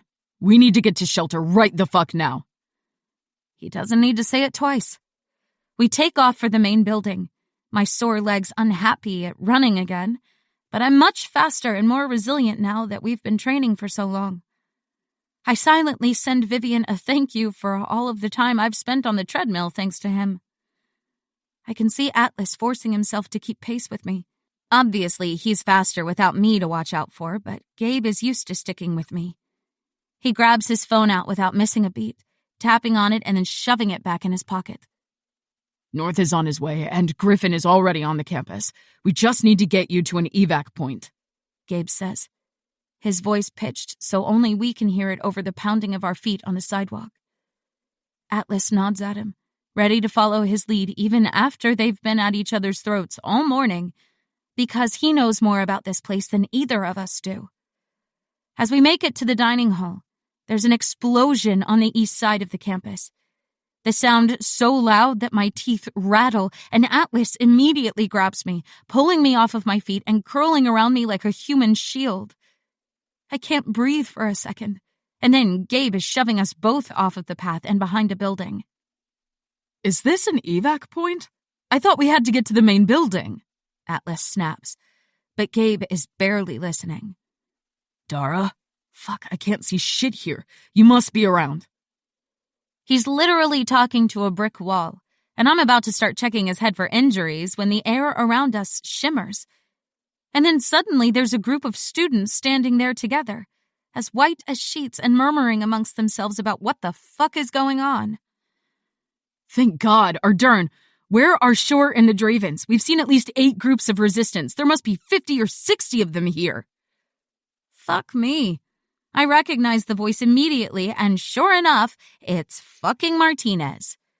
I try to convince myself that now probably isn't the best time to be holding on to grudges, but I also can't help hating the guy. TAC teams are already neutralizing them. We just need to keep a low profile and wait it out, Gabe says, his voice confident and clear. The change in the group is instant. Some of the worry and panic easing like his word really does mean something to them all. I wish I felt the same. The fear is still coursing through me, but my head is still clear enough to see what's happening around me.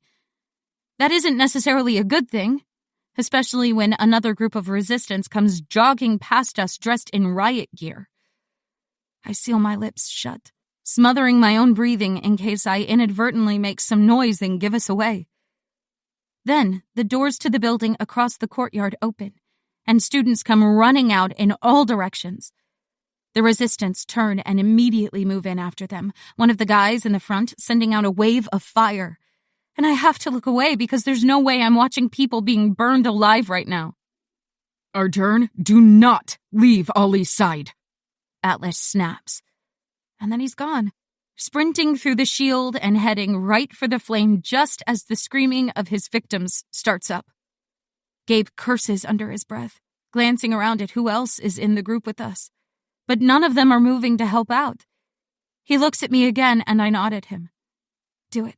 Go help him. I'll be fine. He hesitates again for a second, and then grips both of my arms. Dara is the best shield I've ever seen. No one will know you're even here so long as she's with you. Don't move from this spot, Ollie. Promise me. There's another explosion sound, and then Gabe is tearing his clothes off, kicking out of his shoes and shifting so fast I can barely say I've witnessed it. 1 second he's standing there, all golden skin tight over his muscular frame, and the next, there's a huge wolf standing in his place. I've never seen a shifter up close. It's fucking incredible. I stand there with absolutely no intention of moving. I can't, not without using my gift. And there's no reason for me to do it right now. I can't help the people burning, and I trust Gabe and Atlas to do what they can to stop the fighting. They're both more useful than I am right now, and I have to believe that the others are on their way to us right now. Then I hear it. Gracie's screaming coming from behind us. Oh my God, Sage! Sage! No, absolutely fucking not. Over my dead fucking body am I standing by for something to happen to the one person who accepted me without any reason or expectation. Fellows, are you fucking stupid? I don't wait around for the rest of Martinez's bullshit opinion. I leave at a sprint. There's smoke everywhere, but I follow the sound of Gracie screaming until I literally run straight into her, my vision completely impaired by the aftermath of the explosion. Ollie?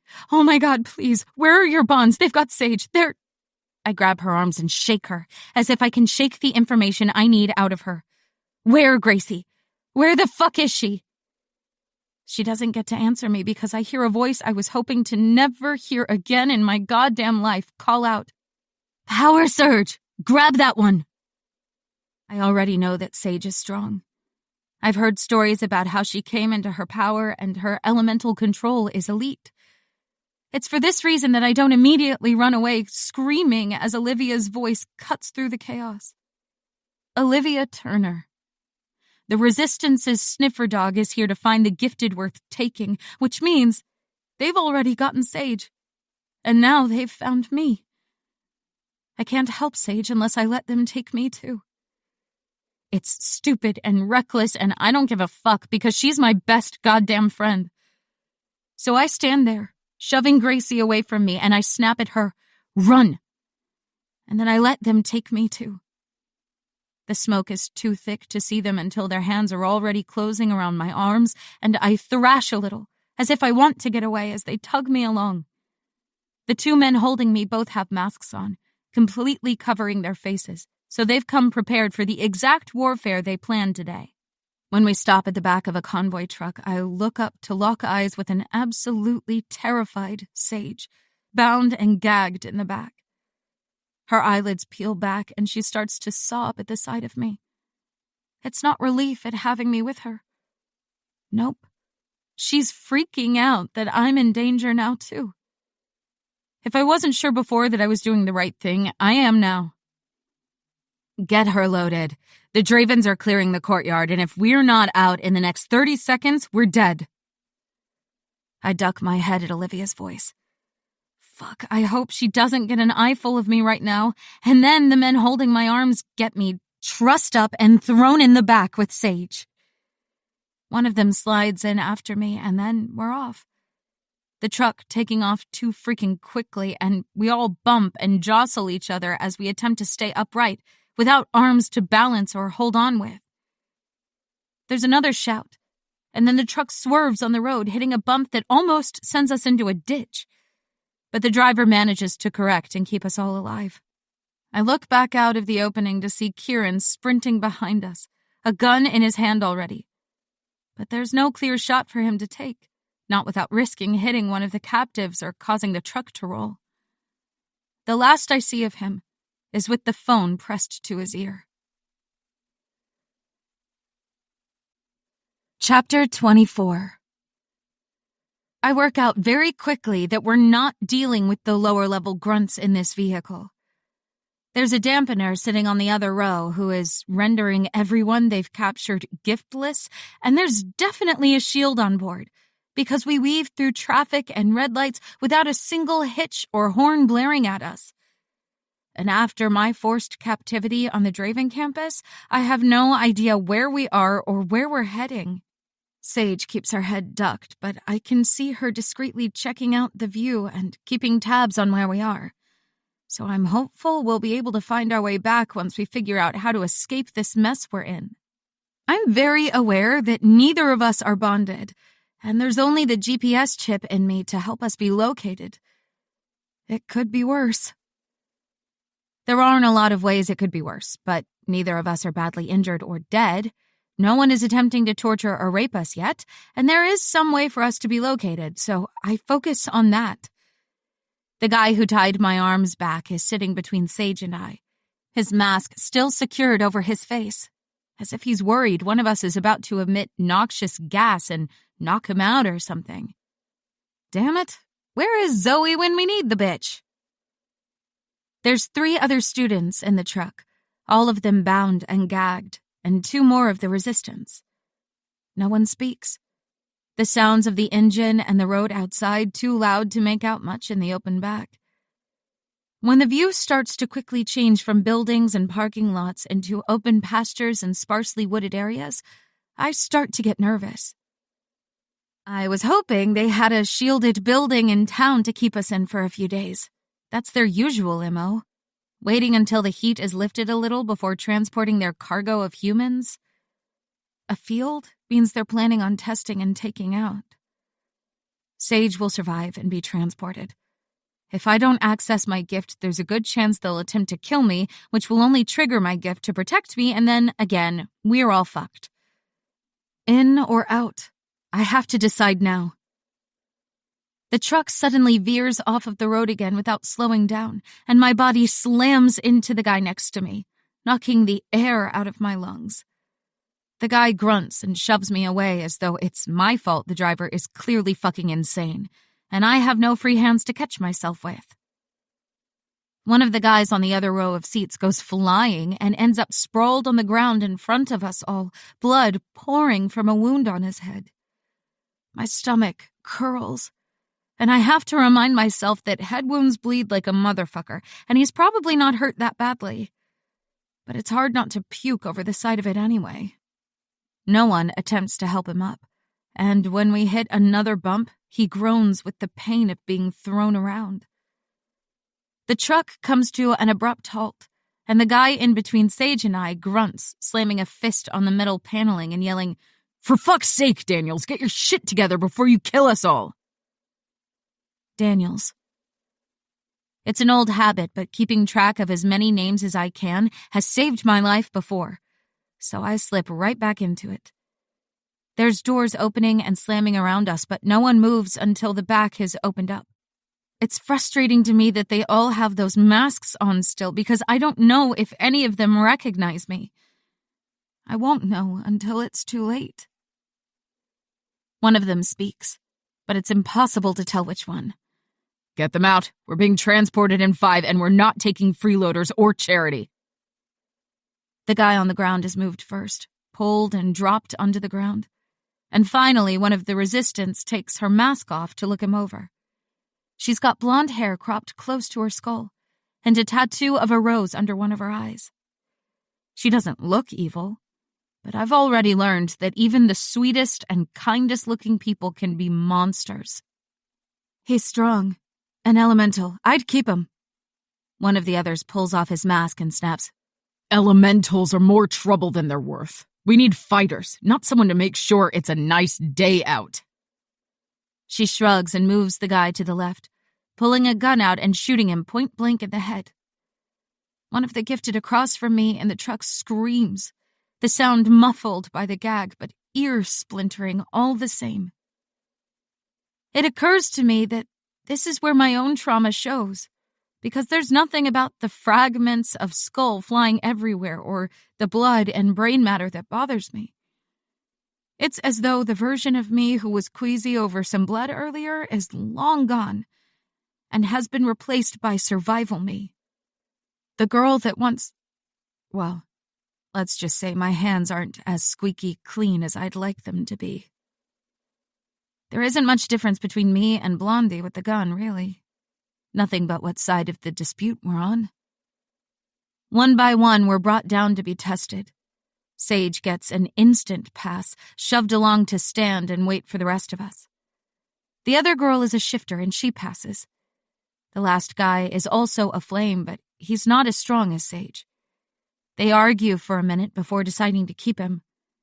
I'm shoved in front of the tester last, and my breath catches in my chest. This close, I recognize her. I have to force myself not to panic. The plan hasn't changed. If she recognizes me, then I let my gift out and use every ounce of control I have to stop Sage or one of the other gifted from ending up as collateral. Then, I run. Carlin, the blondie with the gun, who was a brunette without a face tattoo the last time I saw her, frowns as she takes me in. She doesn't recognize me, but she also has no idea of what I am or what I'm capable of. The guy without the mask snaps. Well, are we keeping her or not? Because transport is now in less than 2 minutes. We need to move. Her lips curl and she snaps. She's too powerful to toss, but I can't see what she is. She's blank. We're not taking freeloaders. Kill her. Carlin holsters her gun and shakes her head. Did you not hear me, Daniels? She's literally leaking power out everywhere. You don't kill that kind of potential. He huffs at her and grabs my arm. I can't feel it, but fine. You can poke and prod her later to figure out what's going on under the hood. Of course he can't feel it. Only people like Carlin could sense the power I'm desperately tamping down to keep them from knowing about it. I've seen her hold toddlers and accurately assess their abilities. She's stronger than most at what she can do. She'll be furious when she realizes who I am. We're moved along to an open field, the truck and the Gifted's dead body left behind without thought. And even though I can't see a marker, we stop in a very specific spot. Then the resistance all remove their gloves and grab each other and each of us, until we're all touching skin on skin. There's a popping sound, and then out of thin air, a woman appears, slapping a hand on Carlin. The next pop is louder, and my stomach lurches as we're transported. I fucking hate this shit. We could be anywhere now, literally anywhere. I was once moved to Egypt for 2 weeks to get away from a particularly good scouting TAC team. The feeling of being moved in this way makes me sick, and the moment our feet are back on the ground, I slump down onto the ground, gagging and trying not to actually vomit. Daniels grabs me and pulls me to my feet roughly, shoving me along with him, and I have to fight the chaos in my head to get a good look around at where we are. I don't recognize the camp, but I've been in one of these before. It's a limbo. A way to sort out stock and sift through the Gifted that have been abducted until they find the ones they really want. I spent 2 weeks in one when I was first taken, and I think that was more about scaring me because they knew before they took me that I was valuable. We're all moved to a tent, and when we're dragged inside, we find the cages and the babysitters. By some stroke of luck, Sage and I are shoved into cages next to each other, our hands unbound and the gags removed before the doors are firmly locked behind us. I wait until they clear out before I look around properly. The babysitters are ignoring us, as though 4 new faces mean nothing to them, and I'm sure we really don't register to them at all. Their job is to knock us out if we start trouble, and to listen to everything we say, collecting information that could be used against us. The tent flaps open again, and 3 huge guys walk in, carrying another bound and gagged Gifted between them. My eyes squeezed closed as I hold my bond down within myself, forcing it to not react and lash out, because I cannot let them know that the Gifted they're dragging in and I are bonds. I squeeze my eyes shut tighter as I hear them drop him to the ground, grunting and lashing out at him as they swing the cage doors shut behind them. He took out 18 men. He's a dead man walking. Chills run up my spine, but Carlin purrs at them from the doorway. He's one of the bonds in the Draven family. If any of you touch him, I'll personally deal out your punishment. We're close. Daniels looks in each of the cages, his eyes not seeing anything special when he glances at me. He gave himself up. Once we've got all of the fresh meat in here, we'll need to find whoever it is that he came after, because I'd bet we have his central somewhere in this group. Well, fuck. Fresh meat. It's been years since I've thought of that lovely term. 5 years since I had to have that label attached to me before I wised up and knew how things worked in the resistance camps. I'm going to use that shit to our advantage today. If I can escape once, I can do it again. I've already accepted the cost of that. I close my eyes and finally, let my gift fill my veins. My entire body feeling sharper and more capable the moment I unlock that door inside of me and let it take over. It's as though I've drunk an elixir of pure light. every cell in my body transforming and coming back to life. It's been 3 long years of learning how to exist without this, slowly losing myself as my body adapted and became nothing more than human, ungifted, normal. Sage's eyes fly open as she looks at me, her own senses on high alert as she feels my gift radiate out of me. There's too much power pulsing in my veins for her not to feel it. The curse of my life being that all gifted can sense how dangerous I am. We all have that power detection built into us to know when danger is close by. I hold a finger up to my lips to motion to her to keep quiet, and she subtly jerks her head in a nod, careful not to attract any more attention from our captors. But they're all busy moving all of their fresh meat around. 5 more gifted are brought in, but I don't recognize any of them. I keep my eyes downcast and focus on Gabe's breathing. The second he wakes up, we're getting the fuck out of here. It only takes 10 minutes before the gifted start talking amongst themselves, whispering and freaking out with each other about where we are, what they're going to do to us, or how we're going to get out of this mess. When Sage glances over to me, I press a finger to my lips and she nods, both of us glancing over at the babysitters again. We have to just be patient and pray Gabe wakes up soon, because neither of us can carry him, and our gifts won't help with this either. So we wait. We sit there and wait while the day stretches on. There's shouting and screaming outside a few times, but no one else comes into the tent. My fingertips begin to tingle with power, like my gift is pissed that I've called on it but done nothing yet, and Sage's eyes widen at me when she feels it. When Gabe finally groans, I can't help but let out a pulse, my relief pushing out in a tangible wave that has the entire tent falling silent. Both of the babysitters glance over at me. Their attention finally peaked enough to come over. It was the anomaly, Fiona. You should go deal with her so we don't get our asses kicked for playing with her. Fiona unfolds herself from the cot she was slumped on, her dark eyes flicking over me before they start to shine. Nothing. I don't even register her attempting to knock me out, and my power crows a little, smug all on its own that we're finally not at the mercy of everyone anymore. I'm less smug because I know better than to be excited about being me again. Too strong for you? Well, we can't have that, can we? The man speaks again, standing up and walking over to me. His eyes flash at me, but when nothing happens, he curses under his breath. She's a void. I can't knock her out either. It's as easy as breathing. The same plan I used the first time to get away from the resistance. I groan and bend at the waist to clutch at my stomach, feigning an injury. They're not going to attempt to help, but sure enough, they step closer to get a good look at me. There's another groan and a grunt, and I glance over to see Gabe awake, his eyes open and staring right at me. I falter for a second, my power stuttering in my veins because I could maybe convince Sage to keep this quiet, but there's no way that Gabe would ever keep my gift a secret. But I stare into Gabe's eyes, and I decide that enough is enough. I can't lose anyone else, God fucking damn it.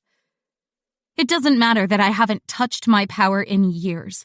The well is still there, waiting for me. It's like finally taking a deep breath after shallow gasping for all this time, to feel the true power within me come to me as I call on it. I feel whole again. Gabe finally notices it. He can smell it on me, and his eyes flare wide. He's smart enough and coherent enough to keep his mouth shut, but I can see the shock etched into his features. I grit my teeth and focus, my hand trembling where it hangs at my side. But I need to get this right. If I don't funnel it right, I could lose my best friend and my bond, and I've lived through enough pain and despair. I don't need to add their deaths to that list, even if I did want to get the hell away from them all. Fiona finally notices it and recognizes the power, her eyes peeling back. Holy fuck, what is she doing here? The man steps forward as if he's trying to get a better look at me. Only my power lashes out and floods their bodies, grasping at their souls. My gift wants to take everything, but I hold it back, triggering the darkness in them instead. It's still as horrifying as the first time I'd done it, watching the worst of their nightmares and fears and the ugly parts of themselves wash over them until they're writhing on the ground, their minds irreparably broken. Trapped in their own horrors, they'll never escape it until someone puts them out of their misery. I thank God that neither of them make a sound. Usually there's at least a strangled scream or something as they go down. But now that everyone is staring at them in both shock and absolute horror, there's not a single sound in the tent.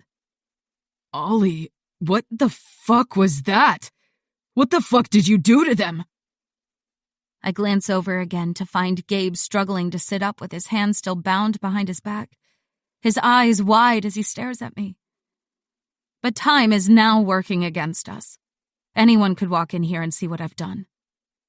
I reach out until I get my hand around the leg of the guy, and bless her fucking soul, Sage immediately moves to help me pull him over. It's freaking hard, but we manage to frisk him through the bars until we find a set of keys. What the hell are you two doing? I startle, but it's only the guy in the far corner, finally come out of the stupor that seeing my gift in action put him in. Instead of answering him, I lift a finger to my lips to signal to him that he needs to shut the fuck up before he gets us found out. He blinks at me like he's never been told to shush before. Fucking idiots. I get my cage unlocked and then Sage's, moving quickly over to Gabe while one of the other girls starts sobbing. I hope it's relief and that she'll get the fuck over it quickly because there's a long way to go before we're even close to safe. Sage gets his cage open, moving on to the next person while I slip in to get him freed and out of there. He blinks at me blearily, his eyes struggling to focus, and my heart clenches in my chest at the sight of whatever the fuck they've done to him. When I crouch down to him, he croaks, How did you stop them from knocking you out? I've seen Zoe do it 100 times. I fumble with the rope around his wrists as I struggle to get him free. You saw Zoe knock giftless me out. I'm a little more supercharged right now. I don't have time to explain this. Can you Hulk out and get these off? His head sort of rolls around on his shoulders, and I start to get properly worried that he's concussed or taken too much damage to that pretty head of his. One of them drugged me. I can't access my shift. How the fuck are you still conscious, Ollie? I huff at him and give the rope one last tug, almost whooping with joy when it finally comes undone. You obviously haven't paid enough attention in Gifted 101. I'm higher up the food chain than those little bitches. So far higher that they're nothing to me. The exact same way you are. And they had to resort to drugging you. Can you stand? We need to move now. I help him up and out of the cage. Thankfully, he can carry his own weight. He just needs some help staying steady on his feet. When I have to catch his arm to stop him from tipping over, his jaw locks up and I watch as he pulls himself together, blinking furiously and rubbing at his face like he can force the drugs out of his system through sheer will alone. I clear my throat to grab the attention of the room, all 10 of us now out of our cages, and then I mime out that we need to get out of here. I'm slow, watching each of them to make sure they're getting what I'm saying. Then I mime, who can still use your gifts? Sage can, and 3 others. We have a flame, a shifter, and 2 others who can't accurately mime for shit because I think they're either mental abilities or saying they've taken a hit to the head. Great. I shut my eyes and cast my gift out and let it create a map for me. This is dangerous, but only if I hit Carlin or another tester with her level of ability. Then, something fucking magical happens. I find Griffin. I feel him startle when my gift hits him. I feel his disbelief and then the surge of adrenaline, relief that I'm alive and here. Wherever we've been taken, either it was close by or he also has a transporter. Kieran is with him, and I can't even be mad at that douchebag being here. Then I find Knox. Okay, I'm less happy about that one, especially when his gift reaches out for mine. He's trying to figure out what the fuck I can do, how I'm mapping them all out, and every other secret I've ever kept from them. I pull away from them. My eyes pop open and I push up onto my tiptoes to press my lips to Gabe's ear, whispering so softly, it's barely more than my breath. Calvary is here. When he starts to rock on his feet, I sling Gabe's arm around my shoulders and wrap my arm around his waist as I move us toward the tent opening. I slow my breathing down enough to use my heightened senses. Fuck, it's good to have them back. I'm happy for exactly half a second before the gunfire and sounds of fighting break through. My bonds have been found. Chapter 25. One of the girls stops us from immediately leaving the tent, the panic in her so bad that she collapses to the ground sobbing. I try to remember that she's never had to face this sort of thing before, probably never experienced this sort of terror or loss before. But it's hard not to lose my temper. One of you is going to have to carry her or we're leaving her behind. We have to move now. I pitch my tone low. And even though Sage looks over at me, she's not shocked or disgusted by my words. She's looking at me like she's waiting for instruction. A perfect soldier in a crisis. She should really be in TT with a backbone like this, but I'm not going to talk her into joining the torture sessions with me. One of the guys squats down to murmur to the sobbing girl, pulling her into his arms and standing back up. He presses her face into his chest and smothers the sounds. I wait until I know she's secure enough in his arms, and then I nod at him. He's probably just saved her life. I glance at Sage, and she moves closer immediately, taking up Gabe's other side, like she's ready to defend my drugged bond with me the entire way out of this shithole. And I shoot her a look of gratitude. She shrugs back at me. You'd be the first one to defend Sawyer. Or Felix. Damn fucking straight I would. There's no way out of all of this unless we're all pitching in and doing the team thing. I glance around for a second before I murmur to her, low enough that only her and Gabe can hear me. I need to know if you can use your power if you need to, that you can take someone out if our lives depend on it. I'm not pressuring you or judging you. I need to know so I can cover you if you need me to. Gabe stiffens in our arms, but Sage just stares at me, steady as ever. I can do it, Ollie. I'm already going to need a shit ton of therapy after this. Why not add some homicide to the mix? I fail miserably at keeping a smirk off of my face. But I don't feel guilty about it because fuck the resistance. Atta girl. I'll teach you how to compartmentalize like a pro when we're home safe. Gabe's arm tightens around me and he murmurs, We're going to talk about that when we get back, Ollie. We're going to talk about a lot of shit. I roll my eyes and then shut them to cast my power out to double-check that we're still in the clear to get out of here. Immediately startling and jerking forward to open the tent flap. Kieran jogs toward us. How the fuck did he get here so quickly? I hiss, and Gabe sighs in relief at the sight of my least favorite TAC team member. Black's a transporter. We step back to let him into the tent, the entire space shrinking the second he stalks in, dressed entirely in his full uniform with a whole lot of firepower strapped to his body. He glances at Gabe, who waves him off. I was drugged, but I'm fine. You're getting faster at finding civilians. Kieran gives him a look and then jerks his head at me. Fellow's gift is like a beacon. I followed it over here to you all. Any injuries? We need to mobilize and move. Shore can only hold them off for so long, even with Draven helping out. His eyes finally hit Fiona and her little pal, where they're both still jerking and fitting on the ground over by the cages. The blood is starting to slowly drip out from their ears and eyes, but I'm trying not to look too closely at either of them. If I do, my gift starts getting a little too excited, and I need to be careful not to let it take over, to consume me, and tear everyone and everything in my path apart, whether they're friend or foe. I watch him process their state, his shoulders rolling back a little, and when he looks at me again, he's wary, as though he's expecting to be next on my hit list. I enjoy the feeling a little too much. "We're ready to leave," Sage answers him for us all, drawing his attention away from me and squaring her shoulders up as she readies herself for a fight.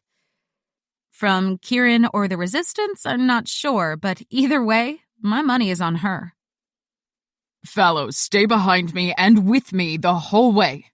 You're my top priority, and if anything happens, my only order is to get you to the evac point alive, whatever the cost.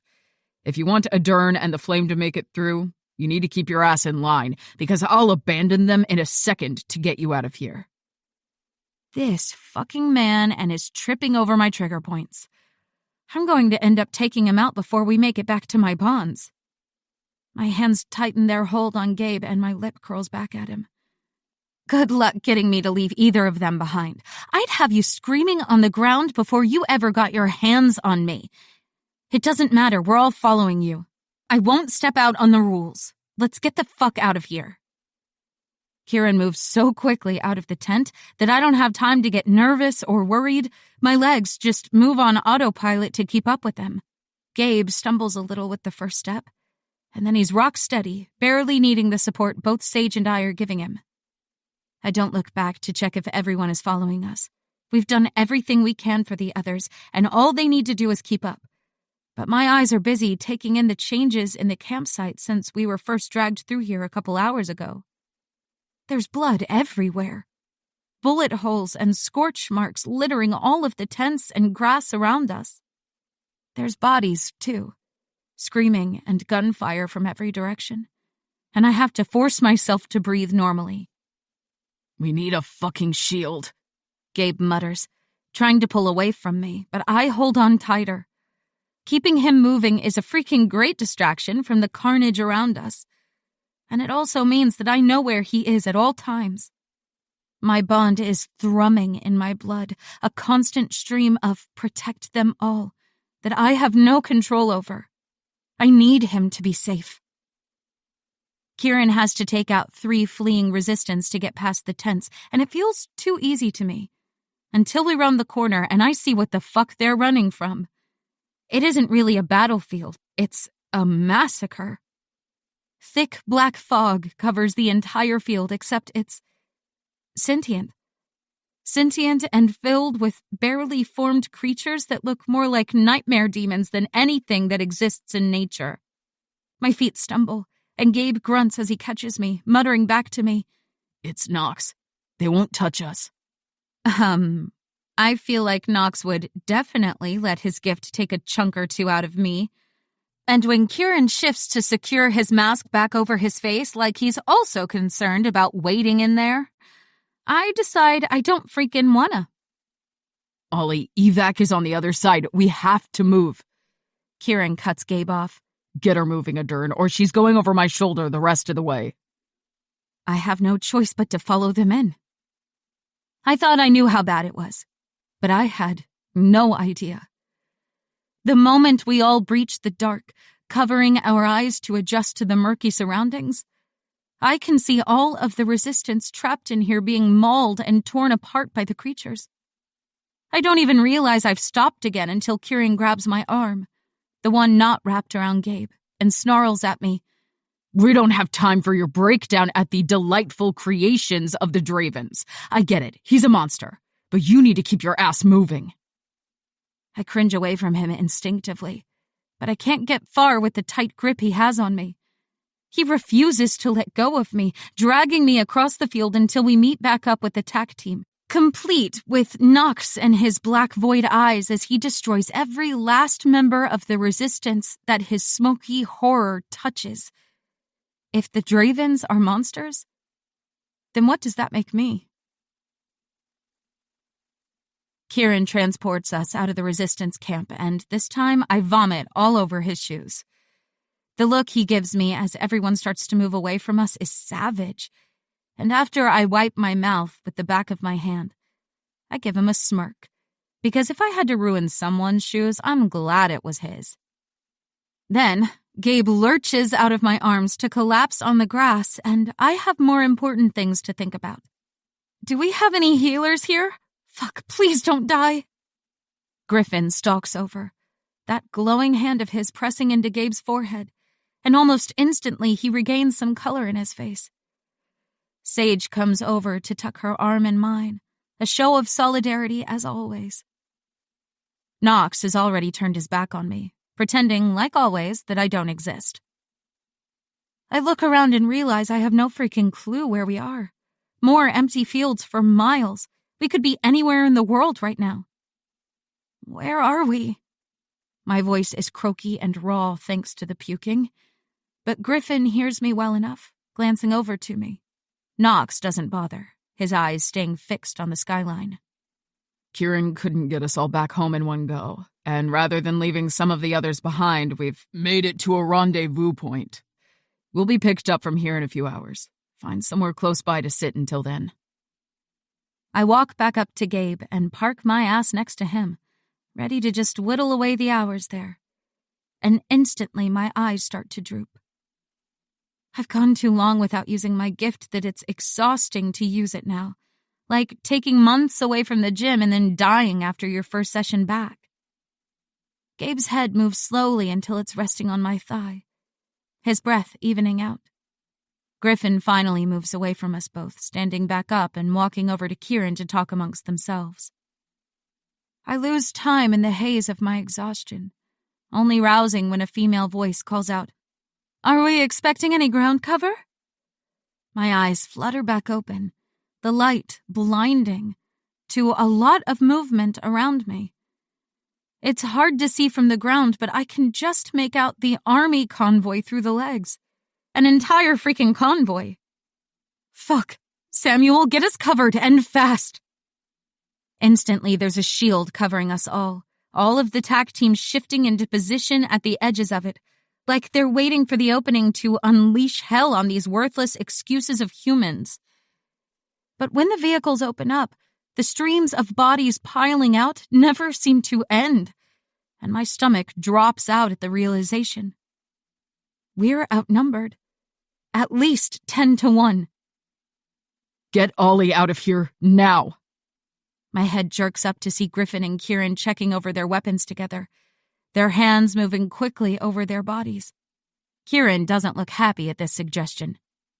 I don't have enough energy to come back. We'll find another way. When he glances over at Knox, Griffin shakes his head at him. Draven can't go again.